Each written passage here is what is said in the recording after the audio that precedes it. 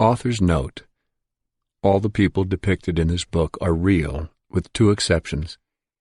Captain Brealey is a composite character representing several individuals who had little faith in Special Agent Dominic Polifrone's chances of getting close to Richard Kuklinski, the Iceman.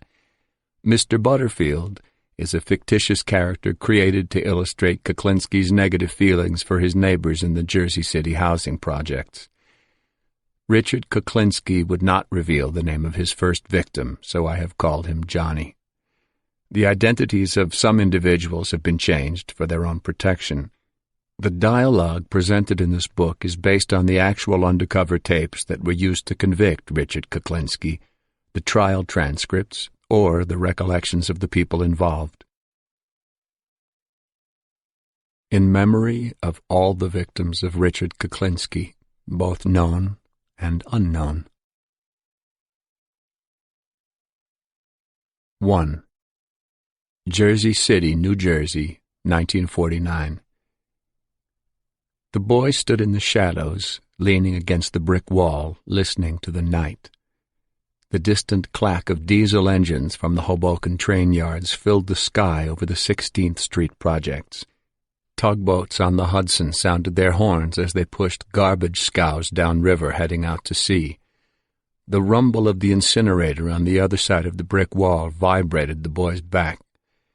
It seemed like they burned garbage all the time around here. He looked up at the stars shining dully through the drifting smoke from the incinerator. For 14-year-old Richard Kuklinski, life was all garbage, and he just couldn't take any more. He'd had it. The warm bricks heated his back as his breath turned to vapor on the cold air. Down by his side, he held the wooden closet pole. His hand was sweaty as his eyes darted into the darkness, and he listened for the footsteps, for that voice. Johnny's voice. He glanced up at the projects, the lights in the windows. His apartment was up there somewhere, but he wasn't sure which window was his. It didn't matter, really. The apartments were all the same here, and they all stunk. The heavy wooden pole came from the hallway closet, the only closet in the whole apartment. It was stupid having a closet pole up there, the way he figured. There were hardly any clothes to move when he took it down. Just about the only clothes he and his little brother and sister owned were the ones they wore. Whenever something wore out and his mother could afford it, they'd just go downtown and replace it, wear it home stiff, sometimes with the tag still on. He felt his frayed shirt front, ashamed of the way he had to go around. The other kids in the projects teased him all the time, but the most stinging remarks always came from Johnny. Richie the rag boy, Hobo Richie, the skinny Polak. His mother never listened to him. She always bought his clothes big so he wouldn't outgrow them too fast, she said. But he was a skinny kid, and he never grew into them. They just flapped around him as if he were some kind of a hobo. Might as well be a hobo, he thought. He spent all his time wandering the streets as it was, staying to himself. He didn't hang out in gangs the way other kids did. He didn't get along with those kids. He preferred his own company, walking around, seeing what there was to see, watching the sailors getting drunk and picking up whores over in Hoboken, watching the tired factory workers dragging themselves in and out of the Maxwell House factory just to make a buck, watching people arguing with shopkeepers up in Journal Square, going crazy to save a few pennies on a pound of potatoes. It was all garbage. People going nuts just so they could grab a little piece of something for themselves. But it was all garbage. Couldn't they see that? One time he was over on Henderson Street, just walking around, when he spotted this truck parked in front of the Manischewitz factory. The back of the truck was open, and it was stacked high with wooden crates. As he got closer, he could see that there were bottles in the crates, bottles of wine. There was writing stenciled on the crates, but it was all in that Jewish writing, just like in the window of that butcher shop over on Newark Avenue. There was only one word in English, kosher. Richie didn't know what that meant, but he'd heard that Jews used a lot of wine in their religious ceremonies, and Jews had money. They probably didn't drink cheap stuff because they didn't have to, so he figured this wine had to be worth something. He walked around to the front of the truck, The cab was empty. No one was around. His heart started to pound. It was right there for the taking. If he waited, the driver would come back, and then it would be too late. He looked all around as he went to the back of the truck. He let a couple of cars pass, then looked over at the loading docks at the Manischewitz factory. Nobody was there. Suddenly, all he could hear was his heart beating. He reached up to haul down a crate from the top of a stack, but it was heavy, heavier than he'd expected. His hand was on the crate, but the whole stack was teetering, and he was afraid to step up onto the tailgate to get it down. If someone spotted him in the truck, it would look like he was stealing. But he wanted the wine. He'd never even tasted wine, but he knew he wanted it because it was worth something. With sweat beading on his forehead, Richie put his foot up on the tailgate, hoisted himself up just long enough to get the crate down without toppling the whole stack, and bounced back down to the pavement. The crate was heavy, very heavy, but he had it, and he was standing there at the curb with it, guilty as sin. He lifted it onto his shoulder and started to run with it, his back aching and his heart going crazy, thinking about the Paramount Theater downtown and the cowboy movies he'd seen there on Saturday afternoons, how the good guys always talked about catching the bad guys red-handed. That's what he was now, red-handed with red wine. He ran all the way back to the projects, straight to the incinerators, slamming the heavy metal door behind him. A window the size of an envelope on the face of the furnace sent a fiery glow into the dark room. Richie set down the crate and closed the door. Staring at the fire, he remembered the bullshit the nuns always told him in school about burning in hell. He didn't believe it. It was just something they tried to scare you with to keep you in line. He pulled out a bottle from the crate and examined it. The wine was so dark even the light of the fiery blast couldn't penetrate it. He took out the penknife he carried and tried to figure out how to get the cork out. His heart was still pounding, and the heat of the furnace flushed his face. He picked at the cork with the blade of the knife, hoping it could pry it out, but that didn't work. So he sliced the cork while it was still in the bottle and broke it into pieces. He dug out part of the cork, then jammed the rest into the bottle. His hand was shaking as he lifted it to his lips. The taste wasn't what he expected. It was thick and sweet, but not a good sweet. But maybe this was what his well-off Uncle Mickey had meant when he said something was an acquired taste. That meant it was really worth something, even if it didn't seem that way. Richie spit out cork crumbs and took another swig. He wasn't sure whether he liked it or not. It must take time to acquire a taste, he figured. He drank as much as he could stand, then hid the rest of the crate under some old newspapers in a corner of the incinerator room. That night he was sick, and he threw up purple. He didn't get drunk. At least, he didn't think so. He was just sick, worried sick that the police would come to the door and take him away, worried that they knew it was him who took the wine. His stomach bothered him for a week, but he didn't say a word to his mother. He couldn't eat, and he was afraid to go out, afraid that the police would snatch him off the street if he did. But nothing happened. It was 2 weeks before he finally convinced himself that he'd gotten away with it, and the wine was really his. But when he went back to the incinerator room to check his stash, the crate was gone. Someone had found it and taken his wine. He figured it was probably Johnny trying to screw him up again. A train clattered in the distance, crossing the concrete trestle on Newark Avenue, either heading for or coming from the Hoboken yards. Richie's father worked for the railroad. He thought his father was a brakeman, but he wasn't sure. The last time he'd seen his old man was when his little sister was born 3 years ago. The old man had run off when Richie was just a little kid, but he'd show up out of the blue every now and then like a sailor home from the sea. It was no treat when he came around. He had a bad temper, and he liked to beat his oldest son just for the hell of it. He'd come storming into the kid's room, stinking drunk, yelling and screaming about something, already pulling the belt out of his pants. It wasn't so bad when his mother was home. She'd try to stop it, yelling and screaming herself, and the beating usually wouldn't last too long. Richie had figured out that his old man was like anyone else. All he really wanted was a little attention.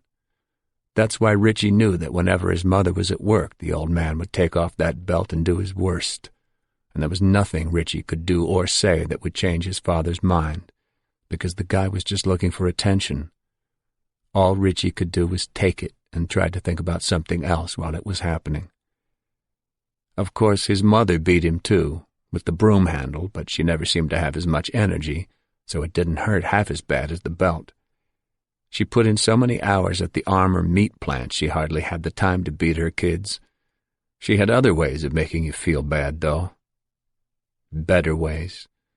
She did it with words and attitude, comments that stung and cut and left you feeling like shit, feeling that her disappointment with life was all your fault, that you should do something to fix it. But whatever you did just made her more miserable. Yeah, she could be much worse than the old man. But taking crap from your parents was one thing. Taking it from another kid was something else. You couldn't do anything about your parents, but someone else giving you grief you were supposed to do something about, the way cowboys did in the movies. And now, standing under the smoky night sky with his back to the warm bricks, the closet pole in his hand, he was ready to do something about it. He was ready to go to war. Johnny didn't just taunt Richie. The bully liked to beat him up, too. He lived downstairs from Richie, and he had his own gang, 6 other kids who lived in the 16th Street projects. Johnny always smacked Richie around when his gang was there. It made him look like a big man. It made him the leader. In the beginning, Richie had tried to fight back, but whenever he raised a hand to Johnny, the other kids would gang up on him and get their licks in, punching and kicking. After a split lip and a dull pain in his side that took a month to go away, Richie learned that it was better just to take it and get it over with, the same way he took his father's beatings.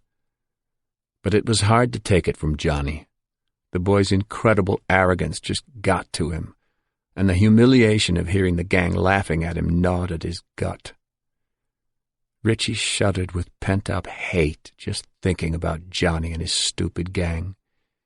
He tapped the end of the pole on the asphalt pavement, nervously waiting. No, he'd really had it now. He wasn't going to take any more. Footsteps came into the dark courtyard, and Richie's heart stopped. Something was coming this way. Richie gripped the closet pole and started to raise it over his head. His arms were shaking. His legs were like lead. The footsteps came closer. Richie wished he could stop shaking. He wanted to run, but he didn't want to run. Not anymore. He wanted to teach Johnny a lesson, show him that he couldn't pick on Richard Kuklinski anymore. Richie just wanted to get Johnny off his back so he could live in peace. Richie just wanted to be left alone. The footsteps were within reach when he saw a face squinting out of the gloom. Richie? He dropped the pole to his side and hid it behind his leg when he saw who it was, Mr. Butterfield from down the hall. The man had a quart bottle of Rheingold in his hand, and Richie could tell this wasn't his first quart of beer tonight. Mr. Butterfield was a drunk, and he beat his kids, too. "Your mother know you're out this late?" Richie shrugged. "She don't care." She had fallen asleep listening to the radio, same as every other night. "You better get in, it's late." Butterfield took a swig from his quart and moved on. Richie chewed his fingernail as he glared at the man. The bastard didn't give a shit about his own kids, and here he was making believe he cared about someone else's kid. Listen to him. It's late. Goddamn hypocrite. But Richie wondered how late it really was. He didn't own a watch. Not one that worked. Suddenly he remembered his confirmation day 3 years ago, and that burning humiliation attacked him again. It blinded him with rage whenever he thought about it. Johnny had worn a new blue suit, white shirt, silver tie, and the lily-white satin armband on his bicep. He looked more like a young hood than a kid going to his confirmation. He must have stolen the damn clothes because he was as poor as everyone else in the projects. But there he was that day, cockier than ever, strutting down the church steps after the ceremony, a new soldier in the army of Christ. More bullshit and hypocrisy from the nuns. Why would God want an asshole like him in his army? Why would they even allow someone like Johnny to be confirmed? Why? Because he had a nice suit? Bunch of goddamn hypocrites, all of them. Richard had been confirmed that day too, but he wore the same baggy clothes he wore every day, the brown pants, a worn striped shirt, and his navy blue wool peacoat. It was April, but he had to wear his winter coat because it was all that he had, and his mother had insisted. He remembered working the armband up the sleeve of his coat, hoping the elastic wouldn't snap, wishing his mother had put it on for him. But she had to work that day. She got time and a half on Sundays. His little brother and sister stayed with one of the neighbors. Richie had gone to church by himself that day, and he did what the nuns told him to do, kneeling at the altar with the others as the priest came down the line, mumbling in Latin, dipping his thumb in holy oil and anointing each forehead, tapping each cheek with the blow of humility before he moved on to the next inductee. Richard floated through the whole event, feeling blank and empty, and after it was over and the other kids ran to their waiting families, he just started for home, intending to fix himself a sandwich for lunch, if there was anything to eat in the icebox. But as he came down the steps, he spotted Johnny with his family. They were making a big fuss over him. Johnny was smiling, holding up his wrist for everyone to see. Richie could hear Johnny's mother cackling, "Say thank you to your Uncle Mario, Johnny. Say thank you." Johnny had a new watch. It was gold with a gold stretch band. Johnny always bragged that he had a rich uncle who gave him things. Until Richie saw that watch, he had never believed it. His mother hadn't even bothered to tell his Uncle Mickey that he was getting confirmed. As he pushed his way through the crowd, he noticed other kids holding up their wrists, showing off new watches. Even the girls had watches, those tiny little watches so small you could barely read the time. Everybody had gotten a new watch except him. The next day after school, he went to the corner candy store, determined to buy himself something for his confirmation. He'd seen wristwatches there, pinned to a sheet of cardboard hanging over the cash register. He had almost $1 in change. The watches cost 79 cents each, and his heart raced as he counted out the coins on the counter. The man took down the cardboard and let him pick the one he wanted, even though the watches were all the same. He picked one, and the man wound it for him, set the time, and said, "Good luck, kiddo." Richie strapped it to his wrist and admired it. The next morning when Richie woke up, he noticed that the watch had stopped. He tried to rewind it, but the stem came out in his hand. He went back to the candy store, but the man refused to take it back. Richie wore it anyway, just so he wouldn't be the only one without a new watch. But in his daydreams, he dreaded the moment when Johnny would notice that his watch did not have the right time and the stem was missing, that the cheap band was cracking and left brown stains on his skin. He could hear what Johnny would say, how he would say it, how it would probably lead to another beating if his gang were around. Richie's heart was thumping, his jaws clenched in fear and anger just thinking about it. Johnny and his gang had been bothering him for years, but that was going to stop. He was going to show them that he couldn't be pushed around any more. Not anymore. Richie stared hard into the dark shadows across the courtyard. He was staring at the corner of his building, the corner where Johnny would be coming from. Lately, Johnny had been coming out here every night to call up to his gang members and taunt them into coming down so they could smoke and joke and yell up to the girls they knew and say dirty things about them. Sometimes Johnny would call up to him, "Hey, Polak, you sleeping up there? Or are you just making believe so your mother won't know you're jerking off?" Every night this went on, but it was going to stop. Suddenly, he saw something in the shadows. He squinted to see better. A glowing orange pinpoint was rounding the corner of the building, coming this way. It was a burning cigarette. Richie clung to the wall, the pole tight in his fist, close to his leg. His eyes were wide, and he wasn't breathing. His pulse was racing. He didn't have the urge to run this time. He wanted to get this over with. He wanted to show Johnny. He wanted to hurt him and teach him a lesson once and for all. The face behind the orange glow emerged from the dark. The small, dark eyes, the wise-ass smirk.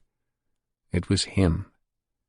Cigarette smoke trailed off behind Johnny as he stepped closer, surprised to see Richie out there, but also pleased to see him, pleased to have his favorite target right there out in the dark courtyard, alone. Johnny stopped a few feet away from Richie, took a long drag off his cigarette, and just stared at him for a moment. "What the hell you doing out here, Polak? You looking for trouble or what?" He coughed up a laugh. Richie didn't answer. He couldn't.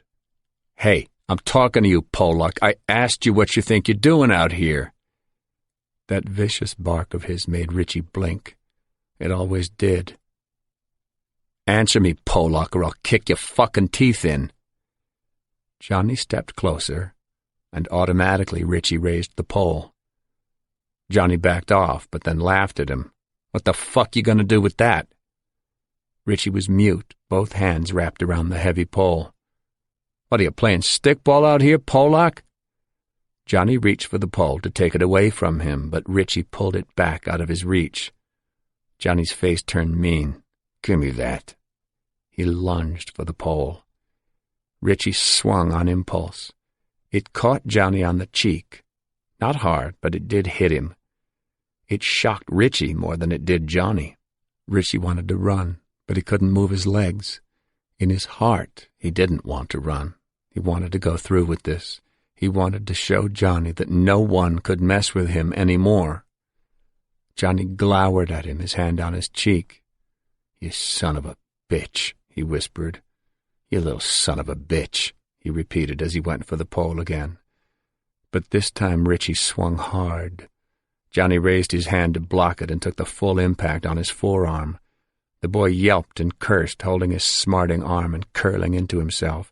Richie stepped forward and hit him again, this time over the head. "Hey, stop!" Richie hit him again, harder. Johnny yelled, louder. Johnny was pleading with him to stop.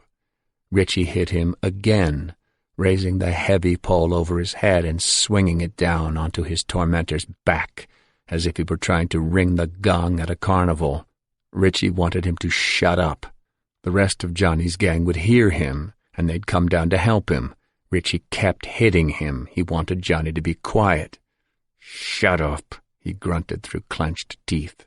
But Johnny didn't shut up. He was screaming like a girl now, and Richie bashed him again and again, swinging as hard as he could with each blow. Johnny finally quieted down, and Richie felt something he'd never felt in his entire life. Power. He gained strength with each new blow as he saw Johnny fall down on his knees, getting weaker and more helpless. The rush of total control flew through his veins like a drug. It felt good. It felt great.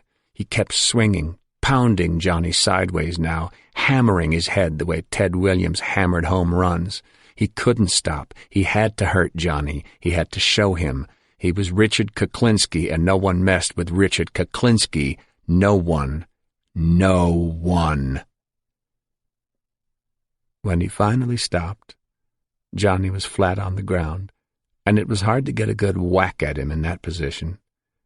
Richie stood over him, breathing hard, waiting for him to get up so he could hit him again. He was out of breath, but he felt so good. He was exhilarated, in control, powerful. He'd shown Johnny. The whole gang would know not to mess with him anymore. He'd shown them. He climbed the stairs back up to his apartment and hung the pole back in the closet, then got into bed. He lay awake for a while, reliving the excitement of his triumph, then fell into a deep sleep. The next morning, Richie's mother yelled from the bedroom door, telling him to get out of bed or he was going to be late for school. He'd been sound asleep and he didn't want to move, but the sound of men's voices coming from outside drew him to the window. Police cars were parked in the asphalt courtyard. At least a dozen men were clustered around the spot by the incinerator wall where he'd left Johnny the night before. There were a lot of people from the projects down there, too, the usual busybodies trying to find out what was going on. Some of the kids from Johnny's gang were talking to the cops. one kid sticking out his bottom lip and frowning, shaking his head no. "Richard, you're going to be late," his mother yelled from the kitchen. "What's going on outside?" he yelled back. "What?" "Outside, down by the incinerator. You know that fresh boy Johnny from downstairs? Somebody killed him last night. Now hurry up and get dressed or you can forget about breakfast." Richie's fingers were numb as he stared down at the courtyard. Johnny was dead? He hadn't meant to do that. He just wanted to teach Johnny a lesson, that's all. He hadn't meant to kill him. "Richard, are you dressed yet?" His stomach started to ache as he stepped back from the window, afraid that the cops would look up and see him. He went out into the hallway and opened the closet door. He inspected the pole, turning it around and around on its brackets. There was no blood that he could see. Maybe he hadn't killed Johnny. Maybe someone else did it after he left. Maybe someone else found Johnny unconscious down on the ground and took the opportunity to get rid of him. It was possible. He did bully other kids, too. But somehow Richie didn't really believe it. He knew he was the one. The cramps in his stomach got so bad he doubled over in pain. His mother kept yelling for him to get dressed and get to school. It was an ordeal getting his clothes on. Thank God she had already left for work by the time he finished. She'd put some cereal and milk out on the table for his breakfast, but the sight of it nauseated him, and he threw up in the kitchen sink. He leaned on the edge, waiting for more to come up, and through the closed kitchen window he could still hear the police down in the courtyard. He decided to skip school and stay home. He was afraid to go out, afraid to go to the windows, afraid they'd find him and take him away. He lay in bed, imagining the worst. The other kids in Johnny's gang would tell the police that he was the one who probably had done it, that he hated Johnny because Johnny picked on him. Maybe Mr. Butterfield hadn't been that drunk last night. Maybe he'd seen Richie holding the pole and told the police about it. They'd come up to the apartment, beat the door down, and drag him away. He wondered what they did to kids who killed other kids. Did they throw kids in jail? He'd heard about reform schools, but he didn't really know what they were. He'd killed Johnny. Maybe they'd kill him, strap him to the electric chair and pull the switch, same as they did to adult killers. Richie bounced off his bed and ran to the closet. He threw the few clothes that were hanging onto the floor and pulled the pole down again. In the bathtub, he ran hot water and scrubbed the pole with a washcloth, just in case, then dried it with a towel and put it back. It wasn't enough, though. He paced the apartment long into the afternoon, wondering what the police knew, what kind of evidence they could have, when they'd come for him. He shivered and his teeth chattered as he lay in bed, staring at the ceiling, wondering when they'd finally come. The pillow was soaked with sweat when he finally passed out, as if in a fever. When his mother returned that night after picking up his 4-year-old brother and 3-year-old sister from the neighbor who watched them, Richie pretended that he'd gone to school, that everything was normal. His mother didn't mention Johnny. As usual, she was too exhausted to talk about anything. For a while that afternoon, he'd thought maybe he could tell her and get it off his chest. But now he knew he couldn't do that. He couldn't tell anyone. That night he couldn't sleep. He kept hearing Johnny's voice out in the courtyard. That and the whomp of the closet pole as it kept hitting Johnny's head. The next morning, Richie lingered in bed and deliberately made himself late, intending to stay home again. He was never going to go back to school. He was never going to leave the house. He was going to die here. He was going to starve to death because he couldn't eat and he couldn't stop throwing up. All he did was lie in bed thinking about Johnny, thinking about that moment when the cops would break down the door. But that moment didn't come. He stayed home for the rest of the week, worrying, pacing, sweating. But nothing happened. The nuns notified his mother that he hadn't been to school all week and asked why she hadn't sent a note if he was sick. She got so mad she beat him with the broomstick and told him that he was going to school on Monday and that he'd better not try to pull a stunt like that again. She also made him go to church on Sunday, and the sweat poured off him as he sat through Mass, glancing at the pews all around him, looking for the one boy in the gang who would point at him and yell out that Richard Kuklinski was the one who had killed Johnny. But that didn't happen. On Monday morning, he told his mother he was sick for real, but she didn't buy it, and she made him leave the apartment with her. Walking to school, he tried not to be obvious, but he couldn't help looking back whenever he heard a car coming up from behind. He kept expecting a police car to come and take him away. But that never happened. In school, he couldn't pay attention, and the nun who taught his class scolded him several times for daydreaming. If anyone would finger him, she would, he thought. Nuns can spot sinners a mile away. He kept waiting for her screeching accusation, followed by the cops coming into the classroom to haul him away. But that never happened.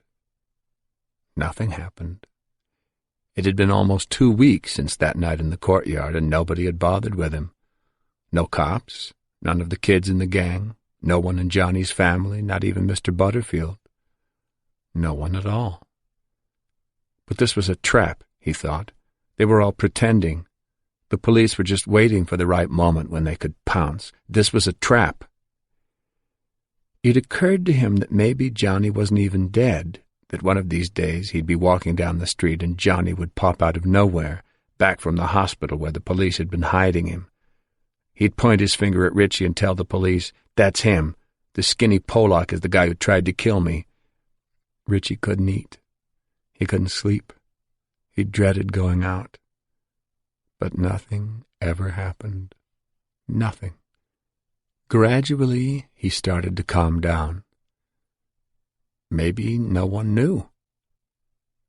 Maybe he was safe.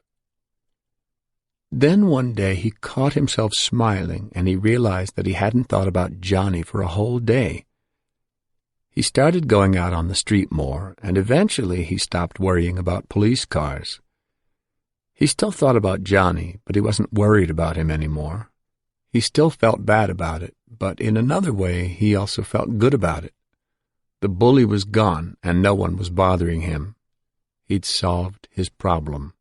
When you hurt people, they leave you alone.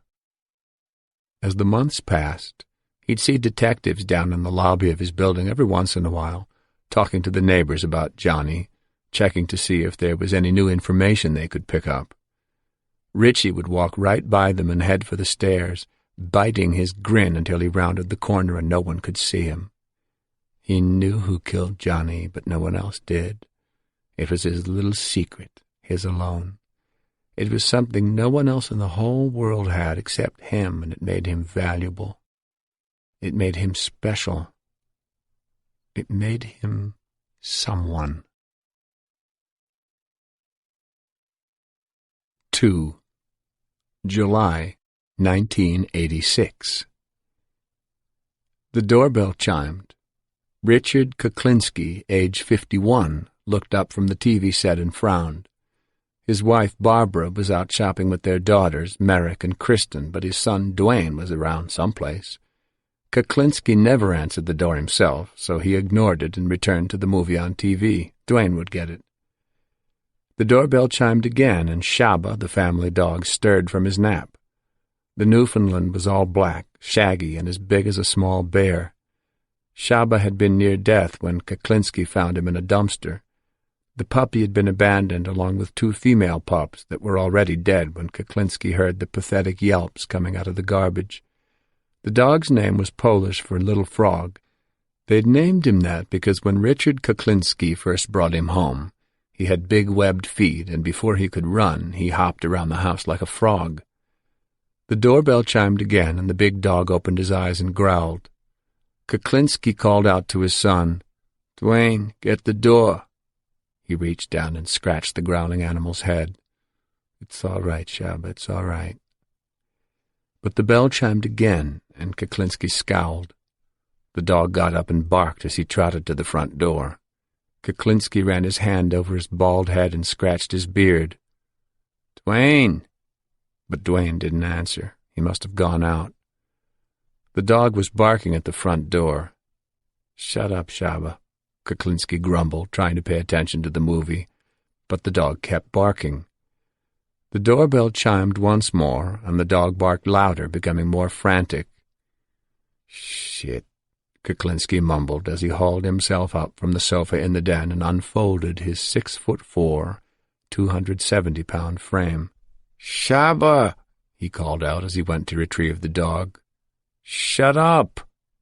The dog didn't listen, which wasn't unusual, but Kuklinski was mad now. Must be goddamn Jehovah's Witnesses ringing the bell like that. He'd make them sorry they'd ever got up this morning, the bastards. He climbed the stairs of the split-level house to the front door and grabbed Shaba by the collar as he turned the bolt and opened the front door a few inches. "What do you want?" he snarled into the crack. Shaba strained at the collar and barked by his side. Two broad-shouldered men in jackets and ties were at the door. One was holding up a badge. "Mr. Richard Kuklinski?" Kuklinski opened the door a little more and squinted at the badge. "Yeah, can I help you?" "I'm Detective Volkman, New Jersey State Police. This is Detective Kane. We'd like to ask you a few questions." Kuklinski tilted his head back. "About what?" "Several murders." "I don't know anything about any murders." Shaba growled and thrashed his head to get loose from Kuklinski's grip. "Did you know an individual by the name of George Malaban, Jr.?" Detective Volkman asked. Kuklinski shrugged and shook his head. "Did you know an individual by the name of Louis Masgay?" "Nope." The other cop, the younger of the two, just stared at him. Detective Kane didn't say a word, just tried to look mean. Kuklinski knew the routine. They weren't the first cops to come around asking questions. Volkman, the talker, was going to be the friendly guy. Kane was going to be the hard-ass. Kuklinski wanted to laugh in their faces. Who the hell did these guys think they were? Better yet, who the hell did they think they were dealing with? "How about Paul L. Hoffman?" Volkman asked. "Did you know him?" Kuklinski shook his head. "Gary Thomas Smith?" "Nope." "How about Daniel Everett Deppner?" Kuklinski yanked up sharply on Shaba's collar to silence the barking. "Never heard of him either." He had his hand on the edge of the door, ready to close it. Detective Volkman's glance slid toward his partner. "Well, if you don't know these men, Mr. Kuklinski, then I don't suppose you know anything about a Mr. Roy DeMayo."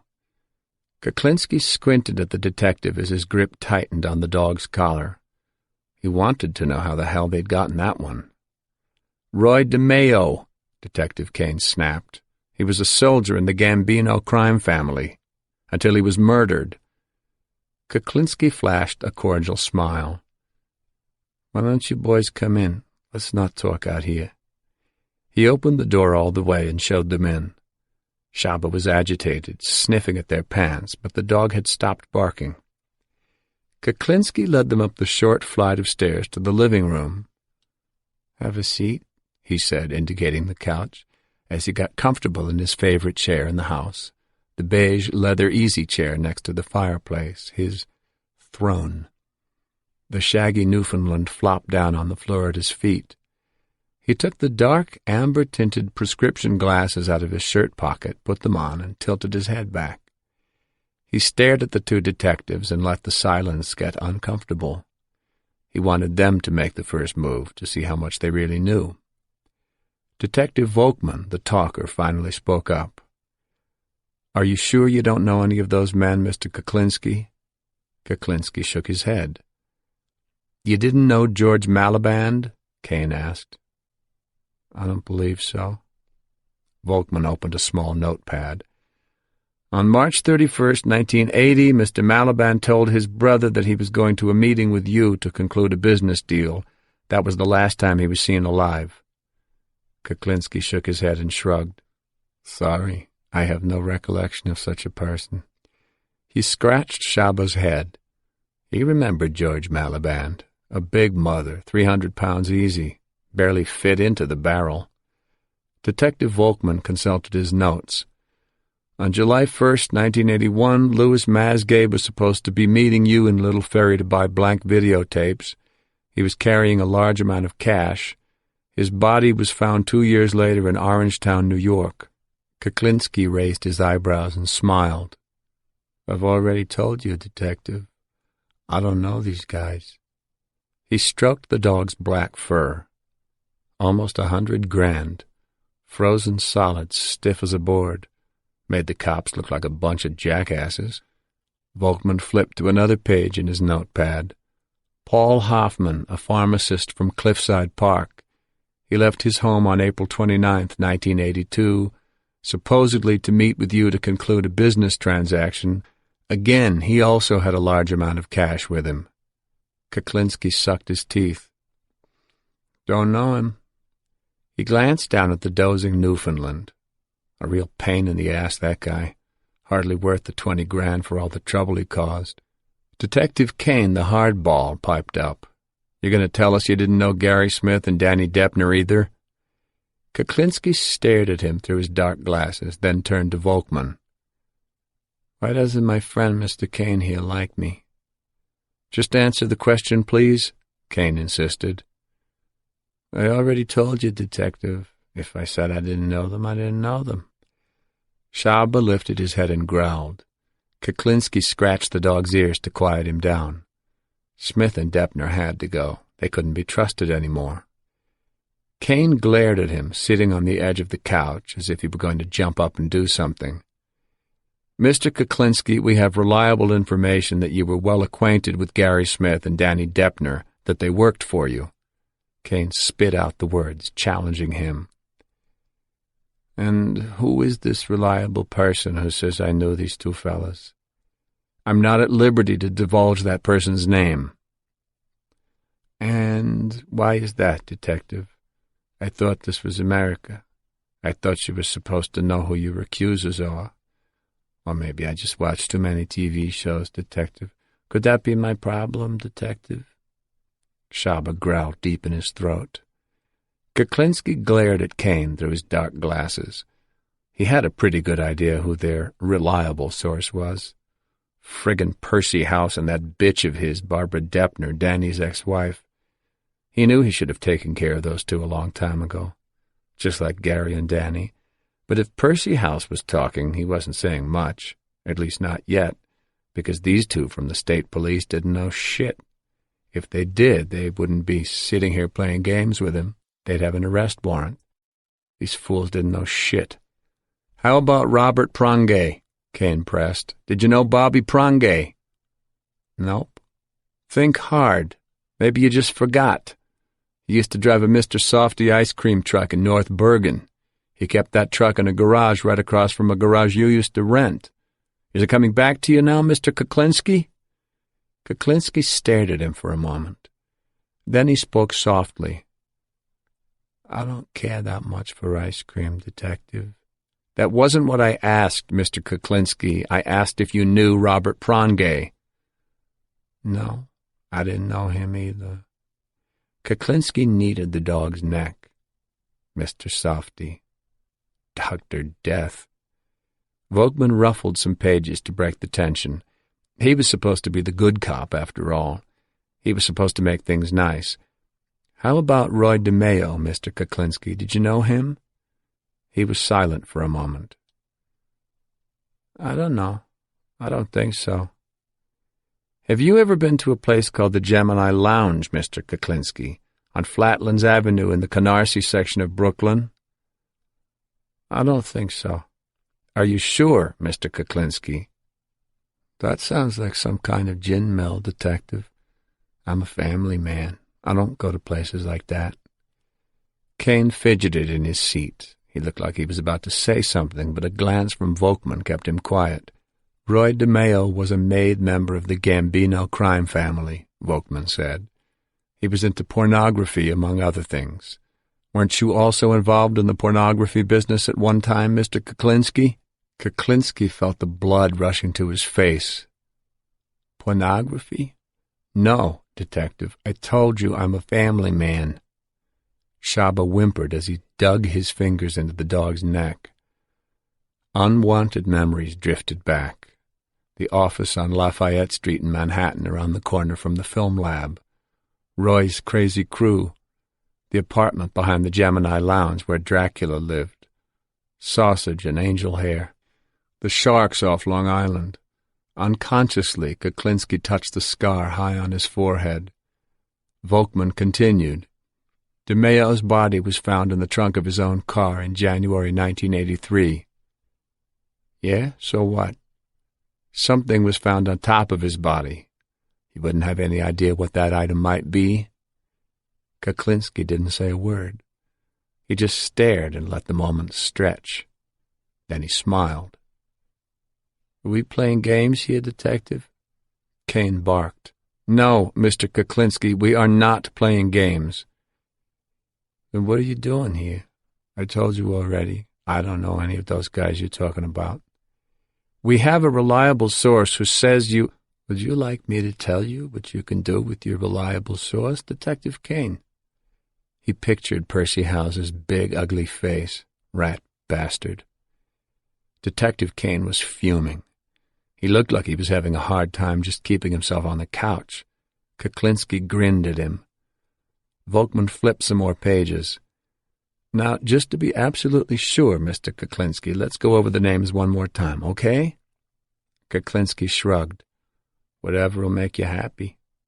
George Malaban, Jr., you say you didn't know him? I don't believe I ever met anyone by that name, no. And did you know Louis Masgay? Nope. Paul Hoffman? Don't know him. Robert Prongay? Kuklinski shook his head. Gary Smith? Don't know him either. Danny Deppner? Never heard of the guy. Kane was squinting at him. He looked very skeptical. If you don't know any of these men, Mr. Kuklinski, then why are you grinning like that? Kuklinski's grin broke out into a toothy smile. I guess I'm just a happy guy, Detective. Why do I have a feeling you know more than you're saying, Mr. Kuklinski? Richard Kuklinski just grinned at him. He ran his fingers through Shaba's thick coat as the two detectives looked at each other, trying to figure out how to walk away from this without looking like a couple of assholes. But these two jokers came in here with nothing, Kuklinski thought. That was their first mistake. They were on a fishing expedition, but they had nothing, and they were nothing. The way Richard Kuklinski figured it, they were a couple of two-bit state cops, struggling with their mortgages and their car payments, scraping to get by, looking forward to nothing more than getting their 20 years in so they could get their shitty little pensions. They were losers. They knew nothing, and they had nothing. But Richard Kuklinski, on the other hand, had everything. The big man adjusted his glasses and grinned with satisfaction. Now, is there anything else I can do for you, gentlemen? 3. August 1986. The duck pond in Demarest, New Jersey, was Barbara and Richard Kuklinski's special place. They would come here 2-3 times a week after breakfast just to sit and feed the ducks and Canada geese. Richard would go across the street to the deli and buy a loaf of bread, and they'd while away the morning, tearing up slices and throwing the pieces into the water. It was very peaceful here, and Richard always said this place calmed him down. But sitting next to him on their usual park bench this morning, Barbara Kuklinski could tell that her husband wasn't calm. Not really. And that made her very nervous. Out of the corner of her eye, Barbara could see her husband glancing back at the payphone on the edge of the parking lot again. Richard tossed out the bread in his hand and looked at her. You want me to get the blanket from the car to sit on? No, thanks, I'm fine. You sure? I'll go get it. No, I'm fine, Rich. Okay. He was looking at the payphone again. Smoothing the short blonde hair at the back of her head, Barbara tried not to let on that she thought anything was wrong. But there was definitely something the matter today. Not that Richard couldn't be genuinely sweet. Most of the time he was very attentive to her and courteous to a fault. He really worried about her, and he cared about her, and sometimes no gesture was too extravagant to make her happy. When they first met, she had been working as a secretary at a trucking company, and he was working on the loading dock. For him, it was practically love at first sight, and he pursued her relentlessly, sending her flowers every single day until she agreed to go out on a date with him. Barbara was thrilled by the attention, but she was afraid to get involved with him. She knew that her Italian-American parents would not approve of him simply because he wasn't Italian. But Richard could not be dissuaded, and the flowers kept on coming, every day a new bouquet on her desk. Eventually she gave in and agreed to go out with him on a double date, but the first time she brought Richard home, she told her parents he was Italian and made him use an Italian name. Richard played along with the ruse because he said he loved her. It was months before Barbara confessed to her parents that Richard's real name was Kuklinski. Tossing pieces of bread into the water, Barbara smiled to herself, thinking back to those days when Richard was thin and bashful and always so sweet and thoughtful. She also remembered when Merrick, their oldest daughter, was born and how sick she had been. The baby had developed a kidney infection, and Richard stayed up all night, night after night, sitting next to the crib with his hand on Merrick's back to keep her warm, watching her breathe, cleaning up her spit-up, changing her diapers. Barbara brushed away a tear from the corner of her eye. She had a lot of precious memories of her life with Richard.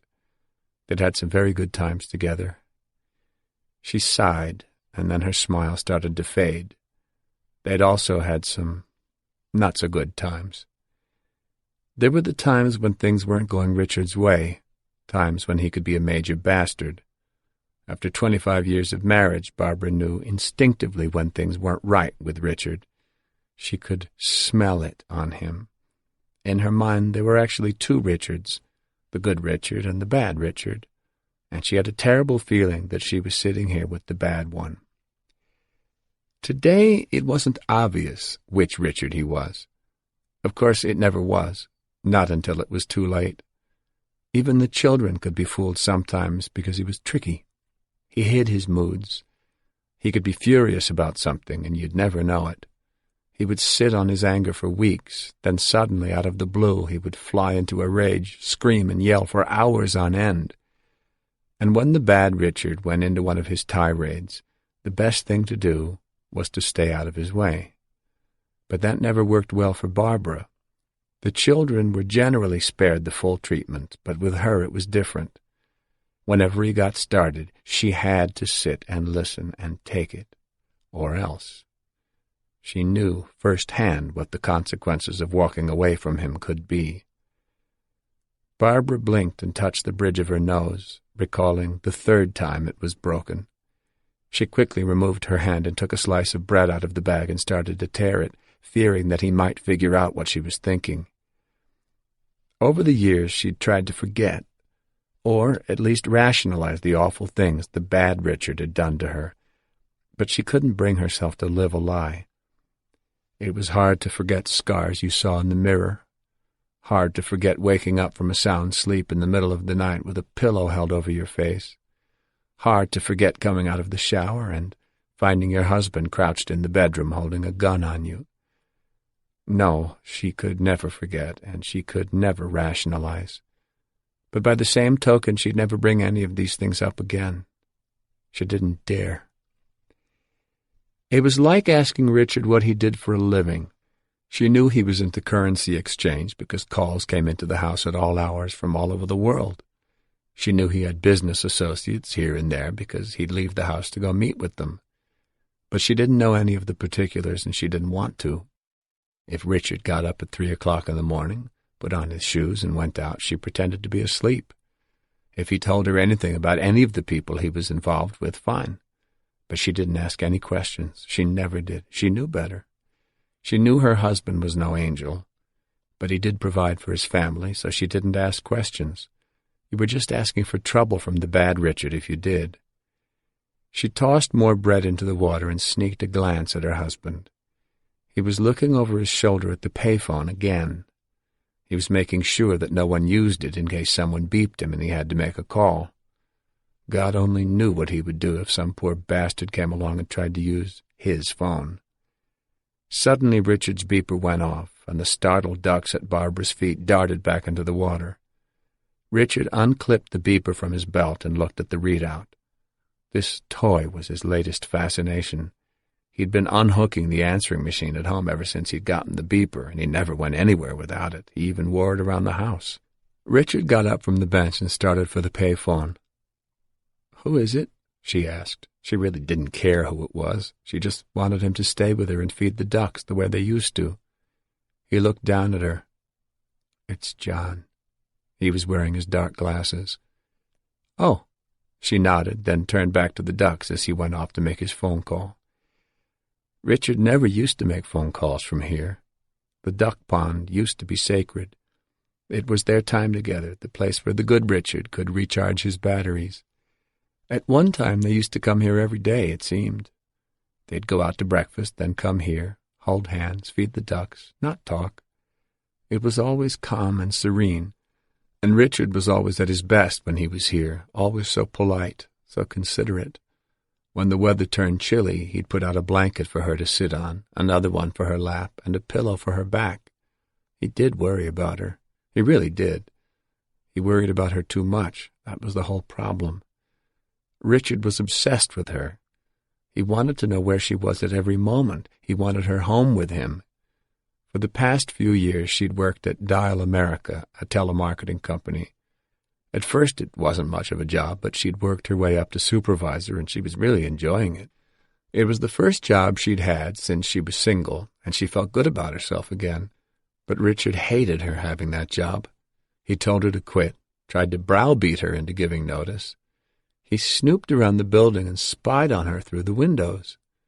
Then one night, when he picked her up from work, he happened to see one of her co-workers walking out of the building with her. The man meant nothing to her. He was just someone she worked with. But when she got into the car, Richard was wearing his dark glasses. If she didn't quit the job immediately, he stated flatly, something bad would happen to her friend. She knew he meant it, so she gave notice the next Friday. That had happened 6 weeks ago. It was hard for her to decide whether this insane jealousy came from the good Richard or the bad Richard. It was probably a little of both, she suspected. He did love her, she had no doubt about that, but it was a warped kind of love. Richard wanted perfection in everything, and he demanded that his family be the perfect American family. Nothing made him happier than a family outing, everybody getting dressed up and going out to a nice restaurant for a meal together. He was in his glory at times like that, but the kids were older now. Merrick was 21, Kristen was 20, and Dwayne was a senior in high school, and they had their own lives. They wanted to be with their friends, not with their parents, at least not all the time. But Richard couldn't understand that, and it genuinely hurt him when one of the girls refused to watch television with him because she had something else to do. He couldn't understand the children wanting to grow up and go off on their own. Barbara dreaded the day one of them decided to leave the nest. It wouldn't be an easy parting. But he had never hurt them, at least not physically. Verbally, psychologically, that was something else. Whenever report cards came home, he would never praise them for the A's. He'd berate them for the B's. But that was Richard's whole philosophy of life. The glass was always half empty, and no matter what, things were never good enough. Not for him. That's why money was so important to him. "It's the green that counts, babe," he would always tell her. Money was the only thing that made him happy. Money and what it could buy. He loved to shop, loved to buy things for her and the kids. Christian Dior suits for her, spur-of-the-moment vacations, diamonds and gold jewelry for the girls, ridiculous toys for Dwayne, like the hunting bow that was never used. You could kill a bear with that thing, but it just ended up hanging on the wall over the window in Dwayne's room, collecting dust. But that was Richard. He thought nothing of spending $400, $500, $600 on a single meal. When it came to his family, price was no object. Every 6 months they had new cars, and Richard was crazy about cars. He'd bought Dwayne the blue Camaro they had now. The thing was so souped up, Dwayne had to call home from a payphone the first time he took it out. He couldn't control the thing, it was so powerful. Richard had to go pick him up and drive the car back. Now Richard was telling Dwayne he was going to buy him a Lamborghini Excalibur, asking him what the priests at school would say if they saw him driving up in one of those. Barbara just shook her head. There was no reasoning with Richard when it came to possessions. If he decided they had to have something, they had to have it, case closed. It was money and the things money bought that made him feel like he was someone. When he was a poor kid in Jersey City, he felt that he was a nobody. Now he had money, and that made him a somebody. She knew that was the way he saw it. You were worthless unless you had a roll of bills in your pocket, unless you drove a Cadillac, unless you could buy whatever you wanted, whenever you wanted it. That was what made you a somebody in Richard's estimation. Money. That was the problem.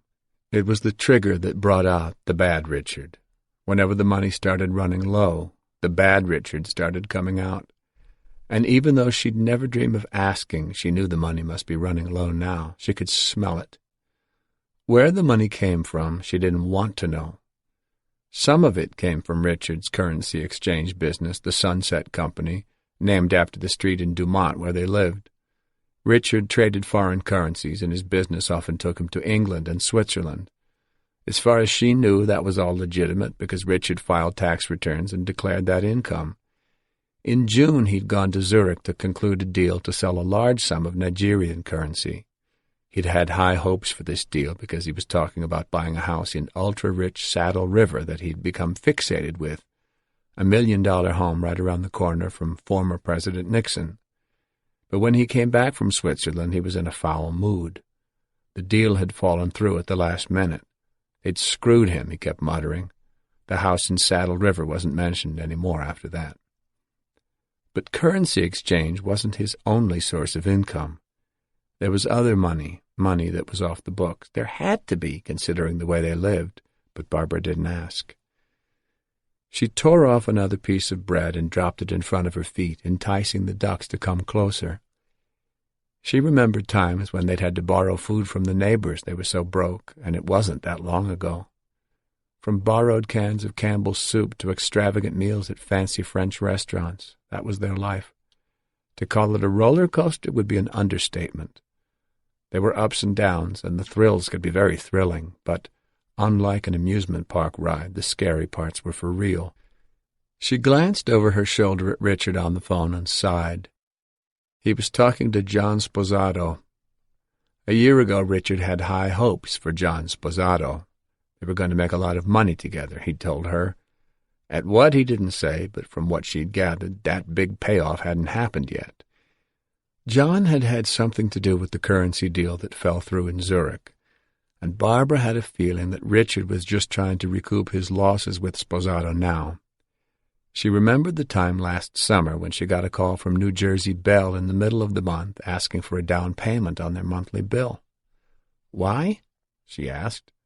"Because your charges for the current month are already over $7,000, the woman from the telephone company said. Barbara nearly fainted.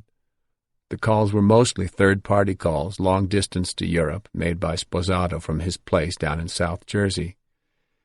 She told Richard about it, expecting him to go through the roof, but he didn't. It was business, he'd said. He had faith in Sposato. John Sposato knew what he was doing, he'd said. Barbara didn't believe it, and she had a feeling Richard really didn't either. Richard rarely trusted anyone that much. Her doubts about Sposato were confirmed when she finally met him. The fact that Richard let her meet him said a lot in itself, because he was very strict about keeping his business life separate from his personal life. Even though at the time Richard never said it directly, she knew that he wanted her opinion of this new partner, and if he wanted her opinion, that meant he had doubts about the man. She remembered when she first set eyes on Sposato in the parking lot of a truck stop on Route 80 in central Pennsylvania. To call him a big fat slob would be putting it nicely. His hair was long and stringy and looked as if it hadn't been washed in a month. His last few meals were all over his shirt. He came with his wife and 3 children, and the toddler screamed and fussed the whole time. The woman gave the poor thing a box of Cap'n Crunch cereal to keep it quiet. They never bothered to feed any of the kids a real meal, and repeated hints that the toddler's diaper needed to be changed were ignored by both parents. Richard was thinking about buying into the truck stop with Sposato, and they were here to check out the place. At first, Barbara assumed this would be a legitimate investment. Then she met Richard's partner in the flesh. But Richard was high on Sposato in those days, so she didn't dare spoil it by expressing her gut feelings about him. The day after they returned from Pennsylvania, Richard made an appointment with a real estate agent to see houses in Saddle River. She was the agent who showed them the house he'd wanted so badly. Barbara watched Richard's face from the backseat of the agent's car as they drove through the neighborhood. Richard's eyes narrowed when he spotted a video camera mounted on a high pole in the driveway of one grand home. There was another camera sticking out of the mailbox. She knew he wouldn't like this. Richard insisted on privacy. But when the real estate agent told him that this was where Richard Nixon lived, his face changed.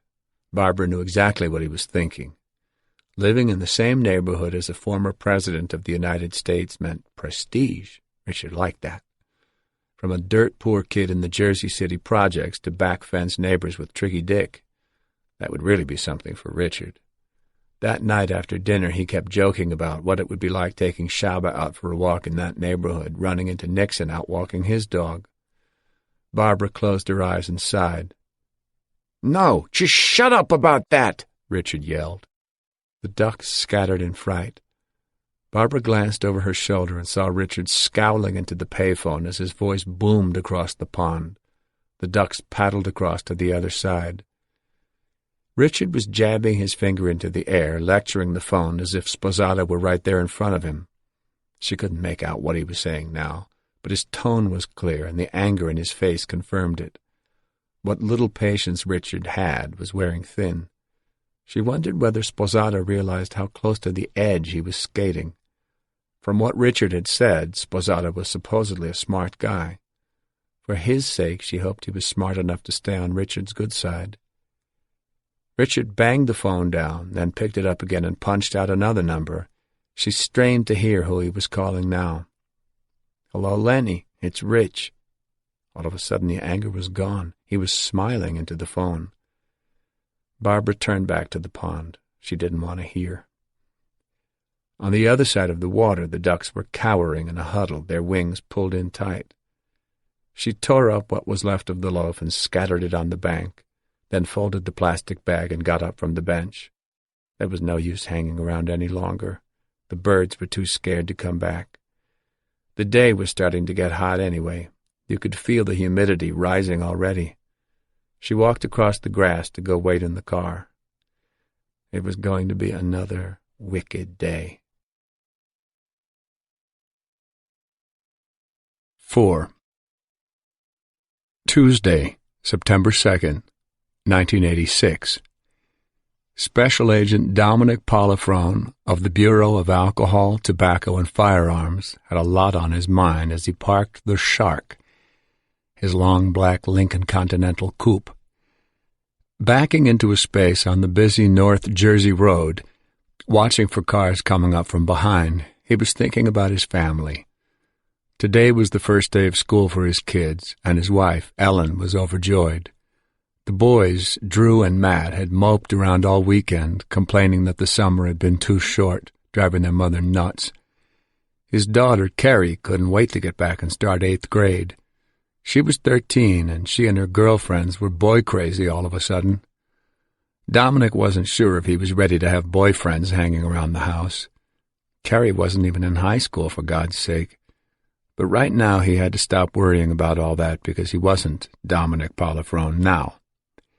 Agent Polifrone got out of the car, locked the door, and flipped up the collar of his black leather jacket against the rain as he glanced across the city avenue at the ordinary-looking storefront on the first floor of the 3-story brick building, the place that had no name and was known simply as the store.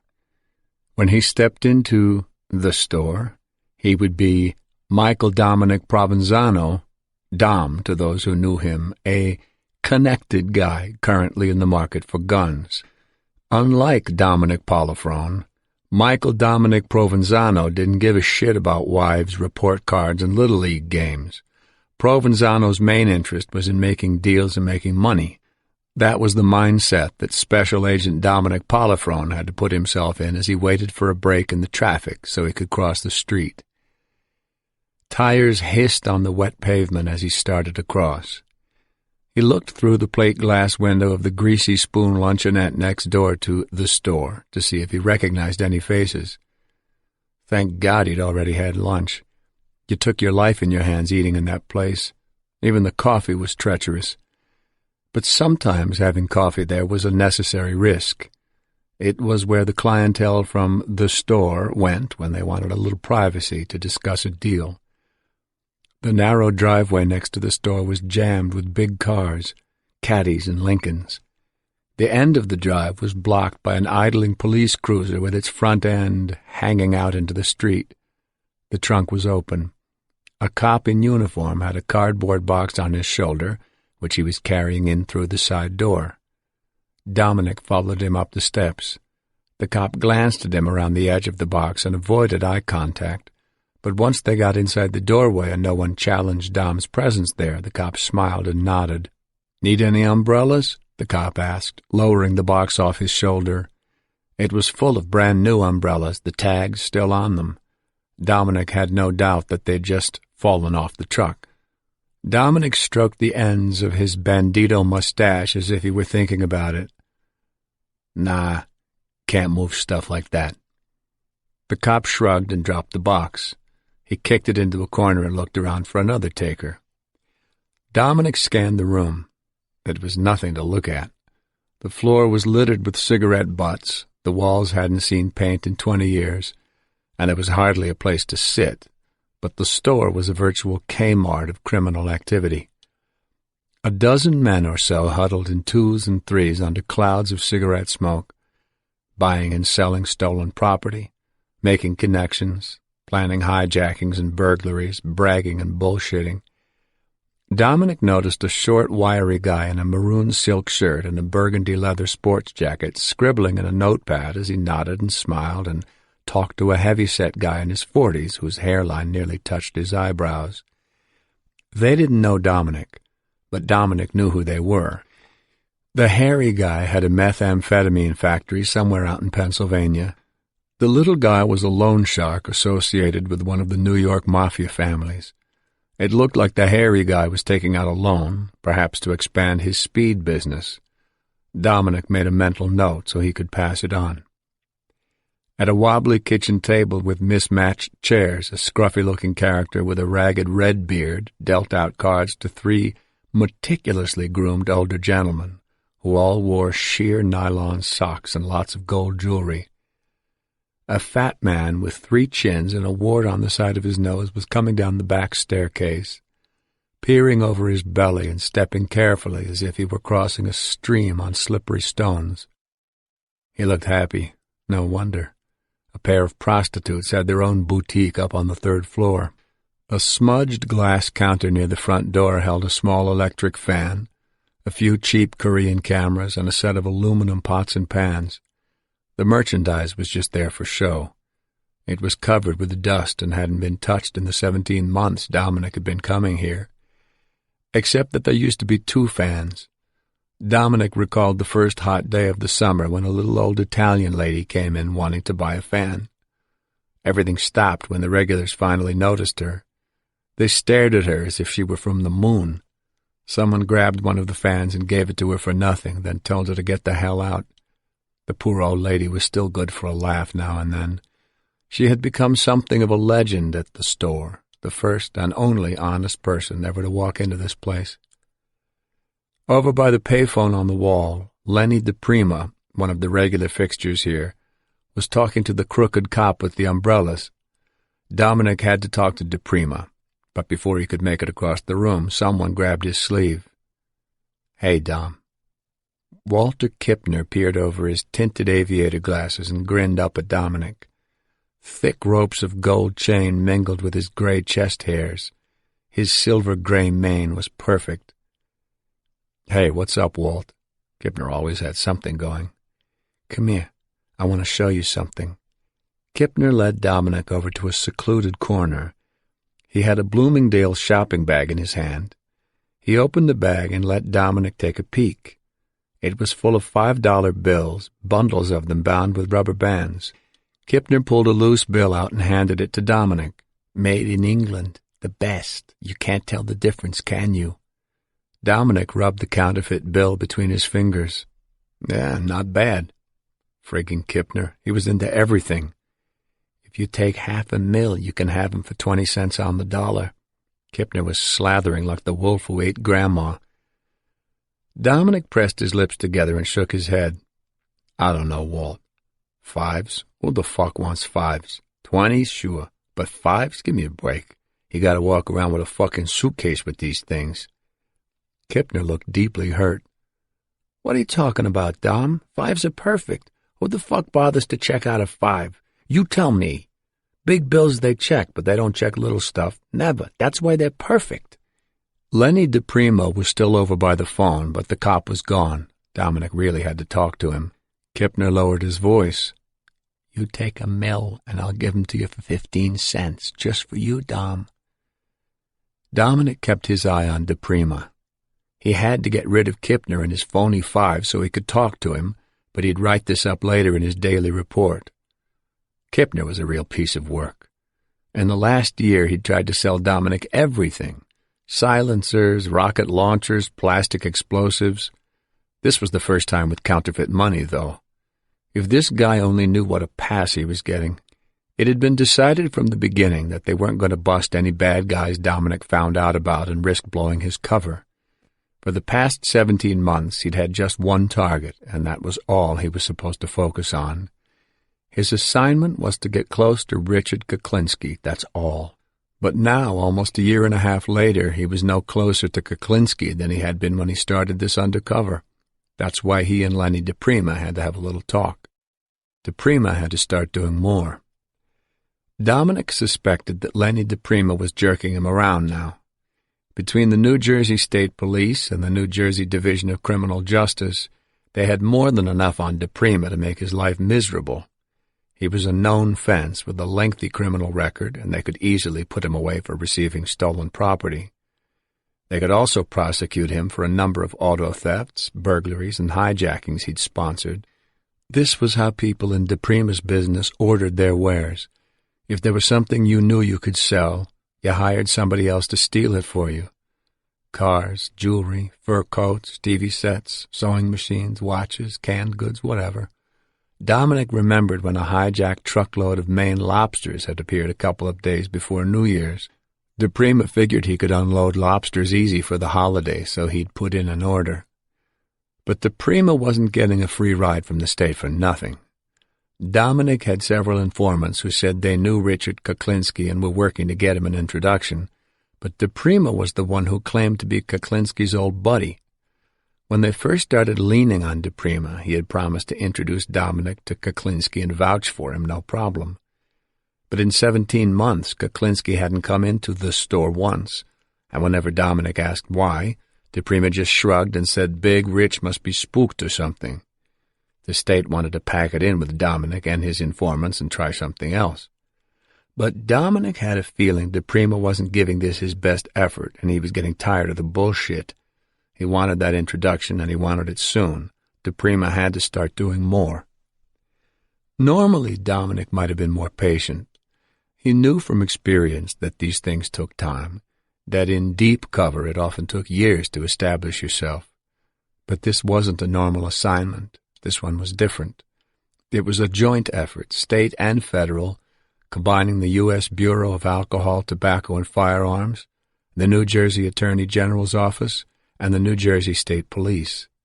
A cooperative effort like this was almost unheard of in law enforcement, but Richard Kuklinski was a very unusual kind of criminal. He was deadly, crafty, and efficient, a mass murderer who set no pattern and left no traces.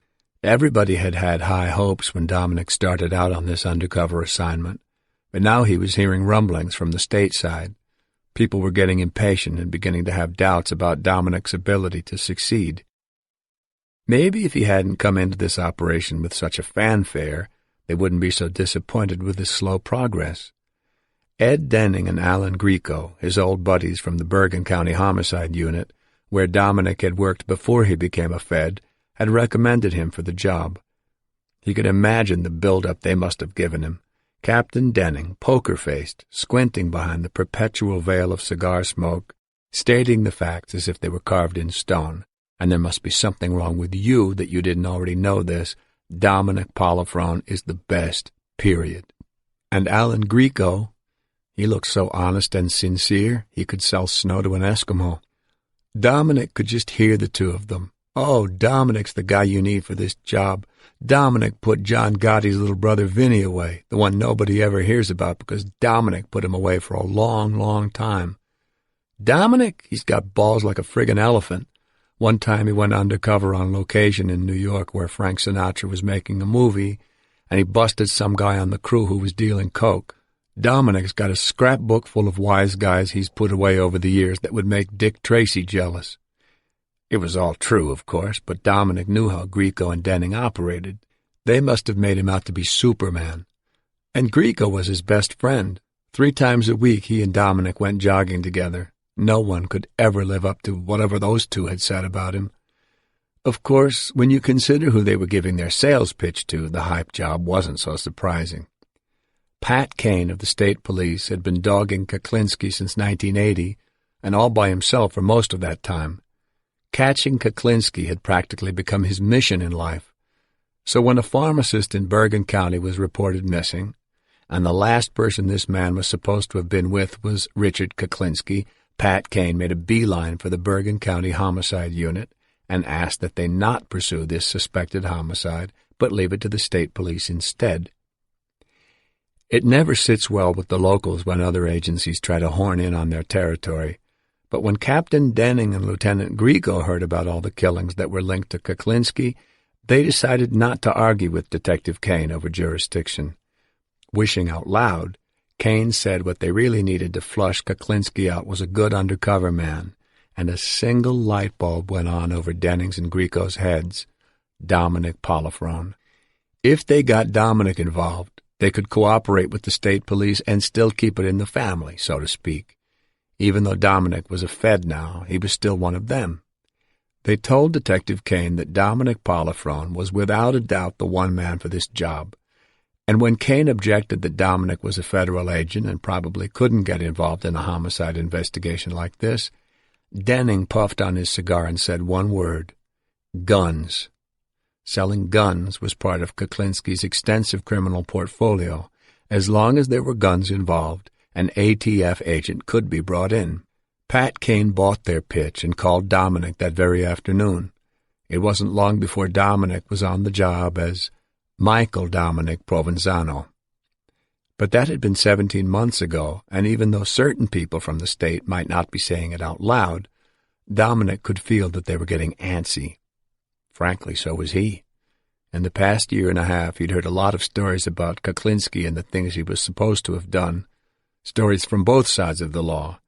At the store, they referred to him as the one-man army and the devil himself. If half of what Dominic had heard was true, these names were well-deserved. Dominic could understand Pat Kane's relentless devotion to this case. There was something about Kuklinski that was so insidious, so arrogant. Kuklinski's face had become the last thing Dominic pictured before he went to sleep at night, and it was right there staring at him when he woke up in the morning. There was no question about it anymore. The bastard had to go down. He had to. Everyone understood that. But even though Dominic hadn't gotten the kind of results he'd hoped for at this point, no one else had gotten any closer to Kuklinski than he had. Besides, Dominic had put too much time into this to let the state pull the plug on him now. He could smell Kuklinski. He could feel his presence in everyone who'd ever met him. In his gut, he knew Kuklinski. The introduction was only a matter of time. Walter Kipner had moved over to the poker table to peddle his phony fives. He must have been desperate for a sale because he was handing out freebies now, inviting comparison with the real bills that were scattered on the table. Other bad guys flocked to the table, eager to get a free fin. Dominic noticed that DePrima was by himself. He decided to take advantage of the distraction. "Hey, Lenny, what's happening?" Dominic put his hand on the wall and corralled DePrima. "Hey, Dom, che se dice?" DePrima made like he just noticed Dominic. Dominic gave him a dirty look. DePrima shrugged. "What can I tell you?" he said under his breath. "I'm doing what I can." "When, Lenny, when?" "I'm trying, Dom, I'm trying. I've been calling the big guy up just like I told you. I told him I got this guy here who's looking for guns in quantity. I offered to set up a meet, the whole bit, but he ain't biting. Why not? You don't understand, Dom. You don't push the Pollock, not unless you're looking for big trouble. Did you tell him I was okay? What do you think? Of course, I said you were okay. I told him we did some deals before. I gave you my good housekeeping seal of approval, Dom, I swear. Did you tell him I was connected? Yeah. Did you tell him I had a customer who wanted to put in a big order? A real big order? DePrima nodded. Then what the fuck is this guy's problem, Lenny? Like I told you, Dom, you don't push the Pollock. He does what he does when he decides he's going to do it, and you do not ask why. Dominic glanced at the poker table. Kipner was throwing his fives around as if they were confetti. Everybody was getting a big kick out of it, especially the crooked cop. Dominic turned his gaze back to DePrima. I think you're jerking me around here, Lenny. You've been bullshitting me from day one. You haven't been calling him. You're full of shit. I'm going to pull the fucking plug on this whole deal and let you take your chances with the payphone rang. DePrima reached for the receiver. 1 minute, Dom. Just take it easy and calm down, okay? If he weren't undercover, Dominic would have made the little bullshitter eat the goddamn receiver. Hey, how you doing? DePrima rolled his eyes to Dominic and nodded toward the phone. You mean Dominic Provenzano? Yeah, he's still coming around. Why? Dominic furrowed his brows. What kind of bullshit was this? Did DePrima really expect him to believe that this was Kuklinski on the phone? Well, yeah, he did tell me you could get anything you might want along those lines, Rich. DePrima was looking Dom in the eye. He looked a little uneasy. Yeah, sure, I believe him. I know guys who've done stuff with him before. He's solid. If that really was Kuklinski on the phone, and Dominic wasn't convinced that it was, the fish was nipping at the hook. Dominic waited and listened. It was out of his hands now. It was all up to the fish. Hey, all I can tell you, Rich, is that he's always done right by me. We made some good money together, and that's all I give a shit about. You want to meet him, you meet him. You want the guy's fucking resume, I can't help you out. Dominic drummed his fingers against the wall, waiting for DePrima to get off the phone. DePrima was shaking his head. That I can't tell you, Rich. He says he can get anything. I don't know if he can or he can't. He looked at Dominic. He's here right now, Rich. Why don't you ask him yourself? Dominic gave him an evil look. This was some kind of bullshit stunt. He would make DePrima eat the phone. Well, it's up to you, Rich. Whatever you want. Right. Okay, take it easy. DePrima hung up the phone. Who was that? Richie, I suppose. DePrima lowered his voice. I swear on my mother's grave, Dom, that was him. He wants to meet you, right now, the Dunkin' Donuts over by the ShopRite. He says he needs something, and I told him you could get it for him. Dominic was suspicious, but he wanted to believe it. So what's he need? Cyanide. 5. A warm breeze blew through the Shark's open window as Dominic Polifron cruised across the old steel girder bridge and crossed the river. The sun was peeking through gray clouds, and the sky was blue on the horizon as the rain tapered off. The hiss of tires on the wet blacktop came in through the open window, but Dominic was oblivious to the sound. He was thinking about Richard Kuklinski, focusing on his mark, trying not to out-psych himself for the meet, just trying to be himself. That was the key to good undercover work, just be yourself. Dominic had learned from experience that elaborate cover stories and aliases just get you into trouble on an undercover. You can't hesitate when you're in with bad guys. If it takes you a second to answer to your cover name, they may get suspicious. And bad guys seldom sit on their suspicions. You slip up once, you can get hurt. You slip up with the wrong people, it could mean your life. That's why Dominic Polifron wasn't that different from his cover, Michael Dominic Provenzano. He told the guys he'd met at the store that some of his wise guy connections in the city knew him as Sonny, but he told everyone just to call him Dom.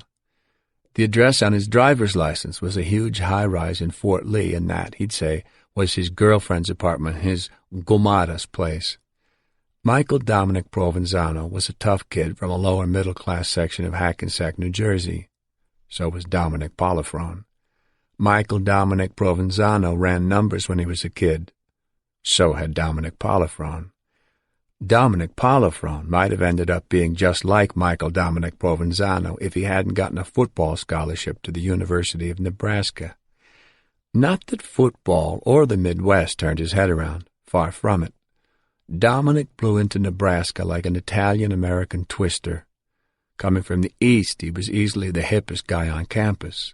He wore bell-bottoms before the farm kids even knew they were the fashion. Whenever he returned from school vacations, he brought back a suitcase full of the latest albums, stuff that wouldn't be in the stores in Nebraska for weeks. If Dominic was cocky in Hackensack, he was a wild man in Nebraska. By his sophomore year, trashing bars on Friday nights had become his weekly ritual, and spending the night in jail was starting to become part of that ritual. That's when a sergeant on the Omaha police force took a special interest in this young pain-in-the-ass from New Jersey and hauled him back to campus to have a little talk with Dominic's coach. It was that meeting with the coach and the sergeant that turned Dominic's head around. They put it to him straight.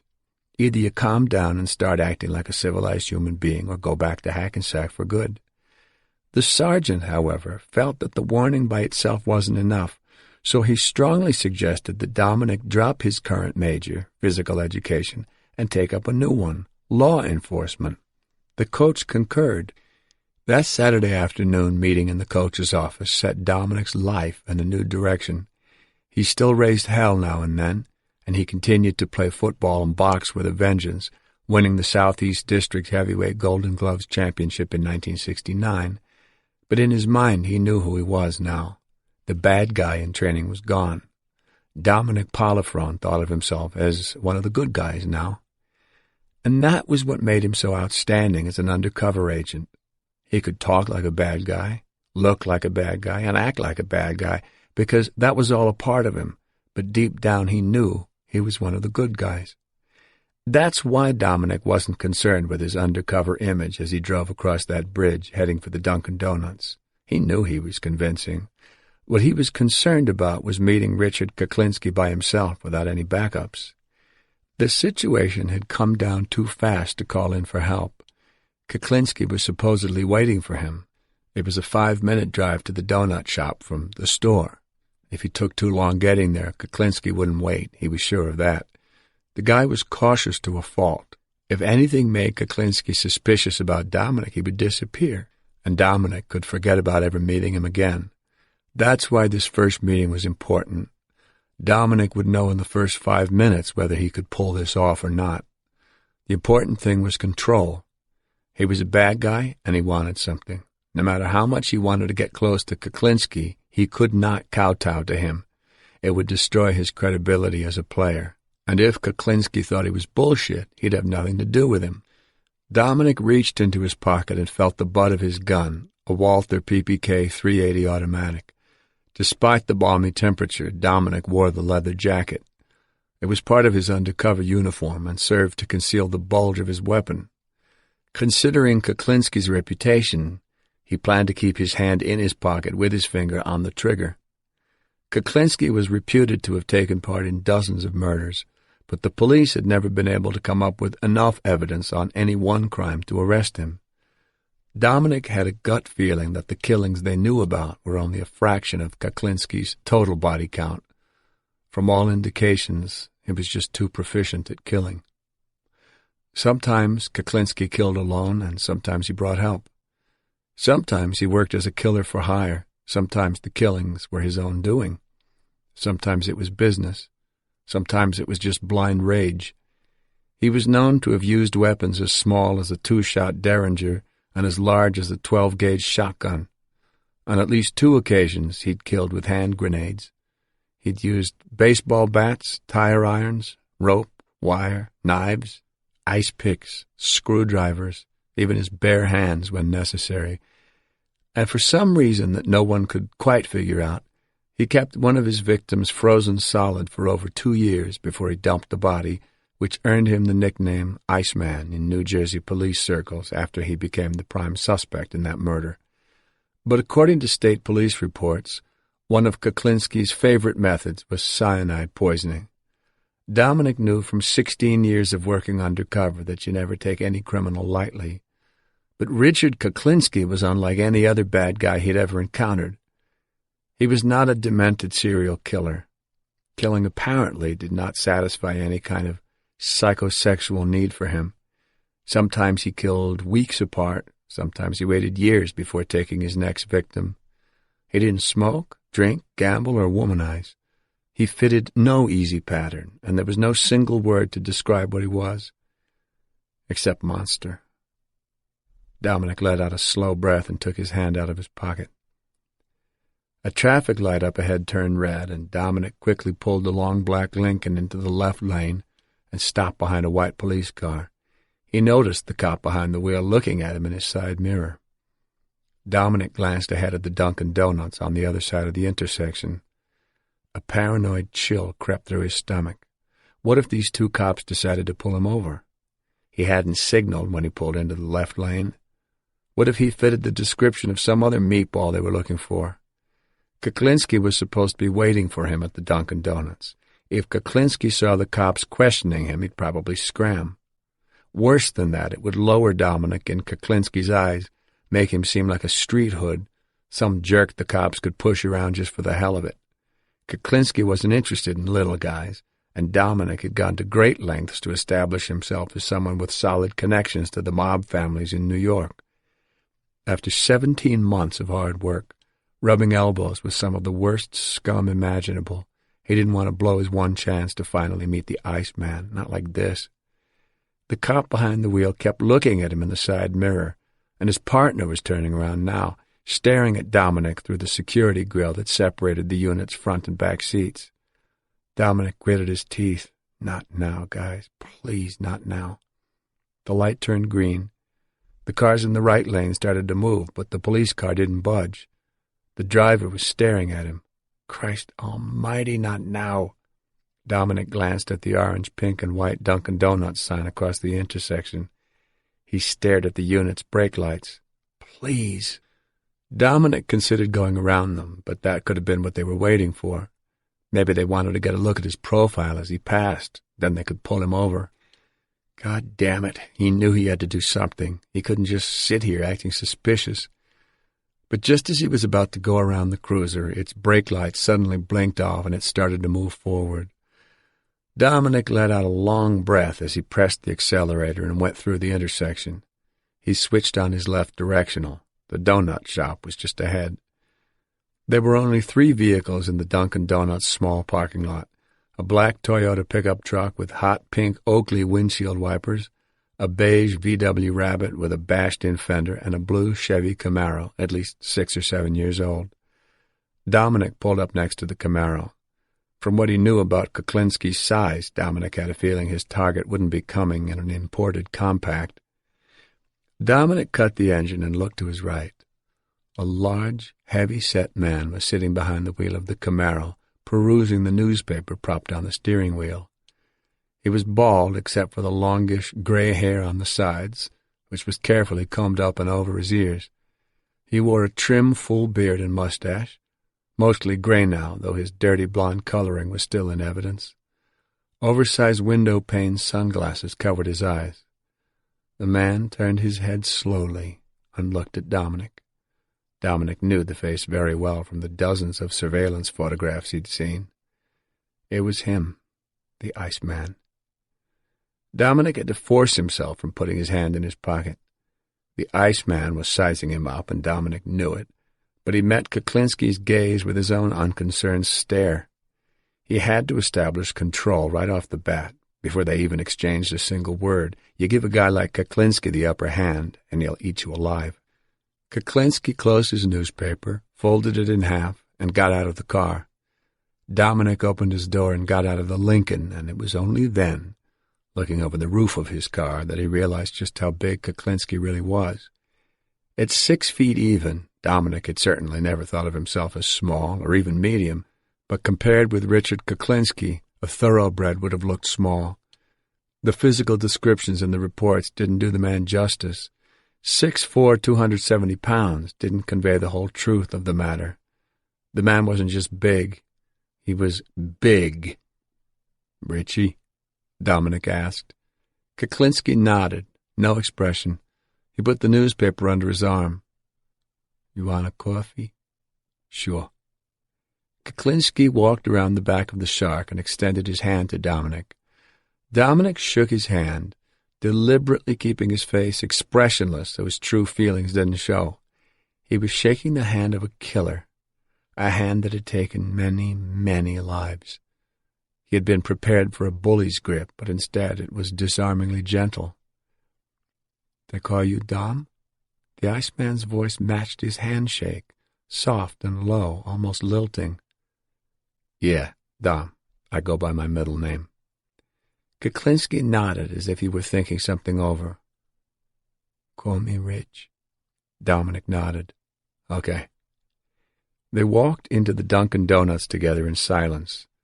The place was dead. A young black girl in a beige gingham waitress uniform was rearranging donuts on the large metal trays that lined the back wall.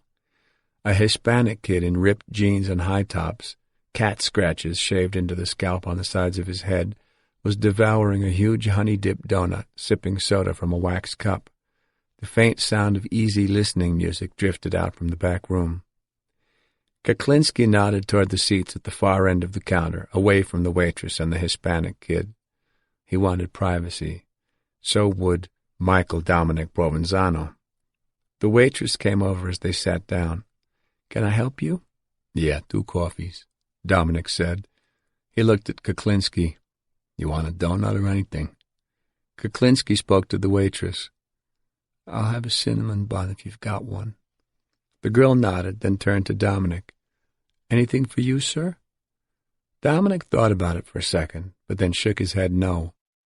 Normally he would have ordered a plain donut or a cruller, something small, but seeing Kuklinski's girth changed his mind. Dominic tried to stay fit. He jogged every day he could and worked out regularly, but when he didn't watch himself, he could put on 10 pounds overnight, it seemed. And undercover work was not conducive to healthy habits. Bad guys like Michael Dominic Provenzano tend to spend 90% of their time hanging out, drinking coffee, eating crap, talking shit. Dominic watched Kuklinski sitting there, quietly waiting for his coffee. With that sculpted beard of his, he looked like an evil duke from some mythical kingdom calmly contemplating his next murderous plot. Dominic knew not to say what was on his mind just yet. It wasn't the way bad guys operated. They had to feel each other out first, circle each other like boxers in the first round. They had to talk shit first. "So you keep 'em busy, Rich?" Kuklinski nodded. "Yeah, I do what I can. How about you?" "Yeah, I'm doing all right. Can always do better, though. I know I ain't hit the lottery, so I gotta make it myself. You know what I mean?" "Yep." Kuklinski's newspaper was folded on the counter by his elbow. He seemed to be reading it, not really paying attention to Dominic. The waitress returned with 2 mugs of coffee and a cinnamon bun the size of a saucer. Kuklinski peeled the tops off 2 plastic containers of half and half and poured them into his coffee. Dominic stirred in 1 container and took a sip from his mug. Kuklinski nodded toward the plate glass window behind them to the shark. "How do you like the Lincoln?" "It's nice. I used to have an Eldorado, but I like this one better. Better ride with the Lincoln." Kuklinski bit into his cinnamon bun. "You're right. Lincoln's a nice car. Nice and roomy up front." They talked cars for a while, comparing different models, wondering why really rich people were abandoning the Caddies and Lincolns for Mercedeses, reminiscing about good cars they'd had in the past. It was all very friendly, and it gave Dominic a chance to ease into his undercover role with his target, but they were just talking shit, still circling each other. Finally, Dominic decided it was time to get down to business. He saw an opportunity to steer the conversation into it. "You know, Rich, one car I could never get used to was the Corvette. The Stingray, you know what I mean? I always feel like I'm sitting on the floor in those damn things. I know Lenny's got one, and he says he loves it, but I don't know. It's not for me." Kuklinski didn't say anything for a moment, just chewed and sipped his coffee. "Corvette's not a bad car." Dominic knew from the state police reports that Kuklinski had driven Corvettes in the past, stolen vehicles. That was probably why he wasn't anxious to share his enthusiasm for that particular model. He wasn't sure about Dominic yet. Dominic had to keep talking and hope that he could find some common ground with Kuklinski, something that would gain a little bit of his trust and open the door for him. He decided to push a little farther. Yeah, that Lenny. He's something else, isn't he? Yeah, he's something else. Kuklinski was distracted, staring down at his newspaper again. Dominic knew that if he didn't connect with Kuklinski soon, he might as well pack in the whole thing. He had to make Kuklinski warm up to him, just a little bit, but now he felt stuck. He thought Kuklinski would respond to his mentioning Lenny DePrima. Kuklinski supposedly trusted DePrima. Dominic took a sip of his coffee. He didn't want to keep bringing up DePrima's name. He was afraid that if he kept harping on DePrima, Kuklinski would think he was a nobody showing off the only real contact he had. Kuklinski wasn't interested in wannabes. If Dominic smelled like bullshit, Kuklinski would just walk away and have nothing to do with him, ever. Dominic needed to connect with this guy, but he had to be careful. Just to keep the ball rolling, Dominic was about to bring up the New York Giants, who had beaten the Steelers in an exhibition game that Sunday, ask if Kuklinski was a fan, anything to jumpstart the conversation. But then Kuklinski took off his sunglasses and looked Dominic in the eye. Dominic met his gaze. He couldn't come off as submissive in any way, or Kuklinski would pick up on it like a bloodhound. Dominic already intended to grab the check when the waitress brought it. It would be his treat. I hear you got some connections, Dom. Kuklinski was still staring at him. Yeah, I got a few connections. Dominic sipped his coffee, but his eyes never left Kuklinski's. Kuklinski lowered his voice. Can you get the white stuff? Dominic paused, sizing him up for effect. We're talking about the cheap white stuff or the expensive kind? Cocaine or heroin? The cheaper one. Dominic shrugged. Maybe. How much you want?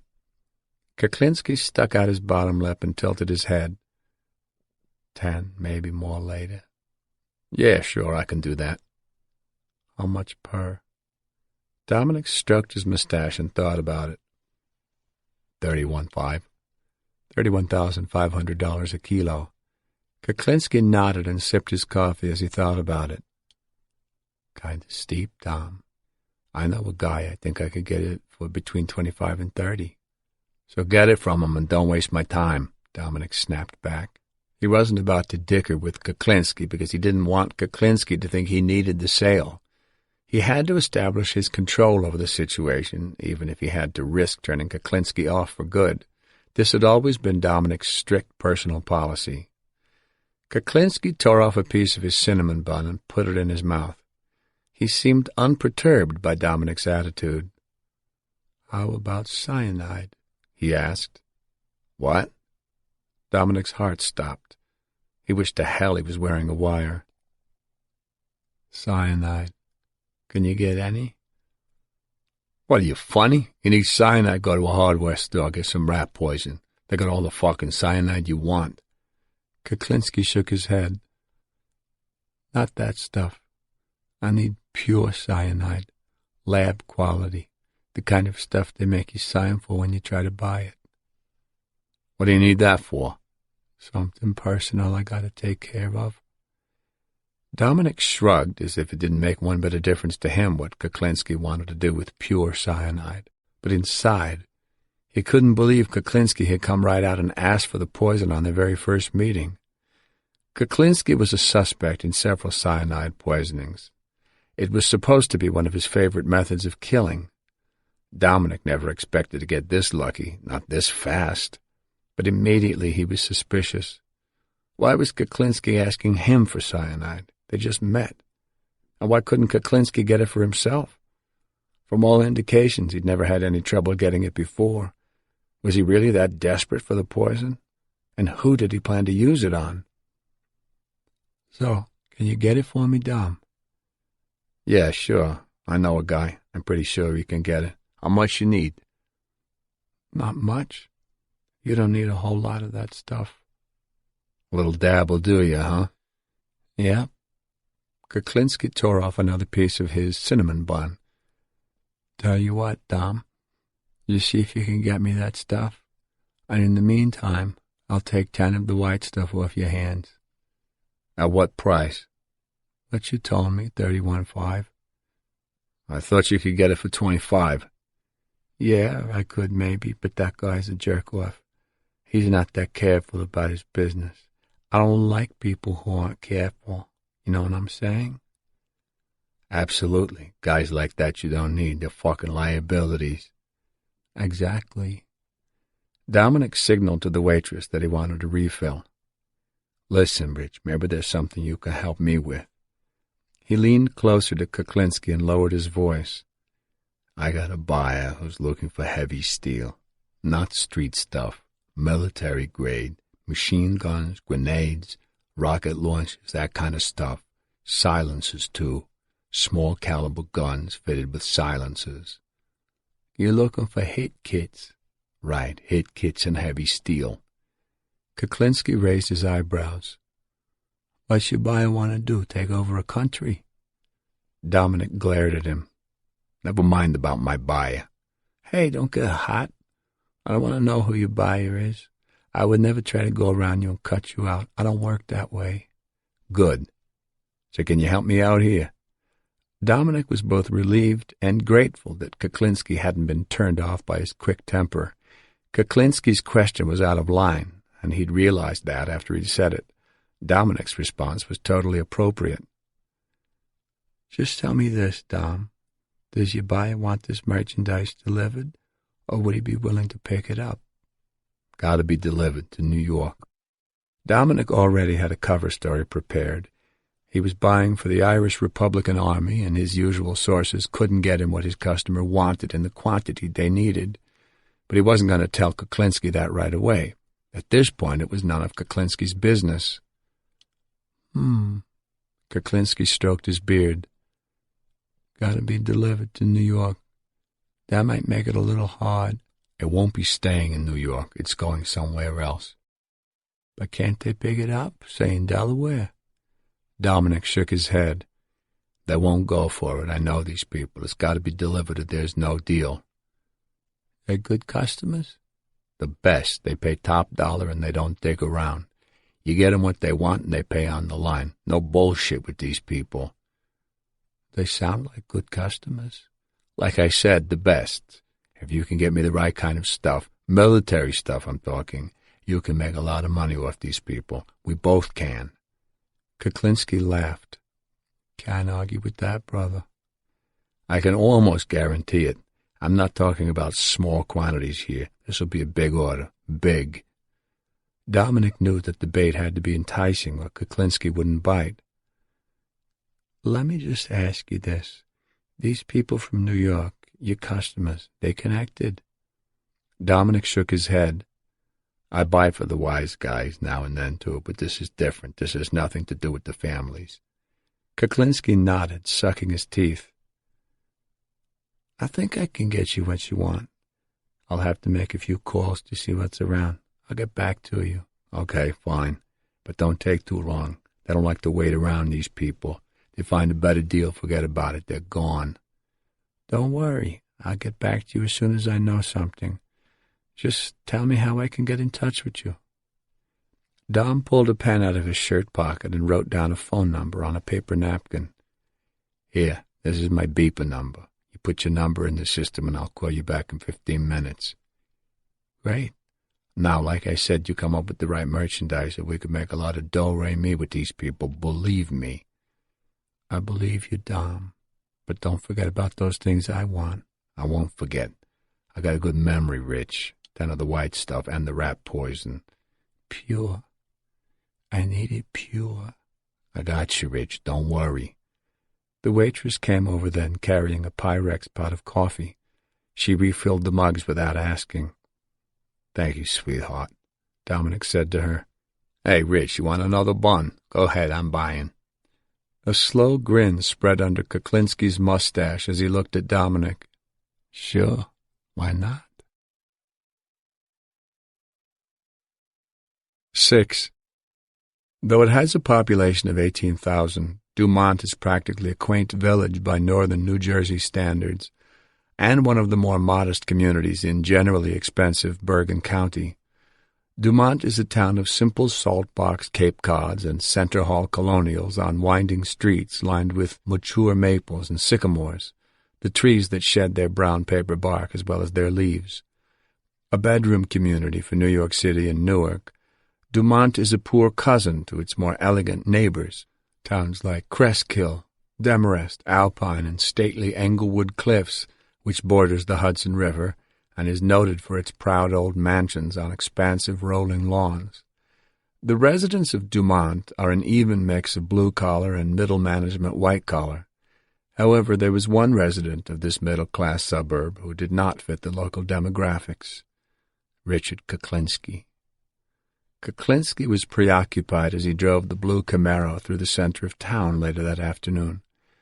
His brow was furrowed as he sailed up Washington Avenue and passed St. Michael's Catholic School, then took the next left, heading for Sunset Street.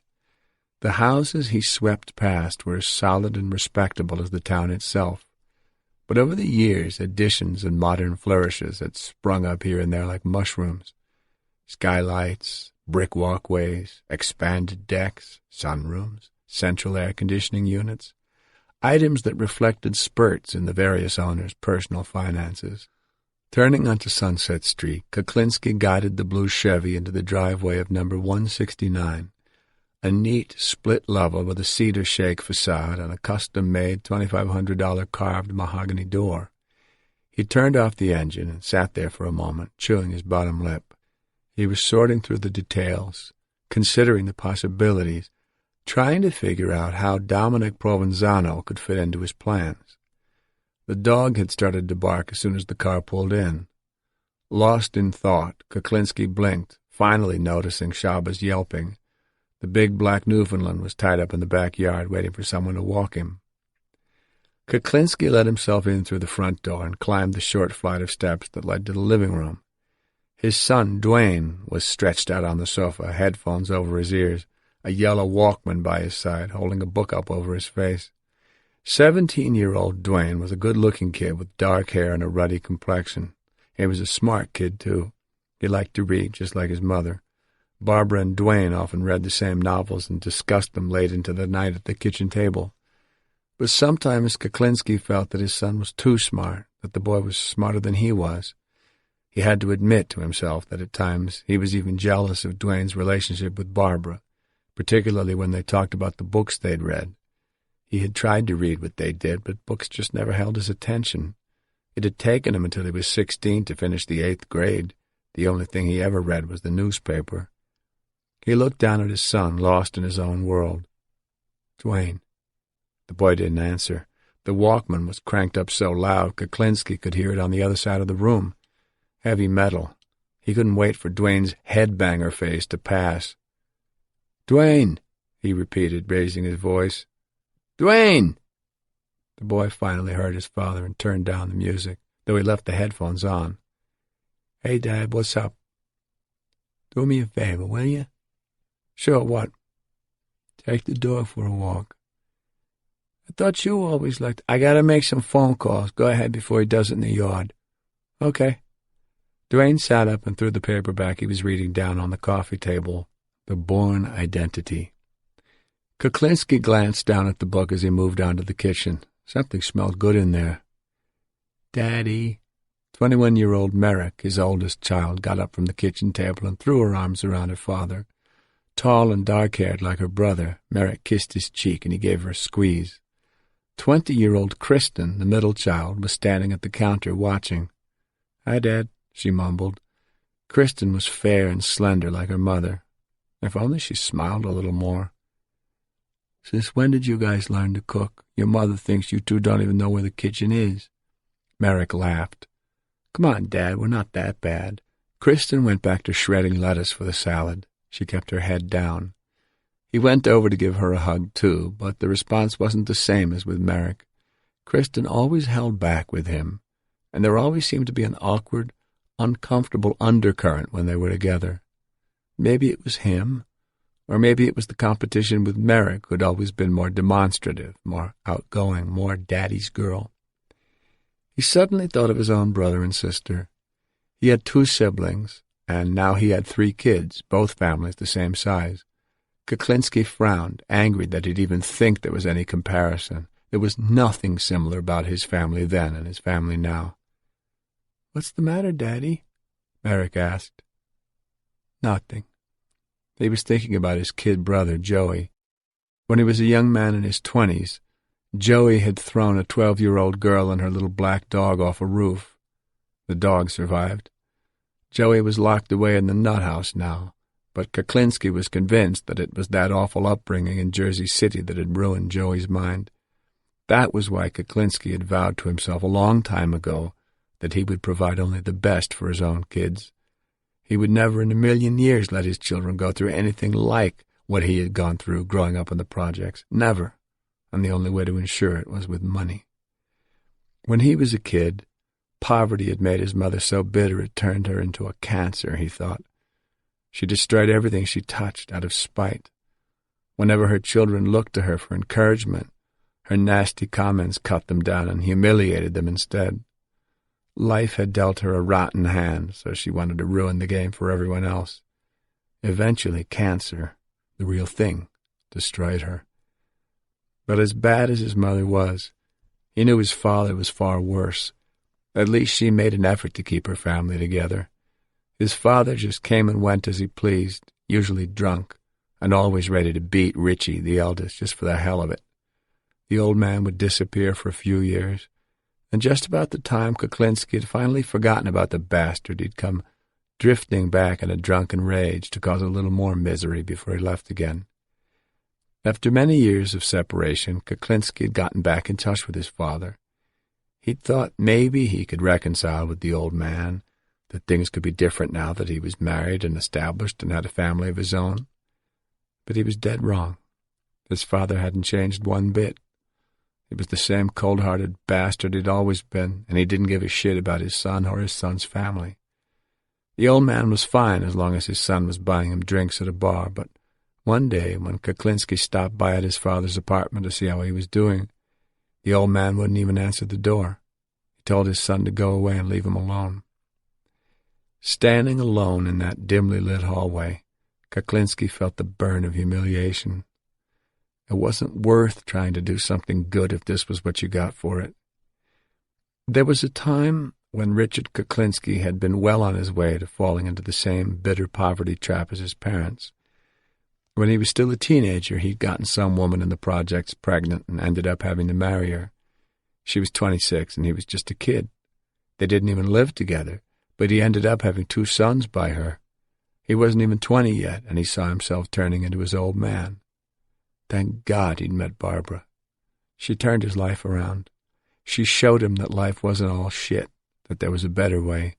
When Barbara's mother paid for his divorce from his first wife and he married Barbara, he swore he would never go back to the kind of life he'd had in the projects. Never. Richard focused on his daughters, pleased with the way they had turned out. They were nothing like his mother or his first wife. They were fine young women with good taste and good looks and good educations. It was all thanks to Barbara. She'd taken care of all the child-rearing. "Where's your mother?" he asked the girls. Merrick was assembling a lasagna, layering wide strips of curly-edged pasta, tomato sauce, slices of mozzarella cheese, and gobs of ricotta in a baking pan.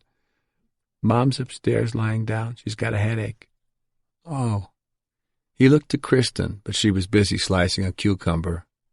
"Where's that boyfriend of yours, Kristen? What's his name?" "Matt." Kristen shrugged, but wouldn't look at him. "I don't know. He's home, I guess." He looked at Merrick, grinned, and winked. "Oh, yeah. Once he smells that lasagna, he'll be over here like a shot." Kristen sighed. She didn't like her father's cracks about Matt.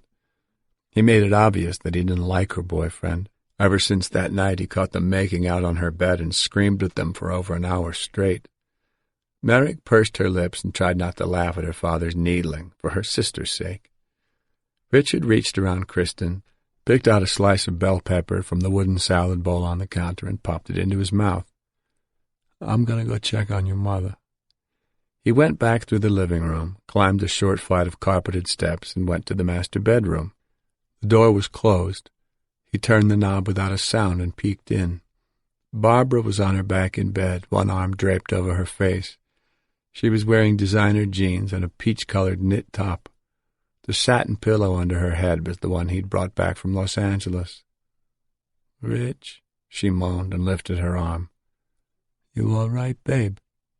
She nodded behind her arm. "It's just a headache." She raised one knee and curled her toes. At 46, Barbara still had the kind of figure a fashion model could envy. Kuklinski stepped into the room and sat on the edge of the bed. He felt her forehead. Her eyes looked more tired than usual. "It's just a headache, Rich." "You take any aspirin?" "I just took some. I'll be fine by dinner. I just need a little quiet, that's all." Kuklinski nodded to himself. She had said she was fine that time he went to Switzerland. He wasn't there 36 hours when he got a call from Merrick.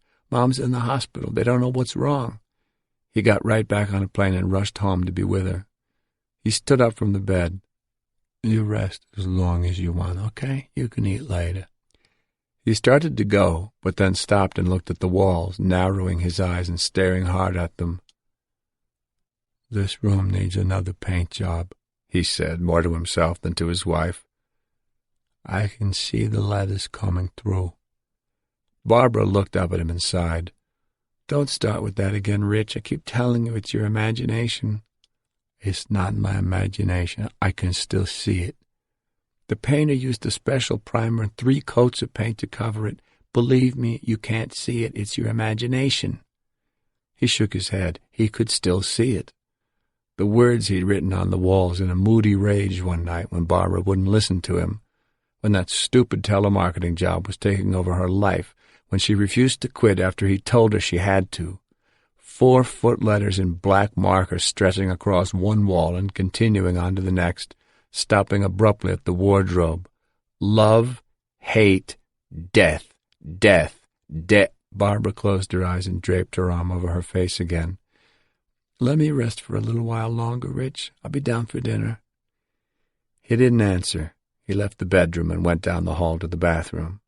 Opening the medicine cabinet, he scanned the shelves. The green plastic Excedrin bottle was on the top shelf. He shook out 2 aspirin, popped them into his mouth, and chewed. He didn't have a headache, but he often took aspirin to prevent headaches. He had a feeling he was due.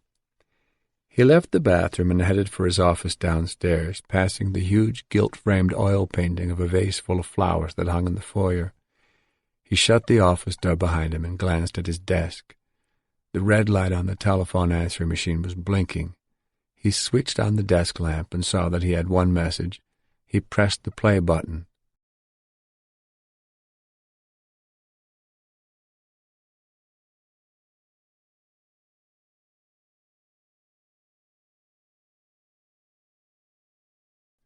"Rich, it's Tim. I gotta talk to you today." The hang-up was a curt bang. It had an attitude. Tim had an attitude, a bad attitude.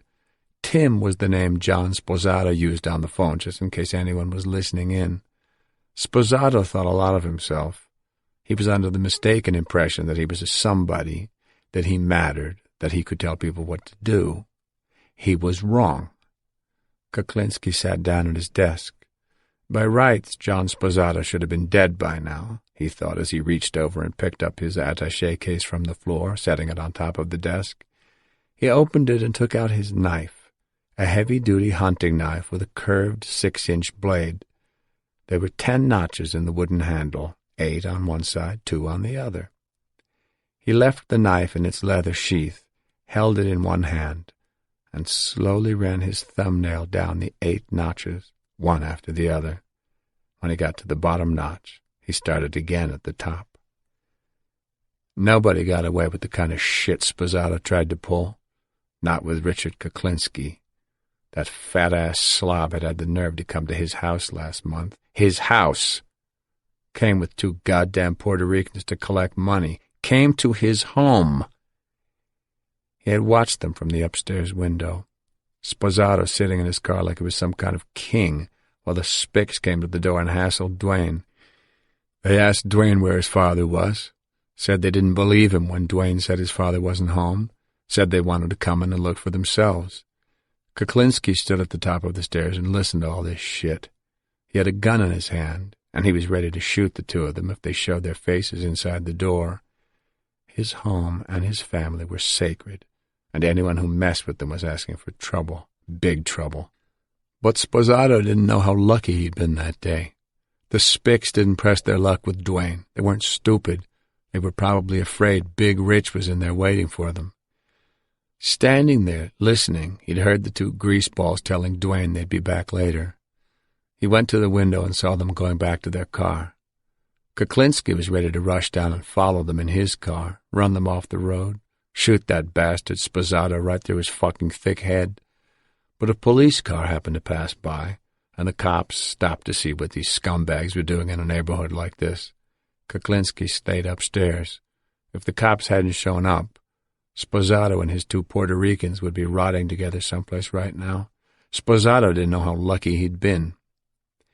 Later that day, he had gotten Sposato on the phone and told him point blank, "You do not come to my house. You do not talk to my family. You do not look at my family, ever." He threatened to go down to Sposato's place in South Jersey that very night to show Sposato he wasn't kidding. That put the fear of God into Sposato for a little while, because the fat slob knew Kuklinski would do it. But Sposato remained a problem. Sure, they'd be making money together, but Sposato seemed to feel that he was the senior partner from the way he'd been acting lately. He thought he could talk any way he wanted to Richard Kuklinski. He must have figured he had enough on Big Rich that he could throw his weight around. He was very wrong about that. Sposato was going to die. There was no question about it. But not right away. Once again, Sposato had gotten lucky. As he ran his thumbnail down the notches in the wooden knife handle, it all started to gel in his mind. He was going to be needing Sposato a little while longer because there was still money to be made with him, gun money. Dominic Provenzano had just given Sposato a new lease on life.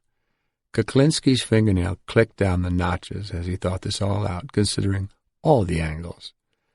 Dominic wanted heavy steel, military weapons. Sposato had access to all kinds of weapons. If Dominic was on the up and up, he could make a nice profit brokering Sposato's merchandise to him. But there was one thing Kuklinski had to take care of first, something that had been bothering him for a long time, clouding his thinking, making him crazy. Percy House and his woman, Barbara Deppner. Percy the Pointer. They had to be the ones who talked to those two cops, Kane and Volkman. Percy House had been the foreman of a gang Kuklinski used to run. They mainly did burglaries and car thefts, but there were a few killings, too. Kuklinski ended up having to kill the two workers in the gang, Barbara Deppner's ex-husband Danny and her cousin Gary Smith. They had become weak and scared, and that made them liabilities. Percy House was stuck in jail at the time, so he couldn't keep them in line, and Kuklinski could not risk having Danny Deppner and Gary Smith out of his control. They knew too much. Barbara Deppner hadn't exactly been an active member of the gang, but she always seemed to be around when things were going down, and she had big ears. She and Percy had shacked up together with her 8 kids when she was still married to Danny, and the word going around now was that the state had gotten to them. Kuklinski knew that the state police were very interested in him, and he was willing to bet that Percy and Barbara had spilled their guts to those 2 detectives. Not completely, but just enough to keep their asses covered. Percy knew enough not to play all his aces. From what Kuklinski had heard, the state had even relocated the couple and given them new identities in exchange for their cooperation. But nobody hid from Richard Kuklinski. He had sources. He'd find them. And when he did, he'd have to get rid of them fast and quiet. No guns, no blood. That was why he needed cyanide, to take care of a couple of rats. Kuklinski pressed his lips together and shook his head. Too bad he had gotten rid of Mr. Softy. At the time he didn't realize that you had to sign papers to buy pure cyanide and that it was sold only to companies that had a legitimate use for it. He couldn't risk trying to get it for himself. Not now, not that way. The state cops would love to catch him buying cyanide. Somehow Mr. Softy had never seemed to have any problem getting it.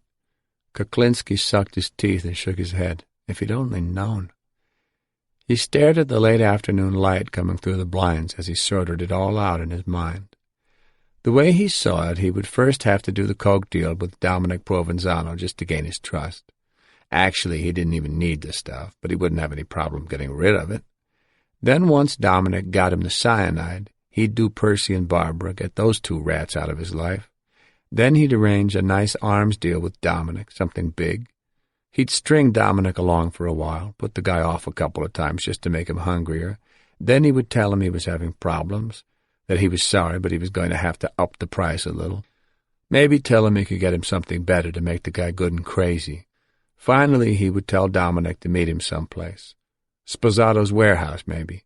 He'd tell him to bring cash. When Dominic showed up with the money, boom, one right in the back of the head. Stick his body in a steel drum, fill it with cement, then make it disappear. Nice and neat. Kuklinski grinned at the thought of telling Sposato they'd be splitting $1 million in cash, maybe more, on the arms deal with Dominic. The grin grew into a toothy smile as he imagined Sposato's face as he held a gun in the fat bastard's face later on, after they'd gotten rid of Dominic's body, and he told Sposato he was taking all the money. It would almost be worth taking a picture, just before he pulled the trigger. Yes, Sposato was going to die, no question about it, but not until Kuklinski took care of some business and made some money, because that's what it was all about, really, making money. It was only the green that counted. Kuklinski clicked his thumbnail down the notches. Percy House, Barbara Deppner, Dominic Provenzano, John Sposato. He let out a long sigh of satisfaction. He felt better now. He didn't think he was going to get that headache after all. A short knock came from the other side of the door. "Daddy, dinner's ready." There was Merrick. "I'll be right there, honey." He tossed the knife back into the attaché case, shut the lid, closed the latches, and set it on the floor beside the desk. He switched off the desk lamp and left his office. The aroma of the baking lasagna filled the hallway. "Smells good," he called out as he headed for the kitchen. He was hungry. 7. Wednesday, September 3rd, 1986, 11:55 a.m. The next day, Richard Kuklinski sat at his desk and stared at the paper Dunkin' Donuts napkin in his hand. Dominic Provenzano's beeper number was written in ballpoint pen on the napkin. Kuklinski couldn't decide whether he should call him or not. He wanted to get things rolling with Dominic, but he didn't like going to people, coming right out and saying what he wanted. It made you seem desperate and put you in a weaker position. He preferred to have people come to him. But he needed the cyanide. Percy House and Barbara Deppner were out there somewhere. They could get in a jam and start talking again. They would tell stories about him just to save themselves. They'd cut another deal with the state, agree to give up a bigger fish in exchange for dropped charges. They'd do it, no question. That's why Kuklinski needed the cyanide, and he shouldn't wait on this. Dominic said he could get it. Kuklinski picked up the phone and punched out Dominic's number. He waited for the tone that gave him the go-ahead to enter his own phone number into the system. After it sounded, he hesitated for a second, then punched out his number. He hung up the phone and waited. A half-hour later, the phone rang. He stared at it and let it ring a few times. He didn't want to seem anxious. "Hello?" "Hello, Rich." "Yeah." "Dom." "How you doing?" Good. Yourself?" "I'm okay." "What's up?" He glanced down at his briefcase on the floor. "Remember what we were talking about yesterday? The stuff we were talking about? The white stuff?" "Yeah." Dominic sounded cautious. "Is it okay to talk?" "Yeah, don't worry about it. I'm at a payphone. How about you?" "I'm at home." "Oh." Dominic sounded cautious again and suspicious. "Listen, I was wondering, how much of that stuff could you get?" "How much do you need?" "A lot." "How much is that, Rich? What are we talking about here?" 50. "Sure, no problem." Dominic didn't hesitate. "Let's get together and we'll figure out the when and where." "Yeah, okay. Soon as I know my buyer is serious, we'll get together." "What do you mean, serious? You never done business with this buyer before?" Dominic sounded upset. "No, I've worked with the guy before. He knows I don't like no bullshit, so he's always been straight with me. When he knows for sure he can put the cash together, he'll call me. Then I'll call you. Oh, no sense of wasting our time for nothing, right? I like sure bets. Of course. Dominic still sounded suspicious. So you can get it? I told you, no problem. My guy's good for it. All I need is 2 days' notice, okay? Dominic seemed very confident of his source. As soon as I know my buyer's good for the money, I'll call you. Great. I'll give my guy a call to make sure he's got stuff coming in. But don't worry. This guy's never run dry on me before. Good. Okay, Rich, you call me when you know something. I'll be talking to you. How about that other stuff we talked about, Dom? Kuklinski picked up the Dunkin' Donuts napkin. What stuff? The other stuff. The stuff with the rats. Yeah. I'm working on it. I got to call into someone. I'm waiting to hear from him. Kuklinski crumpled the napkin. Okay, I just wanted to make sure you didn't forget. Dominic laughed. My friend, when it comes to business, I do not forget. Kuklinski smiled into the phone. That's what I like to hear. Okay, if you want to do this big order, you call me. As soon as I know about the other stuff, I'll call you. Can I usually get you at this number? 385? Yeah, if I'm not here, the machine picks up. Okay, then, I'll talk to you soon. Right. Take it easy, Dom. Dominic hung up on his end. Kuklinski laid his receiver back on the cradle. He looked out the window at the backyard. Bullshit, he thought. He picked up the phone and dialed the payphone at the store. It rang twice. Hello? Is Lenny DePrima there? Yeah, he's here. Who's this? Tell him it's Rich. Who? Just tell him it's Big Rich. He'll know. Big Rich, okay. He could hear the hubbub of the store coming through the line. Kuklinski picked up a pen, smoothed out the napkin, and drew a box around Dominic's phone number. There were very few people he trusted in the world. Lenny DePrima was one of them. Lenny had always played straight with him, no bullshit. Someone finally came back to the phone. Hello, Rich. Yeah? Hey, how's it going? I don't know yet. Huh? What do you mean, big guy? This Dominic Provenzano, is he for real or what? Sure he's for real. How do you know? Hey, Rich, if he wasn't for real, do you think I'd send him to you? Yeah, but how do you know he's for real? What do you know about him? I know he's connected. Yeah, right. Everybody's connected these days. No, for real. I heard that from someone else. I sold Dominic some stuff myself. He's always been good for it with me. I never had any problems with the guy. So you think he's for real?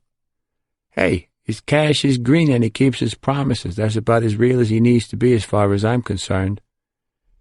Yeah, I guess so. He underlined Dominic's phone number a few times. As long as his cash is green, that's all that counts. DePrima laughed. You can say that again, brother. All right. I just wanted to make sure before I got into anything with him. He's okay, Rich. You don't have to worry about him. Tell me something. You hear anything about Buck lately? Buck was Percy House's nickname.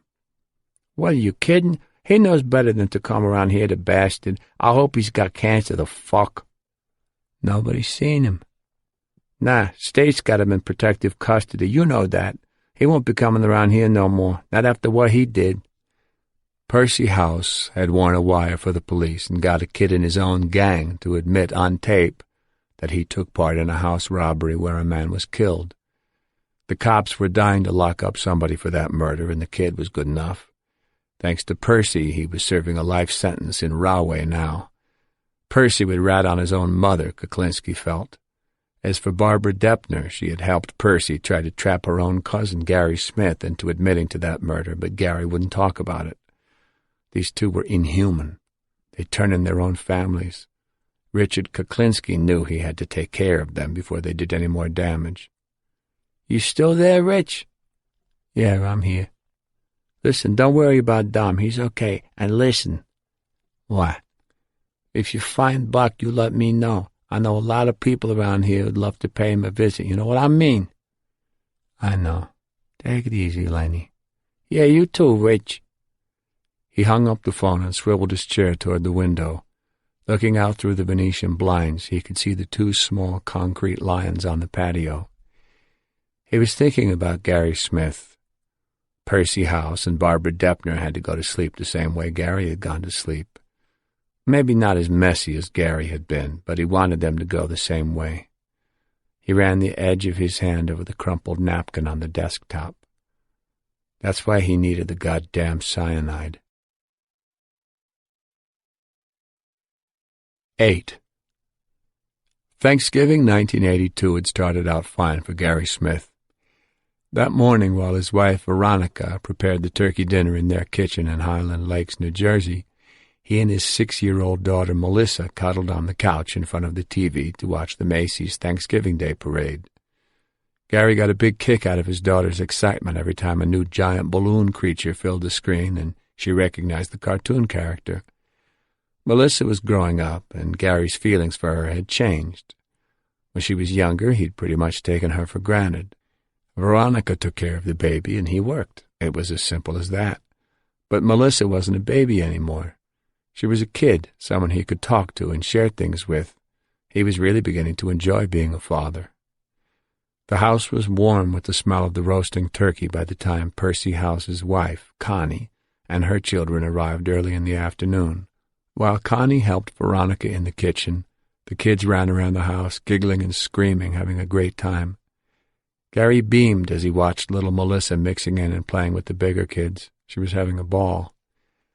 Watching Melissa set Gary to thinking about his responsibilities again. For the past few months, he'd been giving a lot of thought to this, and he'd pretty much made up his mind to quit Percy House's gang and go straight. He'd been with Percy a long time, but it wasn't like he was committed to being a crook for the rest of his life. He'd just sort of drifted into it about 5 years ago when he couldn't find a job and he really needed money. Working for Percy, stealing cars and robbing stores, just scraping by. That was okay when Melissa was a baby and all she needed to keep her happy was a bag of cookies and Bugs Bunny on the TV set. But things had changed. Being a two-bit thief just didn't seem right anymore. It wouldn't be fair to Melissa if he kept on doing what he was doing. She needed a more stable life. That's why he wanted to go straight, and he intended to tell Percy that very day. But when Percy showed up later that afternoon with Danny Deppner, the other worker in the gang, Gary's announcement did not get a warm reception. Percy scowled at him and just kept shaking his head.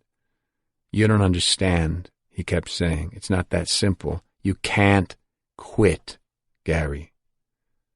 Danny sat on the couch, nodding like howdy-doody, agreeing with everything Percy said. Danny didn't dare disagree with Percy. He was scared shitless of Percy. Percy beat him up regularly. At one point, he'd made Danny live in his basement and would throw pizza crust down to him as if he were a dog. Percy had said that Danny needed an attitude adjustment. That was one way of putting it. Danny seemed to get a lot of attitude adjustments from Percy. Christ, Percy had even stolen Danny's wife. Just started shacking up with Barbara and took her for himself, and Danny didn't say boo. He didn't dare. Well, Gary wasn't Danny, and he didn't want to have to put up with any of that shit anymore. All he wanted was to go straight, period. As the children ran around them, chasing each other through the living room, Gary tried to plead his case without begging. All he wanted to do was quit. Whatever they'd done together in the past was in the past. He'd never talk about it to anyone. Never, he promised. But Percy kept shaking his big ugly head, telling Gary he didn't understand. His face getting flushed, his growl getting louder. "You don't get it, Gary. You don't fucking get it, do you?" "What do you mean I don't get it?" "You can't quit, Gary, and that's all there is to it. I'm not going to let you out, and Richie sure as hell ain't going to let you out either." Gary's stomach sank.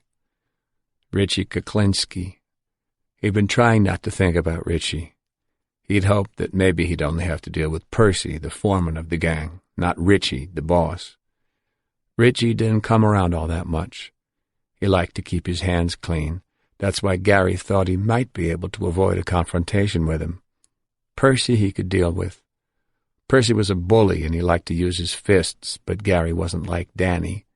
He was a pretty big guy, 6'2", 190 pounds, and he could stand up to Percy. Richie, on the other hand, was a real big son of a bitch, but that wasn't what made him scary. When Percy got mad at you, he stayed mad until he blew up and burned himself out. When Richie got mad, his temper might explode, but then all of a sudden it would pass and he'd be real calm, as if nothing had ever happened. But Gary knew that Richie never forgot. He just waited. By the time the women called everybody to the table, Gary didn't have much of an appetite, though Percy and Danny ate like there was no tomorrow. Gary felt like he'd spent the last 2 hours talking to a brick wall. Later, after pumpkin pie and coffee, Percy took Gary out onto the porch and picked up the discussion where they'd left it, trying to make Gary understand, in his blunt way, why he couldn't quit. Richie was already upset with him, Percy explained. All this talk about going legit for his daughter's sake was getting on everybody's nerves. What, was he getting soft? What would he do if the cops leaned on him? Was he going to be a real upstanding citizen and tell them about everything he'd done with the gang? Is that what going straight was all about? He had to get his head right about this. They weren't all going to take a fall because Gary had decided he wanted to play Father Knows Best all of a sudden. Gary tried to make Percy understand that he wasn't going to do that. He would never rat on anyone in a million years. But Percy kept shaking his head, saying that the best thing he could do would be to just be a good boy and do what he was told, because Richie already had it in for him and you never get to strike three with Richie. Gary didn't even have to ask what Richie had against him. He knew. Billy Cudnig's goddamn black Corvette. Richie had a thing for new Corvettes. They'd stolen a bunch of them that year for him. Usually they got them right off the lot from car dealerships. Percy would go in during the day and make like he wanted to buy one. He'd ask the salesman to see the bill of sale to see what the dealer was paying for the car so that they could negotiate. Usually salesmen had no problem with that, except that Percy wasn't interested in the price. He was interested in the 8-digit key number. Percy would stare at the sheet and memorize the number. Then afterward he'd go to a locksmith and have a duplicate key made from that number. A couple of nights later, either Danny or Gary would take the key, unlock the car, and drive it right off the lot. Easy as that. But Cudnig's car was different. They didn't steal that one. Billy Cudnig, one of the guys who hung out at the store, owned it for real. Richie had figured he could make a profit on both ends with that one. He and Cudnig would split the insurance money when Cudnig reported the car stolen. Then Richie would sell the car to a guy he dealt with up in Connecticut and get about a quarter of the book price for it. When Cudnig started having second thoughts about doing this, Richie convinced him it would all work out fine.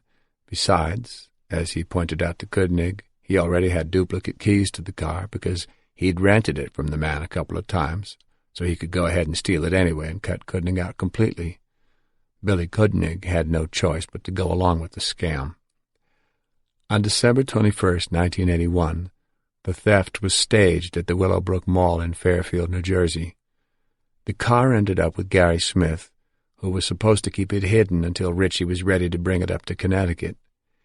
Gary kept the car at his house for 2 weeks, but it was making him nervous, so he moved it around from place to place, wondering when the hell Richie would take it off his hands.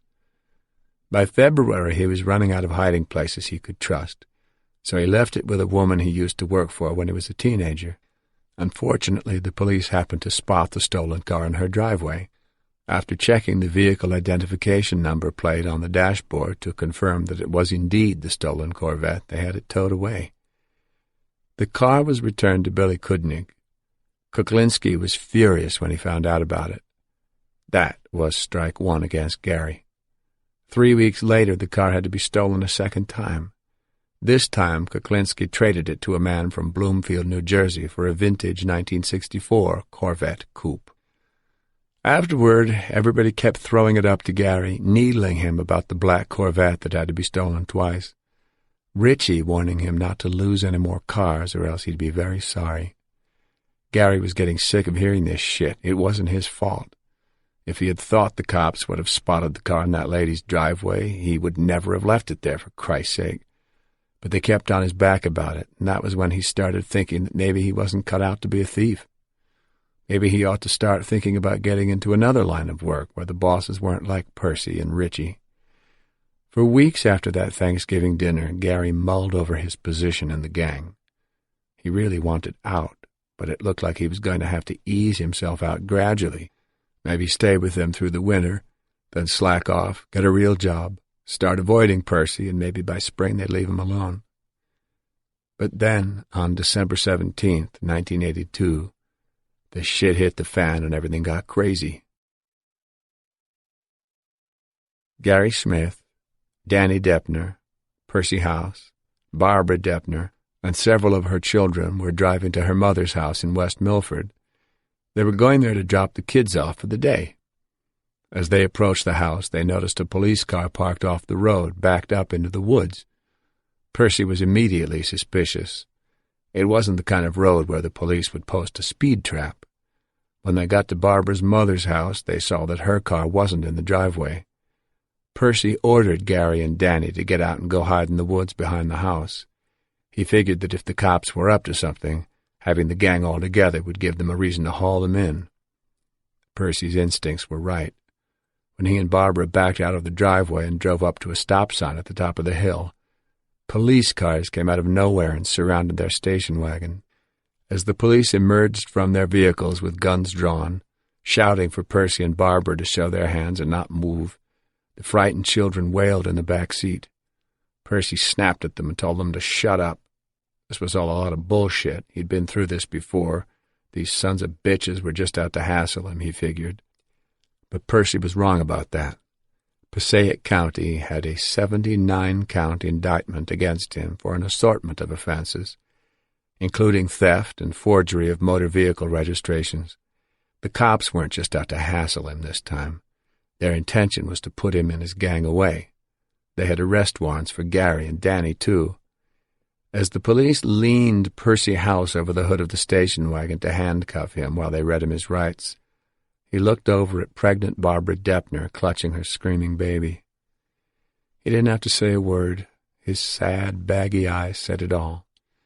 She knew right away what he wanted her to do. Call Richie. She looked around at the faces of all the policemen.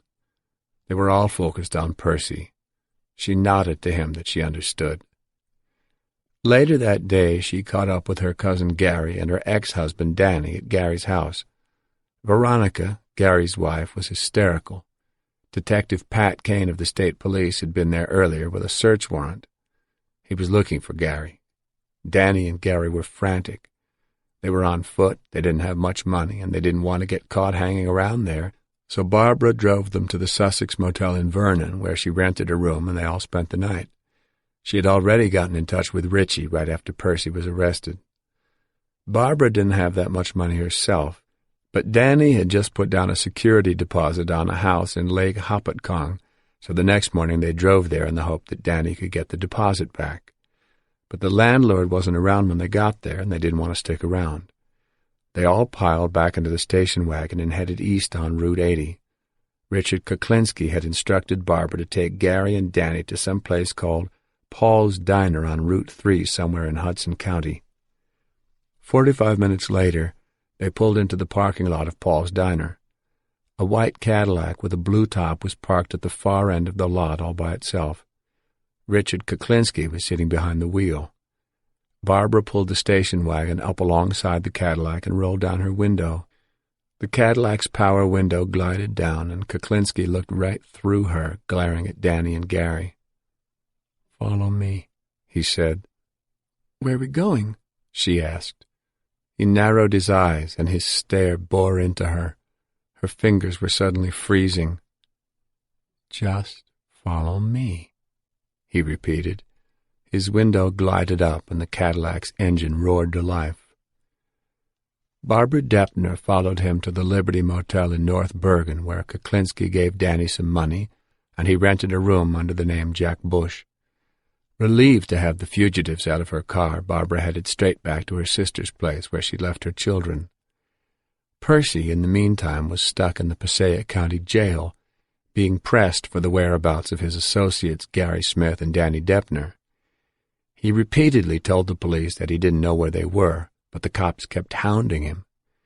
Actually, Percy wanted to know where they were and what they were doing himself, particularly Gary. He didn't trust Gary anymore, hadn't trusted him since Thanksgiving. Gary still had it in his head that he could reform himself, and Percy feared that if the cops got to him, he'd want to cooperate just to show them what a real good citizen he was now. Gary would turn on them, sure as shit. He was a time bomb waiting to go off. Sitting in his cell, Percy got the sweats just thinking about it. He'd done time before, but he'd never gotten used to the feeling of being locked up. The thought of doing another long stretch was making him short of breath. He couldn't do it. He just couldn't. He'd go crazy. He needed to know where the hell Gary was, but the goddamn cops weren't letting him make any calls. For 3 days he waited, barely containing his panic, until finally they let him have a visitor, Barbara Deppner. Sitting across the table from Percy in a room with guards within earshot, Barbara told him not to worry because the big guy was babysitting the boys. Percy was still uneasy. He leaned forward, smiling sweetly for the guard's benefit, and growled in her face, "Tell Richie to send Gary to Florida." A chill ran through Barbara Deppner's veins. She knew exactly what he meant. Send Gary to Florida, send him away, have him killed. Gary was her cousin, but Percy had been ranting and raving for months about how dangerous Gary had become to them. To her, too. She could be charged as an accomplice. She could go to jail, too. The thought terrified her. Who would watch all her kids? And what would happen to the one she was carrying now? Would she have to deliver the baby in jail, then give it up immediately? No, she wasn't about to let that happen. Gary was her cousin, but Percy was right. Gary was dangerous. The next day, she drove down to the Liberty Motel where Gary and Danny were hiding to deliver Percy's message. Danny was in the room with Kuklinski when she arrived. Gary had gone out to get a soda. She spoke quickly, fearing that Gary would walk in on them. "Percy says you should send Gary to Florida." Kuklinski was sitting in the one armchair in the room, seemingly lost in thought. She started to repeat it, but he cut her off. "I heard what you said." A few minutes later, Gary returned with a couple of cans of Coke. She was startled to see his bruised face. He kept his eyes down, barely saying hello to her. Kuklinski explained to her that Gary had been a bad boy last night. First, he had gotten caught shoplifting at the convenience store across the street, and the manager had almost called the cops on him. Then he'd hitchhiked home so he could see his wife and daughter. Danny whittled his index fingers at Gary. "Shame, shame." Then he balled his fist and nodded toward Kuklinski. "A little attitude adjustment," Danny whispered. Richie was staring at Gary sitting on the bed. Barbara's heart started to pound.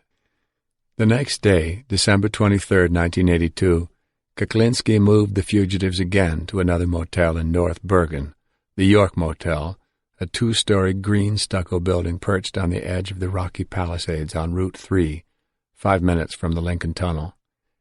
Again, Kuklinski gave Danny Deppner some cash and sent him into the office to rent a room. Under the blinking glare of multicolored Christmas lights strung around the plate-glass window, Danny signed the register as Jack Bush and took the key to room 31, a first-floor room that faced the narrow parking lot and a wall of gray, jagged rock beyond. At 5 o'clock that afternoon, Barbara Deppner arrived at the York Motel at Richard Kuklinski's request. She had her baby daughter, Jennifer, with her. When Kuklinski had called her, he didn't say why he wanted her there, but she knew better than to question Big Richie. He was obviously unhappy with the whole situation, and she prayed he wouldn't take it out on her. When she knocked on the door to room 31, Danny answered. Through the doorway, she could see Gary moping on the bed. Kuklinski wasn't there. Danny told her to go over to the coffee shop at the Holiday Inn down the hill. He'd meet her there in a little while. Over an hour later, Danny finally showed up. Sounding as desperate as Percy had sounded in jail, he told her the plan. They were going to kill Gary tonight. They had to. He'd hitchhiked home again, and Richie was pissed as shit. Gary was going to rat on them. He had to go. Richie was going to bring them some hamburgers later.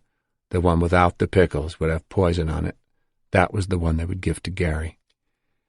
Barbara clutched her baby so close the infant started to scream. She didn't want to hear about it. She didn't want to know. Then her ex-husband informed her that Richie wanted her to come back later that night with the car so they could dump Gary's body. Barbara couldn't answer. Her throat ached. She started to shake her head, but Danny started shaking his.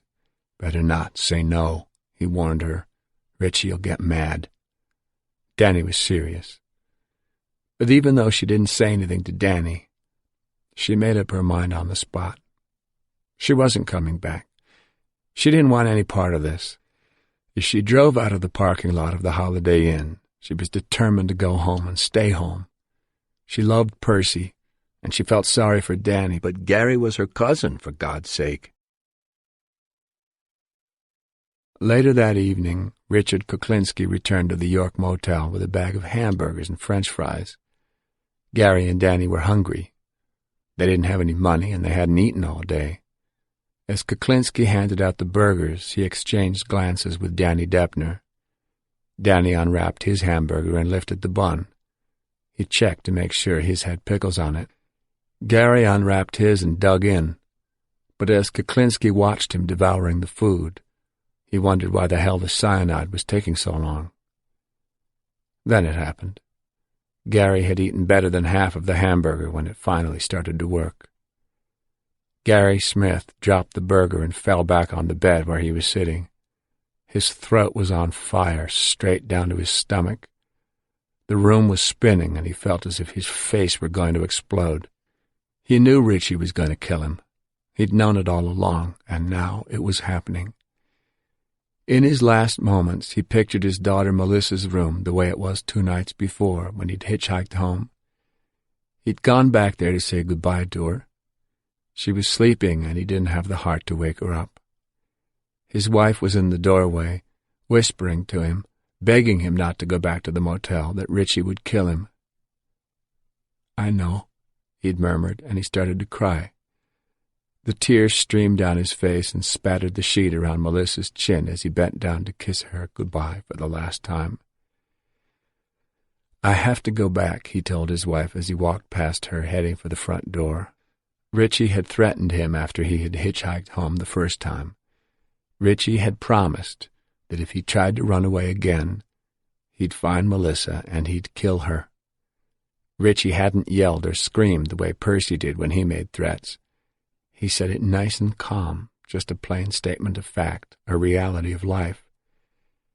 There was no question in Gary's mind that Richie would do it. That's why he had to go back to the York Motel. For Melissa. Blurry shapes loomed over Gary as he started to black out. Danny and Richie were laughing at him. "Look at his eyes," Danny said. "Look at his eyes, they're all goofy." They kept laughing at Gary as he choked and writhed on the bed. But then Richard Kuklinski stopped laughing. Gary wasn't dying fast enough. Maybe he hadn't eaten enough. Maybe there wasn't enough cyanide in his system. He looked around the room for something they could use to finish Gary off. There were 2 lamps in the room, one on either side of the bed. Danny saw the lamps, too. He wasn't laughing now. This wasn't the way it was supposed to go down. Gary was supposed to die fast. Instead, he was choking, making too much goddamn noise. Someone was going to hear him.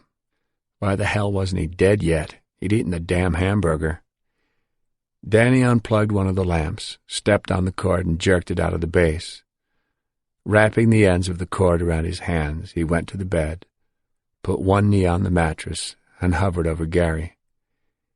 His heart was pounding as he looped the cord around Gary's neck and yanked Gary back. Gary put up no resistance. Danny held him tight, jerking him back and up as if he were riding a wild horse. He pulled so hard the cord snapped. Gary flopped back on the bed. Danny quickly took the longest piece of cord and wrapped it around Gary's neck again, continuing to strangle him, even though he wasn't moving anymore. When his hands started to cramp, he finally let go. Danny looked at Kuklinski, panting for breath. Is he dead, Rich, or should I do some more? What do you think? 4 days later, on December 27th, 1982, the guests in room 31 called the motel office to complain that there was an awful stink in their room. They said it was coming from the bed. The bed in room 31 was a simple wooden frame built to support a mattress and box spring. The space under the box spring was hollow and completely enclosed. As the manager walked out into the cold without a coat to go see what the problem was, all he could think was that somebody must have left food or something under the bed and forgotten about it. One of the goddamn maids, probably. But the stink in room 31 was unlike any rotting food he'd ever smelled. He got his fingers under the box spring and mattress and lifted them off the frame. The stench made his eyes water. Then he saw the face, and he dropped the mattress. He ran back out into the cold and went to the office to call the police. The first 2 officers on the scene held handkerchiefs to their faces as they shined a flashlight into the space under the mattress. When they called in their report of the body found under the bed, they identified the deceased as an overweight black male. Sealed in the enclosed space under that bed in an overheated room over the Christmas weekend, Gary Smith's body had decomposed rapidly. He was so bloated the buttons were popping on his plaid flannel shirt. His tongue was so swollen it protruded from blubbery lips. His eyes were dull and milky. His skin was charcoal black. 9. Friday, September 5th, 1986. Special Agent Dominic Polifrone checked his watch as he strode down the hallway at the offices of the State Organized Crime and Racketeering Bureau in Fairfield. It was almost 7 p.m. Now that he'd finally made contact with Kuklinski, Operation Iceman was in full swing. The special task force targeting Kuklinski had basically amounted to a lot of promises, theory, and intention until 3 days ago. Now it was time to get down to business. The door to the conference room where they were scheduled to meet was open. Dominic glanced around the long table as he walked into the room. He recognized the 3 men in plain clothes, but he didn't know the man in uniform. Dominic could see from the uniform that he was a captain in the state police, and he appeared to be in his mid-50s. "Gentlemen," Dominic said, "how goes it?" "Hey, Dom, how's it going?" "Que se dice, Dominic?" "How you doing, Dom?" Investigators Paul Smith and Ron Donahue of the state's Organized Crime and Racketeering Bureau and their boss, Deputy Chief Robert T. Buccino, got up to shake his hand. The captain stood up, waiting for an introduction. "Dominic, this is Captain Brealey," Buccino said. "Nice to meet you, Captain." Dominic shook his hand. Captain Brealey smiled and nodded. "I've heard a lot about you, Agent Polifrone. I hear that you've lived up to your reputation this week." Dominic's brows furrowed. "Excuse me, Captain?" "You've met the Iceman at long last. We're all very happy to be making some progress on this thing, finally." Dominic was ready to take this the wrong way, but he let it pass. "Yes, Captain," he said with a smile. "I'm very happy, too." "So, Dom, did you see our friend today?" Paul Smith nodded at an 8x10 surveillance photo taped to the wall that showed Richard Kuklinski getting into his car. With his smooth, unlined face, big mischievous smile, and thick hair, Paul Smith looked like a kid compared with the others. He was in his mid-30s, but he could easily pass for someone 10 years younger. "I know you went for coffee with him, Dom. I hope you didn't let him buy you a hamburger." Ron Donahue snorted up a laugh. Ronnie was the crusty, grand old man of the Organized Crime and Racketeering Bureau, an old-fashioned Irish cop who didn't take any guff and sure as hell knew how to dish it out. Though he rarely talked about himself, anyone who was anyone in law enforcement in the state of New Jersey seemed to have a good Ron Donahue story. Wise guys throughout the state despised him, and mafia defendants routinely booed and jeered at him in open court whenever he showed his face. He was that good. Deputy Chief Buccino rolled his eyes and chuckled. Unless you knew him, it was hard to believe that Bobby Buccino had spent most of his career with the spit-and-polish state police, retiring as a lieutenant. With his round face, ready smile and easygoing manner, he looked like everybody's favorite uncle, except to those who'd seen him in action. As Dominic took a seat at the head of the table, he squinted and pointed a menacing finger at the young investigator. "Smith, I should have killed you when I had the chance." The men howled with laughter, except for Captain Brealey, who just looked confused and a little put off by their private joke. "You see, Captain," Dominic explained, 2 years ago I was working an undercover down in Monmouth County, posing as a bad guy, same as I'm doing now with Kuklinski. Well, there was this accountant down there who approached me about doing a hit for him. The guy was under investigation for the murder of his partner. He asked me if I could get rid of this investigator from the state who was on his tail, an investigator named Paul Smith. He scowled at Paul and shook his head. I could have done it and gotten paid for it. What was I thinking? Paul Smith pressed his fingers to his eyes. He was laughing so hard. Captain Brealey still looked puzzled. A big man in a dark suit breezed into the room then and hung his jacket over the back of the seat next to Dominic. "Sorry I'm late, gentlemen."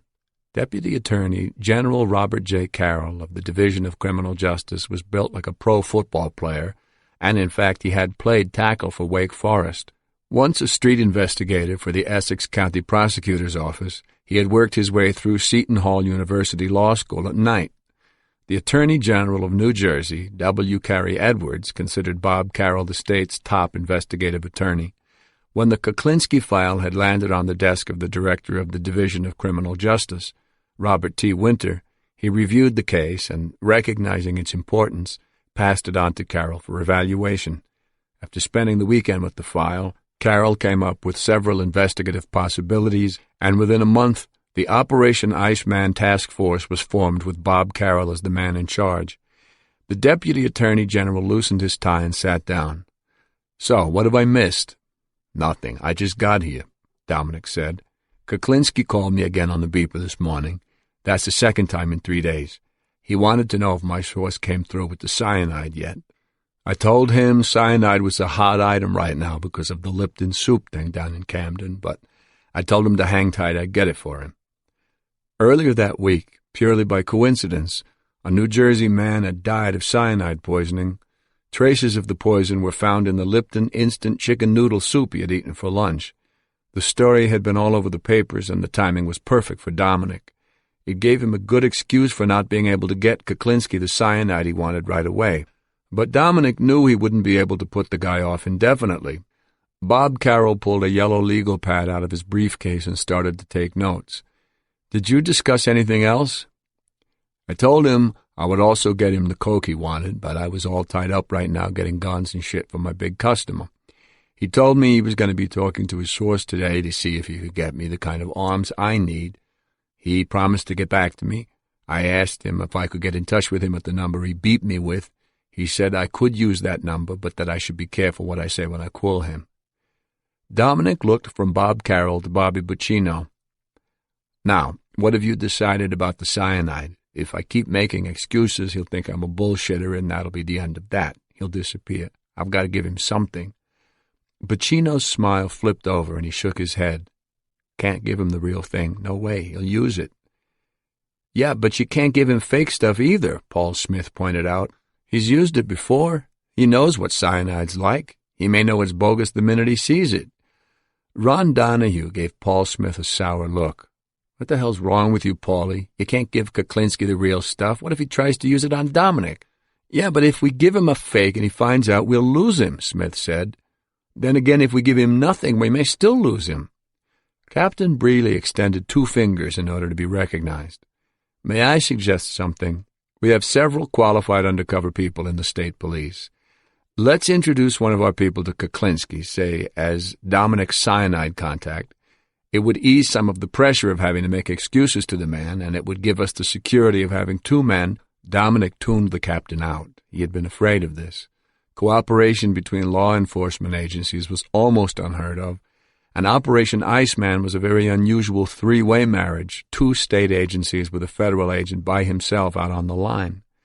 But Dominic had a feeling something like this would happen sooner or later. Someone would decide that he needed help with the undercover end. "Frankly, Captain," Dominic said, "introducing a new man to Kuklinski wouldn't be a very good idea at this point.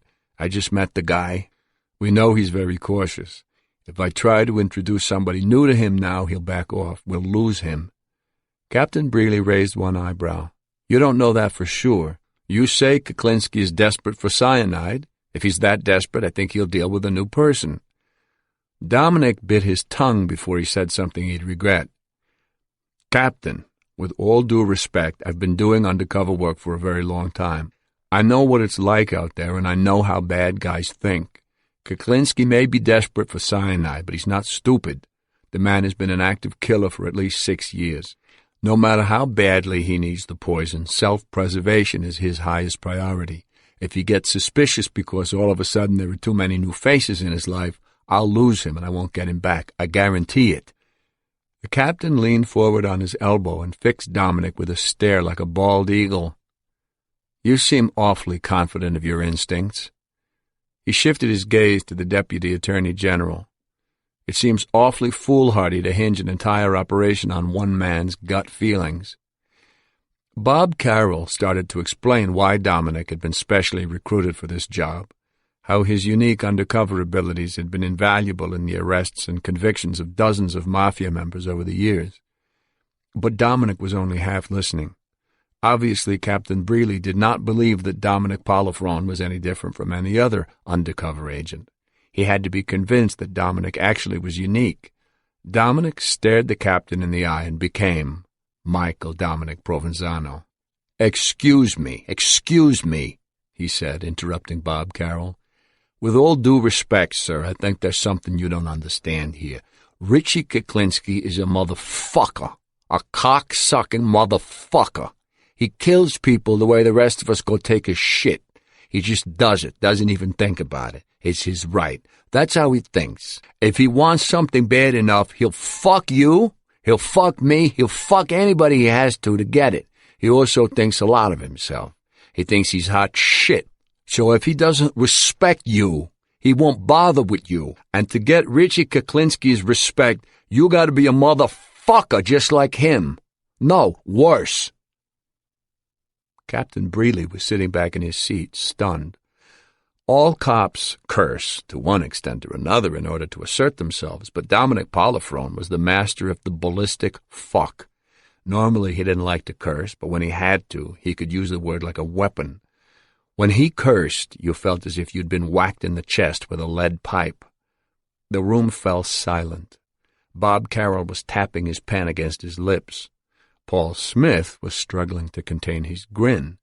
The captain coughed into his fist. He looked as if he were about to respond to Dominic when someone's beeper suddenly went off. "It's mine," Dominic said, pulling the small device out of the pocket of his leather jacket.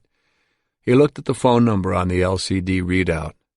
"It's Richie," he said, "the home number." "There's a phone right there," Captain Breeley said, nodding to the sideboard behind Dominic. "Call him."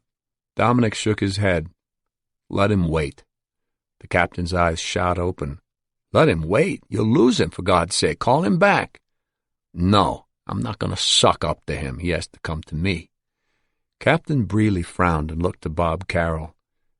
"Is this how your office plans to run this investigation?" The Deputy Attorney General tucked in his chin and blew out his cheeks. He looked sideways at Dominic. "Maybe you could—" Dominic held up his hand and cut him off. "Let me tell you something, Captain. The name of this game is control. If I go running to him every time he calls, he's going to think I'm bullshit. And once he thinks that, he's not going to want anything to do with me. That's why he's got to come to me. I've got to call the shots, not him. I have to maintain control over him, not the other way around." Captain Breeley focused on Bob Carroll. "Who's running this investigation, Mr. Carroll? I wasn't aware that ATF was running the show." "This is a joint effort, Captain. Alcohol, tobacco, and firearms is participating, not supervising." "Doesn't seem that way to me." Bob Carroll sat back in his chair and said nothing for a moment. His face was placid but determined, the defensive tackle waiting for the snap. "I have every confidence in Agent Polifrone's abilities, Captain. I plan to rely on his expertise as far as the undercover phase of this investigation goes." Captain Breeley didn't back down.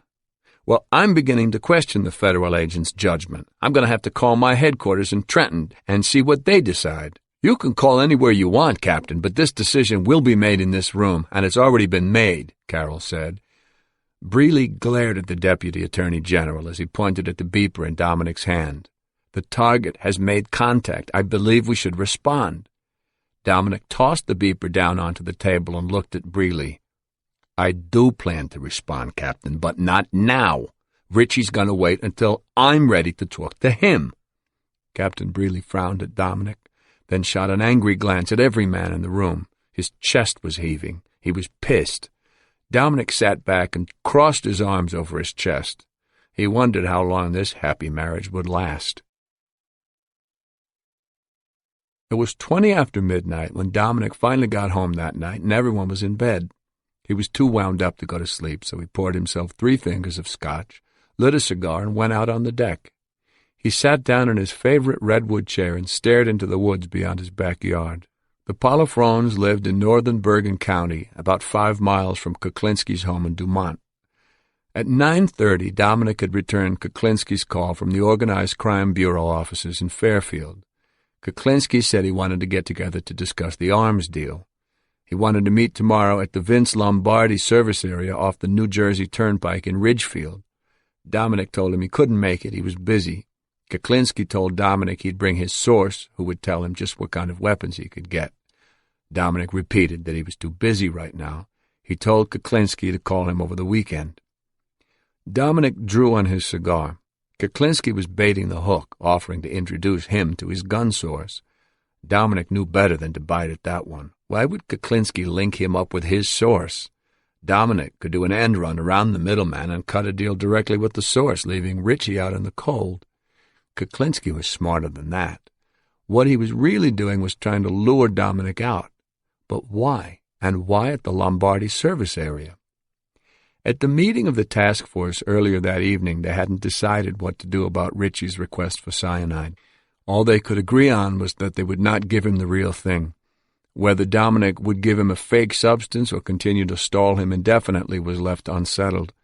And that had left Dominic unsettled. At one time, Kuklinski had his own source for cyanide, so it was possible that he could go back to that source. Dominic kept thinking about the Vince Lombardi service area, having coffee with Kuklinski at the Roy Rogers there, Richie sneaking cyanide in his coffee. Okay, if they went for coffee, he wouldn't let Kuklinski get the food, never. He'd watch Richie and the food from the moment it left the fast food counter. But logically, Kuklinski had no reason to kill him. There was no profit motive, no money to be made. Why kill Michael Dominic Provenzano, a guy with mafia connections? Kuklinski knew better than to screw with a connected guy. Unless he knew that Dominic wasn't connected. Unless he knew that Dominic was really a cop. What if Kuklinski's old buddy Lenny DePrima from the store had warned him? What if DePrima was playing both sides of the fence? Dominic took a long sip of scotch and considered that possibility. If a wise guy ever found out you were an undercover cop, you'd get the beating of your life, but he wouldn't kill you, not on purpose. It was mob policy. But Richard Kuklinski might not show the same kind of restraint. Dominic tried not to think about what the Iceman might do to him if he ever found out who he really was. Maybe he'd freeze him like that guy from Pennsylvania. Maybe worse. Maybe a lot worse. Maybe he'd cut him up and dispose of the parts. They'd never find his body. Maybe put him in a junk car and let the crusher pack it down to the size of a steamer trunk. Maybe. Dominic? He jumped, spilling his drink. He looked up to see his wife, Ellen, silhouetted in the floodlights. She was in her robe, her dark hair tousled. "Why don't you come to bed, Dom? It's late." Dominic's eyes were wide open.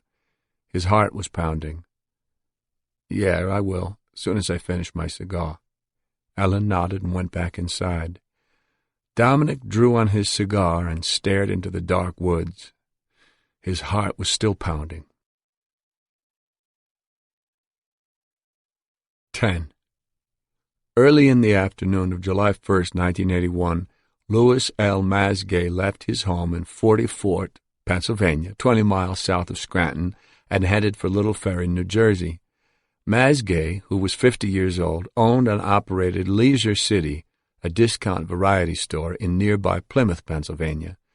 Before he left, he told his wife that he was going to New Jersey to meet a supplier who had agreed to sell him a large quantity of blank videotapes at a very good discount. To make this purchase, he was going to use all his savings in addition to a $45,000 loan he had obtained from a local bank, the First National Bank of Wyoming. He was taking the money in cash, nearly $100,000, which he had stashed in a concealed compartment in the driver's side door of his black 1980 Ford Carry van. The supplier he was going to meet was Richard Kuklinski. As he backed out of his driveway that afternoon, Louis Masgay was anxious and a little apprehensive. He'd already traveled to New Jersey 5 times in the past month to meet Kuklinski and conclude this deal, but Kuklinski had stood him up each time. There was always a problem.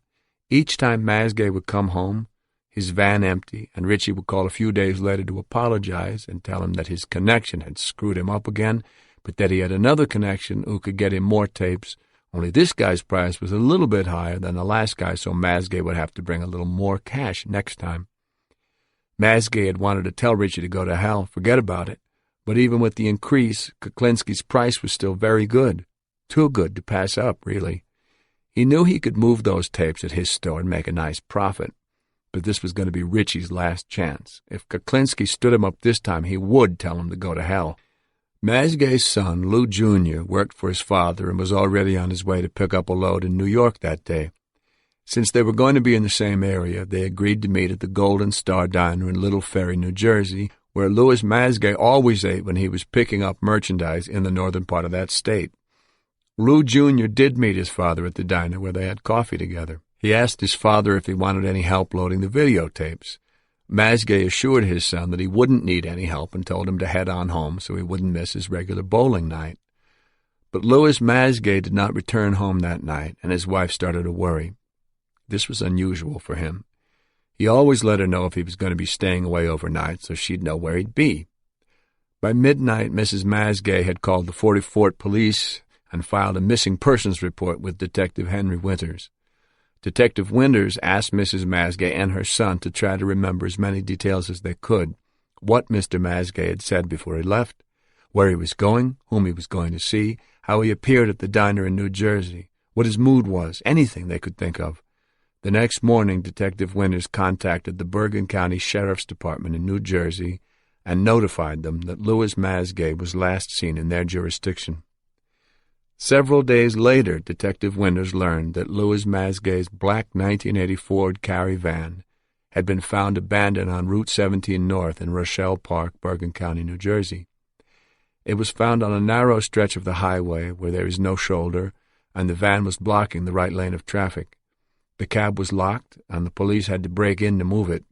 They found that the primary gas tank was empty, but the secondary tank was full, leading them to suspect that whoever was driving the van did not know how to engage the reserve tank. A hidden compartment in the driver's side door was also discovered, but it was empty. Detective Winters pursued the case for more than 2 years with little satisfaction. At times he felt that the authorities in New Jersey just weren't very interested in pursuing the case of Louis Masgay. Except for the Masgay family and Detective Winters, no one seemed to care about the missing man. Then, in September 1983, a body was found in a wooded area off Causland Mountain Road in Orangetown, New York, 3 miles north of the New Jersey border. The body was taken to the office of the Rockland County Medical Examiner, where the chief M.E., Dr. Frederick Zugaby, performed the autopsy. The body had been carefully trussed with tape and then wrapped in 15 to 20 plastic garbage bags, a task that must have taken some time and effort, Dr. Zugaby noted. One arm was taped to the body, but the other had apparently come loose during the wrapping. This hand was less protected than the other, and it had dried out. In effect, the hand was mummified. As the final layer of plastic was removed, Dr. Zugaby saw that decomposition had begun and that the flesh was greasy. The color of the man's skin was putty beige. There was a single bullet wound in the back of the head. The contorted, open-mouthed expression on the face was similar to that of the famous woodcut by Edvard Munch entitled The Shriek. When he opened up the body, Dr. Zugaby noticed something very peculiar. The organs were fresh. Decomposition had started from the outside, which is the reverse of the normal process. Checking the heart muscle, he discovered ice crystal artifacts, which supported his immediate suspicion that the body had been frozen, perhaps by a killer whose intention was to disguise the time of death. Had the murderer let the body thaw out completely before he dumped it, the time of death might have been completely disguised, and Dr. Zugaby probably would have concluded that this was a recent killing. The problem was the killer had been too meticulous with his wrapping. The layers of plastic had insulated the body and kept it cold longer than he expected. By soaking the mummified hand in water and glycerin, Dr. Zugaby was able to rehydrate the fingers and take prints. The fingerprints identified the body as that of Louis L. Masgay. When Detective Winters arrived at the Rockland County ME's office to inspect Louis Masgay's body, he discovered something very odd among his personal effects: his clothes. They were the same clothes Masgay's wife and his son had said he was wearing on the day he disappeared, 2 years and 2 months before. Louis Masgay had apparently been murdered the day he left his home with $100,000 in cash, and his body had been kept frozen all that time, frozen solid. Detective Winters could only shake his head in disbelief. What the hell kind of monster could kill a man, then keep him in a freezer for 2 years? It was beyond comprehension. He stared down at the clothes in their plastic evidence bags and just shook his head. He asked a lab tech who happened to be passing by if there was a phone he could use. He figured he'd better tell the Bergen County Sheriff's Department about this. Maybe those guys down in Jersey would sit up and pay some attention now. Maybe they'd go have another little talk with this guy Masgay was supposed to have been going to see to buy videotapes that day, Mr. Richard Kuklinski. 11. Thursday, September 25th, 1986, 10:30 a.m. John Sposato ran his fingers through his greasy shoulder-length hair and looked at his watch again. "Why isn't he calling back, Rich? We're going to wait here all day?" Richard Kuklinski looked up at the sky. He was leaning against the fender of his white Cadillac in a supermarket parking lot in Millville, New Jersey, sipping coffee from a styrofoam cup. A flock of honking Canada geese flew overhead in a V formation.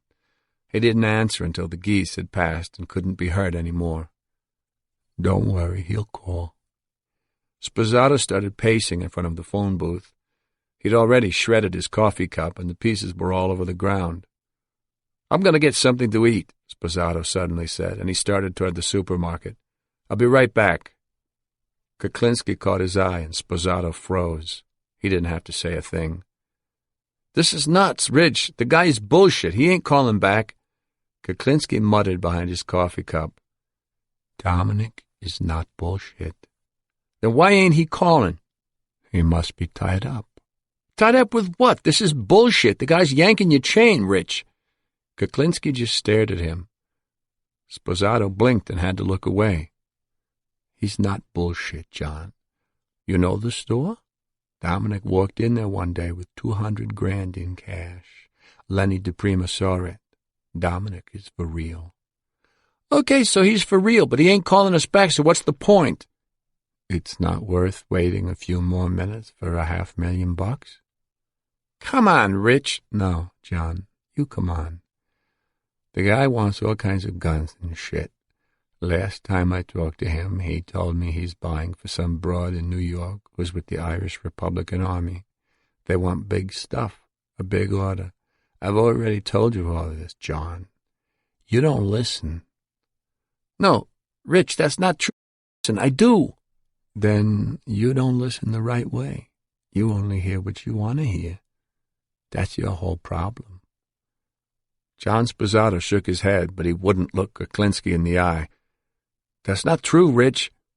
Kuklinski grinned behind his coffee cup. He knew Sposato was thinking about what had happened after he'd made the mistake of going to his house with the 2 Puerto Ricans that time. He knew not to cross Richard Kuklinski again.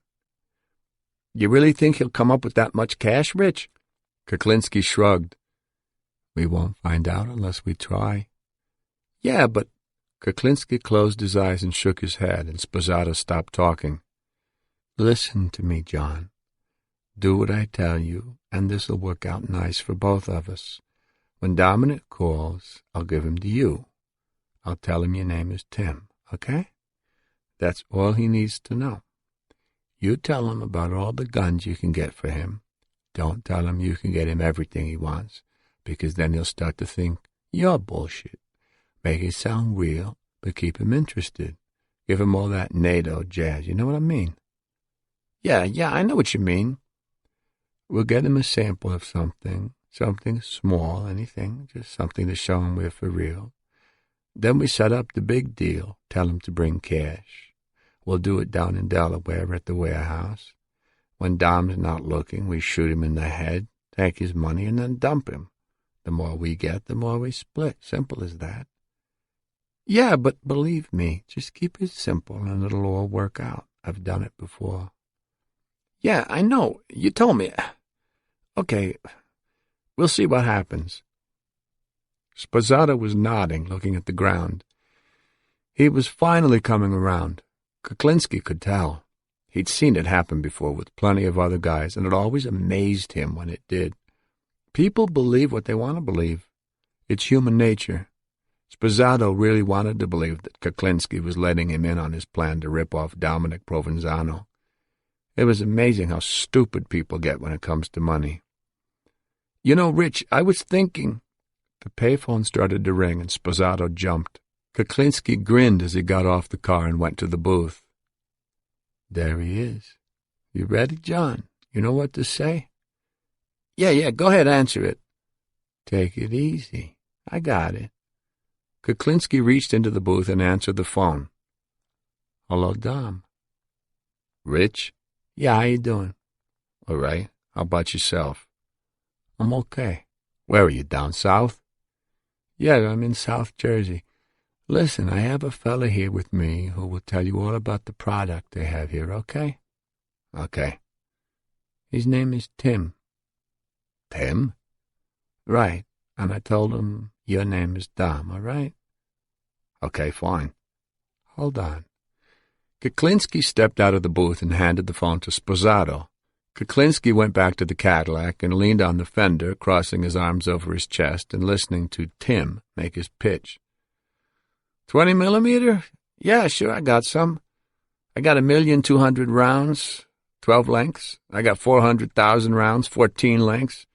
That's hermetically sealed, electric primers, NATO stuff. You need C4? Sposato glanced out at Kuklinski. No, I don't have any right now. Kuklinski nodded to him. He was doing okay. Machine guns, maybe? Someone's making me an offer right now, but it'll be a couple of weeks before I can check this stuff out, so I don't want to make you any promises until I know the merchandise is good. Kuklinski looked up at the sky and watched a cloud passing in front of the sun as he listened to Sposato telling Dom about all kinds of military arms he had access to, telling him how he did business, telling him that he required a 30% deposit on all deals, telling him that, yes, he could also get him small handguns fitted with the quiet things, silencers. Sposato had a good line of shit. He looked like a pig, but if you didn't have to see him, he could sound very knowledgeable, almost like a Harvard grad. He was a clever guy, no doubt about that, but not quite clever enough for Richard Kuklinski. Just like everybody else in the world, John Sposato was greedy, and his greed was going to be his downfall. Kuklinski knew that in his mind Sposato already had the money spent that they were going to take from Dominic, but that's just the way some people are. Money makes them stupid. Richard Kuklinski shaded his eyes as the sun started to beam through the wispy ends of the passing cloud. When the time came, and he put a couple of slugs into Dominic's head, Sposato would be jumping out of his skin, his eyes bugging out, thinking about all that money they were taking. But Kuklinski couldn't wait to see Sposato's fat face when he turned the gun on him and put a few slugs into his head.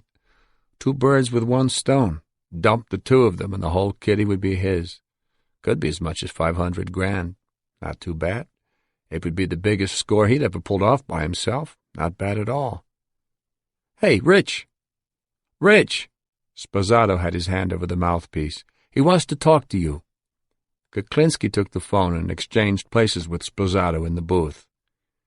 Hi, Dom. Hey, Rich, I told Tim what I needed. Now tell me the truth. Is this guy going to deliver? I don't want to hear a lot of promises, then get a lot of excuses down the line. You know what I'm saying? You don't have to worry, Dom. If he says he can get you something, he'll get it. If he can't, he'll be straight with you. All right, I don't want to end up looking bad on this. My IRA girl, she looks like a school teacher, but she could be a real ball buster. You disappoint her once, that's it. No second chances. She'll find somebody else. And I'm telling you, she's one customer I do not want to lose. You understand me? I hear you, Dom. I hear you. Now, I understand that Tim's got all this heavy stuff in the Mediterranean, so it's going to take some time to get us some samples. But let's keep my girl happy, okay? Get me some silencers so I can show her something. Just something I can show. I'll pay you for it. Don't worry about that, but just get me something. Did Tim tell you he had silencers available? Yeah. Here? Yes. Then don't worry about it. We'll get you something as soon as we can. Okay, but don't make me wait. I'm telling you, we can both make a lot of money off this broad. Let's not screw it up, okay? I hear you. Don't worry. Okay, Rich, let's stay in touch. Say, Dom, you didn't get any word on that stuff I was looking for. You know what I'm talking about? Yeah, I know. I talked to my people, but they were all nervous about this Lipton soup thing. Why? That was a couple of weeks ago. They heard that there's a lot of federal people going around asking questions about all that shit. Now, I know they got a chemist who gets that stuff for them, but like I said, they're all nervous. I got stuff like that from these people before for other customers of mine, so I'm pretty sure they can get it. They just want to wait till this Lipton soup thing cools down before they'll give it to me. In the meantime, I'll get you the other stuff. You're on payphone, right? Yeah, aren't you? Yeah, of course. Now, the coke I can get you, but the other stuff, the cyanide, you got to be careful. Because, I don't know how you fucking want to use it. But that's your business, Rich. I'm not asking. Well, it won't be a problem of exposure. I don't intend to resell it to anybody. I'm intending to use it myself. Yeah? Well, don't you take it. Kuklinski laughed. No, I don't intend to. I just have a few problems I want to dispose of. I have some rats I want to get rid of. Yeah? Why not use a fucking piece of iron to get rid of these fucking people? Why fuck around with cyanide? Why be messy, Dom? You do it nice and clean with cyanide. Let me ask you something, then. You do the same thing I do once in a while, but I always use steel. You know what I'm saying? Yeah, I understand what you're saying. So what I'm asking is, would you be willing to do a contract with me? Dominic, if the price is right, I'll talk to anybody. Yeah? Sure. And you mean to tell me your way is nice and clean and nothing fucking shows up? Well, it may show, my friend, but it's quiet. It's not messy. It's not as noisy. Yeah, but how the fuck do you put it together? You know what I'm saying? Well, there's always a way. There's a will, there's a way, my friend. Dominic laughed. All right, listen, we'll have to talk about this sometime. It sounds interesting. There's even spray mists around. Yeah? Sure. You put that stuff in a mist, you spray it in somebody's face, and they go to sleep. Fast? How long does it take? Kuklinski snapped his fingers. About that fast. No shit. I thought... You mean you don't have to put it in the guy's drink, something like that?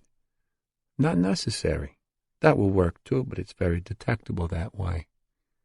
Yeah? You make it up as a mist. As soon as they inhale it, they've already had enough. Just one squirt? That's all it takes.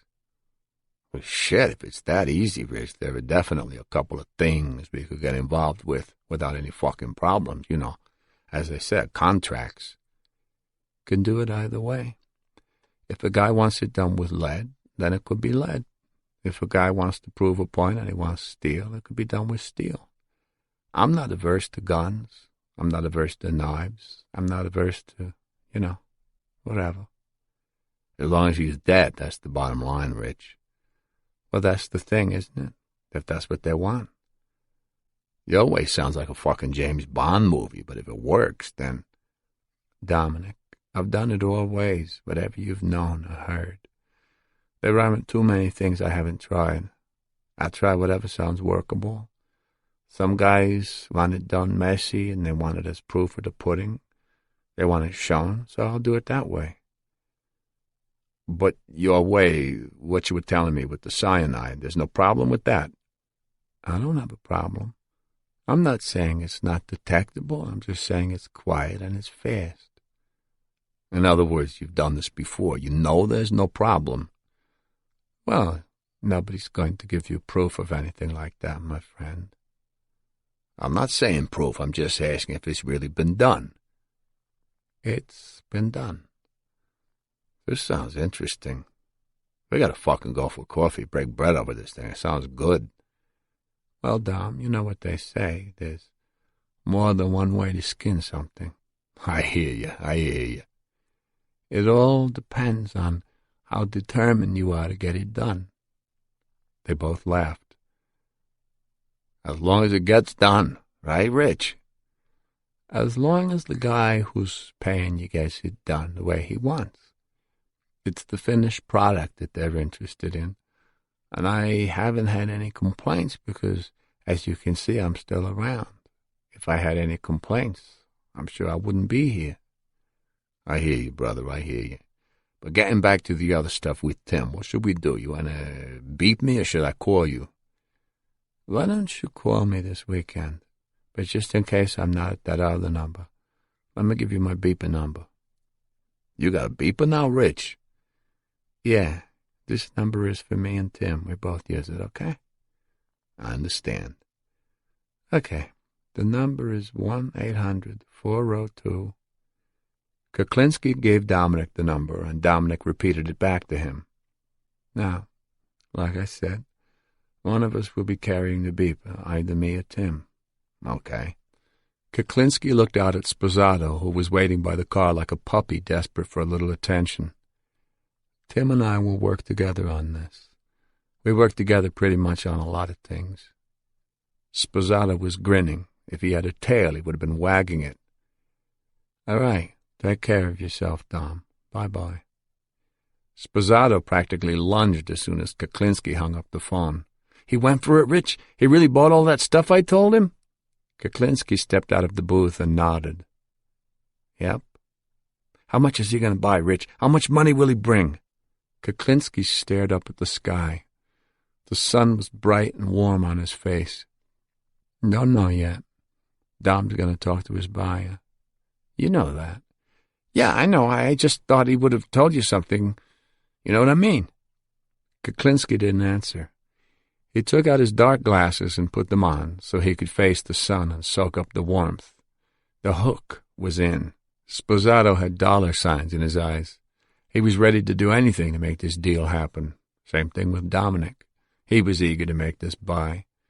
Maybe not as eager as Sposato, but he'd get there. They all do. It never fails. They all want the easy buck, and they all get stupid, just like the pharmacist. He adjusted his glasses and soaked up the warm Indian summer sunshine. It felt nice. It was going to be a nice day. 12. The pharmacist had thought of himself as a player, but he wasn't. His name was Paul L. Hoffman, from Cliffside Park, New Jersey, and in 1982 he was 51 years old. He used to show up at the store now and then, looking for a deal on anything he could move in his drugstore, Farmacia San Jose in Union City. He bought a lot of hot perfume, especially Charlie, which was a popular item with his Hispanic customers. The regulars at the store thought Hoffman was a pest, a bullshitter who tried to convince everyone that he was a big deal, a player, but he never brought in any merchandise to sell, he only bought. They tolerated him, though, because he always paid cash up front.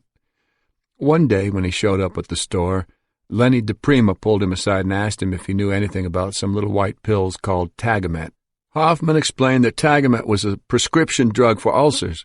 It was the ulcer medication. Everybody who had ulcers took it. Tagamet was probably the most prescribed drug in America, Hoffman said. He asked why DePrima wanted to know.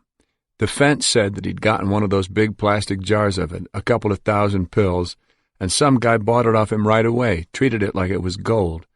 When Hoffman found out how much DePrima had sold it for, his jaw dropped. It was a third of the price he had to pay for Tagamet legitimately. He begged DePrima to get him some, as much as he could get. DePrima knew that the jar of Tagamet was just a one-time deal.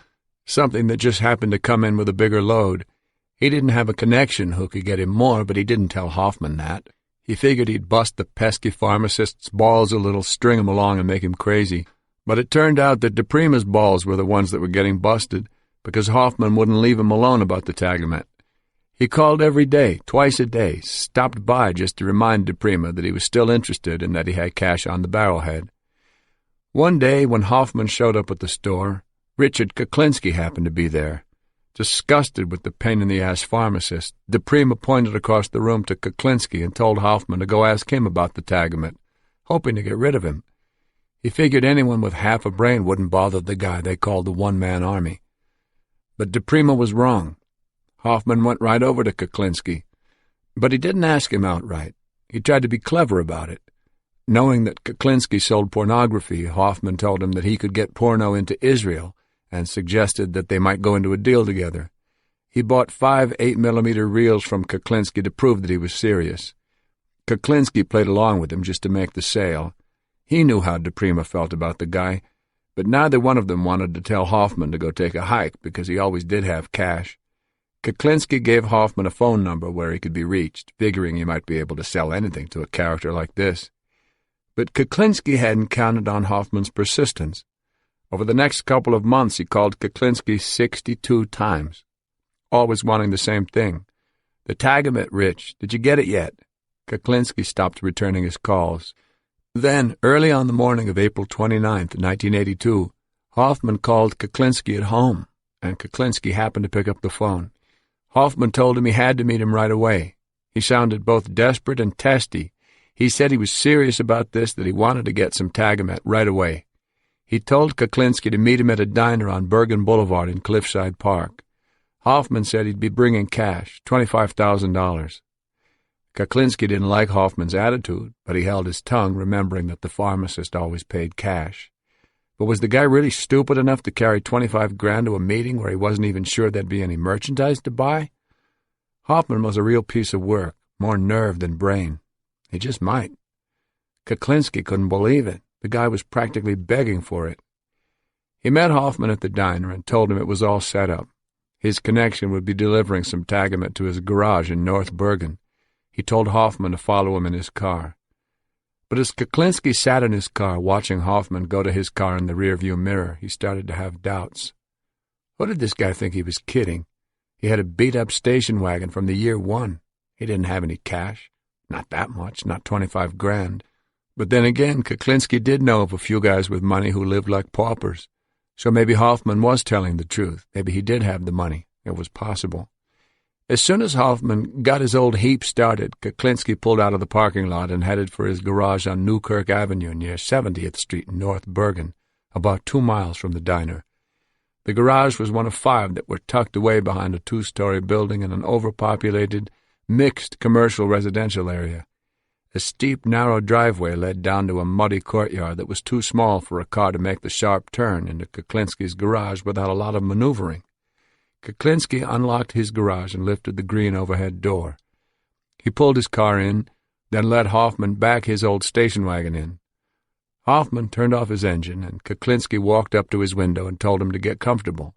It would take the guy with the Tagamet at least 2 hours to get here. He went over and closed the garage door then. He'd already made up his mind that he was going to kill the pharmacist. Hoffman got out of his car and started yammering again. Talk, talk, talk. All this guy ever did was talk. He talked about his kids, his wife, his drugstore, his customers, anything and everything.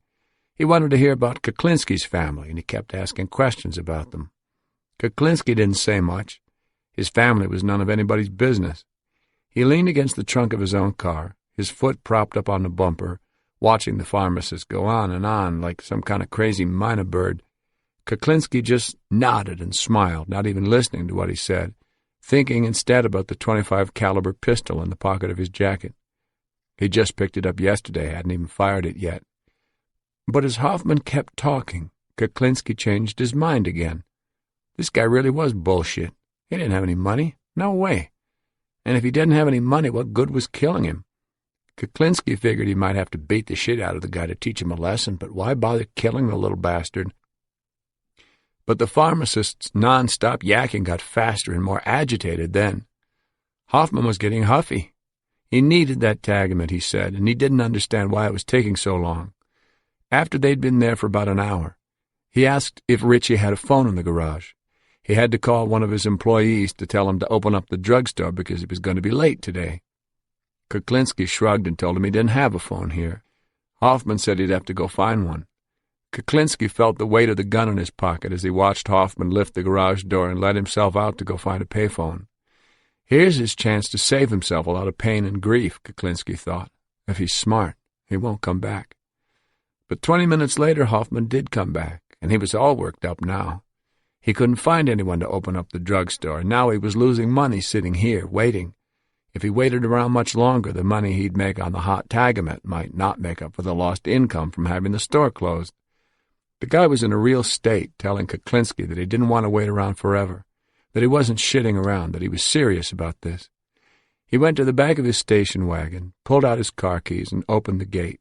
He threw back the carpeting over the spare tire well. Wedged in around the spare were packets of dollar bills, 10s and 20s bound with rubber bands. It looked like a lot of money. Kuklinski moved closer and stared down at all the cash. Son of a bitch, he thought. The guy did have it.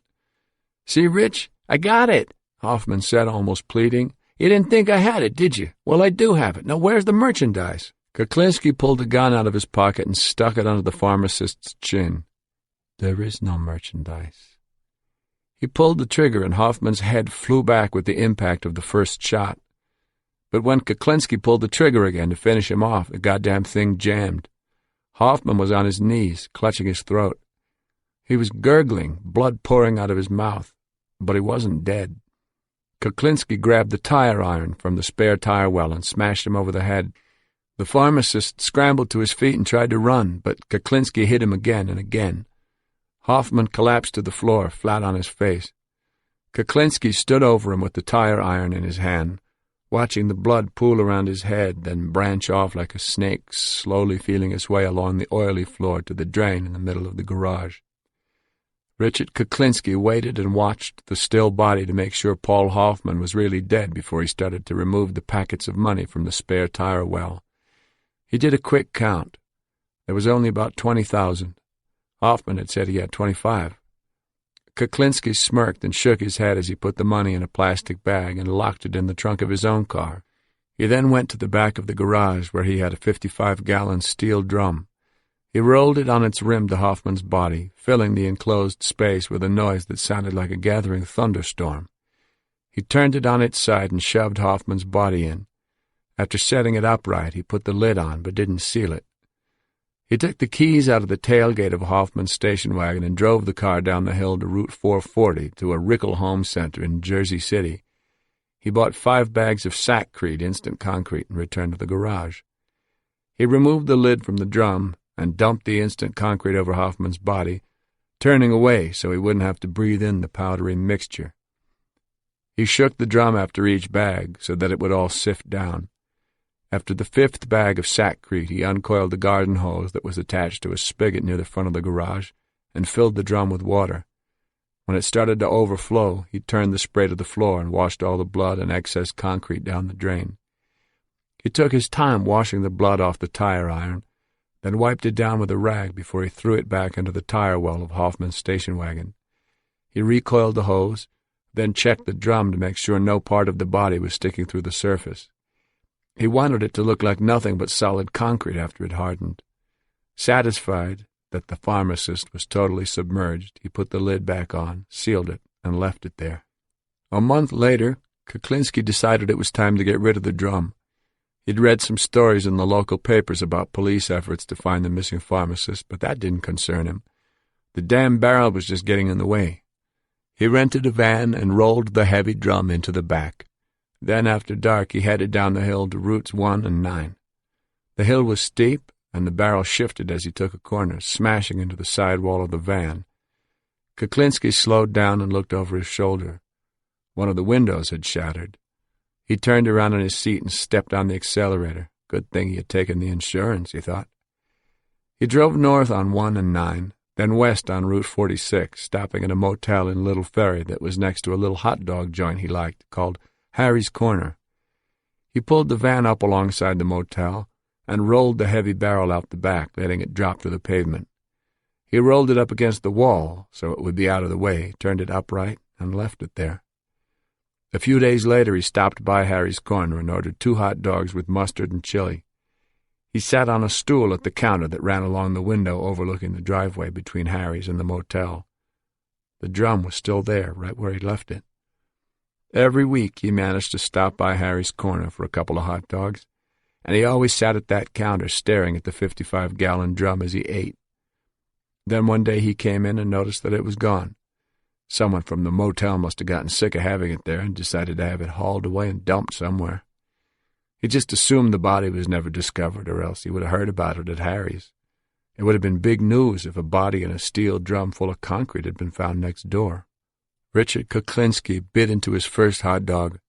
Staring at the spot where the drum had been, he chewed and wiped chili from the ends of his mustache. He took a second bite. It was a good thing they hadn't found Hoffman, he thought. Harry made a pretty good hot dog. If they'd found the body, he'd have to stop coming here for a while. 13. Thursday, September 25th, 1986, 1 p.m. Dominic Polifrone still couldn't believe it. He was grinning as he drove the Shark through the intersection of Bloomfield Avenue and Route 23, passing a White Castle hamburger joint on the corner. The cassette, a copy of the recording he'd made of the telephone conversation he'd had with Richard Kuklinski and Tim that morning, was in his pocket.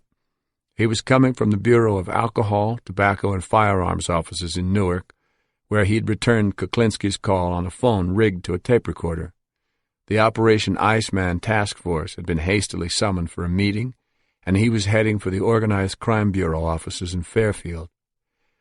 Dominic couldn't wait to see Bobby Carroll's face when he heard what was on this tape. The Deputy Attorney General was going to get up and do a dance on the table. Kuklinski had actually admitted to killing with cyanide. It was on tape. And that business about putting it in a spray mist, Jesus, how could a jury not convict this guy when they heard that? Carroll was going to think it was his birthday. A traffic light turned red up ahead, and Dominic pulled to a stop. There was a small shopping center with the Newburys on the right and a Chinese restaurant called the Great Wall of China on the left. Suddenly, Dominic's beeper went off. He pulled the device out of his pocket and glanced at the number on the LCD readout just as the light turned green. Area code 609-327. It was the same number in South Jersey that Kuklinski had called from that morning. The car behind him honked its horn, telling him to go. Dominic gave it some gas and drove on, wondering what he should do. His policy was to make Kuklinski wait, to maintain his control over the situation, but he had a feeling that might not be the best thing to do right now. He'd asked Kuklinski to find military arms for him. He told him it would be a big order, up to $500,000 worth. Even Michael Dominic Provenzano wouldn't play it cool for a deal that big. It wouldn't make sense, and Kuklinski could get suspicious. If Kuklinski was as paranoid as most bad guys were, he might think Dominic always took his time getting back to him because he needed time to set up recording equipment. Kuklinski might start to think that he was working with the cops, or that he even was a cop. Dominic decided it might be smart to return this call right away. He spotted a phone booth outside a diner up ahead on the left, turned on his signal, and pulled into the lot. In the phone booth, he read the number off his beeper and punched it out. It rang twice before it was picked up. Hello? It was Kuklinski.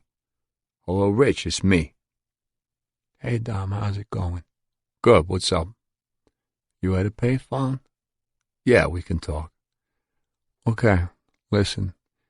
We made some calls and Tim's getting a sample for you. Oh, yeah? What's he getting? A hit kit. What caliber? It'll be a .22, already fitted with a screw-on silencer. What's the price? $1,100 for this one. You place a bigger order, we'll see what we can do. That's $1,100 for the set, right? Right. Okay, that sounds good to me. I'll give the girl a call and see if she's interested. Okay. And if she is, we can get together so you can look the piece over. Gotta check the merchandise out before you buy it, right? Kuklinski was chuckling. Of course, what do you think? Dominic laughed with him. You know the Vince Lombardi exit off the turnpike up north? Yeah. We can meet there. Okay, that sounds possible. Dominic was still wondering why he wanted to meet there. Well, when do you want to get together, then? Oh, well, let me talk to my girl first. She may not want this kind of stuff. What do you mean, Dom? Kuklinski's good humor faded. I thought you told Tim you were looking for hate kits. Dominic turned on the attitude. I did, Rich, but you know how broads are. They ever give you a fucking reason for changing their minds? No, but... Is there a problem with holding on to the piece until I can talk to her? No, that's not it. Then let me find her so I can make sure this is what everybody wants. That okay with you? Dominic was on the border between aggressive and belligerent. He was stalling Kuklinski, but he couldn't make it sound like he was stalling. All right, I'll tell you what, Dom. I'll beep you in a couple of days, and we'll take it from there. Beautiful. You're sure your girl wants this stuff? I mean, the whole order, the big one. Dominic laughed. She wants it. Believe me, she wants it. But I'll be honest with you, Rich. For the first deal, she's going to bust balls, 'cause that's where these people are. But once they trust you, she'll be buying so much fucking shit you're going to change your name to Sears. You know what I'm saying? I hear you. Kuklinski laughed, but it sounded forced. Okay, you beat me over the weekend and we'll set up a date. I'm 99% sure she'll want these pieces, but I want to make sure, okay? Okay. I'll be talking to you. Take it easy. Dominic hung up and stared blankly at traffic whizzing by on Route 23. He wondered what Kuklinski was thinking. Did he think Dominic was stalling him? And why did he want to meet at the Vince Lombardi service area? Why there? It was a busy place, good for getting lost in the crowd, but a lot of bad stuff went down there. Where exactly at Lombardi would he suggest they meet? In the men's room? No way. Too hard to place backups in a bathroom. Besides, it was an enclosed space. What if he had a little nasal spray bottle full of cyanide? Dominic headed back to his car. He knew he was going to have to meet Kuklinski again sometime, and it looked like he might have to go along with Richie's meeting place of choice, the Lombardi service area. The problem was, how would they control the situation there? He turned the key in the ignition and started the engine. As he pulled back out into traffic, he wondered how quickly he could react if he was sprayed in the face. Would he stand a chance if he held his breath? Maybe he'd better find out some more about this stuff.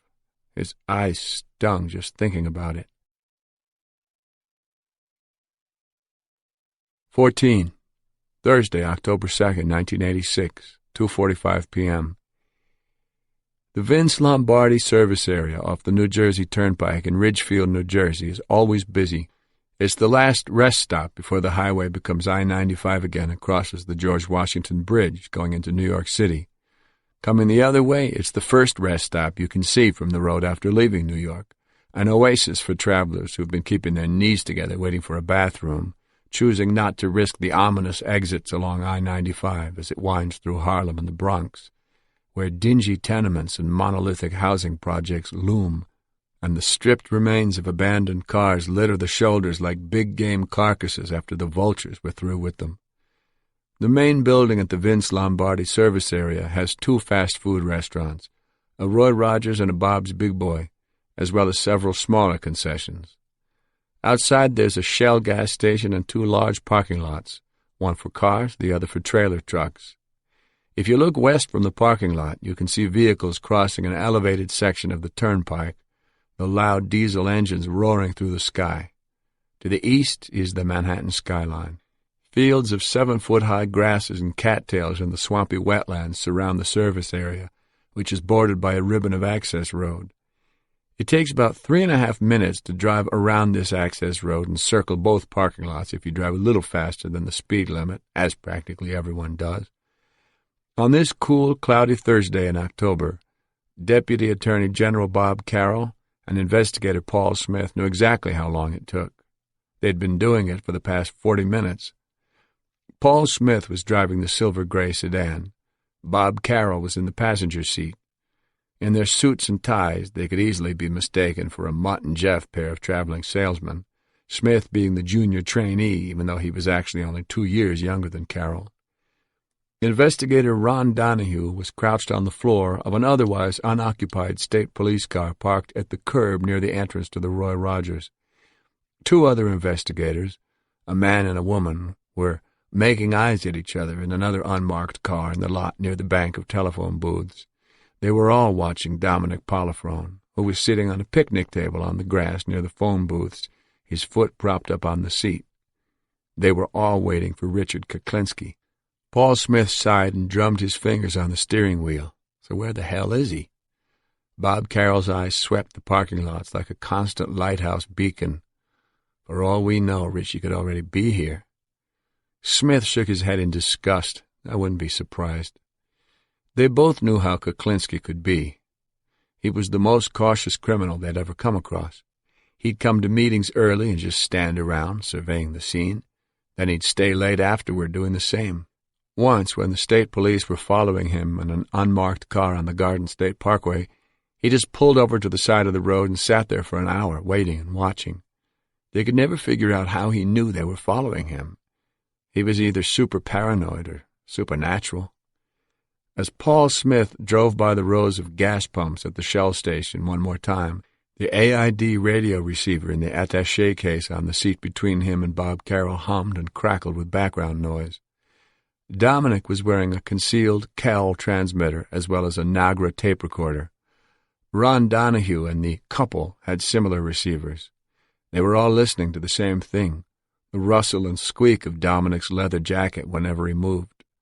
In other words, they were listening to nothing. I can just hear Ronnie now, Smith commented with a wry laugh. Curled up under the dash like that for all this time. He's going to let Dominic know about it. You can bet on that. Bob Carroll grinned at the thought of Ron Donahue chewing out Dominic for his sore back, but his eyes never stopped scanning. Suddenly, the receiver broadcast the sound of a beeper. Looking back over the seat, Carroll could see Dominic standing up and going over to the bank of phone booths. Dominic's voice came through the receiver. It's him, the home number.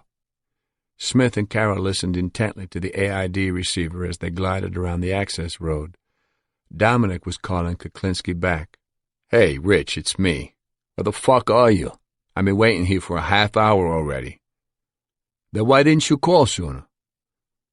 Oh, all right. But don't make me wait too long. I got people to meet, you know what I mean? Okay, I'll see you in a little bit. The receiver picked up the sound of Dominic banging the phone as he hung up. So what did he say, Dom? Paul Smith asked, even though he knew Dominic couldn't hear him. He says he got tied up with a bunch of phone calls. He said he's coming now.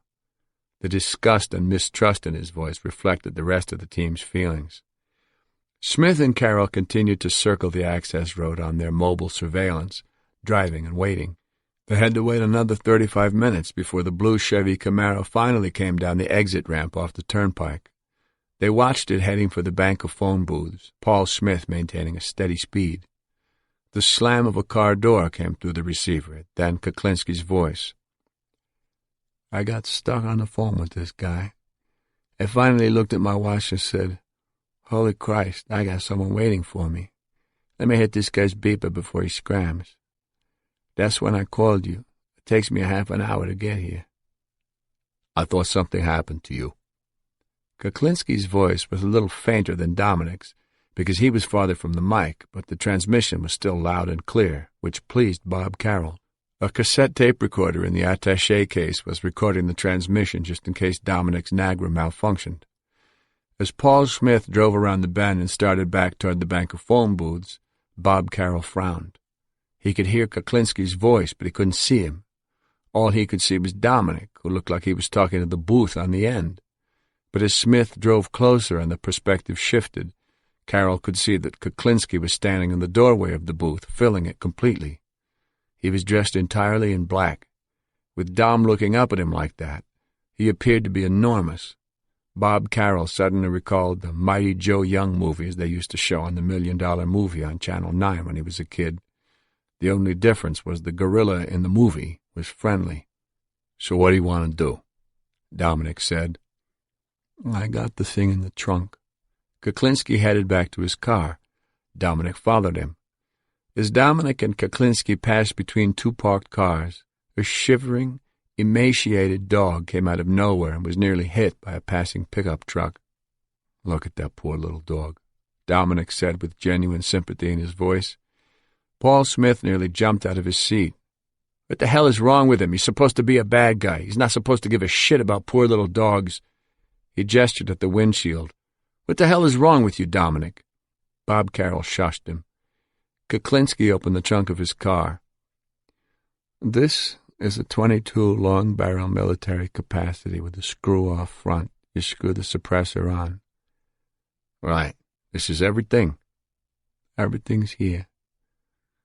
"Okay, now I'm going to bring this back to the girl. She'll show it to her people." "All right." "Now, you said you can do the quantity with these. I don't want to be embarrassed with these people, so if you can't do it, tell me now. That's all I'm saying. Otherwise, if you make an agreement with them and then you disappoint them, you can kiss your sweet ass goodbye." "How many do they want?" "Hey, I'm talking big bucks. They may start out with a couple 100,000 in the beginning. I don't know." "My guy tells me that right now they got 10,000 suppressors and the equipment to go with them. So, hey, that's a pretty good order. Let me take a look at this thing." The sound of rustling paper came through the receiver. "Here you go," Kuklinski said. "Just don't use it on me, you fuck you." They both laughed. "Here, you take it. I don't want to touch it. I already wiped it down, but I'll show you what we got here. This piece screws off, and this screws on." Bob Carroll and Paul Smith looked at each other. Kuklinski was showing Dominic how to put the silencer on. Bob Carroll's face was tight. Selling Dominic the gun was good. They could indict Kuklinski on that. But to get a murder indictment, Dominic would have to draw Kuklinski out, get him to talk, get him to say something incriminating, get him to talk about cyanide again. If they could get more of that on tape, Bob Carroll knew he could get a conviction in court. "Now, Rich, what about the explosives and stuff for these people?" "My guy says he can get that." "Grenades, fragmentation, all that shit. That's what they want." Dominic and Kuklinski got into a discussion about grenades and other military explosives and how it was always best to deal with one connection at a time when you were buying weapons like this. Paul Smith drove around the bend again and approached the phone booths. They could see Dominic and Kuklinski standing by the open trunk of the blue Camaro. Bob Carroll glanced down at the turning reels of the cassette in the attaché case. "Listen, Rich, remember you were telling me about how you use cyanide?" "Yeah." "I got this fucking rich Jewish kid I've been supplying with a lot of coke.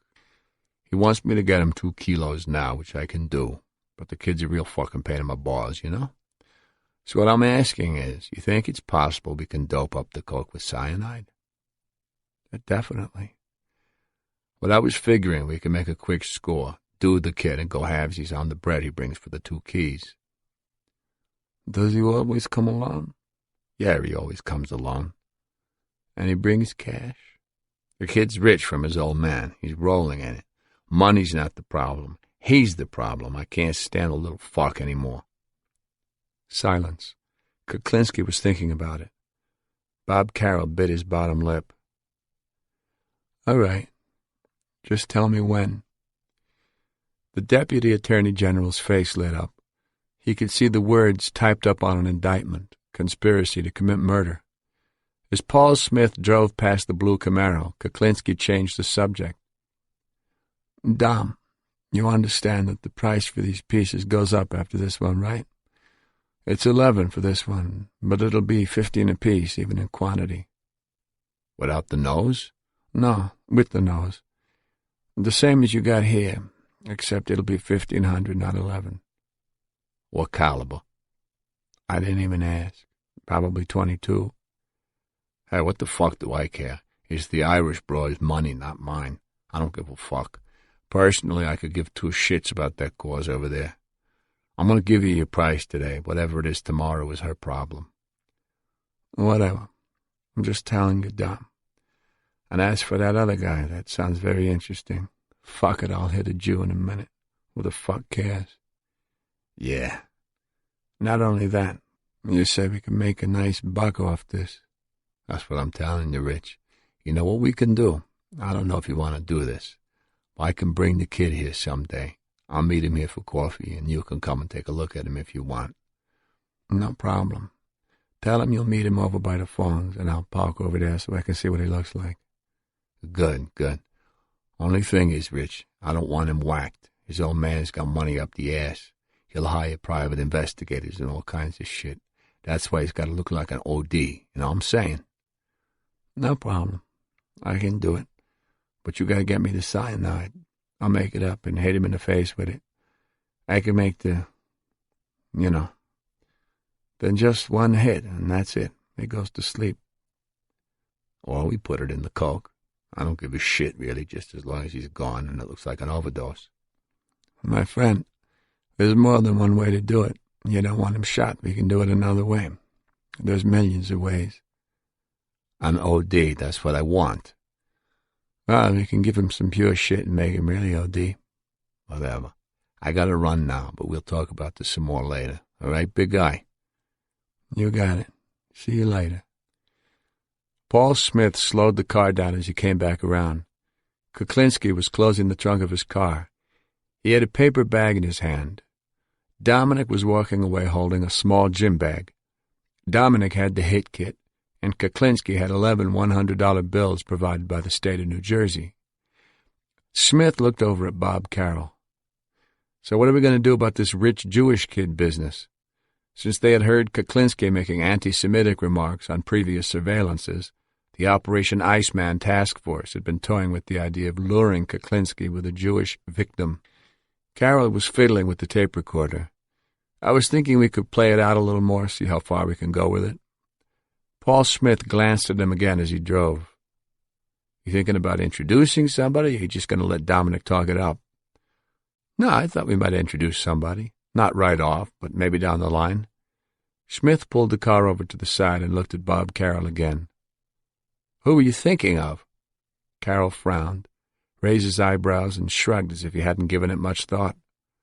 Actually, I was thinking about you. Paul Smith rolled his eyes toward the Deputy Attorney General and exhaled a weary laugh. I figured. Through the windshield he could see Kuklinski's blue Camaro heading for the entrance ramp to the turnpike. 15. Wednesday, October 8, 1986, 11:45 a.m. Richard Kuklinski used his last triangle of toast to wipe up the egg yolk from his otherwise empty plate. From his booth at the diner he could see a strip mall on the other side of the road. He looked at his watch. He'd beeped Dominic a while ago and given him the payphone number here at the diner. He wished Dominic would call him back before the place got crowded for lunch so they could talk with a little privacy. He chewed and sipped coffee, staring out at the sunny fall day. The leaves hadn't started to turn yet down here in South Jersey, but it wouldn't be long. The days were getting crisper, and it was beginning to feel like fall. The payphone by the cash register started to ring. Kuklinski sipped his coffee, waiting for one of the waitresses to get it. The old blonde with the tinted glasses answered it. Hello? Who? Hold on a minute. The waitress looked around the diner. When she spotted the big bald man with the gray beard sitting by himself, she went over to him. Sir, are you waiting for a call from a Dominic? She asked Kuklinski. Yes, I am. Kuklinski got out of the booth. Can I get you anything else, sir? He looked over his shoulder at the empty coffee cup. Yeah, sure. How about a refill? He continued toward the phone and made sure no one was nearby before he picked up the receiver. How you doing? Rich. Yeah, how's it going? All right. Who was that who answered the phone? That was the waitress here at the restaurant. So what are you doing? Not much.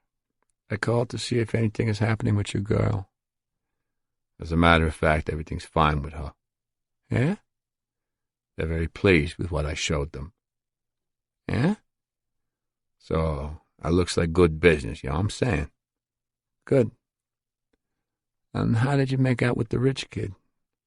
Is he gonna do that thing with you? Yeah, we're gonna do that. You know. Kuklinski grinned. Well, whenever you're ready, give me a beep. Yeah, all right. How long are you going to be down there in South Jersey? Don't worry about it. It'll take me 2.5 hours to get up there, my friend, that's all. Dominic laughed. I hear you. There's no rush on this thing, though, you know what I'm saying? The kid bounces around, goes away with his family sometimes, disappears for a while. He who hesitates is lost, my friend. You're right about that, Rich. Gotta strike while the iron is hot. I hear you. I'll let you know when the time is right. Okay. And how about the other thing with the girl? Don't worry, I'll be in touch as soon as I hear from her. Okay. You know how to find me. Right, I'll be in touch. Take care now. Bye. Kuklinski hung up and went back to his booth. The saucer was on top of his coffee cup. The waitress had poured him a fresh cup and covered it to keep it warm. He shook out 2 packets of sugar, ripped the tops, and poured them into the cup. He was thinking about the rich Jewish kid. Dominic had said the kid wanted 2 kilos of coke. The price would be $65,000. The kid would bring cash. They'd kill him, take his dough, and split it. That would give him another $32,500 on top of whatever he and Spazzato ripped off from Dominic with the bogus arms deal. Kuklinski brought the coffee cup to his lips and sipped as he looked out the window. He who hesitates is lost, he thought. He who hesitates. There was one time when he had hesitated, and he ended up regretting it. Back in the early 70s, a guy who owed him money was telling people that he didn't intend to pay up. Richard Kuklinski wasn't about to let it get around that he sat back and allowed people to stiff him. So he paid the deadbeat an unexpected visit late one night at his office in Midtown Manhattan. The man was very surprised to see him. He was more surprised to see Kuklinski's 38. Kuklinski told him he'd done wrong, and there was no making up for it now. The man just fell apart. Please, Rich, no. Please don't do this. Please, God, don't let this happen to me. Please, God, make him listen. Please, God. Kuklinski stood over the deadbeat as he fell to his knees. The man couldn't walk, he was so upset, crying and pleading, praying to God for mercy, promising God he'd do anything if he just helped him this one time. Kuklinski sneered down at him. I'll tell you what, he said. If you believe so much in your fucking God, I give you a half hour to pray to him. We'll see if he can do something for you, okay? He leaned on the desk and made himself comfortable, then looked at his watch and told the guy the clock was ticking. That was a mistake. The guy started to blubber something awful, crying and wailing and begging. It was pathetic. It was degrading. The guy couldn't even get up. He was such a mess. He tried to drag himself across the floor like some kind of cripple who'd lost his wheelchair. Eventually, the guy shit his pants, literally. It was disgusting. Kuklinski never thought anyone could be this desperate. After a while, he couldn't take it anymore, so he just shot him and got it over with. He hauled the body down in the service elevator and threw him in a dumpster. He never heard another word about the guy after that, but that one still haunted him. He shouldn't have hesitated. He should have just shot him right away and kept it simple. Doing it that way, making the guy beg like that wasn't worthy of Richard Kuklinski. It made him feel small, and he knew he was better than that. He learned a good lesson from that one, though. He who hesitates is lost. More coffee, sir? The waitress was hovering over the table, ready with the coffee pot. No, thanks, he said. Just the check. Yes, sir. She scurried back behind the counter to tally up his check. He drained his cup and waited. 16. Saturday, October 25th, 1986. Ellen Poliferon was genuinely happy. Dominic could tell. His wife never complained when he was on assignment, but he knew it never thrilled her. He watched her from the dining room table as she pulled a roast out of the oven. She was happy because tonight was a real occasion. Her husband was home for dinner for a change. Operation Iceman was turning out to be the longest undercover assignment Dominic had ever been on, 19 months now, but Ellen knew very little about it. She had no idea who Richard Kuklinski was, and that was the way she wanted it. If she knew the details of her husband's work, she'd go out of her mind worrying about him. As it was, whenever one of his cases broke and she read about it in the newspaper, she'd nearly have a fit. She would never sit by the window in a restaurant with Dominic anymore because she was afraid some mafia assassin would try to get back at Dominic for something he'd done to the mob. Dominic watched her spear the steaming roast and put it on a serving platter. He'd known Ellen since high school, and he often said she was the one who kept him sane. But right now he was tempted to break their long-time understanding and tell her what was going on with the Kuklinski investigation. The strain was getting to him, and he really wanted to unload some of what he was feeling. Ellen looked at him over her shoulder as she carved the roast. "Call the kids, Dom. Everything's ready." Dominic stayed in his seat, clutching the glass of scotch in front of him. "Kyrie, Drew, Matt, dinner's ready. Come on, let's go." Ellen rolled her eyes, but she didn't say anything. She knew her husband had a lot on his mind. Whenever Dominic took a glass of scotch out onto the deck, lit up a cigar and stared out at the trees, she knew something was bothering him, something about work. Lately it seemed like he was going out there a lot more than usual. "Hey!" Dominic suddenly erupted. "I said dinner's ready. Get up here or forget about eating." I'm coming," Drew yelled up from the den. Drew, their second child and the older boy, was 11 years old, and his fresh mouth occasionally got him into trouble, especially with his father. 13-year-old Carrie, the oldest, wandered into the kitchen and asked her mother if there was anything she could do. Matt, the youngest, tripped into the dining room wearing a red satin cape, a matching cap with red horns that tied under his chin, and a pair of horn-rimmed glasses with a rubber nose and a black feather mustache. Halloween was still a week away, but the 7-year-old was so excited he tried on his costume every day and dreamed out loud about all the candy he'd get trick-or-treating. He sat down at the table and waited for his father to notice him. Dominic noticed, but the smile for his son was forced. The red satin horns on Matt's head reminded him of one of the names they had for Richard Kuklinski at the store, the devil himself. Carrie started putting out plates and silverware, and Ellen brought out the food, but Dominic wasn't paying attention. He was thinking about him again. That's all he could think about these days, him, the devil himself. Kuklinski's face was the last thing he saw when he closed his eyes at night, and the first thing he saw when he opened them in the morning. He was afraid that they were losing him now.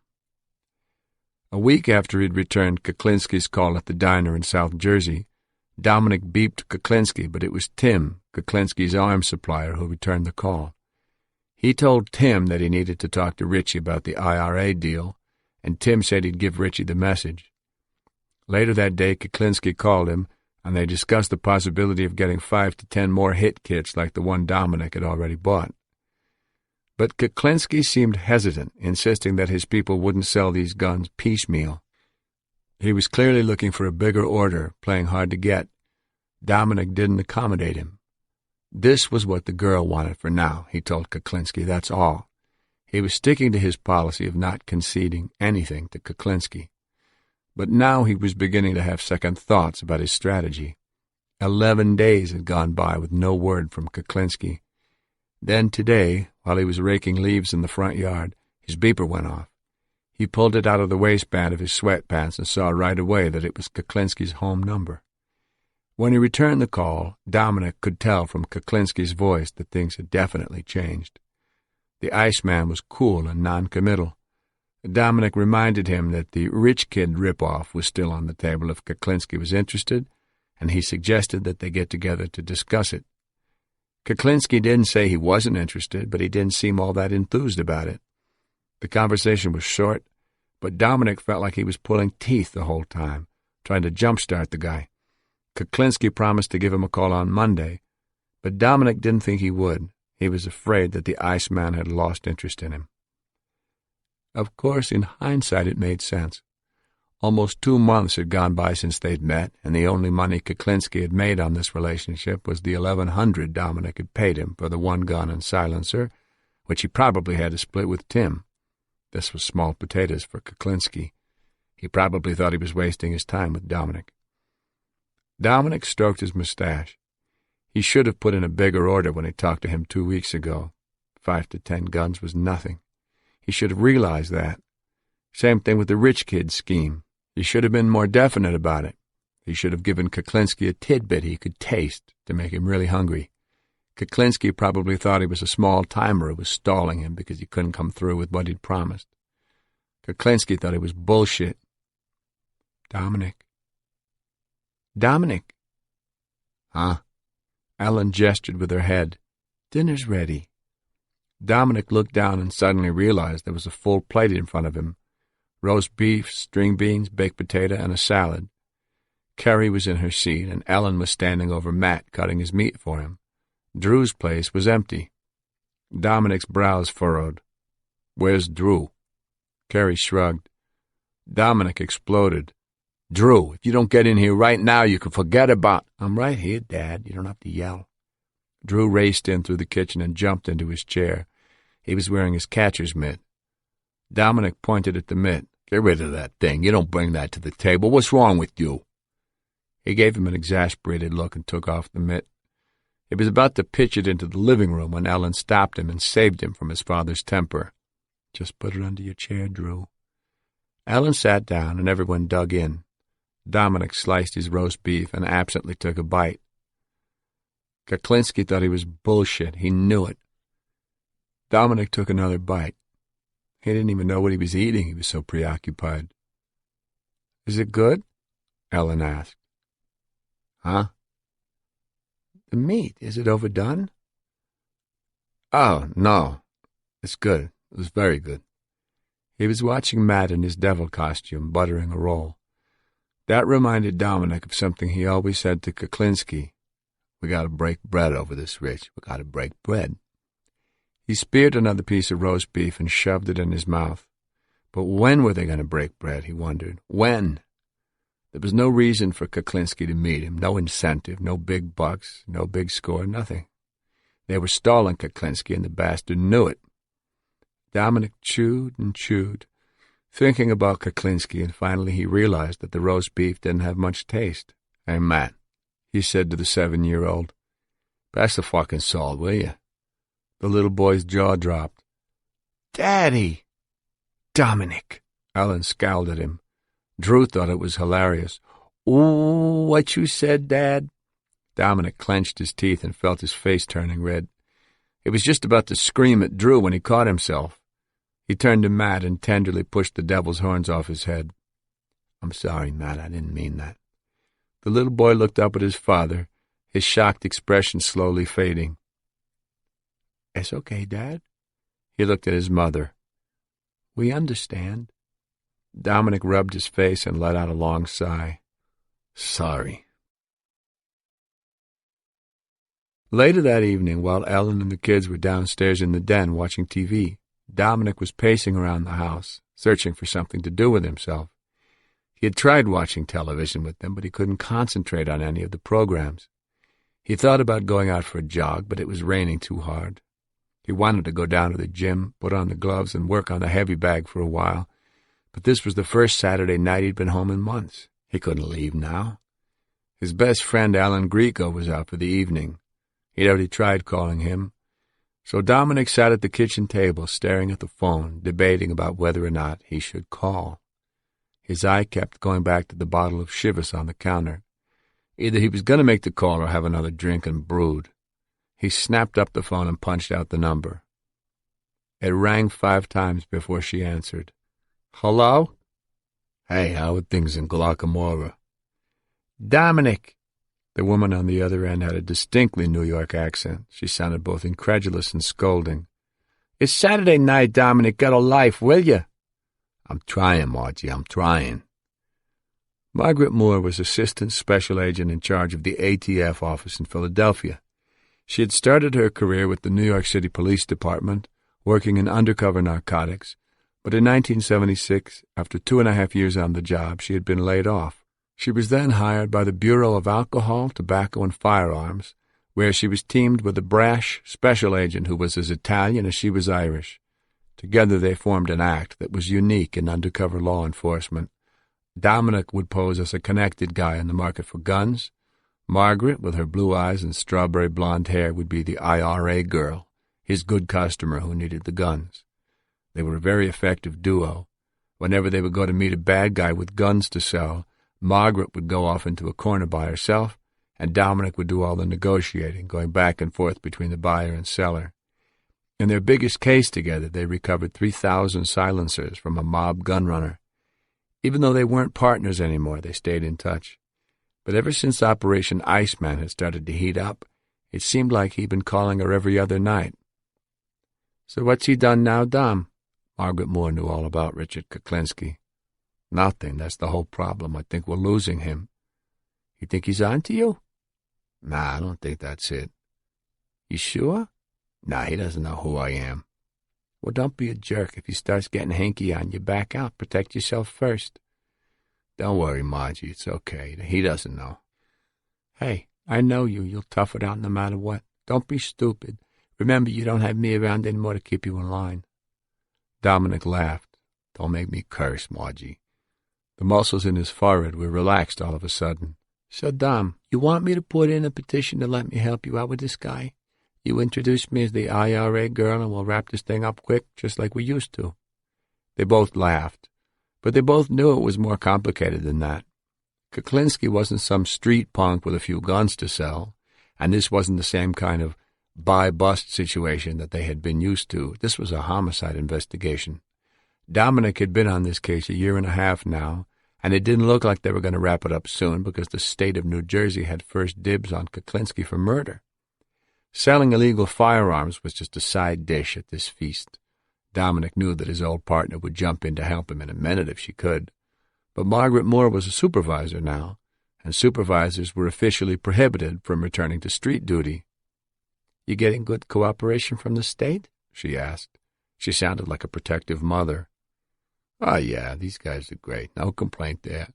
The guys from the Attorney General's office are top drawer." "So why isn't this thing moving? What's the problem?"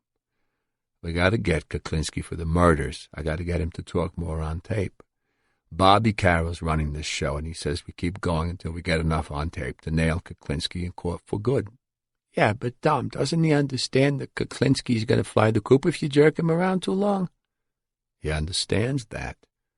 "Does he understand that it's your life hanging out there on the line with this ape? Does he understand that?"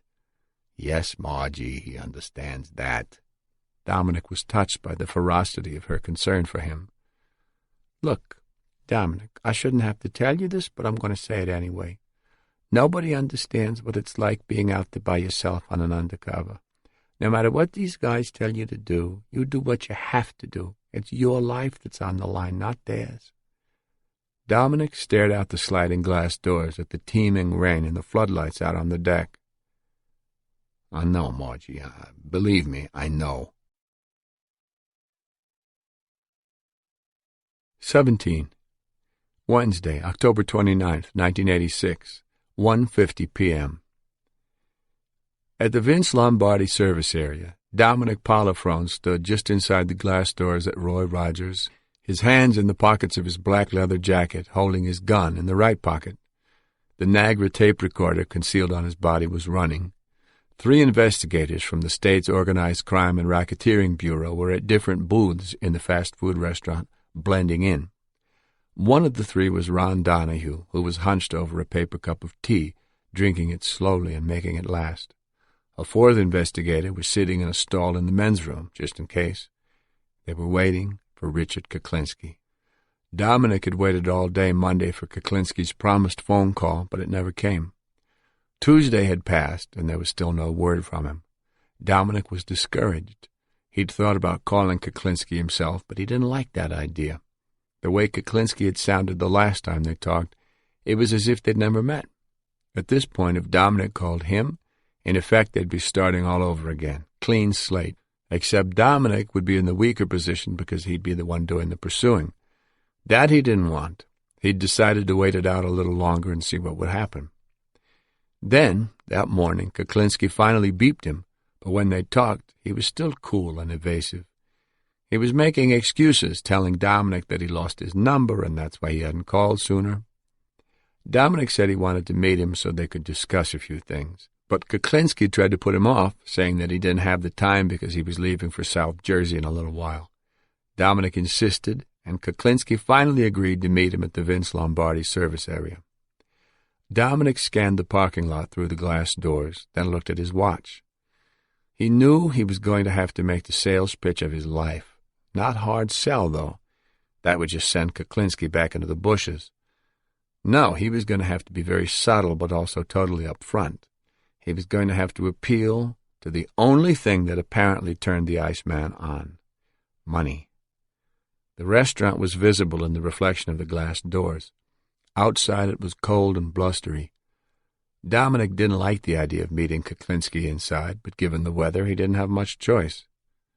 For one thing, there were too many people inside. What if something happened and he had to pull his gun? Then there was the bathroom problem. What if Kuklinski wanted to go talk in the men's room? It was an enclosed space. What if Kuklinski was on to Dominic and he decided to get rid of him with his cyanide spray? The man stationed in the toilet wouldn't be much help in that case.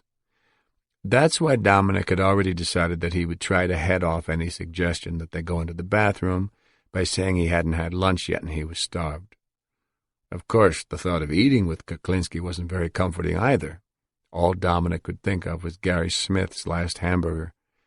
He was definitely going to make sure that he ordered the food and that it didn't leave his sight. He was glad Ron Donahue was sitting there. Ronnie would watch for something like that, and Ronnie wouldn't hesitate if he saw Kuklinski trying to pull something. At 2:00 on the nose, Kuklinski arrived, this time in a different car, a red Oldsmobile Cutlass Calais. Dominic watched the big man across the parking lot. He was wearing his gray leather bomber jacket and pressed jeans with a sharp crease down the leg. He was also wearing the dark glasses again. A bad sign.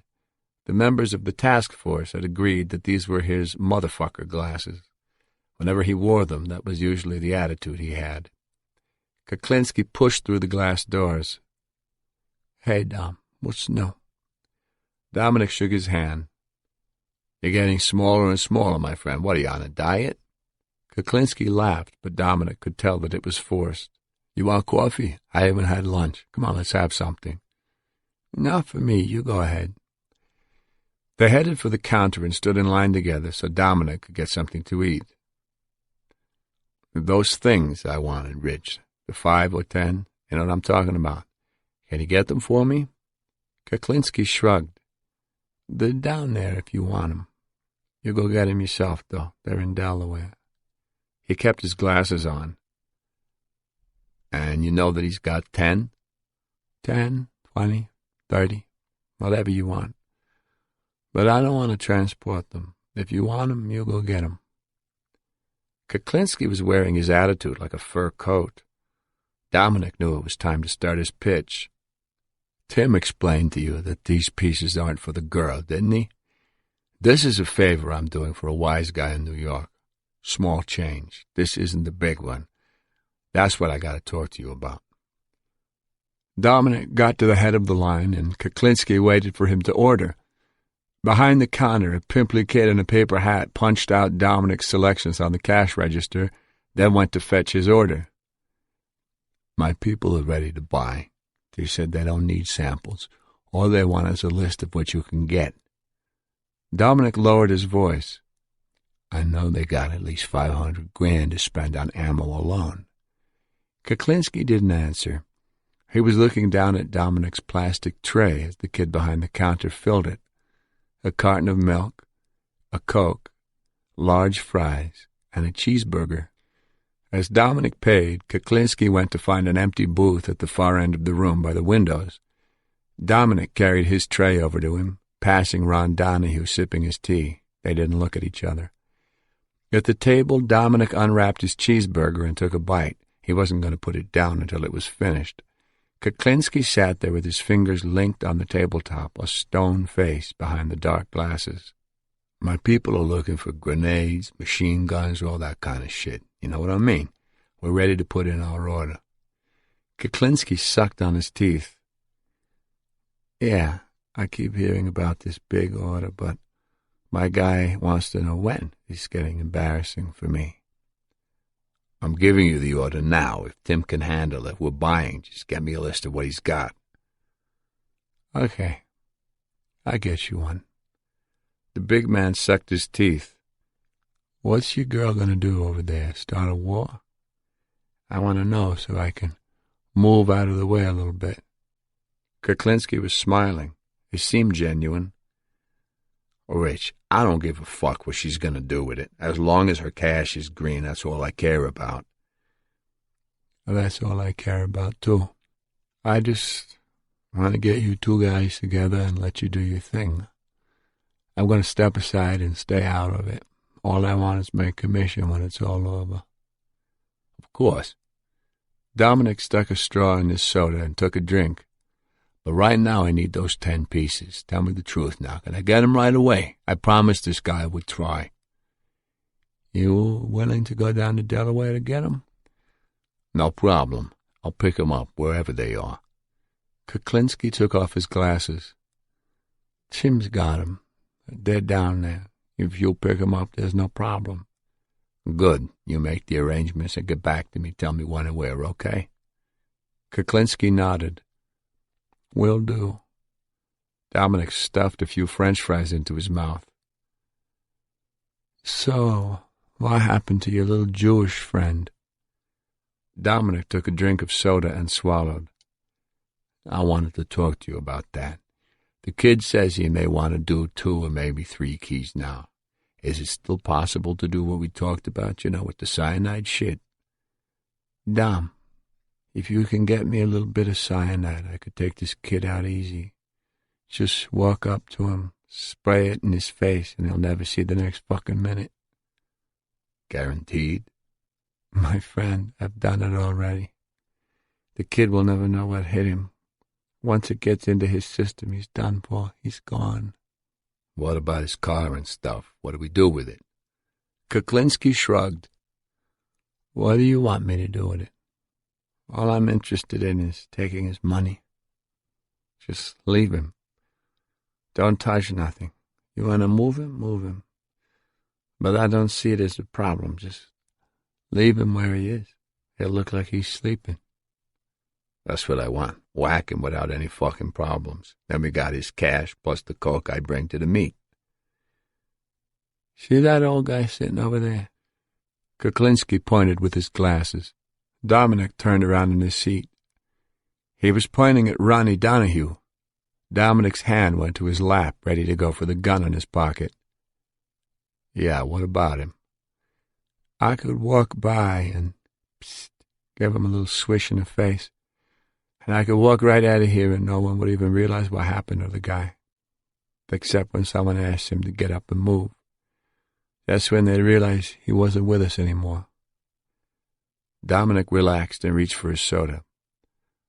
I get offers for these kind of jobs in the city sometimes.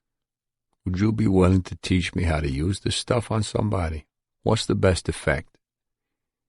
The best way is to hit him right in the nose with a spray so he inhales it. Once he inhales it, he's done. There ain't nothing he can do about it. Only thing is, you got to be careful you're not downwind, 'cause if you inhale it, you're gone. Dominic nodded. Yeah, that makes sense. My friend, I've done it on a busy street where they thought the guy had a heart attack. I walked right up to him, made like I was sneezing into my handkerchief to protect myself, and sprayed him in the face. He tripped and fell, and everyone thought he had a heart attack.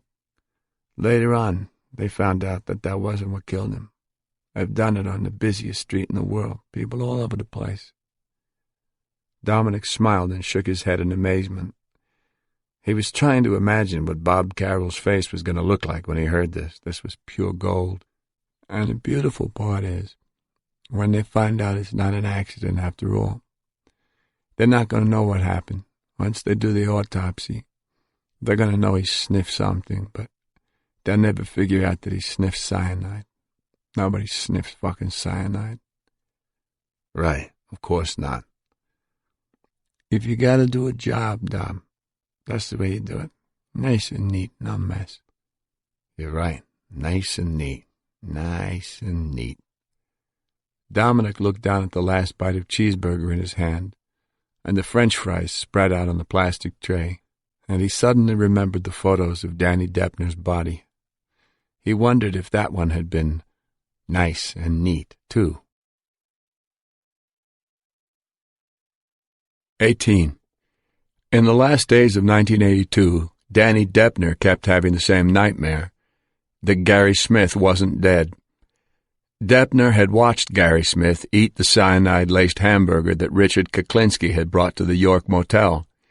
He had seen Gary's eyes go goofy as he fell back on the bed and clutched his throat. He was the one who had taken the lamp cord and finished the job, strangling Smith until he stopped struggling. He had rolled Smith's lifeless body off the bed and helped Kuklinski get him into the bed frame, covering him with the box spring and mattress. But lying in bed, staring at the cracked ceiling in another motel room, Danny Deppner began to wonder, could Gary still be alive? On Christmas Eve, in room 55 at the Skyview Motel in Fort Lee, Danny was jittery. He was stuck there, afraid to move, afraid to leave the room. Richard Kuklinski had paid for the room, but again left him with no money.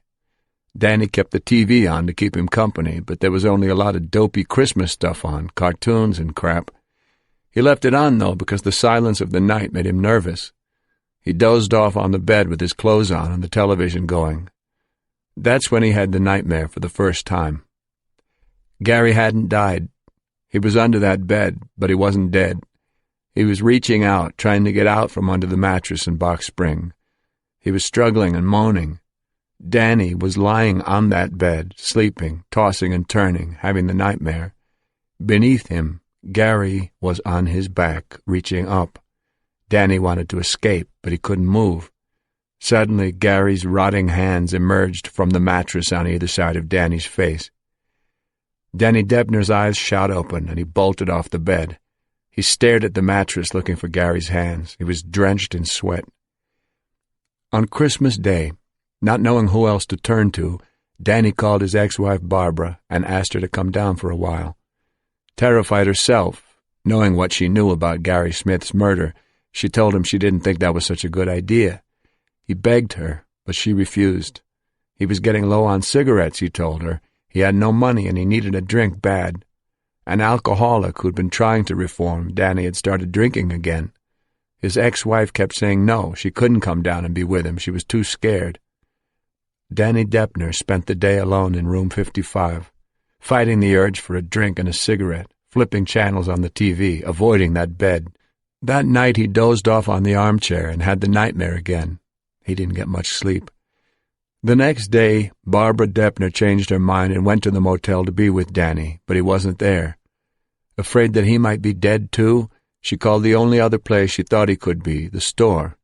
She asked if Danny or Big Rich had been around, but no one had seen either of them lately. Later that day, she returned to the motel and found Danny in his room. He said he'd gone out for a long walk, anything not to be cooped up in that room. She could see that he was a mess. He couldn't stop talking about how he and Kuklinski had killed her cousin Gary, begging her to listen to all the gory details. But she didn't want to hear about it. She had her own problems. Percy House was still in jail, and she had all those kids to take care of by herself. Anyway, the whole thing about what they'd done to Gary made her sick, but Danny had to tell somebody. If he didn't let it out, he'd go crazy, he said.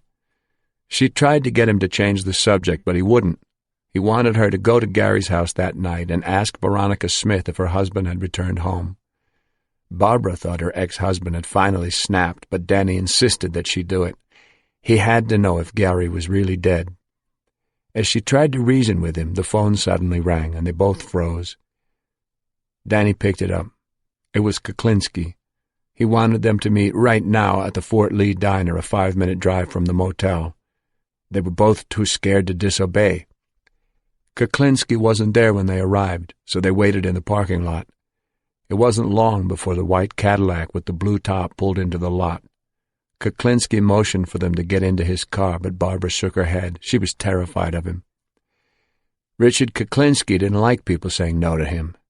He jumped out of the car, enraged, and snatched Barbara Deppner by the wrist. Where the hell did she get off calling the store and asking about him, he wanted to know. Danny tried to defend her, but he knew better than to challenge Big Rich.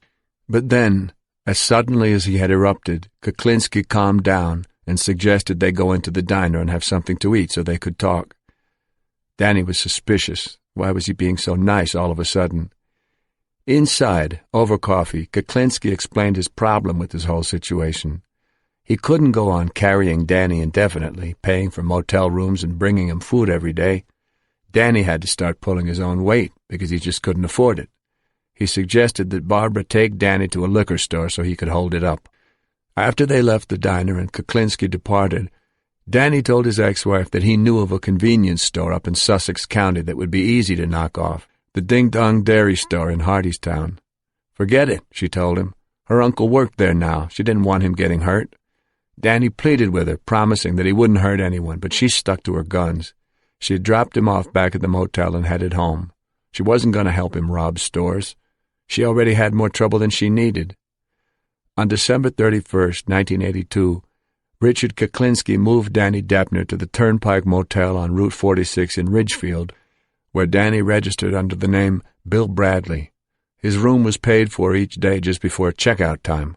One of the maids at the motel remembered Mr. Bradley, a tall man with dark woolly hair and a thick mustache. He had tired eyes and drawn face. Mr. Bradley would never let her clean his room, just took the clean sheets and towels at the door and said he'd take care of it himself. She also remembered the white Cadillac with the blue top that came every day just before checkout time and parked in front of Mr. Bradley's room. Danny was sleeping a little better now, but every once in a while he'd wake up in the middle of the night with that nightmare, Gary trying to grab him through the bed. On Saturday, February 5th, 1983, 44 days after Gary Smith's death, Richard Kuklinski moved Danny Deppner once again, this time to an apartment in a residential section of suburban Bergenfield, New Jersey. The studio apartment belonged to a young man named Rich Patterson, who was dating one of Kuklinski's daughters at the time. Patterson was away for the weekend, and Kuklinski had his own set of keys. Apartment 1 at 51 Fairview Avenue, Bergenfield, was the last place Danny Deppner ever had that nightmare. On Sunday, May 14th, 1983, a man was riding his bicycle along Clinton Road in Milford Township, New Jersey. It was a warm spring day, and the early morning sun was sparkling off the waters of the Clinton Reservoir. The air was fresh, and the woods were alive with new growth. There was seldom very much traffic on this road, especially on Sunday mornings, and there wasn't a house for miles. It was beautiful. As the man rode along the reservoir, something caught his attention to his left. An unusually large black bird was perched high in a tree. The man pulled his bike to the side of the road and stared up at the bird. It was a turkey buzzard, the biggest one he'd ever seen. He figured it must be looming over a carcass, probably a dead deer left behind by hunters. He got off his bike and went into the woods to investigate. Under the buzzard's tree he found something wrapped in green plastic garbage bags. One end of the large bundle was ripped, most likely by the scavenger bird. As he stepped closer, his stomach lurched. Part of a human head was peeking through the tear in the bag. The bicyclist ran back to the road and marked the spot where he'd entered the woods with a fallen branch. He intended to ride down to the nearest house and call the police, but a car happened to come by, and he flagged it down. He told the driver to call the police. There was a body in the woods. The police arrived within the hour and summoned Dr. Geeta Natarajan, the acting chief medical examiner of Passaic County. She examined the body at the scene, but left it in the garbage bags. After photographs were taken, the body was carefully lifted off the ground and put in a body bag. Samples of the dead leaves underneath the body were taken. They would help Dr. Natarajan determine when the body had been left there. The body was then taken to the state medical examiner's office in Newark, where she would perform the autopsy. At the ME's office, Dr. Natarajan's first task was to remove the plastic bags, taking note of how many were used. Expertly, the victim's limbs had been bound with paper tape. Then came the one job she detested most, dealing with the bugs. She took samples of all the insects and larvae she found present on the body, mainly carrion beetles and blowflies. The number of insect generations on the body would help determine how long it had been left in the woods. Identifying the types of insect would also be helpful, since different species thrive at different times of the year. When Dr. Natarajan was certain that she had samples of all the species present, she hosed the rest of the swarm down the drain and ground them in the garbage disposal, glad to be rid of them. Laying the body on a stainless steel work table, Dr. Natarajan then began the autopsy. The victim was a male, 6 feet 1.5 inches, 173 pounds. The man's face was almost totally skeletonized, and there was only partial flesh on the limbs, but the torso was very well preserved. Spring had come late that year, so the cold had kept him relatively fresh, and fortunately the buzzard had not had that many meals off this carcass. She removed the clothing, a white V-neck T-shirt with extensive brown-red staining, a pair of blue jeans, a black leather belt, blue socks, and took note of the absence of shoes or a coat. There were no gunshot or stab wounds, but she did find hemorrhaging on the neck just above the Adam's apple and on the whites of the eyes. A pinkish flush was apparent on the skin around the shoulder and chest on one side. This kind of discoloration, called pink lividity, can indicate several things, most commonly carbon monoxide poisoning. When Dr. Natarajan got to the stomach contents, she found more than 2 pounds of undigested food, beef, beans, potatoes, carrots, and beer. It was a large meal, but not unusually so for a man this size. There was no sign of gastric emptying. The food hadn't moved on from the stomach through the digestive tract, which meant that the man was killed soon after he had finished his meal, perhaps during the meal. She examined the food itself and noticed that the beans had been burned. The meal was probably home-cooked, she believed, because a restaurant couldn't get away with serving burned food. The man must have been very hungry to eat it. In the pocket of the man's jeans, she found a black wallet that contained no money or identification. She did find 5 wet slips of paper in the pocket, which turned out to be motel receipts. There were also 3 photographs that had stuck together. She soaked them and carefully separated them, laying them on paper towels to dry. There were pictures of children, 2 boys and a girl. Dr. Natarajan bagged them and sent them up to the Passaic County prosecutor. When he received the photos, the prosecutor laid them on his desk and stared at them. There was something familiar about those kids, but he couldn't place them. The pictures sat there for 2 days, haunting him, the little faces staring out at him like 3 pathetic little orphans. Then it dawned on him. He did know those kids. They'd been in the Passaic County prosecutor's office with their mother and her low-life boyfriend, common-law husband, whatever the hell he was, Percy House. Those were Barbara Deppner's kids. He picked up the phone and called the ME's office to tell Dr. Natarajan he had a good hunch who her body was. It was the father of those 3 kids, Daniel Everett Deppner. 19. Barbara Kuklinski didn't know what to think as her husband held the door for her and she walked into the carpeted lobby of the restaurant. Richard was wearing his dark glasses, even though it was evening, and he'd been wearing them all day around the house, which always made her uneasy. But now he was dressed to the nines in his dark blue suit, a white shirt, and a maroon tie. This was their favorite French restaurant, the place they always went to when they had something to celebrate. He'd specifically asked her to wear the dove-gray Christian Dior suit he'd bought her a few months ago. As they went up to the maitre d's station together, out of the corner of her eye Barbara saw him take off the glasses and put them in his pocket.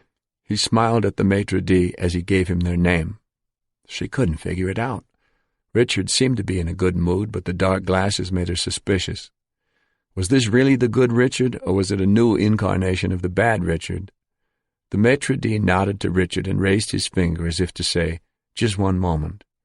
He turned and stepped into the dining room, waving his hand at the pianist until he caught the woman's eye. He nodded once to her, and she stopped what she was playing and started a new song. Barbara recognized it immediately, Kenny Rogers's Lady. When the record had first become popular, Richard declared it her song, and whenever he was in a very good mood, he'd call ahead to the restaurant and make sure it was played for their arrival. "Thank you, Richard," she said as the maitre d' led them to their table. He raised his eyebrows and smiled. "I haven't done that in a while." "It's very sweet of you." "Who else have I got to be sweet to?" She smiled and squeezed his hand, but she was still suspicious. As soon as they were seated, a waiter came and asked if they'd care for drinks. Richard wasn't much of a drinker, but he did like wine with his meals. The waiter fetched the wine list for him, but Barbara already knew what he'd order, a good Montrachet, their favorite red wine. The ones Richard ordered were never less than $100 a bottle. The waiter returned with the bottle of Montrachet and showed Richard the label. He nodded his approval, and the waiter uncorked the wine, placing the cork in front of Richard, then poured a little into his glass. Richard took a sip, looked down, and considered it for a moment, then told the waiter it was very good. The waiter filled Barbara's glass first, then Richard's, then left to let them study the menu. Barbara forced herself not to look at Richard over the top of her menu. She wasn't convinced that this was really the good Richard, and she knew from experience that anything could set the bad one off, though she was usually safe in public. Most times he saved his temper for behind closed doors, but not always. There was the time she'd talked back to him at the house. He didn't sit on his temper that time. The explosion was immediate. Barbara's father had been scheduled to undergo surgery that morning in Florida, and she was anxious to hear how he was. She and Richard weren't even dressed yet when the call came from her father's wife, and Barbara took it in their bedroom. She was understandably relieved when she heard that the surgery had been a success and her father would be fine. As she hung up the phone, Richard was just coming out of the bathroom in his underwear. "So, is the bastard dead?" he asked with a smirk. She stared at him, stung by the senseless cruelty of his remark. "That wasn't necessary," she snapped back. His face froze, and his eyes narrowed. Then she saw that look that always terrified her. His eyelids fluttered, and the eyeballs rolled back for a split second the same way a shark's does just before it's going to bite. Panic filled Barbara's chest. She was already backing toward the door when he lunged. "You do not talk back to me," he yelled. "Do you understand that? You do not talk back to me." She broke free from his grasp and ran down the steps into the living room, then down the flight of stairs to the front hallway like a deer being chased by a grizzly bear. Though she was in her slippers and bathrobe, she didn't hesitate to throw the front door open and run out into the snow. Outside she'd be safe, she figured. He never showed his temper in public. She stood on the sidewalk, out of breath, clutching the robe close around her neck, wondering how long she'd have to wait before he calmed down and she could go back in. But then the sound of the electric garage doors startled her. As the doors rose, an engine roared to life, and she saw the tailpipe of the red Calais spewing out exhaust on the cold air. The car screeched out of the garage in reverse. Richard was behind the wheel in his T-shirt. He bellowed out the open window, "You do not talk back to me!" Barbara could see that he was out of his mind with rage. She started to run. The sound of spinning tires was right behind her. He drove up onto the sidewalk, determined to run her down. She ran for the next-door neighbor's yard, slipping on the snow, heading for the big tree in the backyard. It was the only thing she could imagine that would protect her from the impact of the car. She slipped once more before she reached the tree, falling on it, scrambling behind it, clutching it close, breathing so hard her chest hurt. When she finally dared to peer around the tree, Barbara saw that the car was at an angle on the snow-covered front lawn. The engine was idling, and Richard was behind the wheel, but it wasn't moving. He wasn't pursuing her anymore. She took a closer look and saw that Richard was punching himself in the head, again and again, hitting himself hard with a closed fist. It was what he did when he was frustrated and couldn't vent his rage any other way. If he couldn't hit anyone else, he'd hit himself. Reliving that horrible winter day, Barbara could feel her heart beat faster as she stared blankly at the menu in her hands. She refocused and started to read the selections quickly, afraid that Richard would know what she was thinking. "Do you know what you're going to order, Rich?" she asked, looking over the top of her menu. Richard wasn't looking at his menu. He was staring at something at the back of the restaurant. Barbara turned around and saw two couples seated at a leather banquette. One of the men was gesturing with his arms, telling a story that was making the others howl with laughter. The man was heavy-set with a fleshy, oblong face and thin dark hair combed straight back. His jeweled cufflinks glittered as he motioned with his hands. The women were considerably younger than the men, and one of them looked like a high-class call girl. The two men looked like hoods. The corners of Richard's mouth drooped as he stared at the man telling the story. His eyes were narrow. Barbara couldn't understand why this man was upsetting her husband. Her heart started to pound.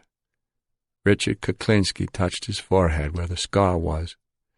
Barbara glanced quickly over her shoulder, but she didn't see any resemblance between this man and anyone she'd ever met. She shook her head, confused and anxious that their evening would be ruined after all, fearful that he would erupt right here in the middle of the restaurant. He kept staring at the man. Suddenly, Richard's eyes shot back at her. "That guy sort of reminds me of Roy." Barbara swallowed hard and looked down at her menu, praying to God that this wouldn't set him off. 20. Roy DeMeo had a very bad temper, the kind of temper that flared fast and hot and came when you least expected it. A soldier in New York's Gambino crime family, DeMeo was subject to dramatic mood swings. He'd give you the shirt off his back one minute and cut your throat the next if you hurt his feelings. Richard Kuklinski had seen for himself how evil DeMeo's temper could be one summer day in the late 70s, when DeMeo chartered a fishing boat out of Sheepshead Bay, Brooklyn, to take a few of his associates out for a pleasure cruise. They'd brought beer and wine, Italian bread and provolone cheese, sandwiches made with all kinds of Italian delicacies. Roy was a jolly host that day, regaling his men with jokes and stories as he encouraged them to eat. It was a bright, sunny day, and the cool breeze was a relief from the sweltering heat of the city. The boat went out several miles, taking them to good fishing waters. The mood on board was pretty raucous by the time the captain cut his engines and moved to the stern, where he started to chum the waters with cut-up chunks of fish and fish blood in order to attract game fish. Chumming often attracts sharks, too, and Kuklinski noticed several fins starting to circle the bloody water around the back of the boat. The men joked about the sharks and threw beer cans at them. Roy DeMeo had just finished making a toast to everyone's health and long life, his beer can held aloft, when out of the blue his face suddenly changed and he glared at one of his guests. "You know, you got one motherfucking big mouth, pal." The man was stunned. Everyone was. "Roy," he said, "I don't know what you—" "You know what the fuck I'm talking about." DeMeo reached into the beer cooler, pulled out a pistol, and shot the man in the head just like that. The man collapsed to the deck, and DeMeo put another bullet into his back. DeMeo then ordered his other guests to throw the bastard overboard to the sharks. No one dared object. The agitated sharks lunged for the body before it even hit the water. Their violent thrashing as they tore the body apart gave the mobster a grim satisfaction that only he understood completely. Richard Kuklinski would never forget the twisted, sadistic look on DeMeo's face that day on the boat. It was a look he came to know very well. DeMeo's crew hung out at a bar called the Gemini Lounge on Flatlands Avenue in the Canarsie section of Brooklyn. Roy's cousin Joseph Guglielmo lived in the apartment behind the bar. His nickname was Dracula. One night Kuklinski had gone to the Gemini Lounge to see DeMeo, and Roy invited him to stay for dinner at his cousin's place. Kuklinski accepted the invitation and followed DeMeo through the back hallway into the apartment, where several young men were seated at the kitchen table. They were all members of DeMeo's crew. DeMeo preferred young guys. He felt they were hungrier and more willing to carry out his orders, no matter how gruesome. Kuklinski took a seat at the table just as DeMeo's cousin Dracula was pouring out the big pasta pot into a colander in the sink. Steam plumed up around Dracula's head like a mushroom cloud. One of the young guys poured wine for everyone, and a big steaming bowl was brought to the table, angel hair and sausage. Kuklinski dug in. Wise guys knew good food, and this was excellent. He was halfway through his meal, reaching for the bowl of grated Parmesan cheese, when all of a sudden DeMeo stood up and pointed a .22 fixed with a silencer at the kid across the table from him. The kid dropped his fork. His eyes bugged out. Roy, what?" "Shut up." The shot sounded like balloons popping. The kid's chair toppled over backward, and he crashed to the floor dead. DeMeo sat back down and returned to his meal, twirling pasta on his fork. One of the other crew members got up to move the body. "Leave him," DeMeo barked with his mouth full. "Finish eating," he ordered. "Everybody, eat." They all ate. When DeMeo finally gave them the okay, his men did what they did best. They made the body disappear. They took the kid's corpse into the bathroom and threw him in the tub where they drained his blood, then proceeded to cut him up and wrap the pieces in small, sealed packages. The packages were distributed to a number of dumpsters around the city. DeMayo's crew had honed this chore down to an efficient assembly line process. They'd done it many times before. As the boys went to work, DeMayo and Kuklinski sat down to espresso and biscotti and talked business. In the mid-'60s, Barbara Kuklinski's uncle had worked at a film lab in Manhattan, Deluxe Films, and through him Richard Kuklinski had gotten a job there. At the lab, Kuklinski discovered that there was money to be made selling bootleg copies of popular films, particularly the Disney cartoon features. Kuklinski had access to 8mm loops, master copies from which legitimate copies were made, but he soon found that on the black market there were lesser-known celluloid heroines who were far more lucrative than Snow White and Cinderella, played by actresses with names like Holly Bangkok, Ginger Sweet, and Amber Lick. Bootleg copies of legitimate films could only be sold piecemeal. Selling more than 5 reels to a single customer was considered a big order. But porno movies, Kuklinski discovered, sold by the dozens to adult bookstores and mail-order outlets. Kuklinski saw that there were big profits to be made in porn. All he needed was a little venture capital. But this wasn't the kind of loan he could go to a bank for. The only alternative for financing illegal enterprises is a loan shark, and Kuklinski knew someone who knew someone who knew a loan shark who was an associate in the Gambino crime family. Kuklinski was lent $65,000, seed money to start mass-producing porno films. Kuklinski had no problem using the lab's equipment after hours to make the films. The problem he hadn't anticipated, though, was distribution. Selling porn wasn't like selling Mickey Mouse and Donald Duck out of the trunk of his car. He was sending his product across the country, and payments weren't always prompt. He had expenses to meet in order to keep his production up, so he just figured he'd put off the loan shark for a little while until those late payments came in. When he got paid, the Shylock would get paid. But Kuklinski had figured wrong. Back in the '60s, he still had a lot to learn about dealing with the mafia. To them, a due date is a due date. There are no extensions, and they rarely cut you any slack, especially when money is involved. When Kuklinski fell behind in his weekly payments and then started disregarding the warnings, the loan shark sent someone over to see him, someone who specialized in attitude adjustments. Late one night, Kuklinski was by himself in the basement of the film labs, waiting for the elevator. He'd been running the loop machine all night, making copies, and he was dead tired. All he wanted to do was get home and go to bed. But when the elevator arrived, he was surprised to see 3 men inside. They walked out with their hands in their pockets, forming a circle around him. He had no idea who these men were, but they knew him. They hustled him into a bathroom and locked the door. The biggest of the 3 stood right in his face. "So where the fuck is the money, Polak, huh? Come on, get it up." The man on his right side, the one with the dark, evil eyes, kicked Kuklinski's knee out, and he fell to the cement floor. Then he was hit with something hard across the back of his head. Kuklinski linked his fingers behind his head and covered up. His ears were ringing.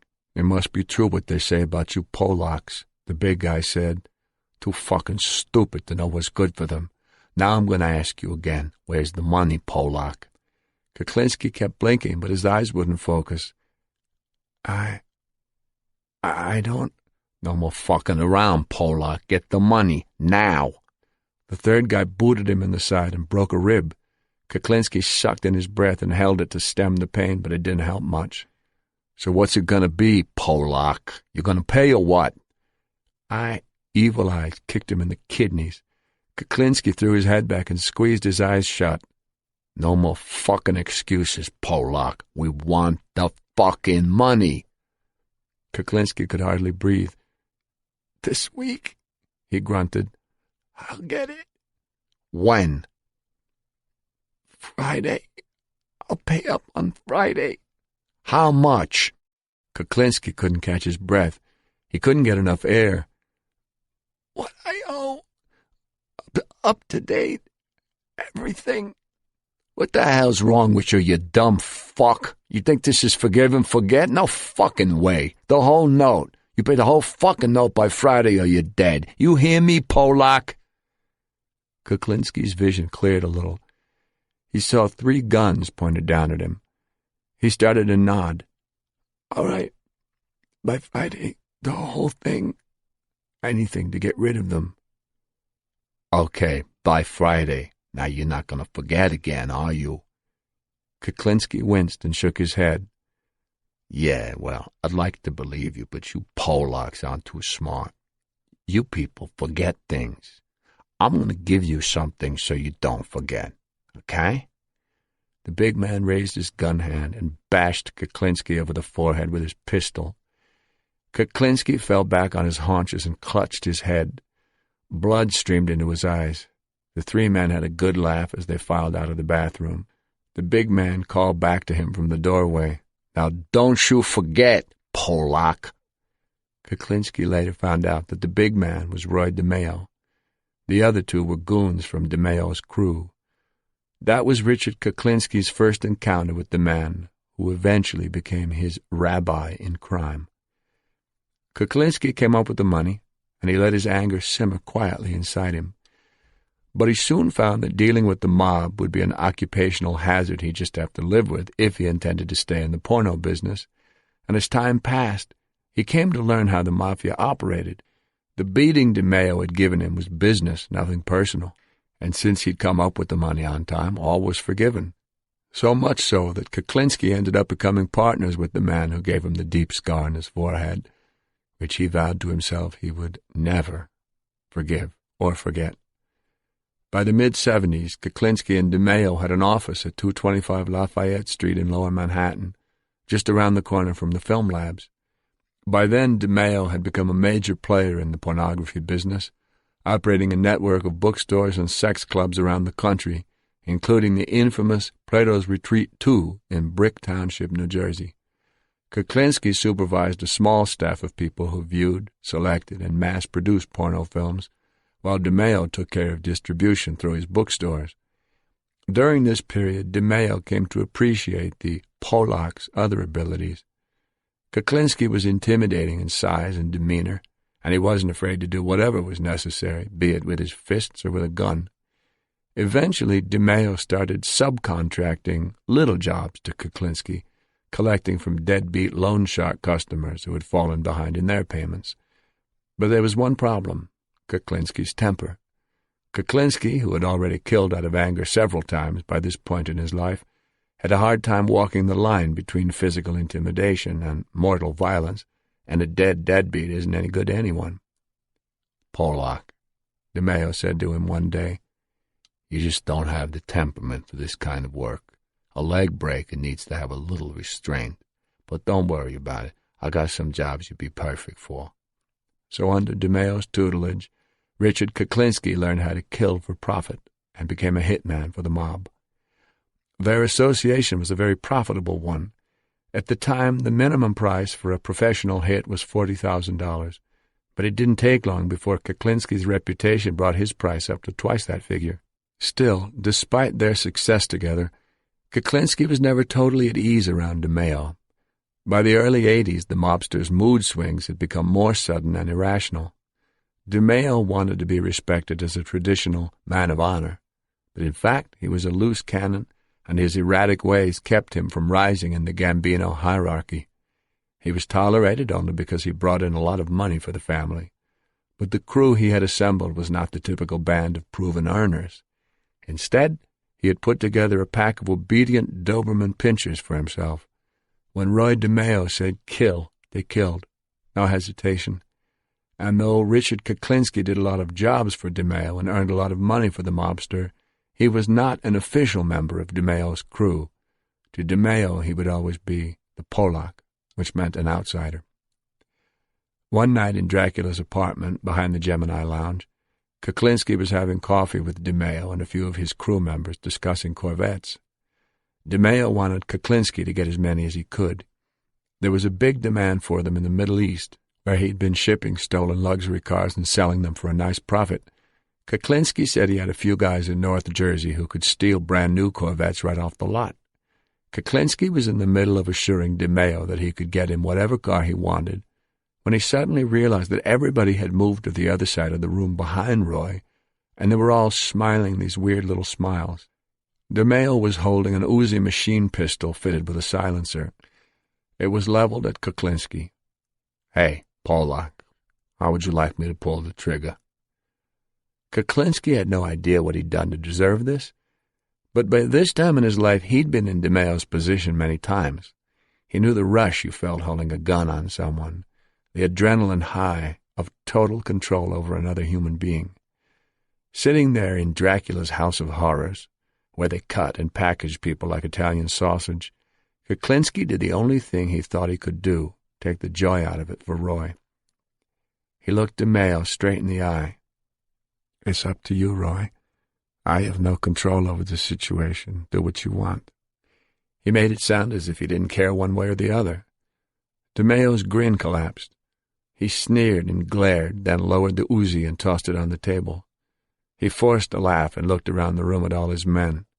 "The Polak's got some pair of balls on him," he announced. The crew laughed with their leader and made like it was all a big joke. But Richard Kuklinski knew better. He'd ruined it for Roy. He'd stolen the moment. There was no thrill in killing someone who didn't care.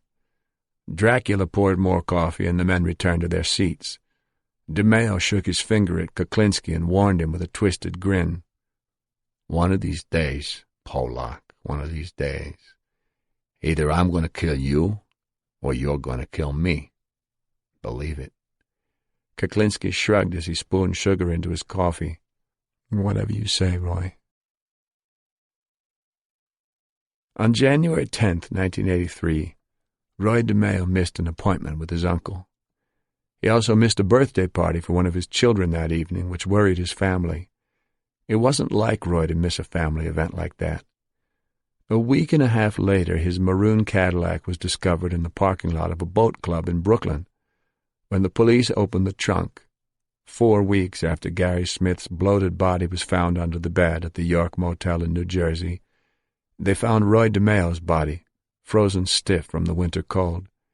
He'd been shot 5 times, encrusted wounds behind both ears. A chandelier was draped over his body. Law enforcement authorities are still trying to decipher the possible symbolism of this gesture. Years later, Richard Kuklinski indicated that he killed Roy DeMeo, but he refused to comment on the significance of the chandelier. When asked whether or not he felt the rush of total control as he pulled the trigger, he remained silent. 21.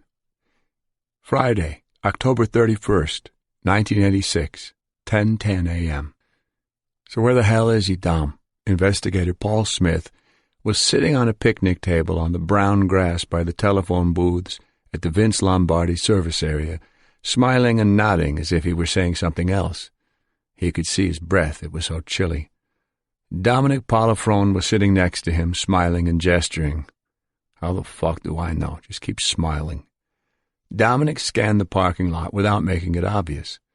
It was a raw, cloudy day, and motorists were rushing from their cars to get in out of the cold.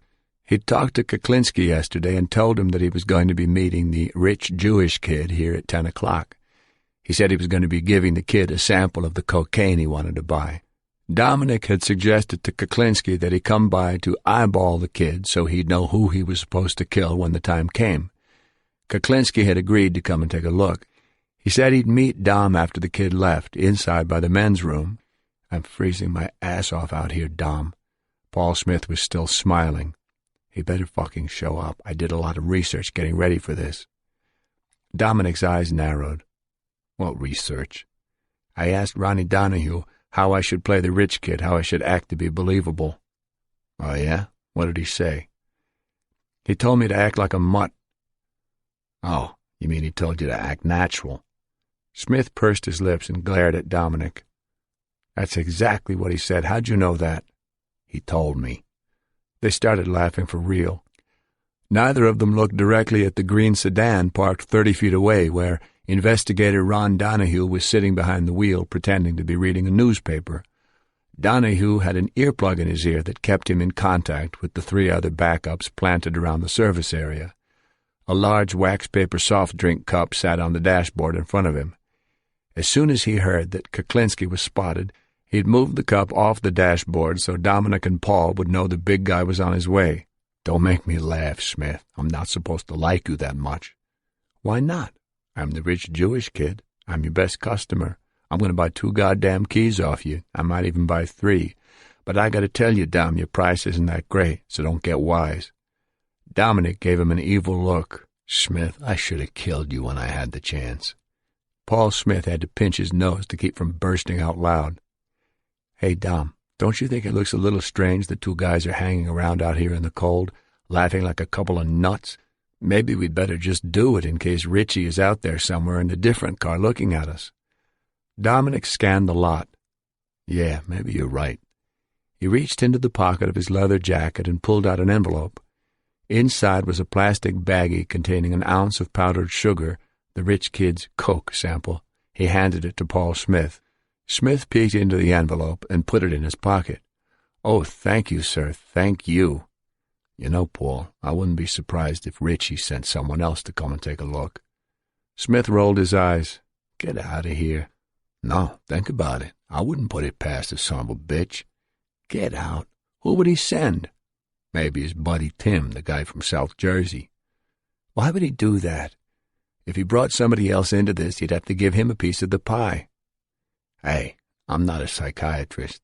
I don't know how his mind works.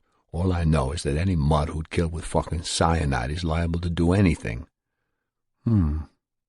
Maybe. Paul Smith wasn't smiling anymore. Dominic glanced over at Ron Donahue's car. The cup was still on the dashboard. "Do you really think he'd send Tim?" Smith asked. Dominic shrugged. "Why not? We don't know what he looks like. He'd be perfect. He could be out there right now taking pictures of us." "Pictures? Shit, I never thought of that. What if Richie gets a picture of me? He could follow me to the mall or something. He could follow me home. What if he decides to do you a favor and kill me on his own?" "Calm down, Smith. Richie doesn't give it away. He'll wait for the big score." "Yeah, I guess." Paul Smith didn't sound convinced. The soft drink cup hadn't moved. "You know, Dom, I hate to say this, but I think Richie's getting hinky." "No, he's not. Dom, he told you he'd be here just to take a look. I don't think he'd send someone else. There's no risk in just looking. He should be here. He's definitely getting hinky, Dom. He is." Dominic didn't answer. The same thing had crossed his mind, but he didn't want to believe it. He'd seen bad guys suddenly get suspicious and start acting strange before. It was pretty common, actually. But that wasn't the case with Kuklinski. He knew it. He could feel it with this guy. Kuklinski was cautious, very cautious, but he wasn't hinky. At least not yet. "We'd better wrap this up in case he is looking," Dominic finally said. "No sense hanging around." "Right." Dominic flashed his $1,000,000 smile and extended his hand to the rich kid. "Well, my friend, it's been nice. I hope to be doing business with you soon. Next time I'll bring my big friend with the nasal spray. He'll give you a nice little nose job." "Wonderful, wonderful. I can't wait." Paul shook Dominic's hand and flashed his wise-ass grin. He started to turn away. "I'll catch you back in Fairfield, Dom." "Yep. Bye-bye now. So long." They split up and walked back to their cars. As Dominic moved past Ron Donahue's green sedan, he saw the paper cup on the dashboard. He hammered his fist against the driver's door out of frustration as he passed. Ron Donahue didn't flinch. He just turned the page of his newspaper. 22. Early November 1986. At the Organized Crime and Racketeering Bureau offices in Fairfield, the members of the Operation Iceman Task Force kept a bottle of Johnny Walker Black. A photograph of Richard Kuklinski's face had been taped over the label. When meetings ran late and tempers got short, they'd bring out the bottle and everyone would have a shot to soothe the tension. Tonight the bottle was running low. Deputy Attorney General Bob Carroll leaned back in his chair and linked his fingers behind his head. "So, what do we do now?" Dominic Polifron rubbed his eyes. They'd been asking variations of the same question all night, and it didn't seem like anyone liked his answer because they kept going over and over the same territory. Dominic hadn't heard from Kuklinski since the day before he had given the rich Jewish kid the coke sample at the Lombardi service area 2 weeks ago. His beeper had gotten so quiet he'd actually checked the batteries, thinking maybe they were dead. But that wasn't the problem. Kuklinski just wasn't calling. He seemed to have lost interest in Dominic Provenzano and dropped him like a hot potato. Sitting around the conference room table, Bob Carroll, Paul Smith, Ron Donahue, and Deputy Chief Bobby Buccino had been casting around all night for new ways to get Kuklinski back on track. But Dominic thought they were starting to panic. They apparently didn't think much of his advice. Just leave the guy alone for now. If the guy really was hinky, he reasoned, then they've lost him, and Michael Dominic Provenzano didn't stand a chance anymore. But if Kuklinski wasn't suspicious, then he was just doing his usual thing, disappearing for a while to make his mark a little crazy. That's what Dominic thought was going on. Deputy Chief Buccino stared down into his plastic cup. I understand why you didn't want to call him before, Dominic. You had to establish your control over the relationship. But why don't you want to call him now? What have you got to lose? Dominic sighed. He was too tired to get mad. Look, Pat Kane of the State Police compiled 6 years' worth of information on Kuklinski. What do we do, just forget about all that? This is how Kuklinski operates. He gets you interested in a deal, then he pulls back and disappears to make you so hungry you'll do anything to get what you want. We know this. I'm telling you, this is nothing unusual for him. Paul Smith leaned forward on the table. But Dominic, look at it from Richie's point of view. He hasn't made any money off you. $1,100 on the hit kit, big deal. You've been talking about this big arms deal with him, about the 5 to 10 hit kits you need for the mob guys, about ripping off the rich kid, but so far he's seen zilch. Maybe he's saying to himself, this Dominic guy is bullshit. He talks a good game, but it's always wait and see with him. To hell with him. Maybe it's time to throw him a bone, call him up and set up something definite. That's what you and I tried to do at Lombardi, Paul, but he didn't show.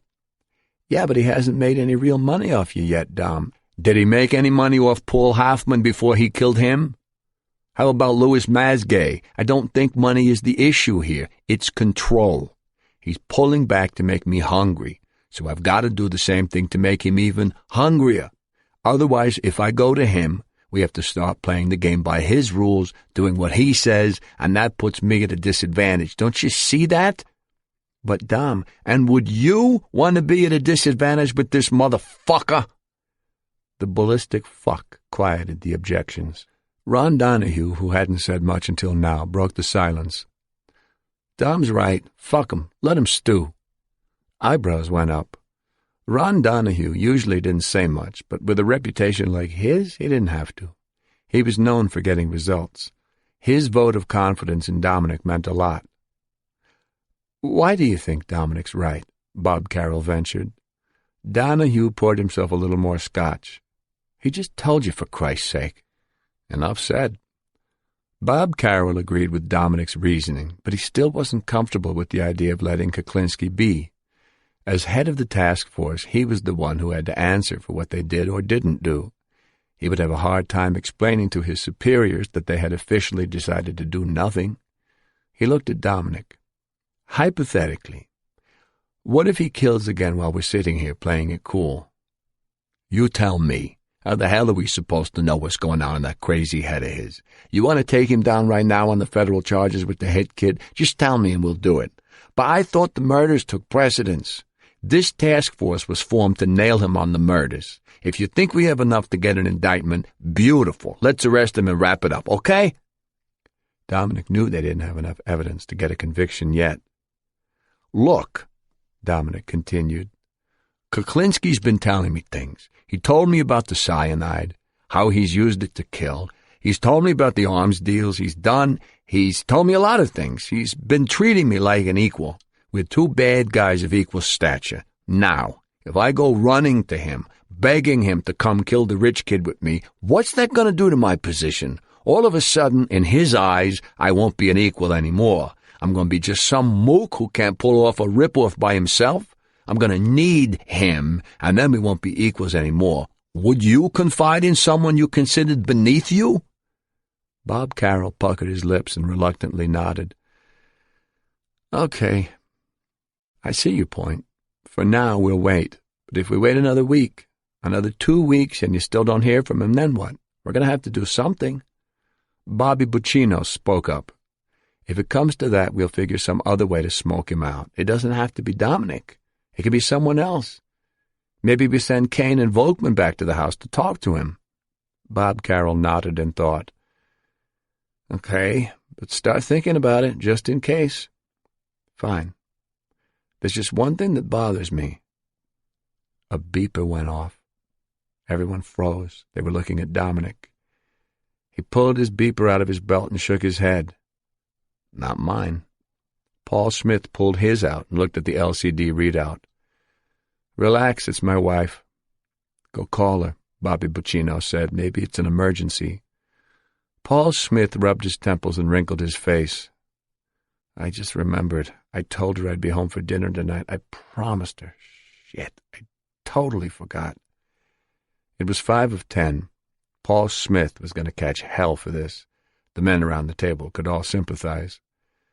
Paul Smith propped his head on his chin and looked at Bob Carroll. "So what were you saying, Bob?" "I was just wondering, what if Kuklinski does have another source for cyanide? He could be out there plotting God knows what against God knows who." Dominic had already considered the possibility. "You can never be sure of anything with this guy. He did seem pretty desperate to get the cyanide from me, but who knows?" "That's right," Bobby Buccino said. "After all, he did have that other guy who used to get it for him. What's his name?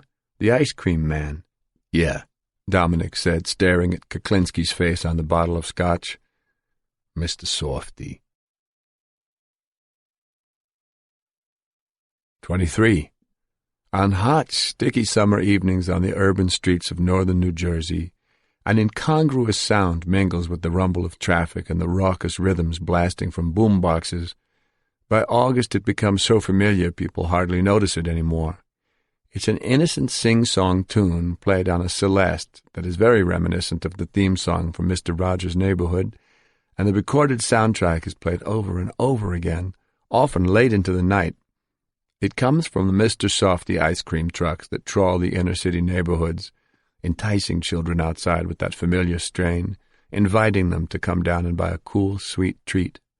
Inevitably, anyone who drives one of these ice cream trucks becomes known to his patrons as Mr. Softy, but in the early 1980s there was one driver from North Bergen who was known to Richard Kuklinski as Mr. Softy, and he was into more than just Dixie cups and Eskimo pies. His real name was Robert Prongay. Just as Agent 007 James Bond had Q, the technical wizard who supplied him with deadly gadgets and high-tech weaponry, the Iceman had Mr. Softy. Although he was 10 years younger than Kuklinski, Prongay was the Iceman's instructor in the various methods of assassination. While mobster Roy DeMeo showed Kuklinski that murder could be profitable, Prongay showed him that it could also be interesting. Kuklinski considered Mr. Softy both a madman and a genius. When Robert Prongay was a student at Auburn University in Alabama, he channeled his creative energies into pornographic filmmaking. He transformed his room at the Magnolia Dormitory into a studio and rigged a bunk bed over a waterbed, installing a two-way mirror in the mattress of the upper berth so that he could film sequences from overhead. His works were shown on campus in dorms and fraternity houses, where admissions were charged. When the administration got wind of this, the campus police were sent to raid Prongay's room at 6:00 a.m. on May 14, 1974. In their search, they found 8 porno films that appeared to have been processed in New York or New Jersey. Prongay was eventually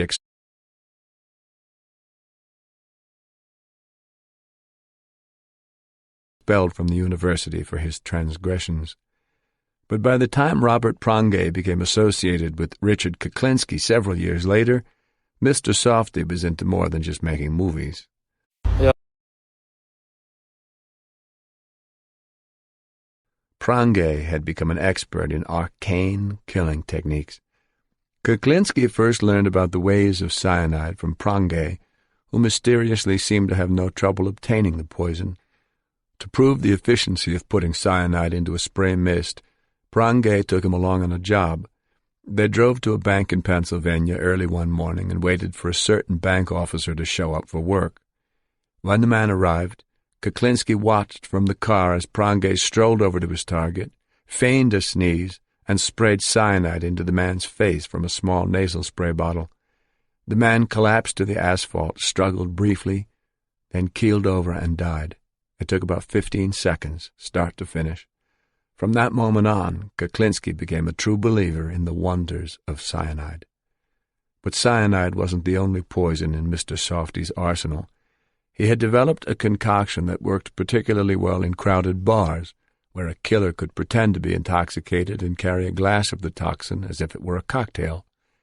The drunk would pass by his intended victim, stumble, and spill the liquid onto the person's pants. The killer would apologize profusely, but by the time he started to walk away, the man would already be having trouble breathing as the poison penetrated his skin and entered his system. In the panic caused by the dying man's collapse, the drunk would escape unnoticed.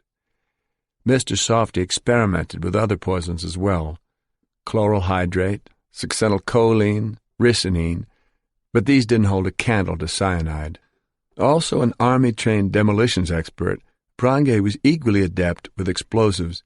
One of his inventions was called the seat of death. A shotgun shell was glued to a square of plywood and surrounded with flash powder. The board was surreptitiously placed under the driver's seat of the intended victim's car, with a small cup of ignition fluid positioned next to the shell. When the victim drove the car, he would inevitably hit a bump big enough to upset the cup of fluid, which would ignite the flash powder and fire the shotgun shell up through the car seat.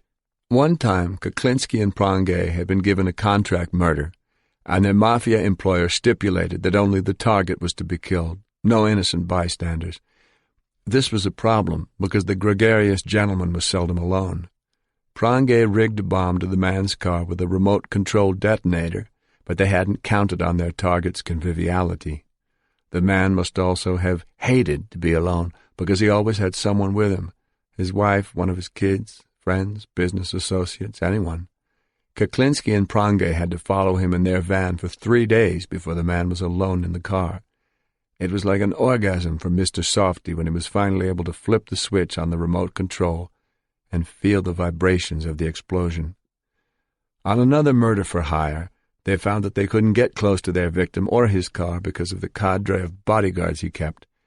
Taking a tip from a movie he saw, Mr. Softy strapped some C4 plastic explosive and a detonator to a toy remote-control car. They waited a block away, watching the man's limousine. When the man finally came out and got into the car, Mr. Softy sent the toy car on its way, maneuvering it underneath the limo. When he hit the switch, the C4 turned a $100,000 stretch into scrap metal. Though he savored the unorthodox methods, Prangay, an avid reader of Soldier of Fortune magazine, wasn't at all averse to doing things the old-fashioned way. When he and Kuklinski were sent to collect on a bad debt from the owner of an adult bookstore outside Chicago, the man refused to pay them. Mr. Softy simply told the man it was too bad he felt that way, because he was going to have to go out of business now. The bookstore owner looked puzzled as the 2 men from New Jersey started walking out of his store. Then Prangay lobbed a hand grenade over his shoulder from the doorway. It was the last thing the man saw. Together, Kuklinski and Prangay did jobs all over the country. One job took them to Canoga Park, California, the pornography capital of the country. A porno distributor owed someone in New York a lot of money, and he was making it plain that he didn't intend to pay up. He was making his Shylock look like a fool, and that couldn't be tolerated. Prangay and Kuklinski shipped their guns to Los Angeles via Air Express, then flew out themselves. They took their time scouting out the man's home in Canoga Park, which, to their annoyance, was built like a fortress. Posing as a delivery man who required the man's signature in order to leave a package, Prangay rang the doorbell and waited by the heavy metal door, peering through the peephole. After a long wait, Prangay was told through the intercom that the man wasn't at home, that he was on vacation, but after watching the house day and night, Prangay and Kuklinski were convinced that the man was inside, hiding. Prangay wanted to bomb the whole place to kingdom come, but Kuklinski reminded him that the wise guy who had sent them would not be pleased if he found out the man's family had been hurt. So they waited and tried to think of another way. The afternoon wore on, and the man's family left the compound by car. Then, as the sun was setting on the horizon, Prangay suddenly remembered the peephole in the door.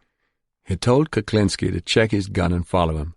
At the front door, Prangay drew his weapon and motioned for Kuklinski to do the same. Then he rang the bell and peered through the peephole. Prangay had remembered that when there's a strong backlight, you can see silhouettes through a security peephole, and sure enough, he saw a dark shape coming toward him in the peephole, spears of light coming from the floor-to-ceiling windows at the end of the hallway behind. As the silhouette was just about to peer into his end of the peephole, Prangay started firing, and Kuklinski followed suit. They heard something go thunk against the door, then heard some moaning, but it was brief. They walked calmly back to their car and headed for Hollywood to see the brass stars embedded in the sidewalk on the Walk of Fame. Kuklinski suggested they go check out Rodeo Drive as long as they were in L.A. He bought a gift for his wife there, the satin pillow she kept on their bed at home. It was also Mr. Softy's idea to freeze Louis Masgay's body as an experiment to see if freezing could truly disguise the time of death. At the time, Kuklinski and Prangay had rented adjacent garages in the same complex. Kuklinski's space did not have electricity, but Prangay's did. However, the police never found a freezer large enough to hold a man in either garage. The only freezing unit Kuklinski would have had access to was the ice cream locker in Mr. Softy's truck, which was powered by an electric generator when the truck's engine wasn't running. During the 2 years that Louis Masgay was missing, Robert Prangay sold ice cream out of that truck. In many ways, Kuklinski saw Mr. Softy as a mentor, someone who showed him that there were better ways to kill, quiet ways, bloodless ways, foolproof ways, nearly undetectable ways. It was the perfect student-teacher relationship. One had the know-how, the other had the ambition. But in August 1984, the two men had a disagreement that led to some heated words, and the volatile Mr. Softy made the mistake of his life. He threatened Kuklinski by saying that he knew where he lived. He must not have realized that Richard Kuklinski's home was sacred. The mere suggestion that he would even think about approaching Kuklinski's wife and children sealed Robert Prangay's fate. On August 9th, 1984, Prangay failed to appear in court, where he was facing aggravated assault charges for bombing the front door of his ex-wife's home and threatening to run over both her and their teenage son. The judge issued a bench warrant, and 2 sheriff's detectives were dispatched to find him. The next afternoon, they located his garage on Newkirk Street near 70th Street in North Bergen, just across the courtyard from Richard Kuklinski's garage. When the detectives opened the garage door, the first thing they saw was Robert Prangay's lifeless body hanging out the counter window of his Mr. Softy truck. He'd been shot twice in the chest with a .38 caliber revolver. 24. Crayon drawings of turkeys and pilgrims hung in the windows of St. Mary's Catholic School on Washington Avenue in Dumont. The leaves had turned, and the residential streets that led to Sunset Street were lined with knee-high piles. As Barbara Kuklinski turned the corner onto her street, she heard a heavy thud in the trunk of the red Oldsmobile Calais. She frowned and made a face.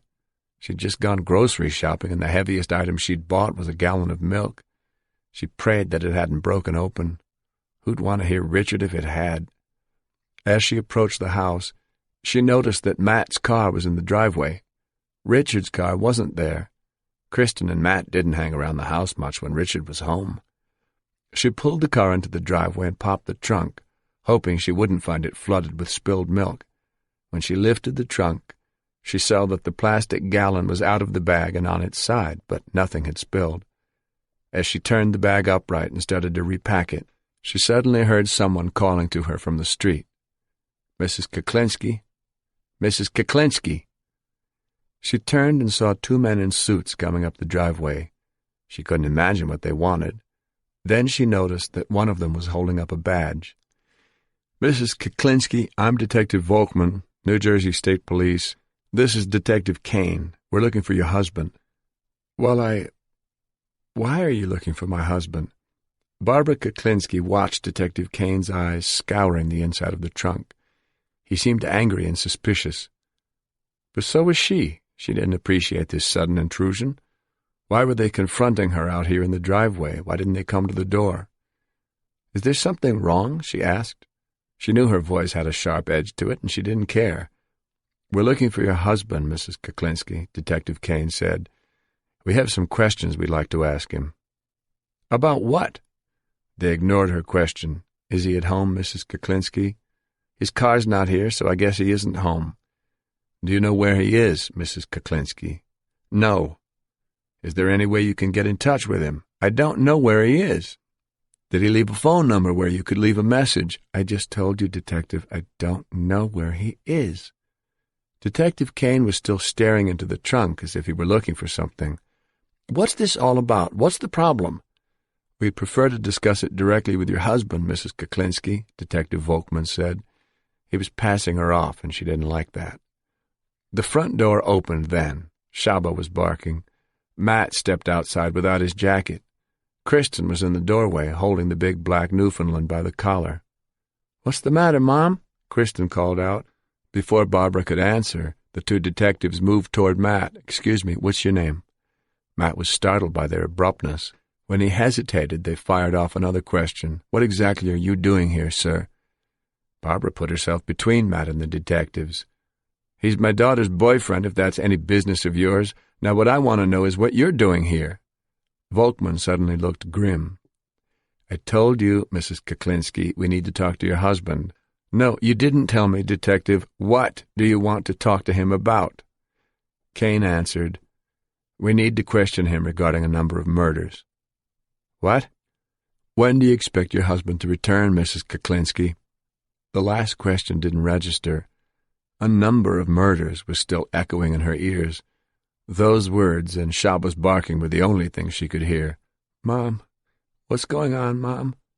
The trembling in Kristen's voice struck a nerve. Her family, her home was being invaded. A mother's instinct is to protect her children from harm, and Barbara immediately lashed out. "Get out!" "Mrs. Kuklinski, get off my property," she demanded. "Mrs. Kuklinski, if you let me show me a warrant or get the hell out of here. Get out!" "Mrs. Kristen," she yelled, "let the dog go." Shaba was agitated, barking and straining at the collar, baring his teeth. Kristen could just barely control him. "But, Mom, let Shaba go, I said." But Kristen wouldn't let go of the dog's collar. The two detectives just stood there, staring at the big black dog, waiting for something to happen. When it became obvious that the young woman wasn't going to release the dog, Detective Volkman pulled a business card out of his pocket. "Mrs. Kuklinski, when your husband comes home, please have him call me." Barbara Kuklinski just stared at the card in her hand. Murder. She didn't believe this was happening. The two detectives crossed the lawn then and headed for their car, which was parked across the street a few doors down. Barbara stared at the state police seal on the business card. A number of murders? She knew Richard was no angel, but murder? He had a vicious temper, but not murder. She couldn't imagine. Kristen was trembling. "Were they serious, Mom?" Barbara pulled herself together. She didn't want to upset the kids.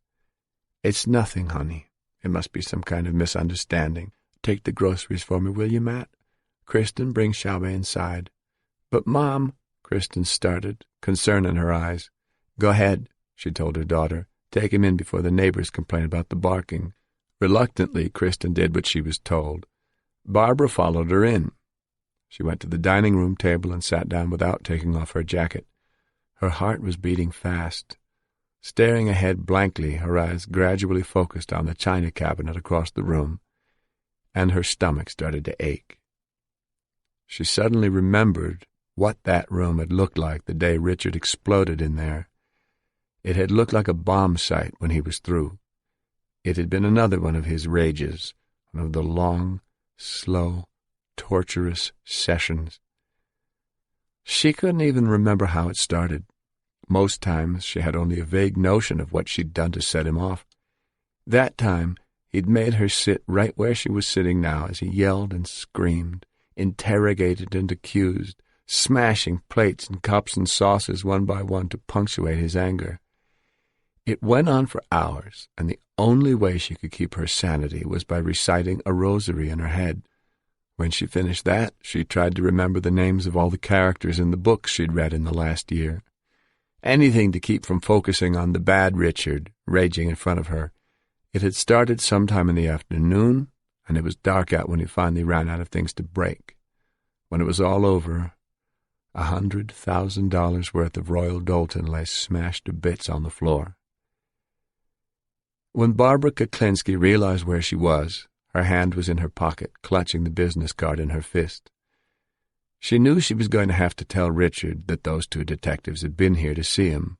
There was no way she couldn't tell him. But this would definitely bring out the bad Richard. She wished there was a way she could not tell him, but there wasn't. The kids were there. They had seen it. If he somehow found out that those detectives had been here and the kids didn't tell him about it, she didn't even want to consider what he might do. No, she was going to have to tell him herself.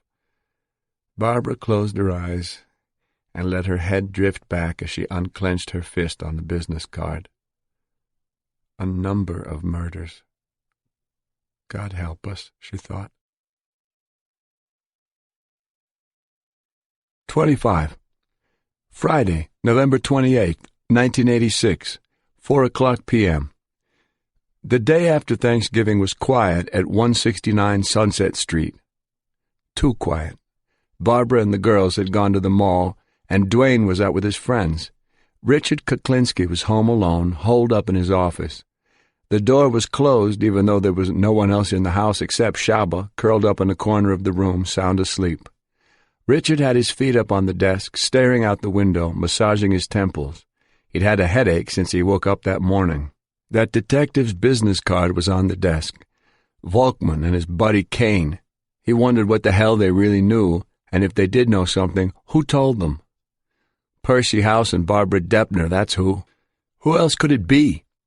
He knew the state had them in protective custody somewhere out in Pennsylvania. Someone from the store had happened to run into Percy by chance out there, and word had gotten back to Kuklinski. At least now he knew the general vicinity of where they were living. He glanced down at his briefcase on the floor and frowned. Even if he did find them, getting rid of them wouldn't be that easy. Sure, he could shoot them or knife them or even strangle them, but all those methods leave evidence. Besides, the state cops must check in on them pretty regularly if they're in protective custody. Getting them at home could be risky. If only he could get some cyanide. With cyanide, he could do it anywhere. Follow them till they went somewhere, then spray them in the face as they got out of the car. Or put it in a sandwich or something. Get them to eat it, the way Gary Smith had. If only he had some cyanide. Dominic Provenzano had said he could get him some, but he never came through with it. Dominic was giving him some fugazi bullshit about his source clamming up because of that Lipton soup poisoning in Camden. But that was back in September. Things must have cooled down by now. Kuklinski's eyes slid to the phone on his desk. Dominic said he could get it. Guys say a lot of things they don't really mean, especially when they're trying to make themselves out to be more important than they really are. He hadn't heard from Dominic in almost a month. The guy was supposed to be all hot to make a deal on a shitload of arms and crap for the IRA. What happened to that? The guy was bullshit. He had to be, unless he's found another source for what he wanted. Dominic had been talking big money last time they discussed this deal, $500,000. If Dominic was being straight about that, ripping him off would be one sweet payday. It had been too long since Kuklinski had made a decent score, and he was getting low on cash. That had really hit home yesterday when he sat down to Thanksgiving dinner with Barbara and the kids. Christmas was coming. Barbara was out starting her Christmas shopping right now. He'd always hated the holidays, but Barbara loved this time of year. He needed money to buy her something nice. He was still feeling a little guilty about the house they hadn't bought, the one around the corner from President Nixon in Saddle River. He had gotten everyone all excited about moving. Then he just dropped it because he didn't have the money. He felt he had to make it up to Barbara. But aside from Christmas presents, he needed money anyway. Real money. Too many deals had fallen through lately. They were starting to live like everyone else in this goddamn neighborhood, and his family deserved better than that. He deserved better than that. He was Richard Kuklinski, after all, and Richard Kuklinski was never going to be poor ever again. Never. That's why he needed money. A fluttering sensation spread through his chest, and his breathing was suddenly short. It occurred to him that maybe he was losing his touch. He was going to be 52 in a few months. Maybe he was getting too old for all this. The panic of being stuck without cash zinged through him like an arrow. Maybe he really was losing it. Those 2 state police detectives were on his case, and those 2 other rats, Percy House and Barbara Deppner, were probably telling them anything to keep them happy, probably telling them he had killed JFK. He hadn't pulled down a single major score this year, and Dominic Provenzano, the one guy he'd thought he had on the line, didn't seem to care about him anymore. Richard Kuklinski could see Dominic's $500,000 flying right out the window. Kuklinski kneaded his temples and wondered what the hell was wrong with him. His head was splitting. His whole world was turning to shit. What the hell had happened? What was wrong with him? Nothing.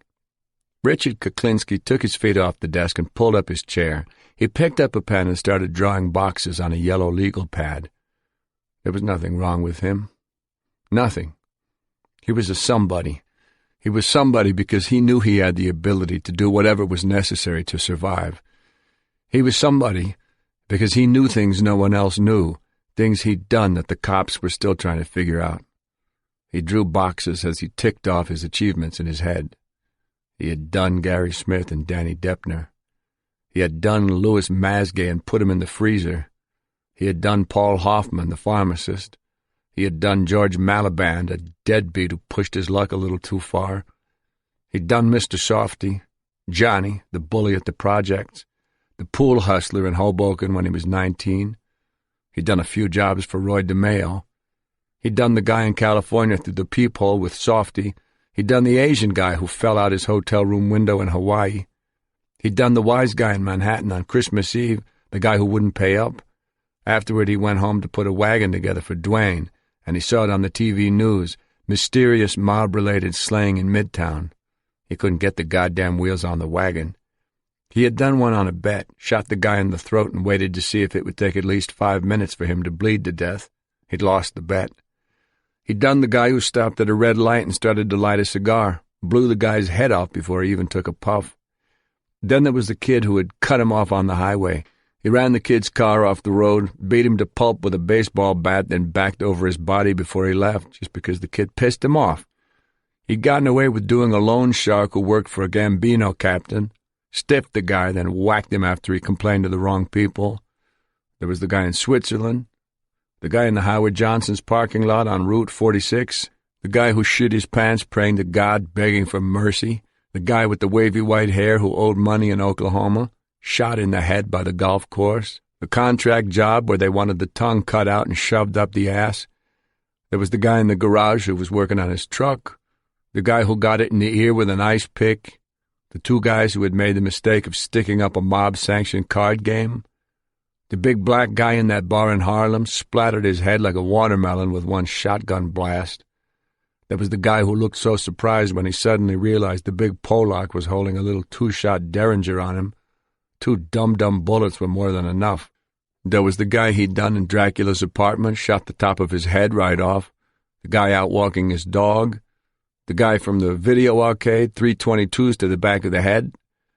Then there were the ones in Pennsylvania, New York, Rhode Island, Florida, Georgia, the Carolinas, Tennessee, Colorado. When he finally couldn't think of any more, the page was full of boxes, a whole page of them. He smiled down at the pad. The butterflies weren't fluttering in his chest anymore. His headache was gone. He gazed at all his little secrets on the page. They were his and no one else's. He stared at the telephone as he leaned back in his chair. Maybe it was time to give Dominic a call, he thought. He was smiling as he opened the top drawer to get his address book. 26. Saturday, December 6th, 1986, 10 o'clock a.m. The sky was overcast at the Vince Lombardi service area. Seagulls hovered and soared, scouting the parking lot for tasty litter. 2 gulls picked through the green barrel near the bank of phone booths and pulled out a discarded hamburger bun. Dominic Polifrone watched them feast, his hands jammed in the pockets of his black leather jacket, a white silk scarf tied loosely around his neck. Out in the parking lot, Bob Carroll and Paul Smith sat in the silver sedan. Another investigator was posted by the entrance to the service area. Dominic watched for the coffee cup on the silver sedan's dashboard to disappear, his signal that Kuklinski had arrived. This meeting with Kuklinski had been hastily arranged, and they were short of manpower today, so these were the only backups Dominic had. He was also wearing only the Nagra tape recorder. They couldn't get the Kell transmitter to work, so Dominic's backups wouldn't be able to monitor what went on between him and Kuklinski today. Standing inside a phone booth, Dominic wondered what kind of attitude his friend would be wearing today. They hadn't seen each other in over a month. Kuklinski had pulled back, and the task force had decided to let him be, but that had given him a lot of time to think things over. He might be happy to see Dominic, more anxious than ever to do the arms deal with him. Or he could be mad as hell that Dominic was wasting his time, that Dominic was all talk and no show. Or Kuklinski could be any shade of gray in between. There was no telling until he got there. The gulls squawked and flapped their wings, fighting over the hamburger bun. Dominic glanced over at the silver sedan. The cup was gone from the dash. He scanned the cars pulling into the lot, looking for the blue Camaro. He wasn't expecting the white Cadillac that rolled into a space on the far side of the phone booths. The caddy's door swung open, and out stepped Kuklinski, dressed in a dark suit and tie under a black cashmere overcoat. Dominic was stunned. He hadn't expected this either. Dominic extended his hand as Kuklinski approached. "Jesus, Rich, you look like the Board of Health here, all dressed up nice." Kuklinski flashed a toothy smile as he shook Dominic's hand. "So what you been doing, guy?" "Same shit." "Oh, yeah?" They moved over to the picnic table. Dominic sat on the tabletop. Kuklinski put his foot up on the bench and leaned on his knee. Dominic lowered his voice. "You know, Rich, I gotta tell you something. I was at that Greasy Spoon next door to the store the other day, and there were these two detectives there, from the state police, I think. They were asking questions about you." Kuklinski shrugged. He seemed unconcerned. "I'm just telling you to let you know, Rich. You better be careful now." "Dom, they've been on my ass since 1980, and they still haven't got me. Maybe someday they will. Who knows? But in the meantime, what the hell am I going to do about it?"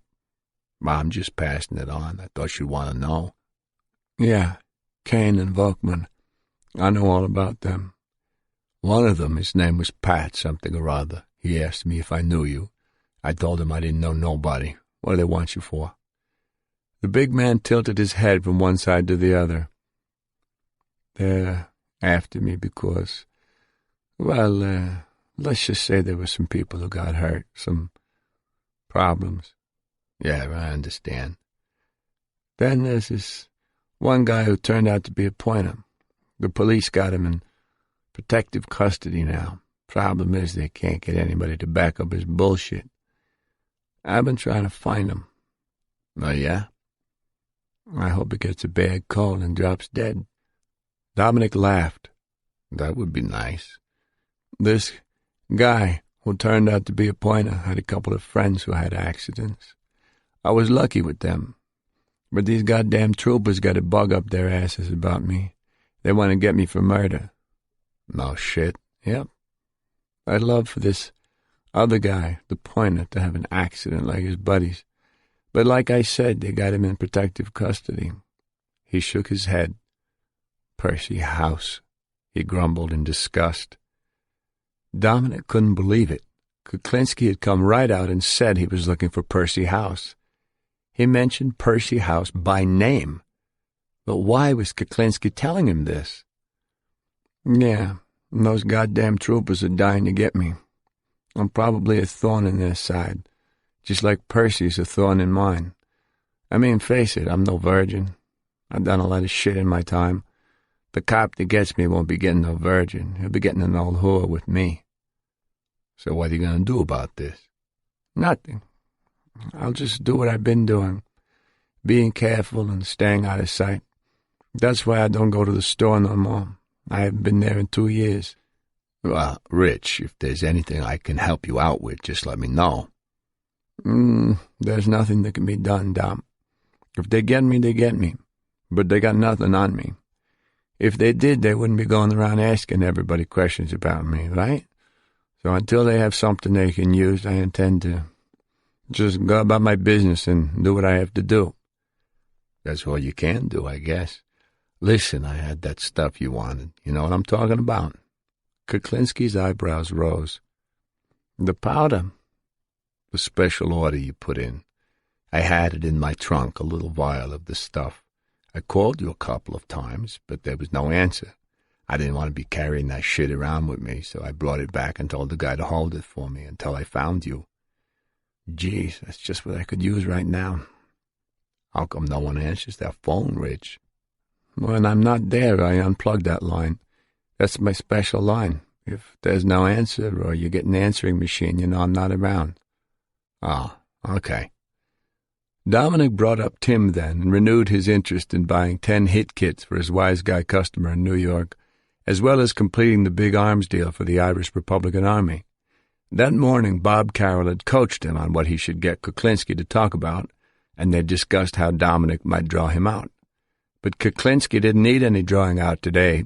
He was running on at the mouth, more talkative than he'd ever been, acknowledging his criminal career, stressing his need to get rid of Percy House, referring to the murders of Gary Smith and Danny Deppner. After a while, Dominic had to keep himself from looking at his watch to see how long they'd been there. He couldn't believe this. Why was Kuklinski telling him so much? Why was he sharing all this incriminating information? The answer was obvious, and it came as no surprise to Dominic. Kuklinski intended to kill him. Why else would he be talking so much? Dominic only hoped that the task force's assumption about the Iceman was correct, that he killed only when there was a profit to be made. As long as Dominic didn't have any large quantities of cash with him, he was safe. Nevertheless, he kept his hand on the gun in his pocket, and even with that he paid close attention to which way the wind was blowing, so that he'd know where to move if Kuklinski tried to spray him in the face. So, Rich, you still interested in doing the kid with me? Dominic said, steering the conversation toward the matter of killing the rich Jewish kid. That's your game, Dom. You tell me when. I'm ready to do whatever you want to do with him. We do him with cyanide, no? The way you told me, right? Okay. So how do we do it? Kuklinski frowned and shrugged. You bring him back here. I'll have a van. You tell the kid to get in the back of the van so you can do the deal, and we'll do it there. And you sure the cyanide won't show up when they find him? If they do a regular zip-zap job and throw him out, it don't matter, they won't find it. If they do certain tests on him, it might show up.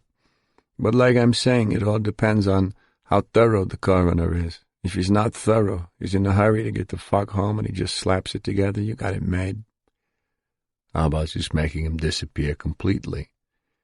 There's some old abandoned mine shafts in Philadelphia. Drop something down there, you don't even hear the fucking thing bounce. All right, that's possible. And how about the car? You think we should leave it or get rid of it? Either way, we could sell it for parts. I know a place, bang, bang, bang, they cut it up and get rid of the parts the same day. They don't keep anything around to get them in trouble. Dominic wrinkled his face and looked doubtful. He wanted Kuklinski to talk some more about murder. You sure about all that stuff about fooling the coroner? They got all kinds of ways to find out things, don't they? Hey, you think those people are smart? Listen to me. They found this one guy, and when the autopsy was done, they said he was only dead 2.5 weeks. But see, he wasn't. He'd been dead 2.5 years. Those guys got the little nuts twisted on that one. Oh, yeah? Dominic knew exactly who he was talking about. A sly grin stretched across the Iceman's face.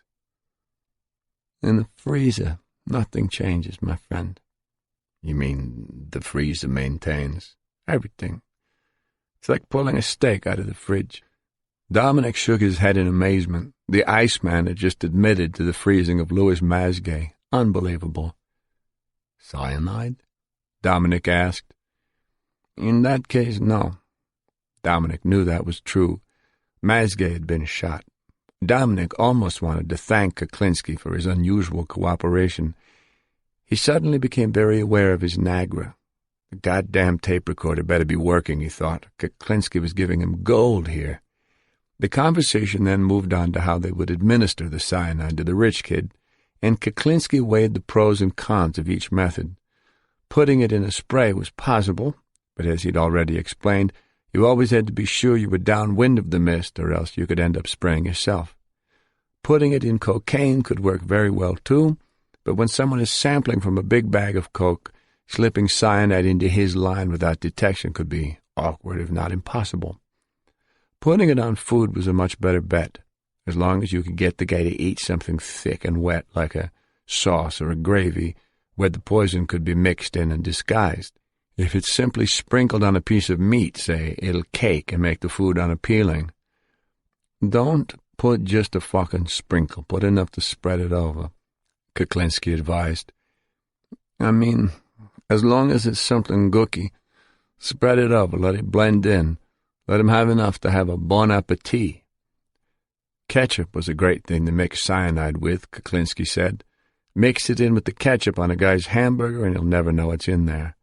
Kuklinski recounted the time he gave a guy a poisoned hamburger and he practically ate the whole thing before it affected him. The fucker must have had the constitution of a fucking bull. He was talking about Gary Smith. Out of the corner of his eye, Dominic looked for those two gulls fighting over the ketchup-stained hamburger bun, but they were nowhere to be seen. Kuklinski then expressed his desire to retire into the woodwork soon. He was ready to get out of all this dirty business, he said, and he confided that he had some money set aside out of the country. Dominic nodded and listened. He knew that Kuklinski had taken several trips to Switzerland in the past. "I've got it all set up," Kuklinski said. "I'm ready. I just have some unfinished problems here that I'd like to take care of. I'd like to find this one guy, and that's the end of my problems as far as that goes. It's personal, you know. I allowed it to happen, so it's my own mistake. And I hate to leave a mistake undone." "I agree." "I mean, this guy Percy, he trapped the guy in his own crew, wore a wire on the kid, and now the kid's in jail with a life sentence. The kid used to work for him. That's the kind of rat this guy Percy is." From the way Kuklinski spoke of him, Percy House wasn't just a thorn in his side. He was a public menace who had to be obliterated from the face of the earth for everyone's protection.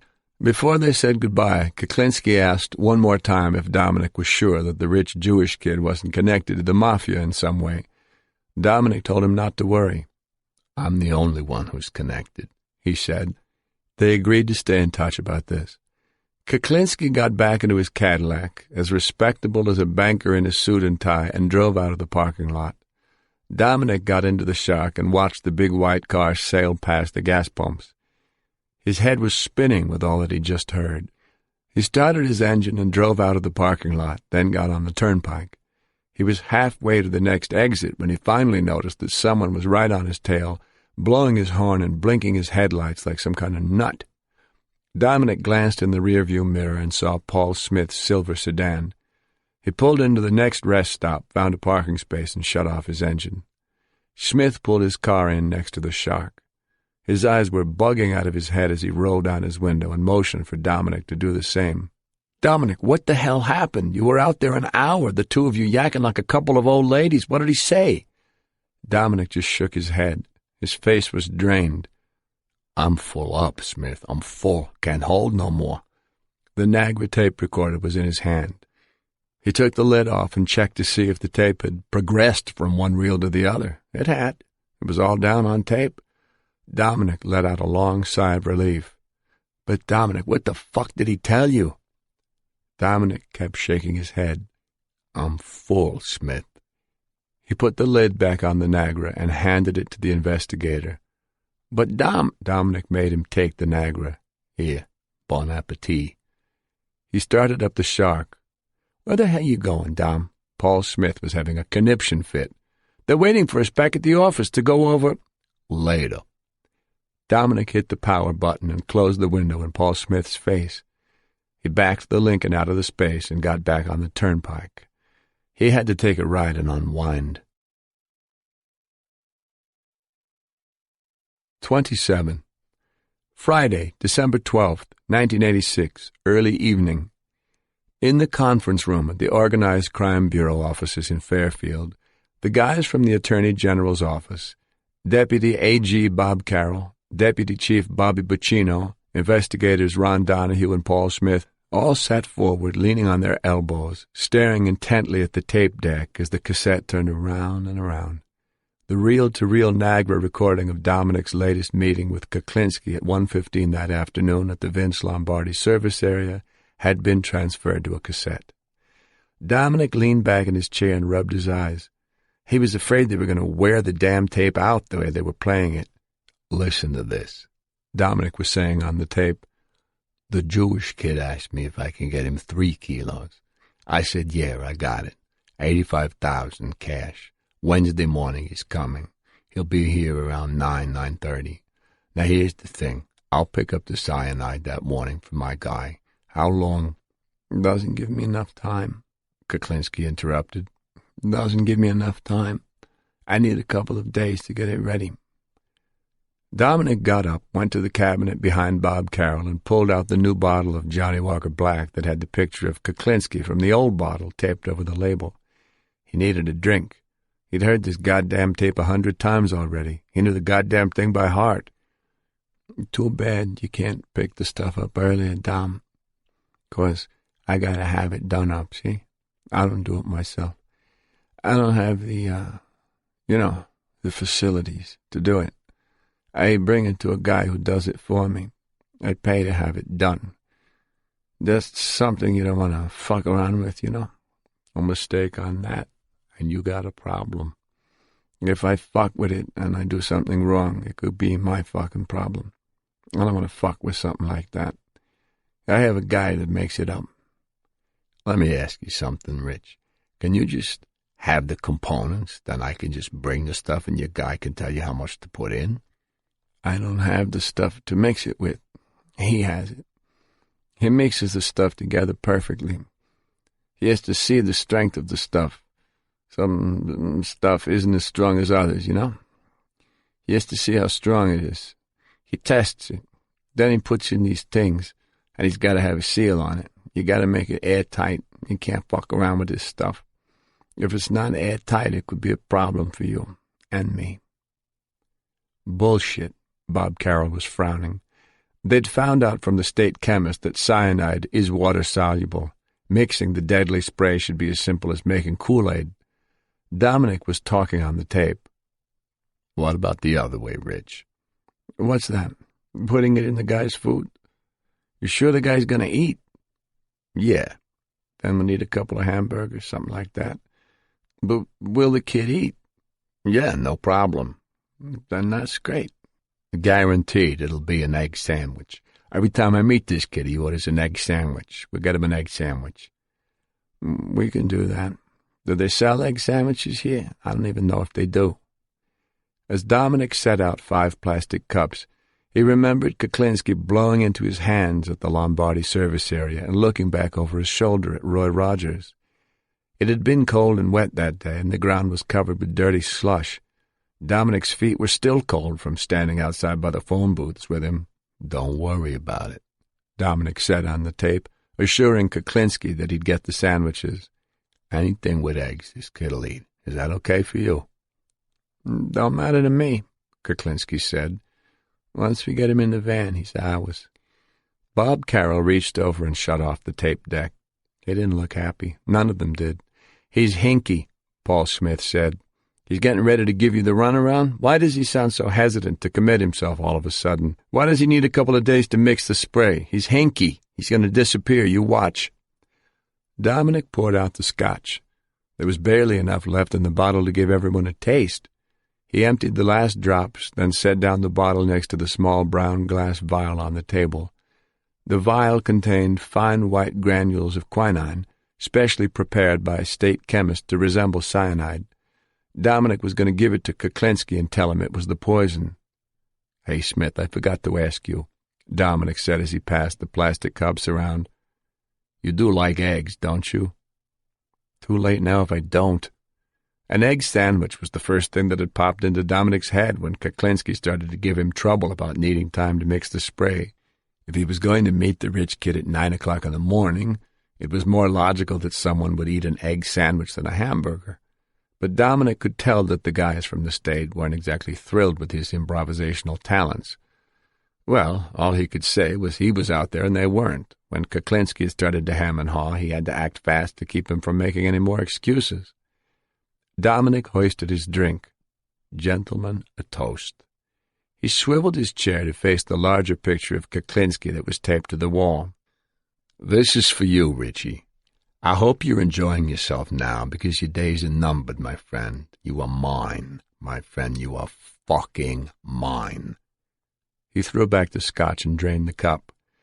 Paul Smith lifted his cup. Bon appetit, Richie. They all laughed and downed their drinks. They had to laugh because they knew that if they didn't, they'd be climbing the walls. It wasn't a matter of cockiness or false bravado or machismo. Kidding around was a survival mechanism. If you let the tension get to you, you'd lose your edge and you'd start questioning yourself. And once you started to doubt your abilities, you started making mistakes. And you do not want to make mistakes with a mass murderer. That's why Dominic was laughing the loudest. The Deputy Attorney General set down his cup and pressed his lips together. I'm still thinking we should move the meeting indoors. Why? Ron Donahue asked. Deputy Chief Bobby Bacino shrugged and showed his palms. Kuklinski has never wanted to meet anywhere but Lombardi. If you try to change the place, he may not go for it. Why run the risk of turning him off? Bob Carroll tapped his fingers on the table to make his point. Yes, but if we can get him inside, we can videotape the whole thing. Bacino looked confused. We can videotape outside. We got the equipment. Carroll shook his head. No, that's not what I mean. What I'm thinking is we get a 3-room apartment somewhere. We set it up so that Dominic and Paul are in the living room doing the coke deal. Richie will have to go out of the room to put the cyanide in the sandwich, and we'll get it all on video. Can you imagine how that would look to a jury if they could see a film of Kuklinski actually putting poison on a sandwich, getting ready for one? The Deputy Attorney General was almost bouncing in his seat. He was so excited by his brainstorm.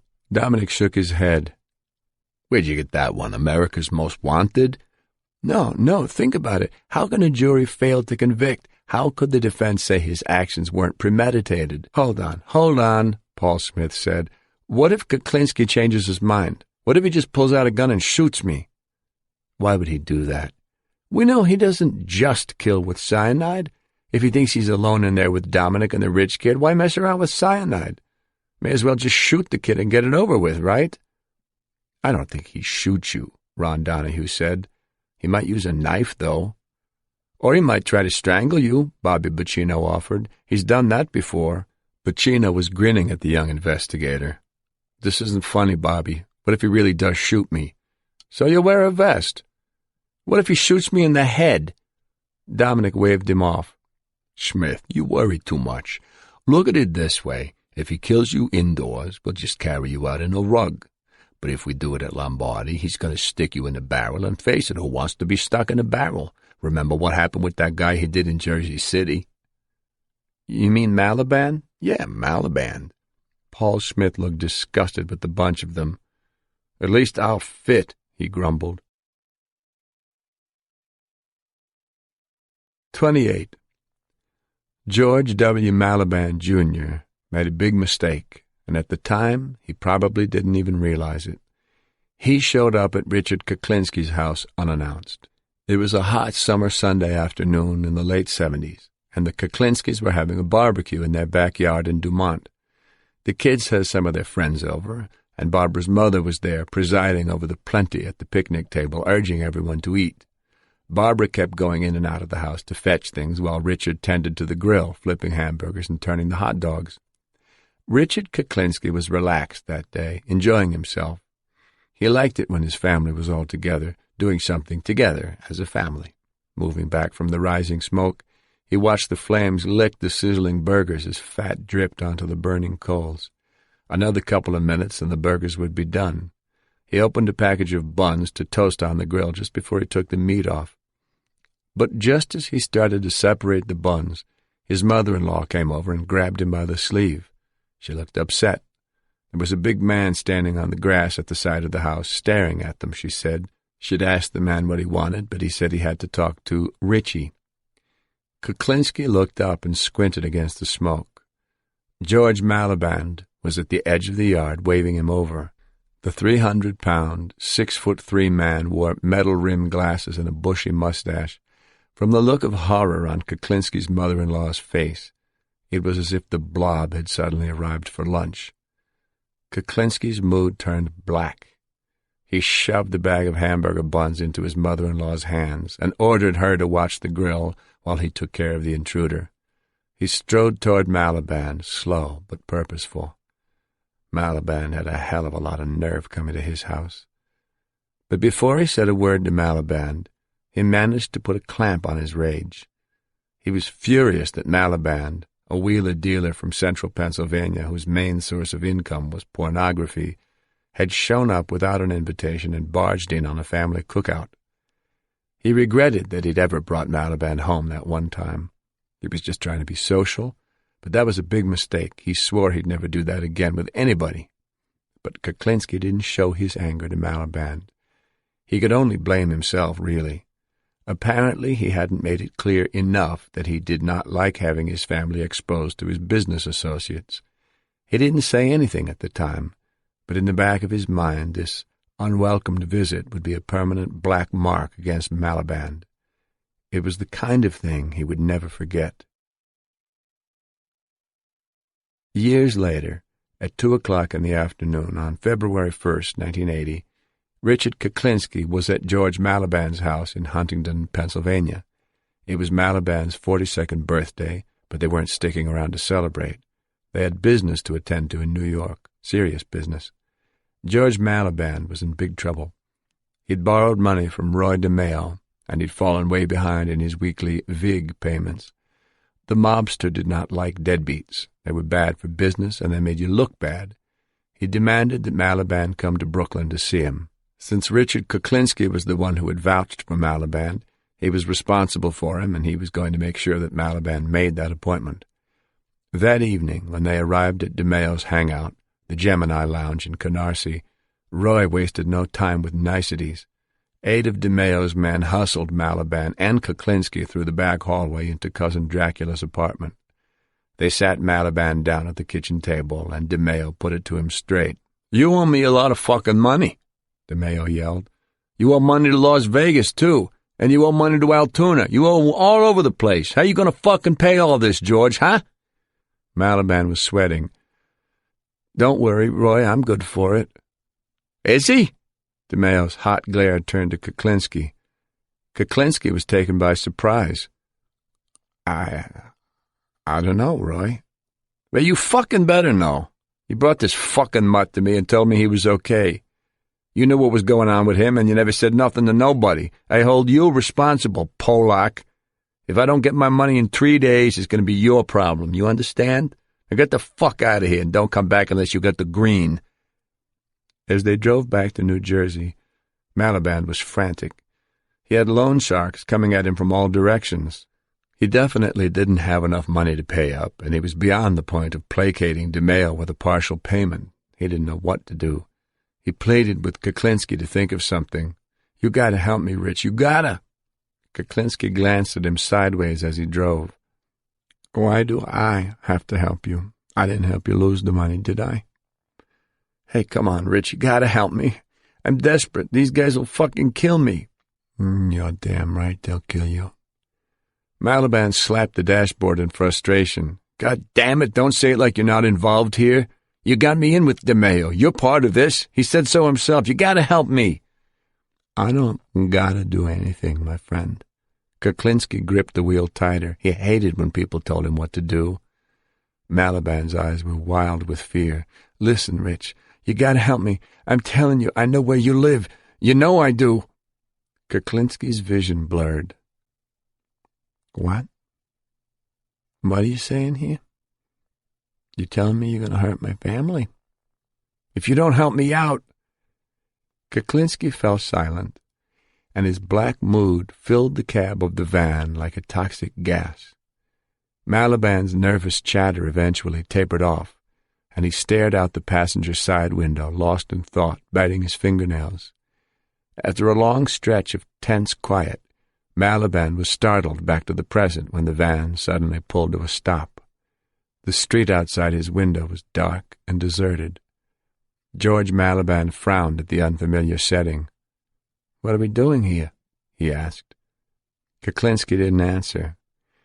He pulled a .38 revolver out of his coat pocket and pumped 5 bullets into the left side of Malaban's chest. The explosions were deafening inside the van. The muzzle flashes left spots in front of Kuklinski's eyes. He stared down at Malaban's body slumped over the dashboard. His ears were ringing. He thought back to that cookout at his house years before when George Malaban had the gall to walk onto his property without an invitation. The next day, Kuklinski delivered an attaché case containing $50,000 in cash to Roy DeMail to settle Malaban's debt. He was no longer responsible for the man. On February 5th, 1980, at 10:55 a.m., the owner of the Chemitex Coated Corporation opened the rear door of the plant at 3 Hope Street in Jersey City. At the bottom of the palisades that overlooked the building, he noticed a dented steel drum turned over on its side. From where he was standing, the man couldn't quite make out what was inside the barrel, but it looked very peculiar. Walking closer, he saw what he thought he had seen: a pair of legs, one of them bloody and hacked. The barrel had been rolled off the cliffs some 60 feet above. The lid had popped off when it hit bottom. The police determined that the victim, a 300-pound middle-aged white male, hadn't quite fit into the 55-gallon steel drum head first, so the killer cut the tendons on the back of the last leg in order to snap the knee and bend it forward, forcing him in. Apparently, George Malaban never got it. He'd made the same mistake twice, and he never even realized it. Nobody threatens Richard Kuklinski's family and gets away with it. 29. Tuesday, December 16th, 1986, late afternoon. If you put a 10-gallon hat on James Hoss DeVita, he would be a dead ringer for Dan Blocker, the actor who had played Hoss on the old television western Bonanza. But unlike the stalwart TV character, Hoss DeVita was given to grand Neapolitan gesturing. His face could switch from joviality to utter dejection like a clown-faced Pagliacci. Perhaps it was this comic quality that appealed to Richard Kuklinski because he had been doing business with DeVita for a long time, getting Hoss stolen cars, which he then fenced for Kuklinski. Or maybe it was just that Hoss DeVita always seemed to have what he needed. That was certainly why Kuklinski had traveled all the way up to DeVita's home in New London, Connecticut that day. He needed a van, and the first person he thought of was Hoss DeVita. Hoss specialized in vehicles. Kuklinski had called Hoss earlier that day and asked him to pick him up at a shopping center in New London. When they got back to the house, Hoss's wife had company over, so they went to the back room where Hoss stored the merchandise for his wholesale business. Hoss closed the door for privacy. Kuklinski was in a strange, pensive mood, and Hoss came right out and asked what was bothering him. Kuklinski leaned against the wall and crossed his arms over his chest. "My friend," he said softly, "in this life you never set a pattern." Hoss looked concerned. "What's the matter, Rich? You got trouble with the—" Kuklinski smiled and shrugged. "I'm feeling a little heat, yeah. I have to have my car checked for bugs every day. That's why I didn't drive up here." "Oh, I'm sorry to hear that." Hoss decided not to ask how Kuklinski got to New London. He knew better than to ask nosy questions. "So what can I do for you, Rich?" "I need a van. You said you had one." "Yeah, I got one." Hoss went to the window and lifted the dusty shade. He pointed into the backyard. "That one over there." Kuklinski moved to the window and peered at the van parked next to the garage. He let out a long sigh. That damn thing had too many windows. "That one's no good. I need one with no windows." Hoss rubbed his chin. "I might be able to get you one, Rich. How soon do you need it?" "Today." Kuklinski had talked to Dominic that morning. Dominic would be bringing the rich Jewish kid to the Lombardi service area tomorrow morning to do the coke deal. He'd promised to be there with a van. Geez, Rich, you should have told me. I don't know where to get one that fast. I've got cash, Hoss. Yeah, but I don't have a van with no windows. Getting one's going to take a little time. The phone in the next room rang then, and Hoss frowned at all the noise coming from the front rooms. Hang on, Rich. He went into the next room to pick it up. Rich, it's for you. Kuklinski poked his head into the den. Hoss was holding out the receiver, the cord stretching to a phone on an end table by the couch. Who is it? Kuklinski asked. Hoss shrugged. He says his name is Tim. Sposato. Kuklinski took the phone and Hoss left, closing the door behind him. Hello? It's me, John. What's wrong? Kuklinski didn't like the sound of his voice. You find a van? Sposato asked. No. How about you? Well, Sposato started, I got a problem. See, I don't have any money, not even to rent one. I'm broke. Kuklinski clenched his jaw and felt his face and neck getting hot. He'd told Sposato last week to start looking for a van, but he held his temper and didn't say a word, just breathed into the phone and let the bastard think about what he'd just said. Rich, you still there? Get me a van, John. I don't care how. Just get it. And make sure it doesn't have any windows. No windows. He kept his voice calm and even. People took threats more seriously when there wasn't any yelling. But, Rich, you don't understand. I can't. Just get one. I'll call you later. Kuklinski hung up the phone. He didn't want to give Sposato the last word with his sniveling bullshit. He wanted to leave him with something to think about. He went back into the storeroom where Hoss was waiting for him. Hoss started shaking his head. I'm real sorry I can't help you with the van, Rich. Rich? Kuklinski went to the window and stared out at the darkening sky. You know, these days I feel like I'm in the middle of this big circle of people and everyone is disappearing around me. Pretty soon I'll be the only one left standing. Hoss made a face. What? Kuklinski turned around and looked at him. Never mind. Hoss changed the subject. You ever come by any Corvettes anymore, Rich? Nah, those days are over. He was staring out the window again. That was nice when you used to get those. Got rid of those fast, no hanging around. Good money with those things. Back in 1982, when Kuklinski had Percy House, Danny Deppner, and Gary Smith stealing brand-new Corvettes, Hoss DeVita fenced them for him. They usually got 1/4 of the sticker price, about $6,000. Hoss would get $2,000, and Kuklinski would take the rest. Sometimes Hoss went down to Kuklinski's warehouse in North Bergen to pick up the cars, and sometimes Kuklinski drove them up to Connecticut. On one occasion, Kuklinski had delivered a new white Corvette to DeVita. Danny Deppner drove the stolen sports car while he followed in his own car.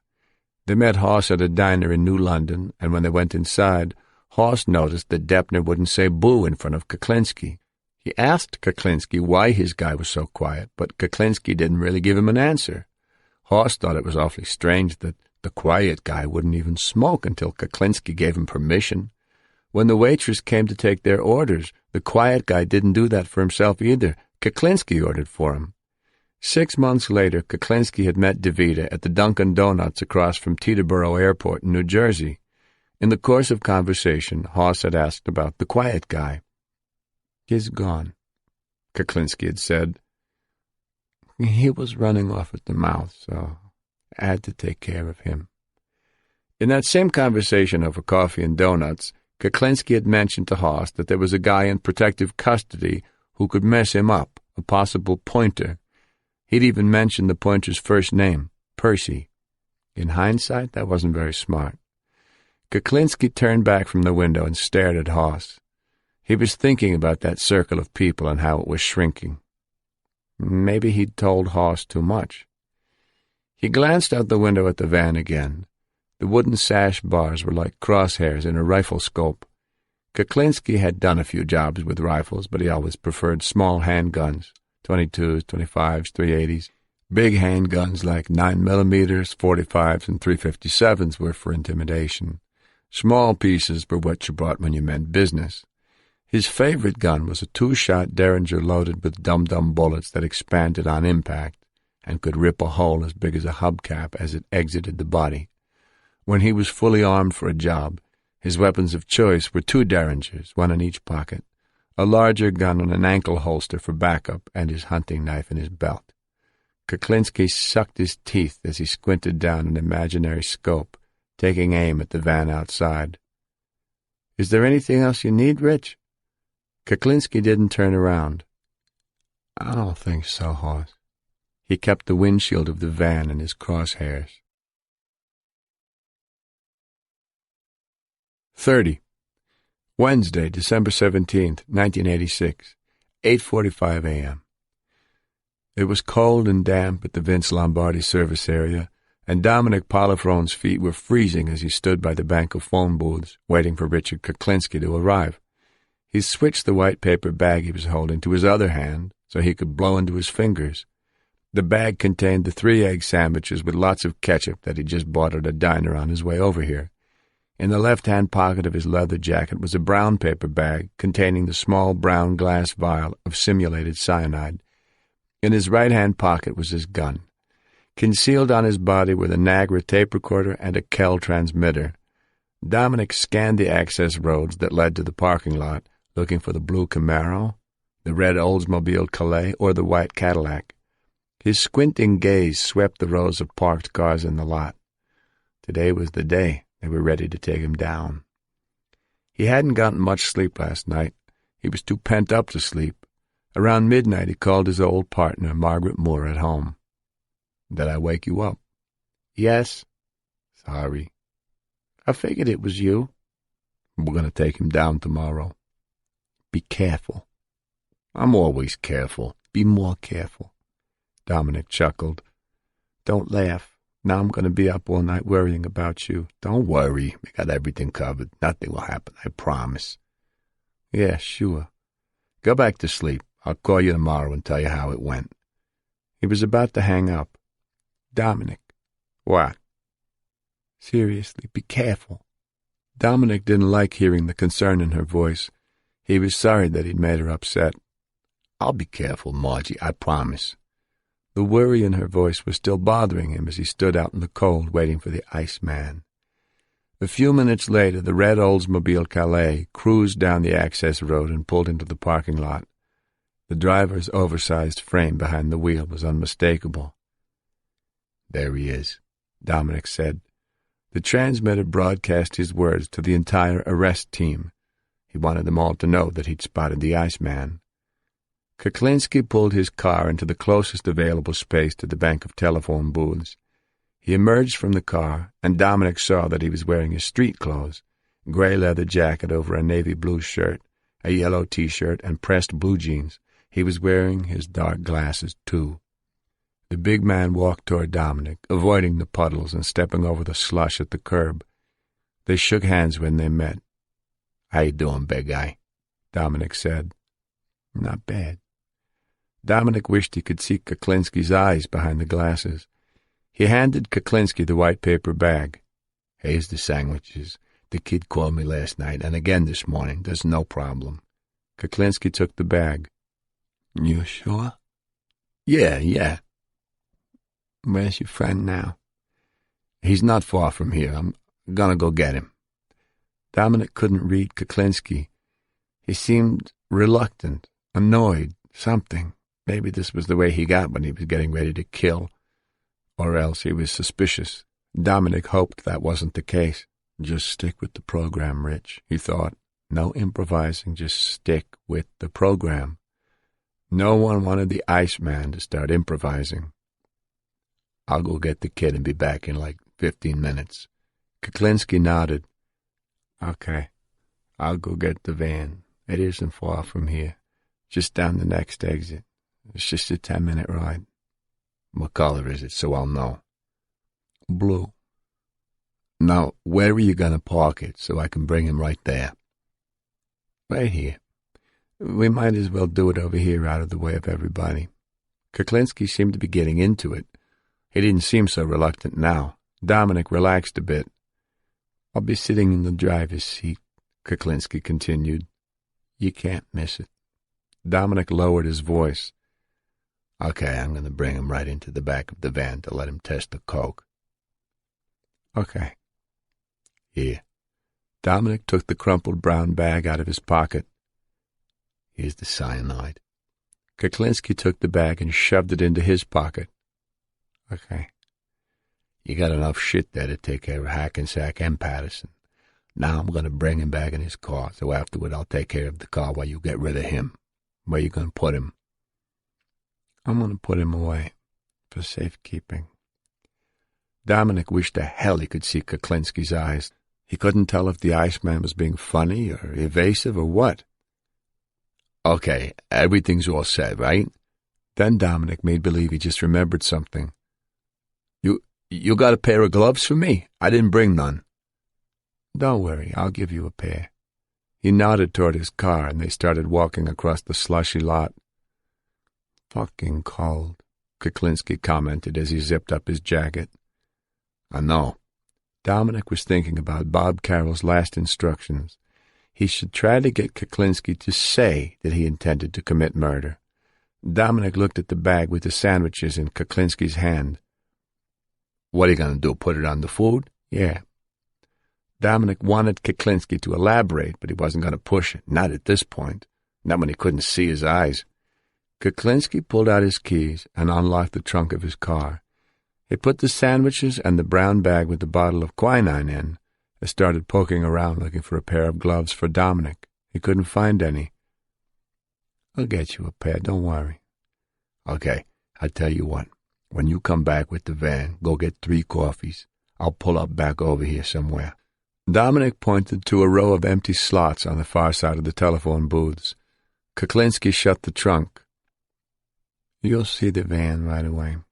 It's a conversion van all dressed up. 2-tone blue, light blue and dark blue. You won't miss it." "Okay.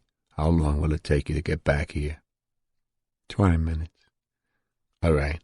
I'll be back in exactly half an hour." "When I see you come in, I'll go in and get the coffees. Then I'll come out and—" Kuklinski let his words trail off. "Right."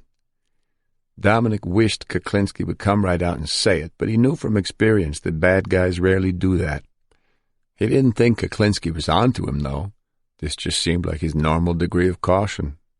Normal for a killer, that is. Kuklinski got back into his car and started the engine as Dominic walked toward his black Lincoln. As Kuklinski backed out of his space, Dominic waved, then turned away as he spoke out loud for the transmitter. "All right, boys, you got the choice here. You can take him now or wait till he comes back and take him with the van. I suggest we let him go and come back. Let him go get the van." Arresting him with the sandwiches and the simulated cyanide would be fine, but it would be much better if they waited until he actually put the poison on the sandwiches. Dominic got into his car and looked at his watch. It was 5 of 9. Through the windshield, Dominic saw a heavy-set man in his early 50s inside one of the phone booths. It was Deputy Chief Bobby Buccino. He was pretending to be on the phone, but in fact he had an earplug in his covered ear, and he was listening in on Dominic's transmissions. A folded newspaper was taped over his hand. Inside the newspaper he was holding a 9mm automatic. He'd been there the whole time Dominic and Kuklinski had been there. In the rearview mirror, Dominic could see the unmarked black van with 3 heavily armed troopers. Detectives Ernie Volkman, Pat Kane, and Dennis Vecchiarelli were waiting. Ron Donahue was also back there somewhere in another car.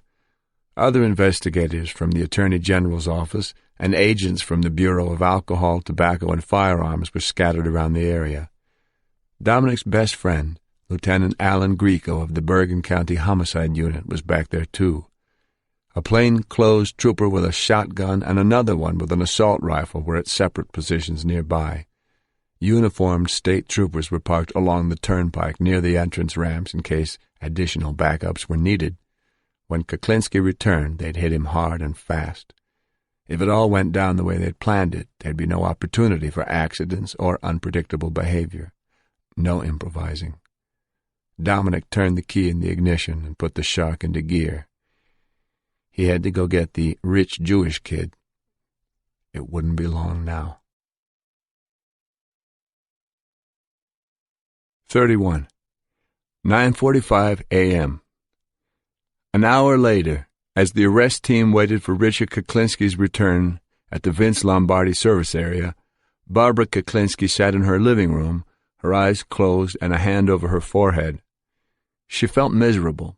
She had a headache and a fever, but she didn't think it was the flu or a cold. The damp, chilly weather had probably aggravated her arthritis, and fever was usually the first symptom. She'd already called her doctor and made an appointment to have her SED rate taken to check for signs of infection in her bloodstream. It would confirm what she already suspected. She opened her eyes and stared blankly at the unlit Christmas tree, the colored balls and tinseled garland shining dully in the gray morning light. She didn't want to be sick for Christmas. The kids always got so excited, even now that they were older. It was the one holiday she loved most. She got up and went to the window. Looking through the curtains, she saw Richard outside, hunched over the open trunk of the Calais. He was doing something in the trunk, but she couldn't see what, because the lid was blocking her view. She wondered why he decided to come back home. He had left the house early that morning, and normally he would have been gone for at least a few more hours. Richard had called her a little while ago from the Grand Union on the other side of town to ask her if she wanted to go out for breakfast. He'd said he was picking up a few things that Duane had wanted, pasta and cookies. She'd told him how awful she felt and that she'd called the doctor, so he offered to make breakfast for them at home instead. He'd hung up before she could object. When Richard cooked, he cooked for an army.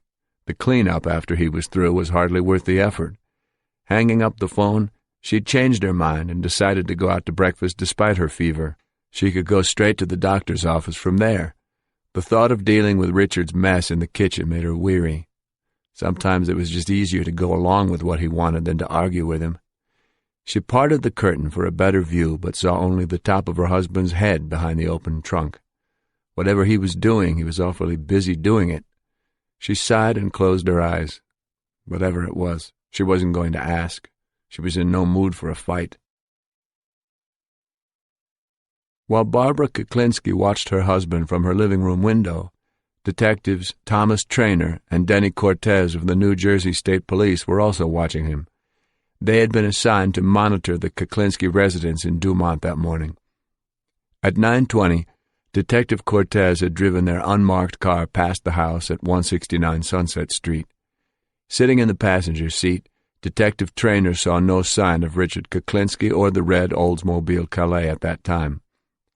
Cruising the neighborhood and staying out of sight so as not to be obvious, they returned 25 minutes later and could now see Richard Kuklinski standing in the driveway, leaning over the open trunk of the red Oldsmobile he'd been driving that morning. Not wanting to be spotted by Kuklinski, they circled the block and parked far enough up the street from the Cedar Shake split level so as not to be seen. Traynor radioed the arrest team at the Vince Lombardi service area to report that Kuklinski was back home doing something they could not identify in the trunk of the red car. The Shark was parked at a rest stop on the New Jersey Turnpike, a mile north of the Lombardi service area. Dominic Polifrone was standing outside at a payphone, the receiver clamped on his shoulder so he could keep his hands warm in his pockets. He was talking to Deputy Chief Buccino, who was still at the service area. "So where the hell is he, Bobby?" "We don't know yet, Dom. I'm waiting to hear." Buccino was in charge of the arrest, and he was the one calling the shots. Dominic had worked with him before, and he knew that Bobby Buccino was the kind of no-nonsense field commander who led from the front lines. With 25 years in law enforcement under his belt, he was no one's jolly uncle at times like this. The deputy chief's goal for the day was clear: arrest the suspect and make sure no one gets hurt. "Where's Paul?" Dominic asked. "He's on the road waiting to hear, just like the rest of us." "You think Richie knows?" "I don't know." Buccino's voice was terse. If he was frustrated, he wasn't showing it. Dominic was trying not to be frustrated. He kept telling himself that this really wasn't a problem, that they'd catch up with Kuklinski later on, no problem. Still, he was worried. Kuklinski was improvising, and that could mean trouble. Sure, they already had a mountain of evidence to use against him, the Nagra tapes of him talking about killing with cyanide, his intentions to kill the pointer, Percy House, his admission that he had frozen one of his victims and kept him on ice for more than 2 years as an experiment, his plan to set up an illegal arms sale with Tim. They also had the .22 caliber pistol fitted with a silencer that Kuklinski had sold to Dominic. They had plenty of evidence to nail this guy, so it really didn't matter whether or not they caught him red-handed with a poisoned egg sandwich. So what if they didn't get the big finale the way they'd planned it? That didn't matter. What was really bothering Dominic was the fact that Kuklinski was out there improvising. There was no telling what he was up to now. "Why don't I call him up?" Dominic suggested. "I'll find out what went wrong and try to set it up again for tomorrow." "Do you really think he'll go for the rich kid thing again? How will you explain it to him? Logically, how long could you keep this kid hanging? It doesn't make sense." "Yeah, you're probably right." Dominic stuck his free hand under his armpit. He was freezing out there in the cold. Then something suddenly occurred to him. He remembered Kuklinski talking about the nest egg he had stashed overseas, probably in Switzerland. What if he really was onto them? He could hop on a plane and flee to Switzerland and live happy as a clam off his nest egg. "Bobby, have you checked the airports? Hang on a minute, Dom." Dominic heard other voices on the other end of the line, but he couldn't make out what they were saying. All he could hear was Buccino's voice giving orders. He was telling them to go. The arrest was on. Bobby, what happened?" "Kuklinski's at home.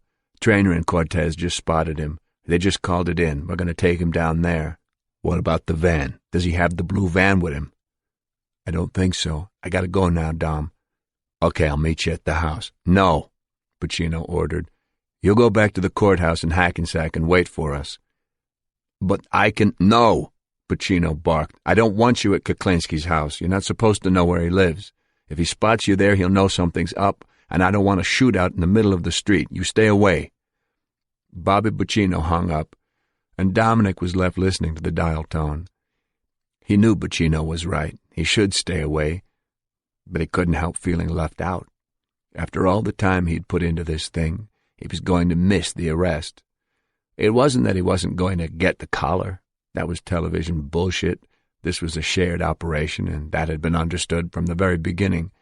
The glory belonged to everyone. What he regretted was that he wasn't going to see the look on Richie's face when he found out that Dominic Provenzano was really a cop. Dominic knew it was going to be a priceless moment, but unfortunately he was going to have to find out about it secondhand. As he walked back to the Shark and blew into his cold fingers, he could see the flashing dome lights on the highway in the distance as the arrest team sped off toward Dumont. He got into the car, started the engine, and just sat there for a moment, thinking, wondering where Richie had the blue van stashed, wondering why he hadn't come back, wondering what the hell he was up to. As he put the car into reverse and backed out of the space, he realized that all that didn't really matter because in a half hour they'd have him in handcuffs. He still wished he could see Richie's face when they took him down, though, even if it was from the back of the crowd. He could stay out of sight. No one would ever know he was there. They would be ashamed to miss the arrest after all he'd gone through with this investigation. A damn shame. 32. 10:45 a.m. The only thing Barbara Kuklinski could think about as she got into the red car was getting through breakfast and getting to the doctor. She felt weak and listless, and the fever wasn't going away. Richard got in on the driver's side and looked at her. "Are you sure you don't want to stay home and let me make something?" She shook her head. "No, let's just go so I can see the doctor." He started the car but didn't put it in gear right away. When she looked up, she caught him staring at her. His expression was strange. She couldn't tell if he was concerned or angry at her. "Let's go, Rich," she said gently. "I've got an appointment." He put the Calais into gear and backed out of the driveway. She glanced sideways at his profile. She couldn't figure out if this was the good Richard or the bad Richard. As he pulled out onto Sunset Street and headed toward the end of the block, She noticed the Christmas decorations on the neighbors' houses and worried about the upcoming holidays. Richard hated Christmas. It always made him surly and suspicious because it reminded him of all the things he hadn't had as a child. She worried that he wouldn't keep his black mood to himself this year and that he'd ruin the holidays for her and the kids. She looked at him again as he signaled to turn left at the end of the block. "Rich," she said. "Yeah, babe." "Do you want—" Suddenly a big black shape appeared right in front of them. A black van was coming straight at them. "Rich, look out!" The van's brakes screeched, and it swerved right into their path, blocking the road ahead. Barbara felt the pull of their car as her husband stomped on the brakes. Her heart was pounding. Her only thought was that the driver had just had a heart attack, that he'd lost control of the van and was going to plow right into them. But when she saw 3 men jumping out of the van with weapons drawn and pointed at them, she didn't know what to think. "Oh, God, Rich, what's going on?" Her husband grumbled something under his breath, but she was too scared to understand what he was saying. Investigator Paul Smith didn't wait for the ATF Special Agent Ray Goger to stop the car they were in before he jumped out. They had just cruised by the Kuklinski house and seen Richard Kuklinski getting into the red Oldsmobile. Smith, who was in constant radio contact with the black van, had given the order, "Go, take him down." As more cars arrived on the scene and plainclothes officers spilled into the street, Paul Smith drew his gun and led the pack running down the street toward the black van to assist with the arrest. His boss, Deputy Chief Bobby Buccino, was a few feet behind him. Suddenly, Smith heard the unexpected screech of spinning tires. Up ahead, the red Oldsmobile Calais was mounting the curb, doing an end run around the black van. The Calais ran over a lawn, then bounced back into the street, metal scraping the pavement and tires smoking. The engine roared.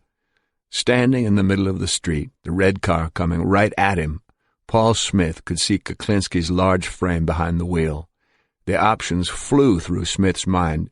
He could either jump out of the way and hope he wouldn't get run over, or he could shoot.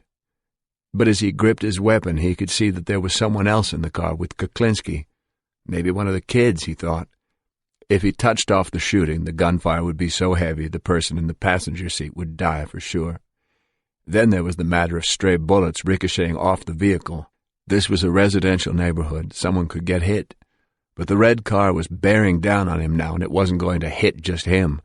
Kuklinski was going to mow down every man in his way, men Smith had known and worked with for years.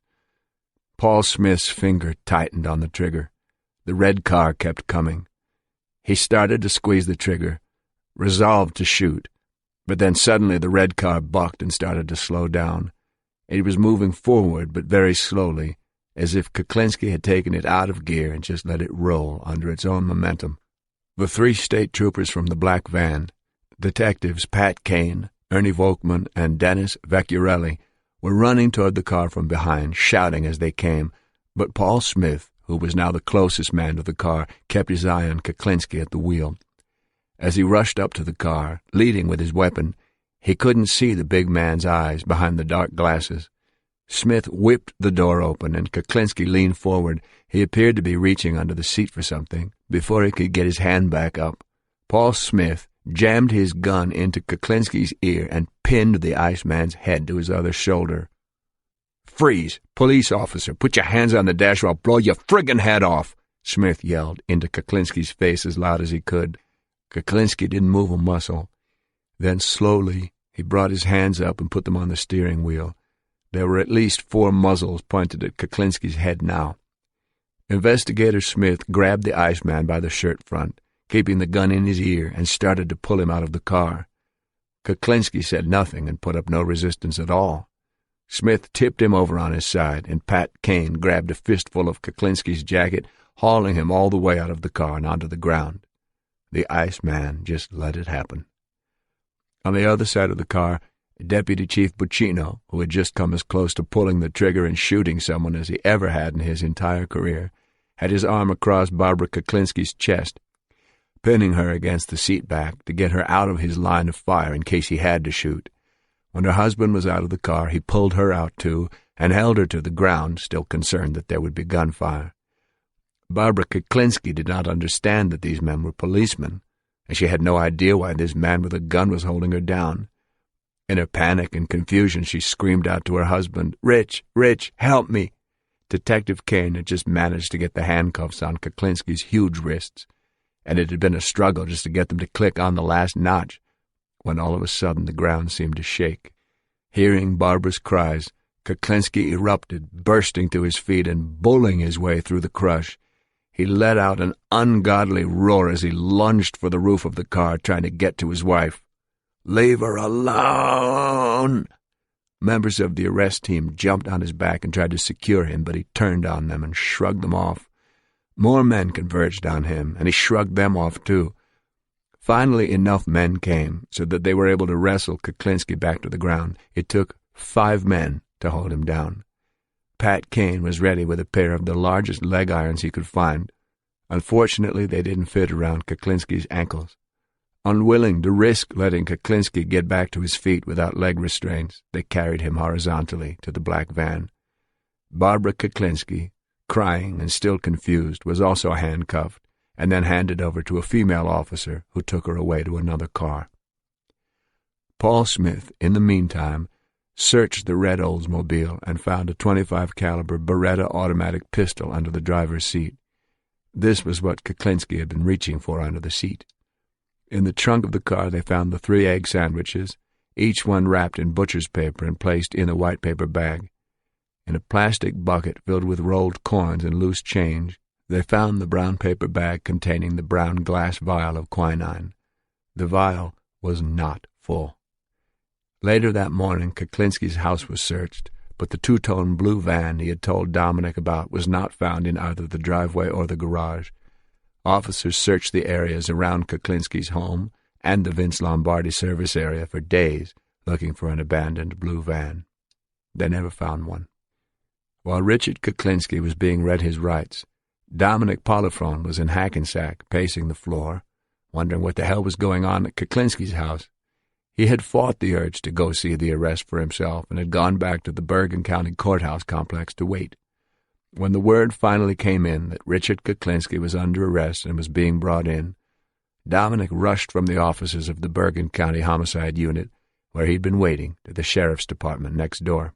The Bergen County Courthouse complex is a stately building with marble columns and a huge domed rotunda, but the Sheriff's Department is housed in a small addition to the courthouse that is tucked away on the parking lot side. Its designer must have had a dark sense of humor, because the structure has a decided medieval facade complete with crenellated battlements along the roofline. In the Sheriff's Department, Dominic found an empty office off the main staircase that leads up to the holding cells. If he couldn't see Kuklinski's face, maybe he'd at least be able to hear the big son of a bitch when they brought him in. He left the door partway open.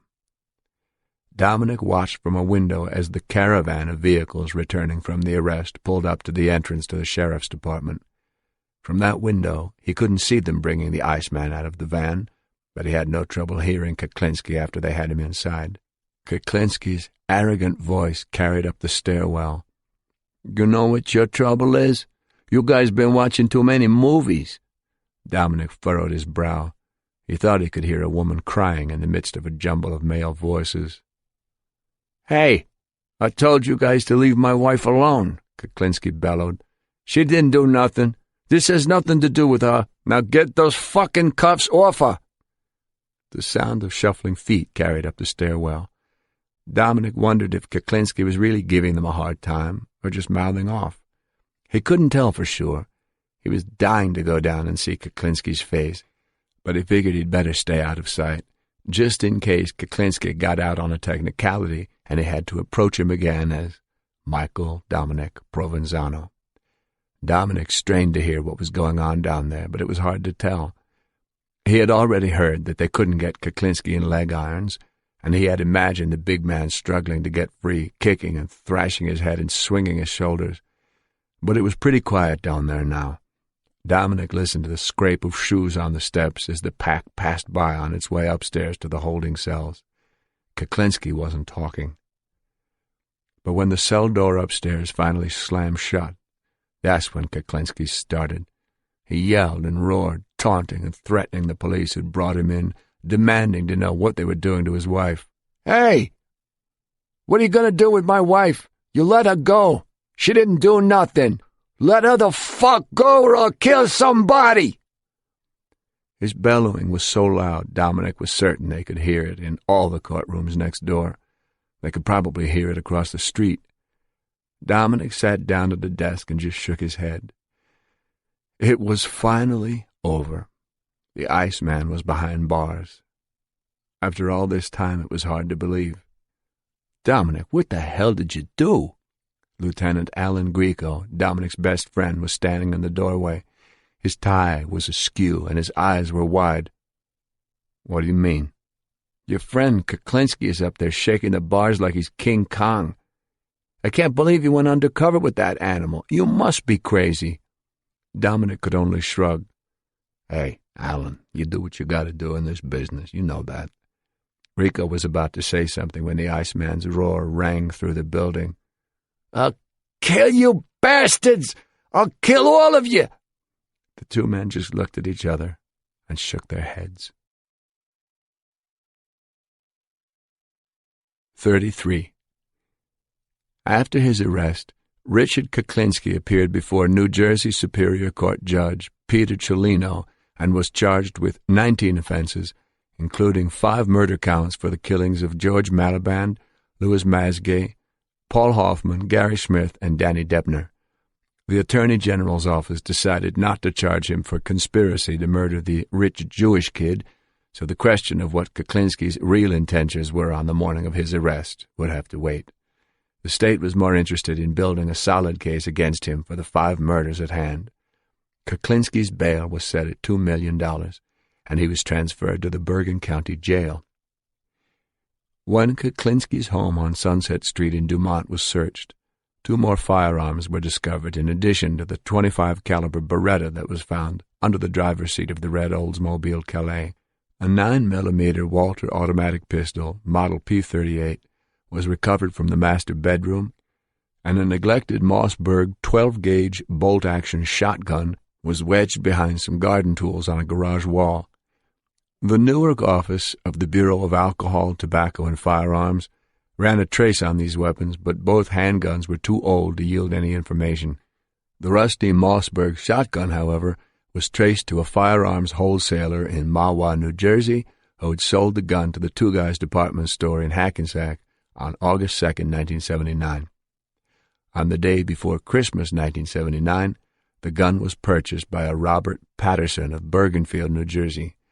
When the police questioned Mr. Patterson about the shotgun, he told them that he'd bought it for his brother, Rich, who was now living in Jupiter, Florida.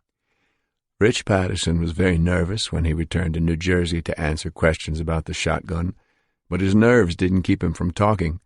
In fact, the young man had quite a bit to get off his chest when he sat down with state investigators who wanted to know how his gun had gotten into Richard Kuklinski's garage. The answer was simple. Rich Patterson had lived with the Kuklinskis from 1983 to early 1986. He had been engaged to Merrick, the Kuklinskis' older daughter. Richard Kuklinski had liked him, and he had wanted them to get married. But before moving in with the Kuklinskis, Patterson explained, he had briefly had an apartment of his own, a small studio just a few miles from Dumont, at 51-1 Fairview Avenue in Bergenfield. Patterson swallowed hard and paused before he continued with his story. He seemed suddenly shaken. When he finally collected himself, he told the state investigators about the weekend in February 1983 when he and Merrick Kuklinski and a group of friends went away to a hunting lodge in upstate New York. He wasn't sure which weekend it was, but he did remember that one of the other boys in the group had fallen onto a wood-burning stove and burned himself so badly he had to be taken to the hospital in Ellenville, New York. Hospital records later confirmed that the young man Patterson mentioned had been brought to the emergency room with severe back burns on Saturday, February 5, 1983. Other than that trip to the emergency room, the weekend had been pretty uneventful. He and Merrick returned home late Sunday night, and Patterson spent the night at the Kuklinskis. The next morning, Richard Kuklinski asked young Rich, as the family called him, to give him a hand with something.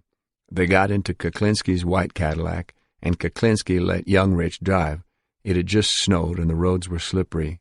Kuklinski told Patterson to head toward the Blazing Bucks Ranch in West Milford. Patterson knew the way. The family had taken him there many times to go horseback riding. On the way, Richard Kuklinski told the young man that something had happened at his apartment that weekend. Kuklinski, who had a set of keys to the place, had let a friend stay there. The friend had been living at a motel on Route 46 because he was in some kind of trouble. Kuklinski had been helping him, bringing him food so he wouldn't have to go out and risk being seen. But when Kuklinski had gone to Rich Patterson's apartment to check on his friend sometime during the weekend, he found the man dead. He'd been shot. The body, Kuklinski said, was in the trunk. He said he wanted to dispose of it in the woods so that young Rich wouldn't have to go through the hassle of having to explain to the police how someone had gotten killed in his apartment. Gripping the steering wheel with bloodless fingers, Patterson followed Kuklinski's directions to an old logging road near the ranch. He pointed to a place at the side of the road and told Patterson to pull over. Other than the reservoir, there was nothing but woods on this road. Kuklinski told him to shut off the engine and pop the trunk. Young Rich obeyed, but he couldn't bring himself to get out of the car. Driving there with the body in the trunk had already given him the creeps. Touching the thing was unimaginable. Sitting behind the wheel of the Cadillac, staring into the rearview mirror, Patterson heard a few thumps in the trunk. The trunk lid slammed shut, and Patterson saw Richard Kuklinski, his future father-in-law, dragging something wrapped in dark green plastic garbage bags through the snow. Knowing what it was, Patterson could imagine the shape of the dead man inside. Richard Kuklinski disappeared into the trees with his bundle. A few minutes later, Kuklinski returned and got into the car. He told Patterson to head home. On the way back, Kuklinski said it would be best if they just forgot that this had ever happened. Young Rich was afraid to go back to his apartment, and he was certainly never going to sleep there again. 2 days later, he did return, though, to collect his things. Richard Kuklinski went with him. While Patterson gathered his belongings, Kuklinski got down on his hands and knees and scrubbed the red-brown stain on the gold-colored carpeting where he said the dead man had bled after he was shot. As Kuklinski worked on the bloodstain, Patterson noticed a few pieces of Tupperware on the kitchen counter that weren't his. They looked as if they had been laid out to dry after being washed. He was pretty sure he'd seen these containers before, at the Kuklinski's house. The investigators asked Patterson if Richard Kuklinski ever mentioned the dead man again after that. Only once, Patterson said, and he didn't exactly mention it. That spring the family was up at the Blazing Bucks Ranch, and once again he had gone with them. Kuklinski, who never rode himself, had been reading the local West Milford newspaper. He pointed to an article and told Patterson to read it. The article was about a body that had recently been found in the vicinity by a man out riding his bicycle. Young Rich and Merrick eventually broke off their engagement, and Patterson moved out of the house. The dead man was never mentioned again. With the information provided by Rich Patterson, investigators Paul Smith and Ron Donahue went to the studio apartment at 51-1 Fairview Avenue in Bergenfield with a photographer and a state police chemist to look for the stain on the carpet. The current resident, a flight attendant who lived there only part of the time, told them that she remembered there being some discoloration in the rug when she moved in, but she couldn't recall exactly where it was, and she definitely didn't remember its being red or brown. She said she had had the entire carpet professionally cleaned before she moved in several years ago. With the residents' permission, Smith and Donahue moved the furniture and proceeded to pull up the carpeting, hoping to find some trace of blood on the canvas backing and foam rubber padding. They started with the edge closest to the window, which was where Patterson had remembered seeing the stain. Dust flew into their eyes, and the odors of former tenants filled the air as they yanked at the old carpeting. They pulled up 4 feet worth and folded it back. There was no sign of any staining on the canvas backing. They ripped up the foam padding and folded that back. Nothing. Paul Smith was disappointed. Rich Patterson had been definite about the bloodstain being near the window. If there had been a stain, there should have been some trace of it on the underside. Even professional cleaning doesn't clean that well. "Come on, Paulie, let's put it back and get out of here," Ron Donahue said. "I told you this was going to be a waste of time." Paul Smith tapped his foot on the bare wood floor. Why don't we pull up a little more? What the hell, we've come this far." He avoided the gaze of the woman who lived there. He'd promised her that they wouldn't make a mess. Donahue frowned at the young investigator. "This is a waste of time, I'm telling you. If there was a bloodstain here, Kuklinski would have gotten rid of the whole goddamn carpet. He's no dummy." "Ronnie, we're here for Christ's sake," Smith said under his breath so the woman wouldn't hear them argue. "What's it going to hurt to do a little more?" Donahue smirked and shook his head. "If it'll make you happy, Paulie, but don't listen to me. I've only been doing this friggin' job since you were in short pants. Just give me a hand, will you, Ronnie?" Coughing and blinking, they pulled up 4 more feet of carpeting and padding. Still no stains. Paul Smith cursed under his breath. "See, Paulie, what did I tell you? Now let's put it back so we can get out of here." "Hang on a minute. Let's just pull up a little bit more. I got a feeling." The older investigator looked at Smith as if he were crazy. "You got a feeling? What are you, friggin' psychic now?" "Come on, Ronnie, just a little more." Ron Donahue looked to the woman who lived there and shrugged, giving her a helpless look. Paul Smith glanced at her waiting in the doorway. Her arms were folded, and all of a sudden she didn't look like a nice, accommodating flight attendant anymore. She was scowling at him. "You told me you wouldn't make a mess." Paul Smith coughed into his fist.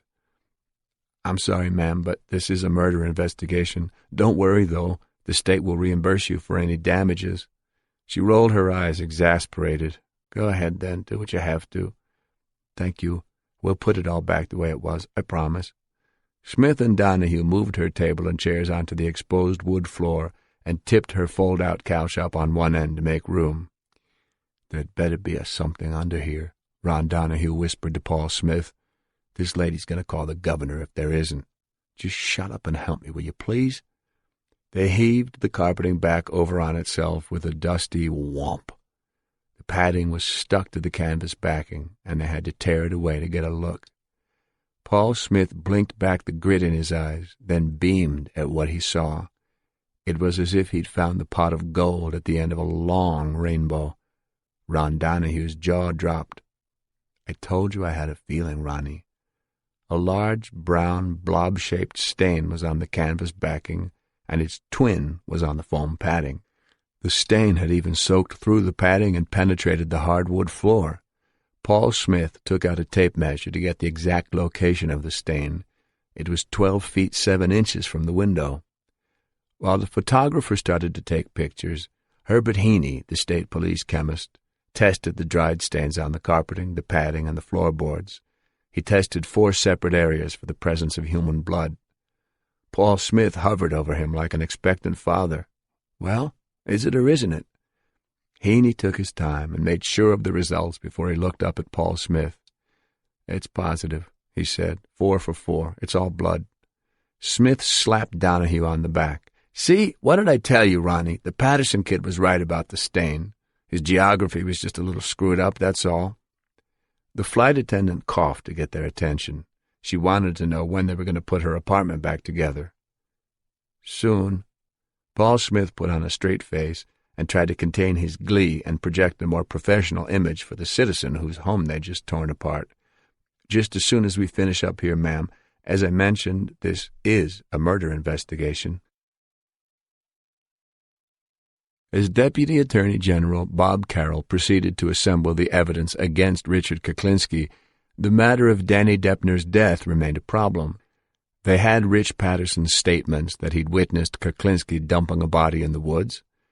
They knew that Danny Deppner must have died in Patterson's Bergenfield apartment, and the bloodstains found under the carpeting supported that contention. They had Patterson's statement about seeing the Tupperware in his kitchen that didn't belong to him. It was possible that Kuklinski had brought cyanide-laced food to Deppner in those plastic containers. They had the medical examiner's report describing the pink lividity on Deppner's chest and shoulders, which could have been caused by cyanide poisoning. Focusing on the deaths of Gary Smith and Danny Deppner, Bob Carroll wanted to draw a line between these 2 cases to show that both men were killed in the same manner and that these 2 murders formed a pattern. By proving a consistent method of killing, he could bolster the state's case against Kuklinski. In his heart, Bob Carroll had no doubt that Kuklinski had gotten rid of Deppner the same way he'd gotten rid of Gary Smith, by poisoning his food, but proving it would be difficult. Cyanide isn't the only toxin that causes pink lividity on the skin. According to Patterson's statement, Kuklinski had told him that someone else had killed the man who died in his apartment. And even though disposing of a body is a crime in itself, it does not necessarily prove murder. But that was what Bob Carroll needed to prove if he was going to nail the Iceman. He hoped that Dr. Geeta Natarajan, the forensic pathologist who'd done the autopsy on Deppner, might be able to help him. The air was warm and moist with the coming of spring when the Deputy Attorney General drove to the office of the medical examiner in Newark. He entered the 2-story brick building through the bays where the bodies were brought in, signed himself in with the guard, and walked down the long marble hallway past the workroom. The smell always caught him by surprise whenever he came here. It smelled like a very ripe pet shop. Pushing through the metal door at the end of the hall, he entered the offices where a secretary was handling the phones while technicians in lab coats rushed in and out of the warren of small offices that lined the outer wall. He found Dr. Natarajan's office. The door was open, but he knocked anyway to get her attention. The attractive woman, who usually had a ready smile for everyone, snapped her head up from her cluttered desk and pushed the hair off her forehead. Her dark eyes flashed at him. "I'm mad at you," she huffed. Investigator Paul Smith was already sitting in the chair opposite her desk. He had his hand over his mouth. Bob Carroll showed his palms. What did I do now? Dr. Natarajan whipped an 8x10 color photograph from her desk and held it up for him to see. It was one of the photos taken of Danny Deppner's body when it was found in the woods. The toe of someone's shoe had gotten into the picture on the left side, a bright red pump. "Paul says you won't crop out my foot," she said. She was smiling mischievously now. "You know I can't do that, Geeta. That's tampering with the evidence. But what if the defense attorney gets me on cross and he pulls out this picture and says, 'Doctor, is this your red shoe in this picture?' That will destroy my credibility with the jury. What kind of doctor wears silly red shoes like this? You tell me. It looks like I'm walking through Oz." She was laughing. Her laughter was so infectious Bob Carroll couldn't help but smile. It put him at ease as he settled into the other chair in her minuscule office. Putting this case together was turning out to be a monster, and he'd been putting in long, tedious hours. He was going to prosecute it himself, so he wanted everything to be perfect, no room for error. That's why he was happy to have Geeta working on this one. She was an excellent pathologist and very difficult to discredit on the stand. He got right down to business. "Have you guys come up with anything on Deppner that we can use?" "Well," Paul Smith said, "it's pretty much the way we thought. Danny Deppner's death is consistent with cyanide poisoning, but we just don't have as much as we have with Gary Smith." The attorney looked at the doctor. "How about the hemorrhaging you found on his neck? Is that indicative of strangling?" "It could be, but trauma like this could also have been caused by several other things. With Gary Smith, the ligature marks were very clear. The neck trauma on Deppner is open to a great deal of interpretation, I'm afraid. It's a shaky premise for trying to prove that the man was strangled." "What about the stain on the rug?" She shook the ice in an empty soda cup. "Pulmonary edema. After death, the lungs fill with fluid, and the gravitational flow sends it out the mouth and nose." She sucked on the straw. "All it tells us is that Deppner was left face down on the rug after he was killed." Paul Smith had his chin in his hand. He looked glum. All that work pulling up that goddamn carpet.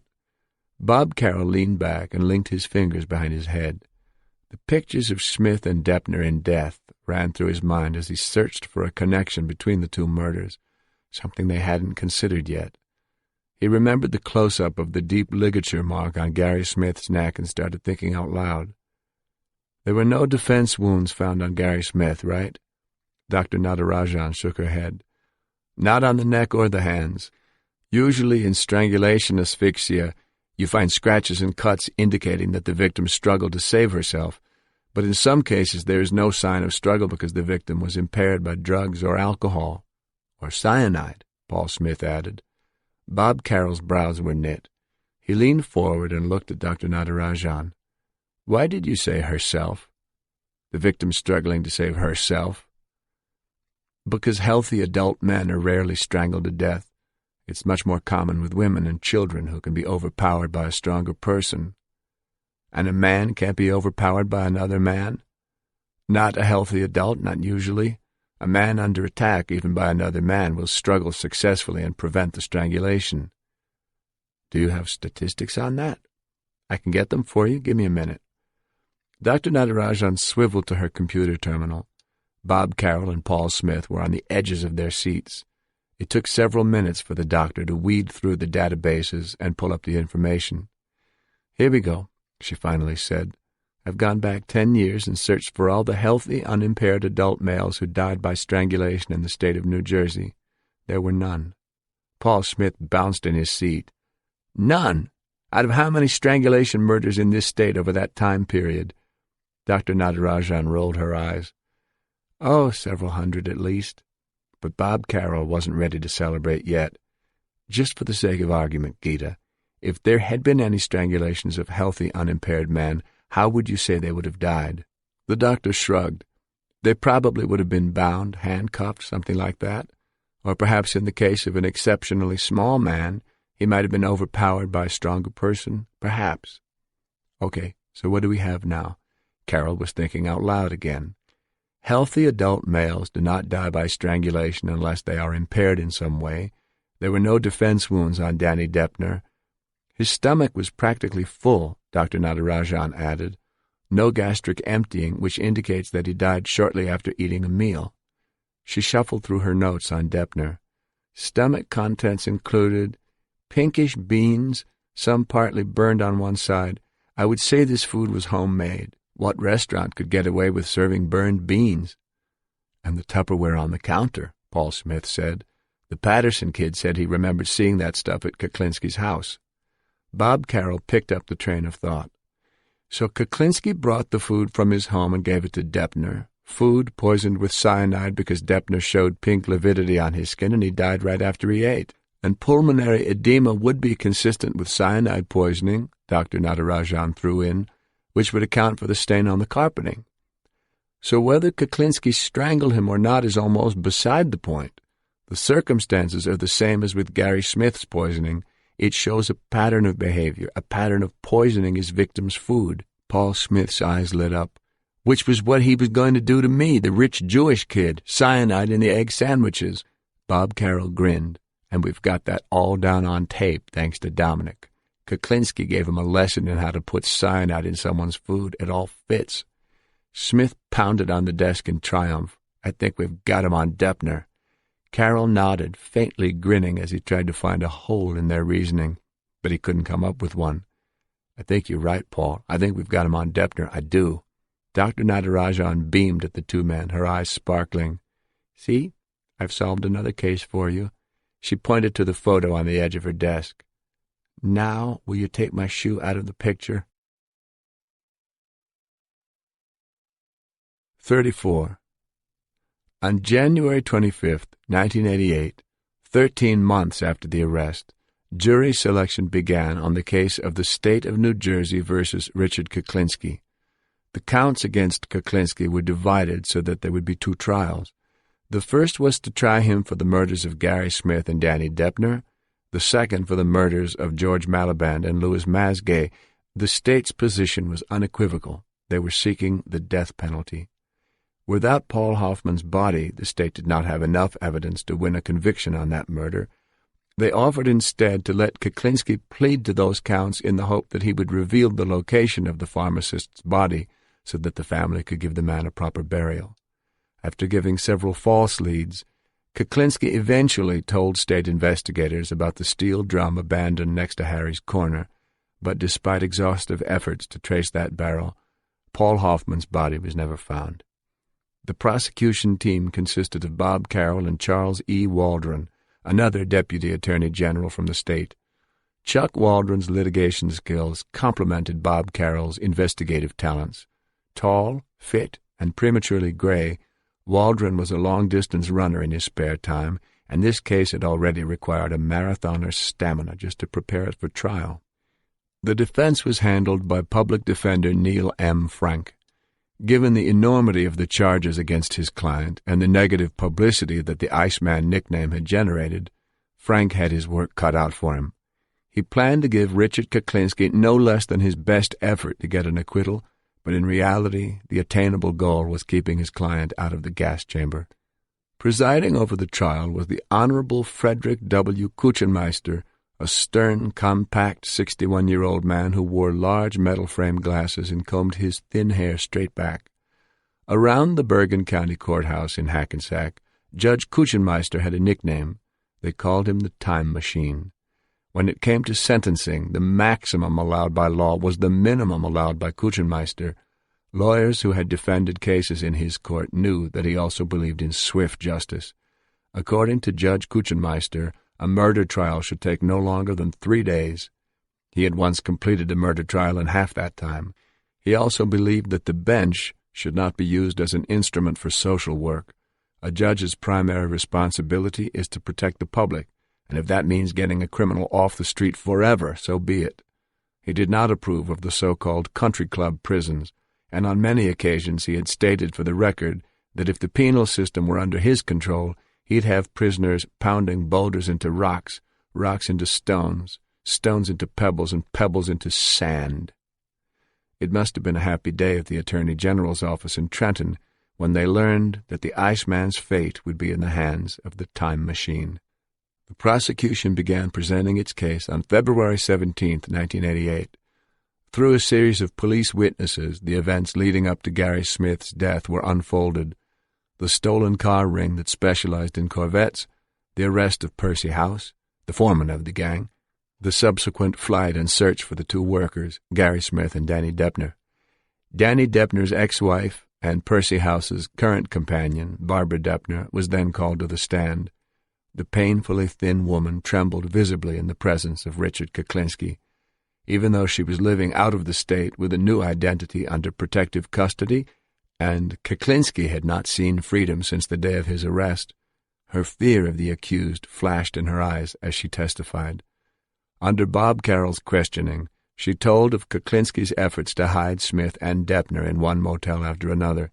She told of going to the York Motel just before Christmas 1982 and meeting her ex-husband Danny, who told her that Kuklinski had made up his mind to get rid of Gary Smith because he was too much of a risk. Bob Carroll asked her what Danny Deppner had told her on the evening of Gary Smith's murder.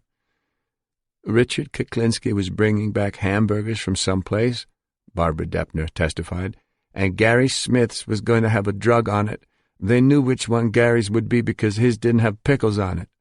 She was later asked to recount the description of Smith's death as told to her by her ex-husband after it had happened. After Gary had eaten his hamburger, he had fallen back on the bed and they, Danny Deppner and Richard Kuklinski, were laughing at him because his eyes were so goofy. Kuklinski's lawyer, Neil Frank, tried to discredit this testimony with allegations that the state's Division of Criminal Justice had improperly interfered with efforts made by the New Jersey Division of Youth and Family Services to take Barbara Deppner's minor children away from her and her allegedly abusive live-in companion, Percy House. Frank's contention was that the Division of Criminal Justice wanted to keep its star witnesses happy so that they'd cooperate fully in this trial. A Division of Youth and Family Services legal counsel, a woman who happened to be a deputy attorney general just like the two prosecutors, testified that she had been approached by another lawyer from the Division of Criminal Justice who had asked her to drop the legal actions against Barbara Deppner concerning her children. But the heartbreaking sight of that pale, frightened mother of 9 trembling on the stand proved to be a hard image to shake from the minds of the jurors. Percy House was called to the stand next. Gruff and burly, House made no attempt to sugarcoat his involvement with Richard Kuklinski. His attitude was blunt. He was what he was, take it or leave it.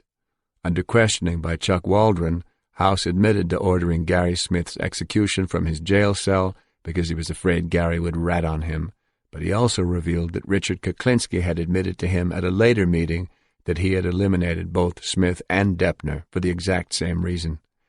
Given House's involvement in Gary Smith's death, his previous involvement in another unrelated murder, and the fact that he was granted immunity in exchange for his testimony, Neil Frank had a golden opportunity to trash this witness's credibility. until his client cut his legs out from under him.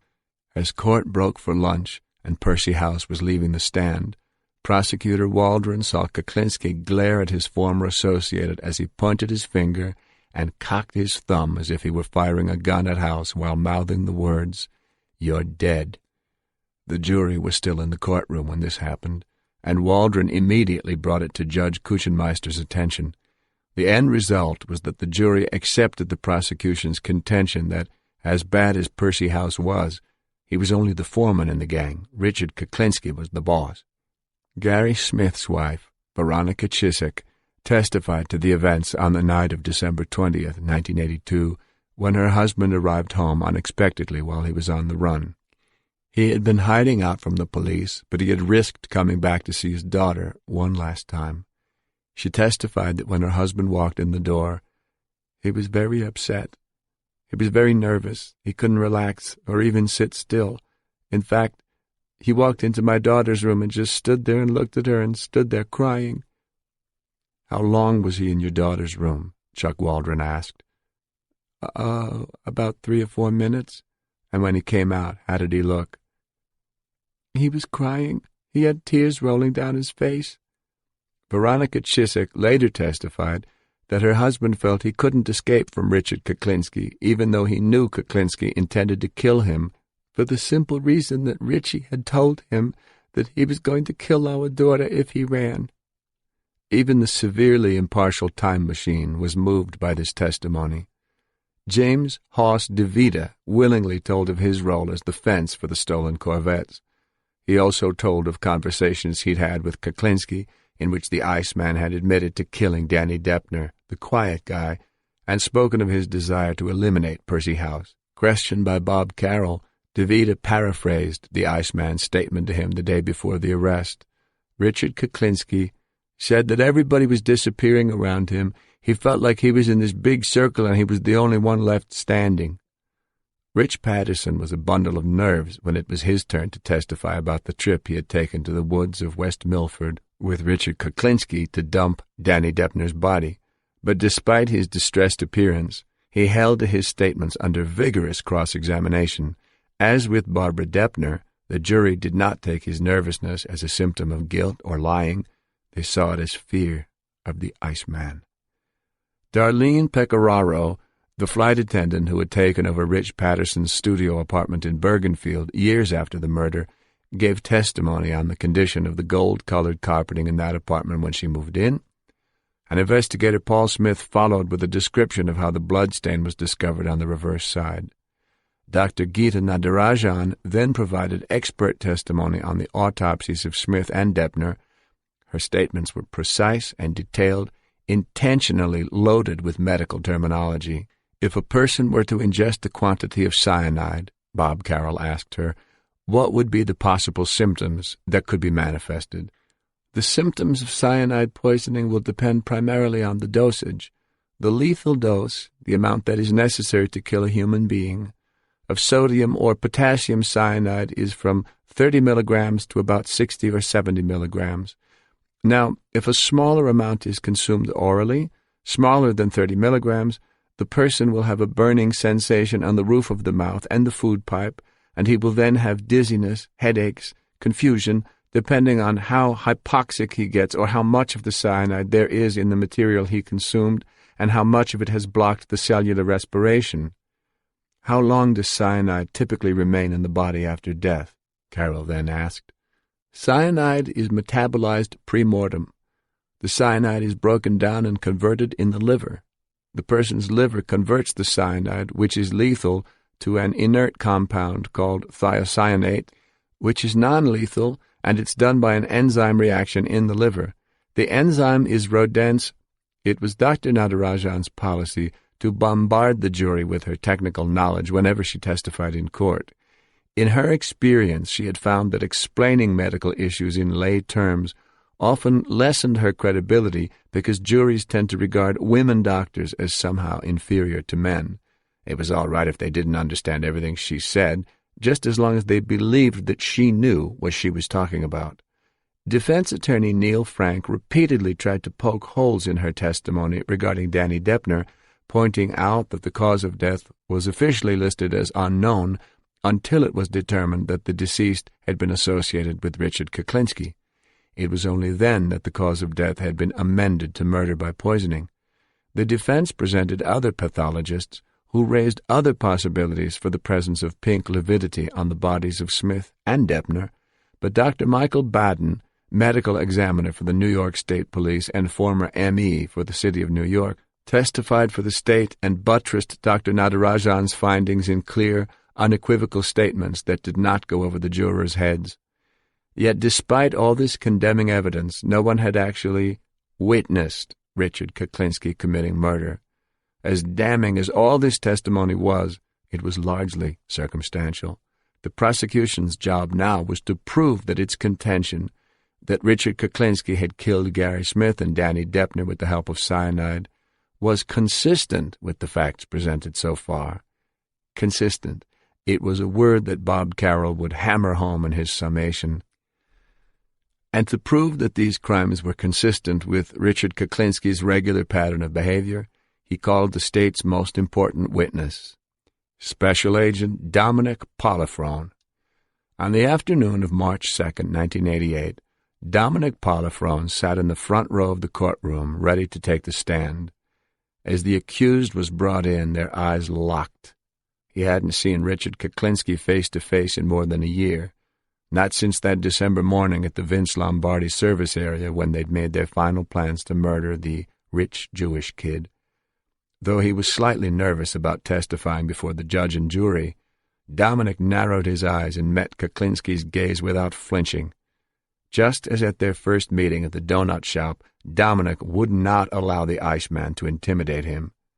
Kuklinski's stare was cold. He was playing his intimidation game, but Dominic knew that he was playing with an empty hand. On the stand, Dominic told of his undercover assignment, how he had worked to establish a relationship with Kuklinski, then, once that relationship had been established, how he had secretly recorded their conversations.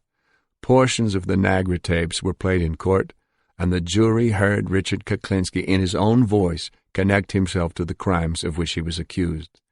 He was accused of using cyanide to kill Smith and Deppner.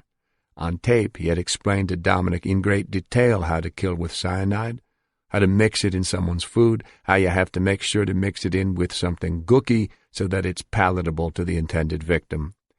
Richard Kuklinski was accused of putting cyanide on a hamburger and giving it to Gary Smith. On the tapes, he had told Dominic Polifrone that he had put cyanide on a guy's hamburger once and that the guy must have had the constitution of a fucking bull because it took him so long to die. This was consistent with the testimonies of Dr. Natarajan and Dr. Baden, who said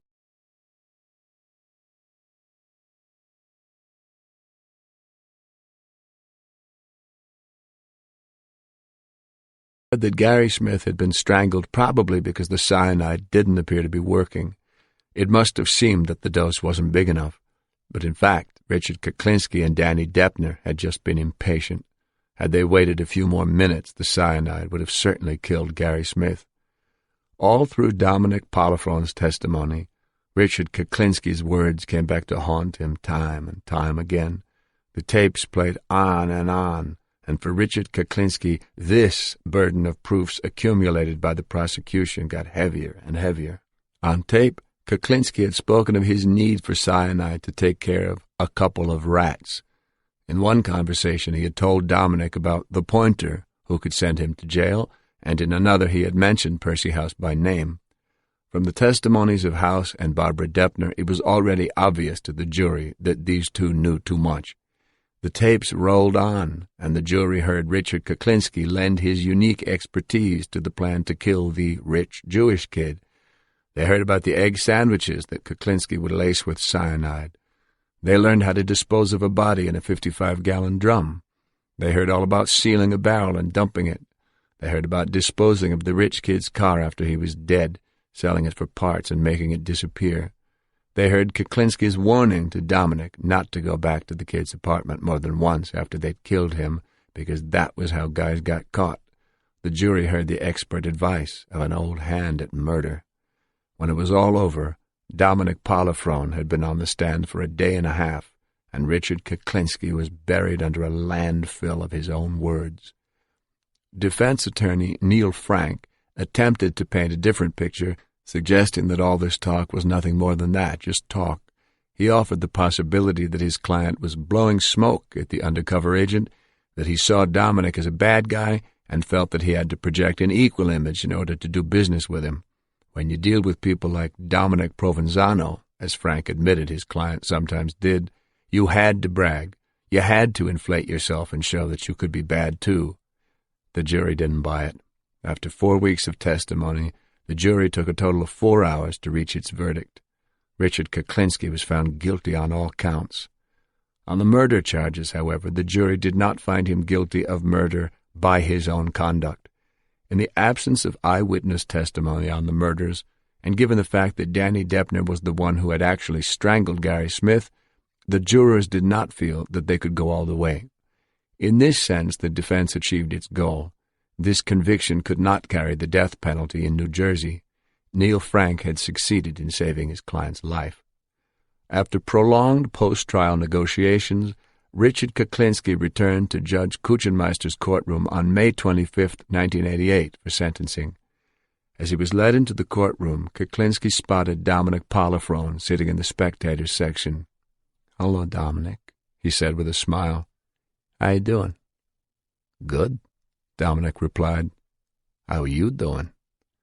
Even as he was about to face sentencing, Richard Kuklinski would not let on that any of this bothered him. It wouldn't give Dominic Polifrone the satisfaction.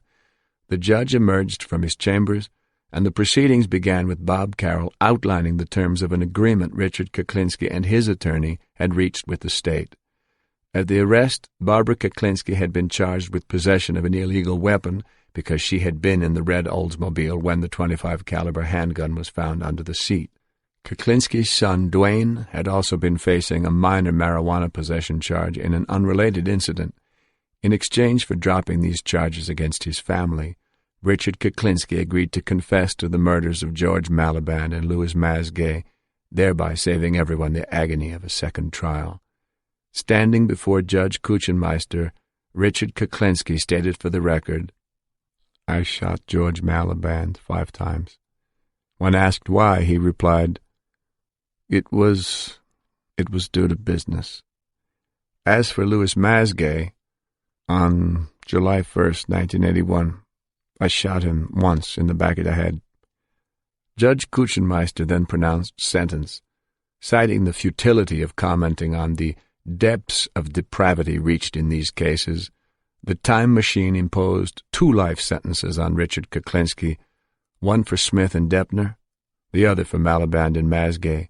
For Smith and Deppner, a mandatory 60 years would have to be served before parole could be considered, 30 years for each slaying, one consecutive to the other.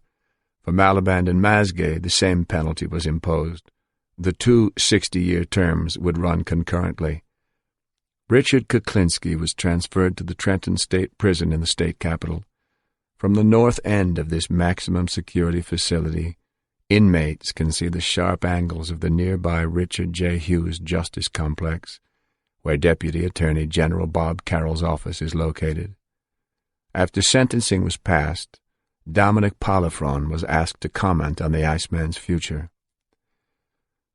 Dominic looked down and showed a weary but satisfied smile before he answered, "For 21 months, the last thing I saw at night before I shut my eyes, and the first thing I saw in the morning when I opened them, was Richard Kuklinski's face.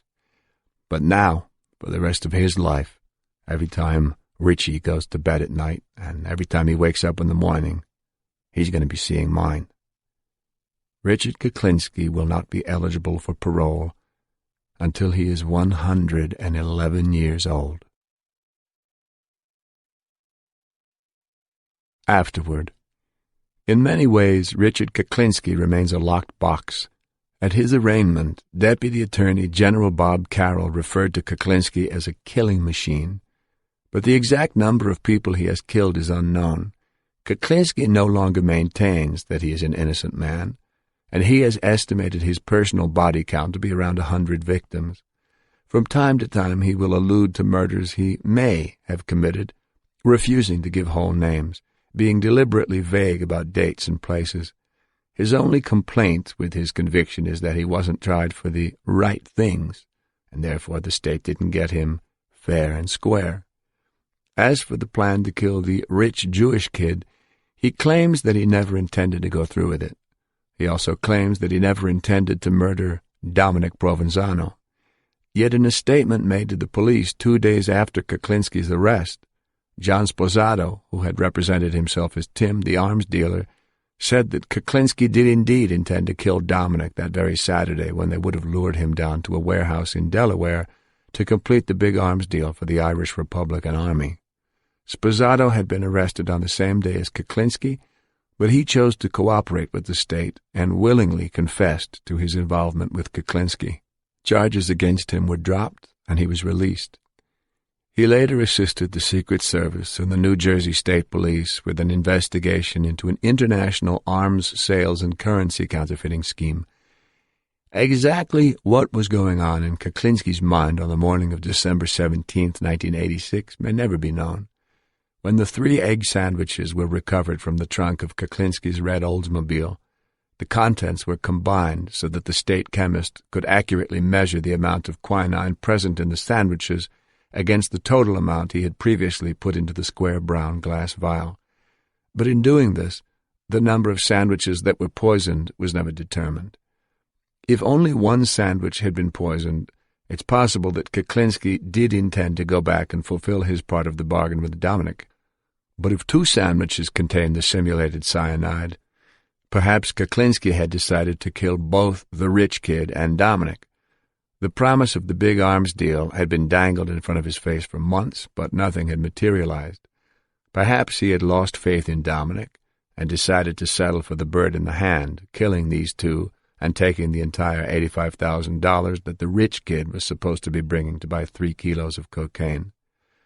Or it may have been that Richard Kuklinski's obsessive love for his wife overruled his desire to make the score. When he learned of Barbara's illness that morning, returning home to take care of her may have become his paramount concern. Though he did prepare the sandwiches, perhaps he changed his mind. Getting her to the doctor may have become the only thing that really mattered to him that morning. The police never found the 2-tone blue van Kuklinski had told Dominic he had waiting just down the turnpike from the Vince Lombardi service area. He did not get a vehicle from Haus de Vita in Connecticut the day before, and John Sposato was apparently so broke that day he couldn't even afford to rent one. Kuklinski has also reasoned, who would eat a cold egg sandwich? No one, not even a cocaine addict, would eat something that had been hanging around as long as those 3 sandwiches had. But if, in fact, he did not have a van that morning, perhaps he never intended to kill the rich kid at all. But he had poisoned at least one of the sandwiches, so who did he intend to kill? Perhaps the sandwich was actually intended for John Sposato. Kuklinski had never forgiven him for showing up at his house with his 2 goons. Overweight and slovenly, Sposato was hardly a picky eater. The fact that an egg sandwich was cold and a little stale might not have mattered that much to him. Another possibility is that Richard Kuklinski was just lazy that day. Why bother killing the rich kid for half of $85,000 when all the while he intended to rip off Dominic later in the week for $500,000? Kuklinski knew the police were after him for murder. Why add another killing to his resume for a relatively paltry amount of money? He didn't know who this rich kid was, and he had always been very cautious when he killed. Despite Dominic's assurances that the kid wasn't connected to the mob, Kuklinski may have feared that their intended victim could very well have had mafia ties. A spoiled, rotten cokehead with money to burn was just the kind of friend a wise guy would want. Perhaps Kuklinski figured killing this kid simply wasn't worth the risk. But only Richard Kuklinski knows why he didn't show up to kill the rich Jewish kid that morning. It is one of many items in the locked box. Though he admits to freezing Louis Masgay's body and keeping it on ice for more than 2 years, Kuklinski will not say where he kept the body all that time. A freezer big enough to hold a man would have to have left some kind of mark on the floor of his rented garage in North Bergen, but the police found no hard evidence that a unit that large had ever been there. The refrigerated lockers inside Mr. Softy's ice cream truck would have been big enough to hold a body with room to spare, but when asked about all this, Richard Kuklinski just smiles. Richard Kuklinski claims that one of his favorite weapons was the compact Derringer pistol and that he carried two when he was fully armed. But no Derringers were found when his house and cars were searched. He says that he had been carrying a one-shot firearm shaped like a fountain pen in his shirt pocket when he was arrested. It was lost in the scuffle at his arrest, he says. International currency exchange was Richard Kuklinski's supposed legitimate business, but many questions remain unanswered on that aspect of his life. He claims to have made a great deal of money selling Nigerian currency at a discount to American companies that had factories in that country. He has implied that he had obtained the Nigerian money through arms deals, but how would he have made a profit if he had to sell the currency at a discount in order to get American dollars? Were these arms deals deadly rip-off scams like the one he had planned for Dominic Polifrone, in which the weapons never actually existed? Only Richard Kuklinski knows. The hunting knife that he kept in his briefcase had 10 notches on the handle. He claims to have killed with knives, but none of the murders that the police have connected to him were stabbings. Who were these victims? Only Richard Kuklinski knows. The locked box may open up someday, but until then we can only speculate on what else is in there. Only Richard Kuklinski knows for sure. Judge Kuchenmeister has observed that most of the convicted criminals who faced sentencing in his courtroom seem impassive and even relieved when their punishment is handed down. The average offender cannot structure a life for himself, and so he falls into a life of crime. Prison will provide a structure that these criminals have never had, and in that sense they are relieved of the burden of having to figure out what to do with themselves every day, day after day. Criminals like Richard Kuklinski are the exception. They have structured their lives. This is why Kuklinski was so hard to catch. He was careful, he was methodical, and he was disciplined. He knew how to separate the various aspects of his life, and he tried not to let his emotions overtake his business decisions.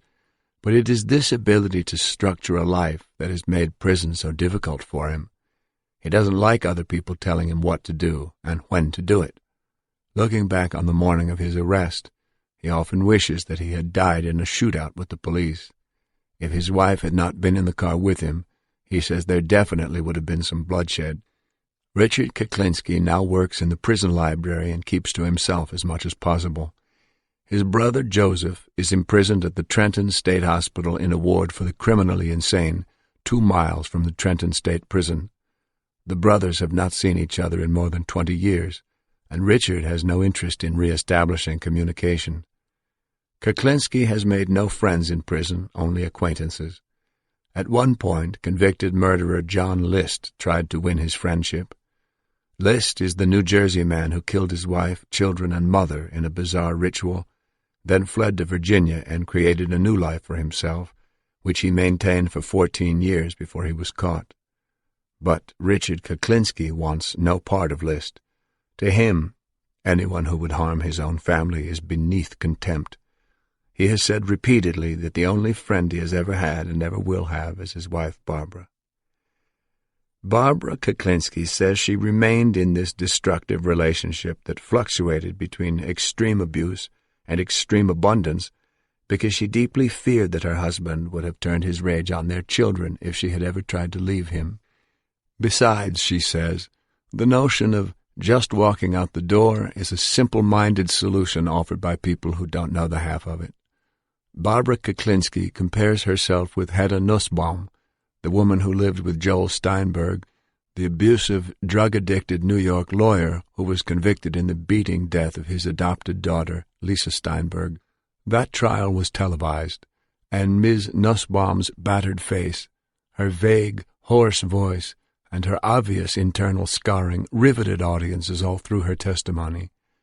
Seeing what her mate had done to her, people winced and asked why in God's name Nussbaum hadn't just left that monster. Barbara Kuklinski says she knows why. An outsider can never begin to understand what a woman goes through in that kind of relationship. It makes no sense, she says, unless you're there. The house on Sunset Street was sold, and Barbara Kuklinski no longer lives in Dumont. Both her daughters are married, and her son lives on his own, but the family remains close. Barbara Kuklinski's main concern now is keeping her children and grandchildren from being branded as the Iceman's family, but she sometimes doubts that stigma will ever heal. Bob Carroll, Bobby Buccino, Ron Donahue, and Paul Smith still work together, making cases for the New Jersey State Task Force. Over the years, their combined efforts have brought thousands of criminals to justice, yet Operation Iceman remains by far their most memorable case. Dominic Polifrone is now resident agent in charge of the Bureau of Alcohol, Tobacco, and Firearms Office in Fairfield, New Jersey. He still lives in the same house in northern Bergen County with his family, and he still likes to unwind on his deck with a cigar and a glass of scotch.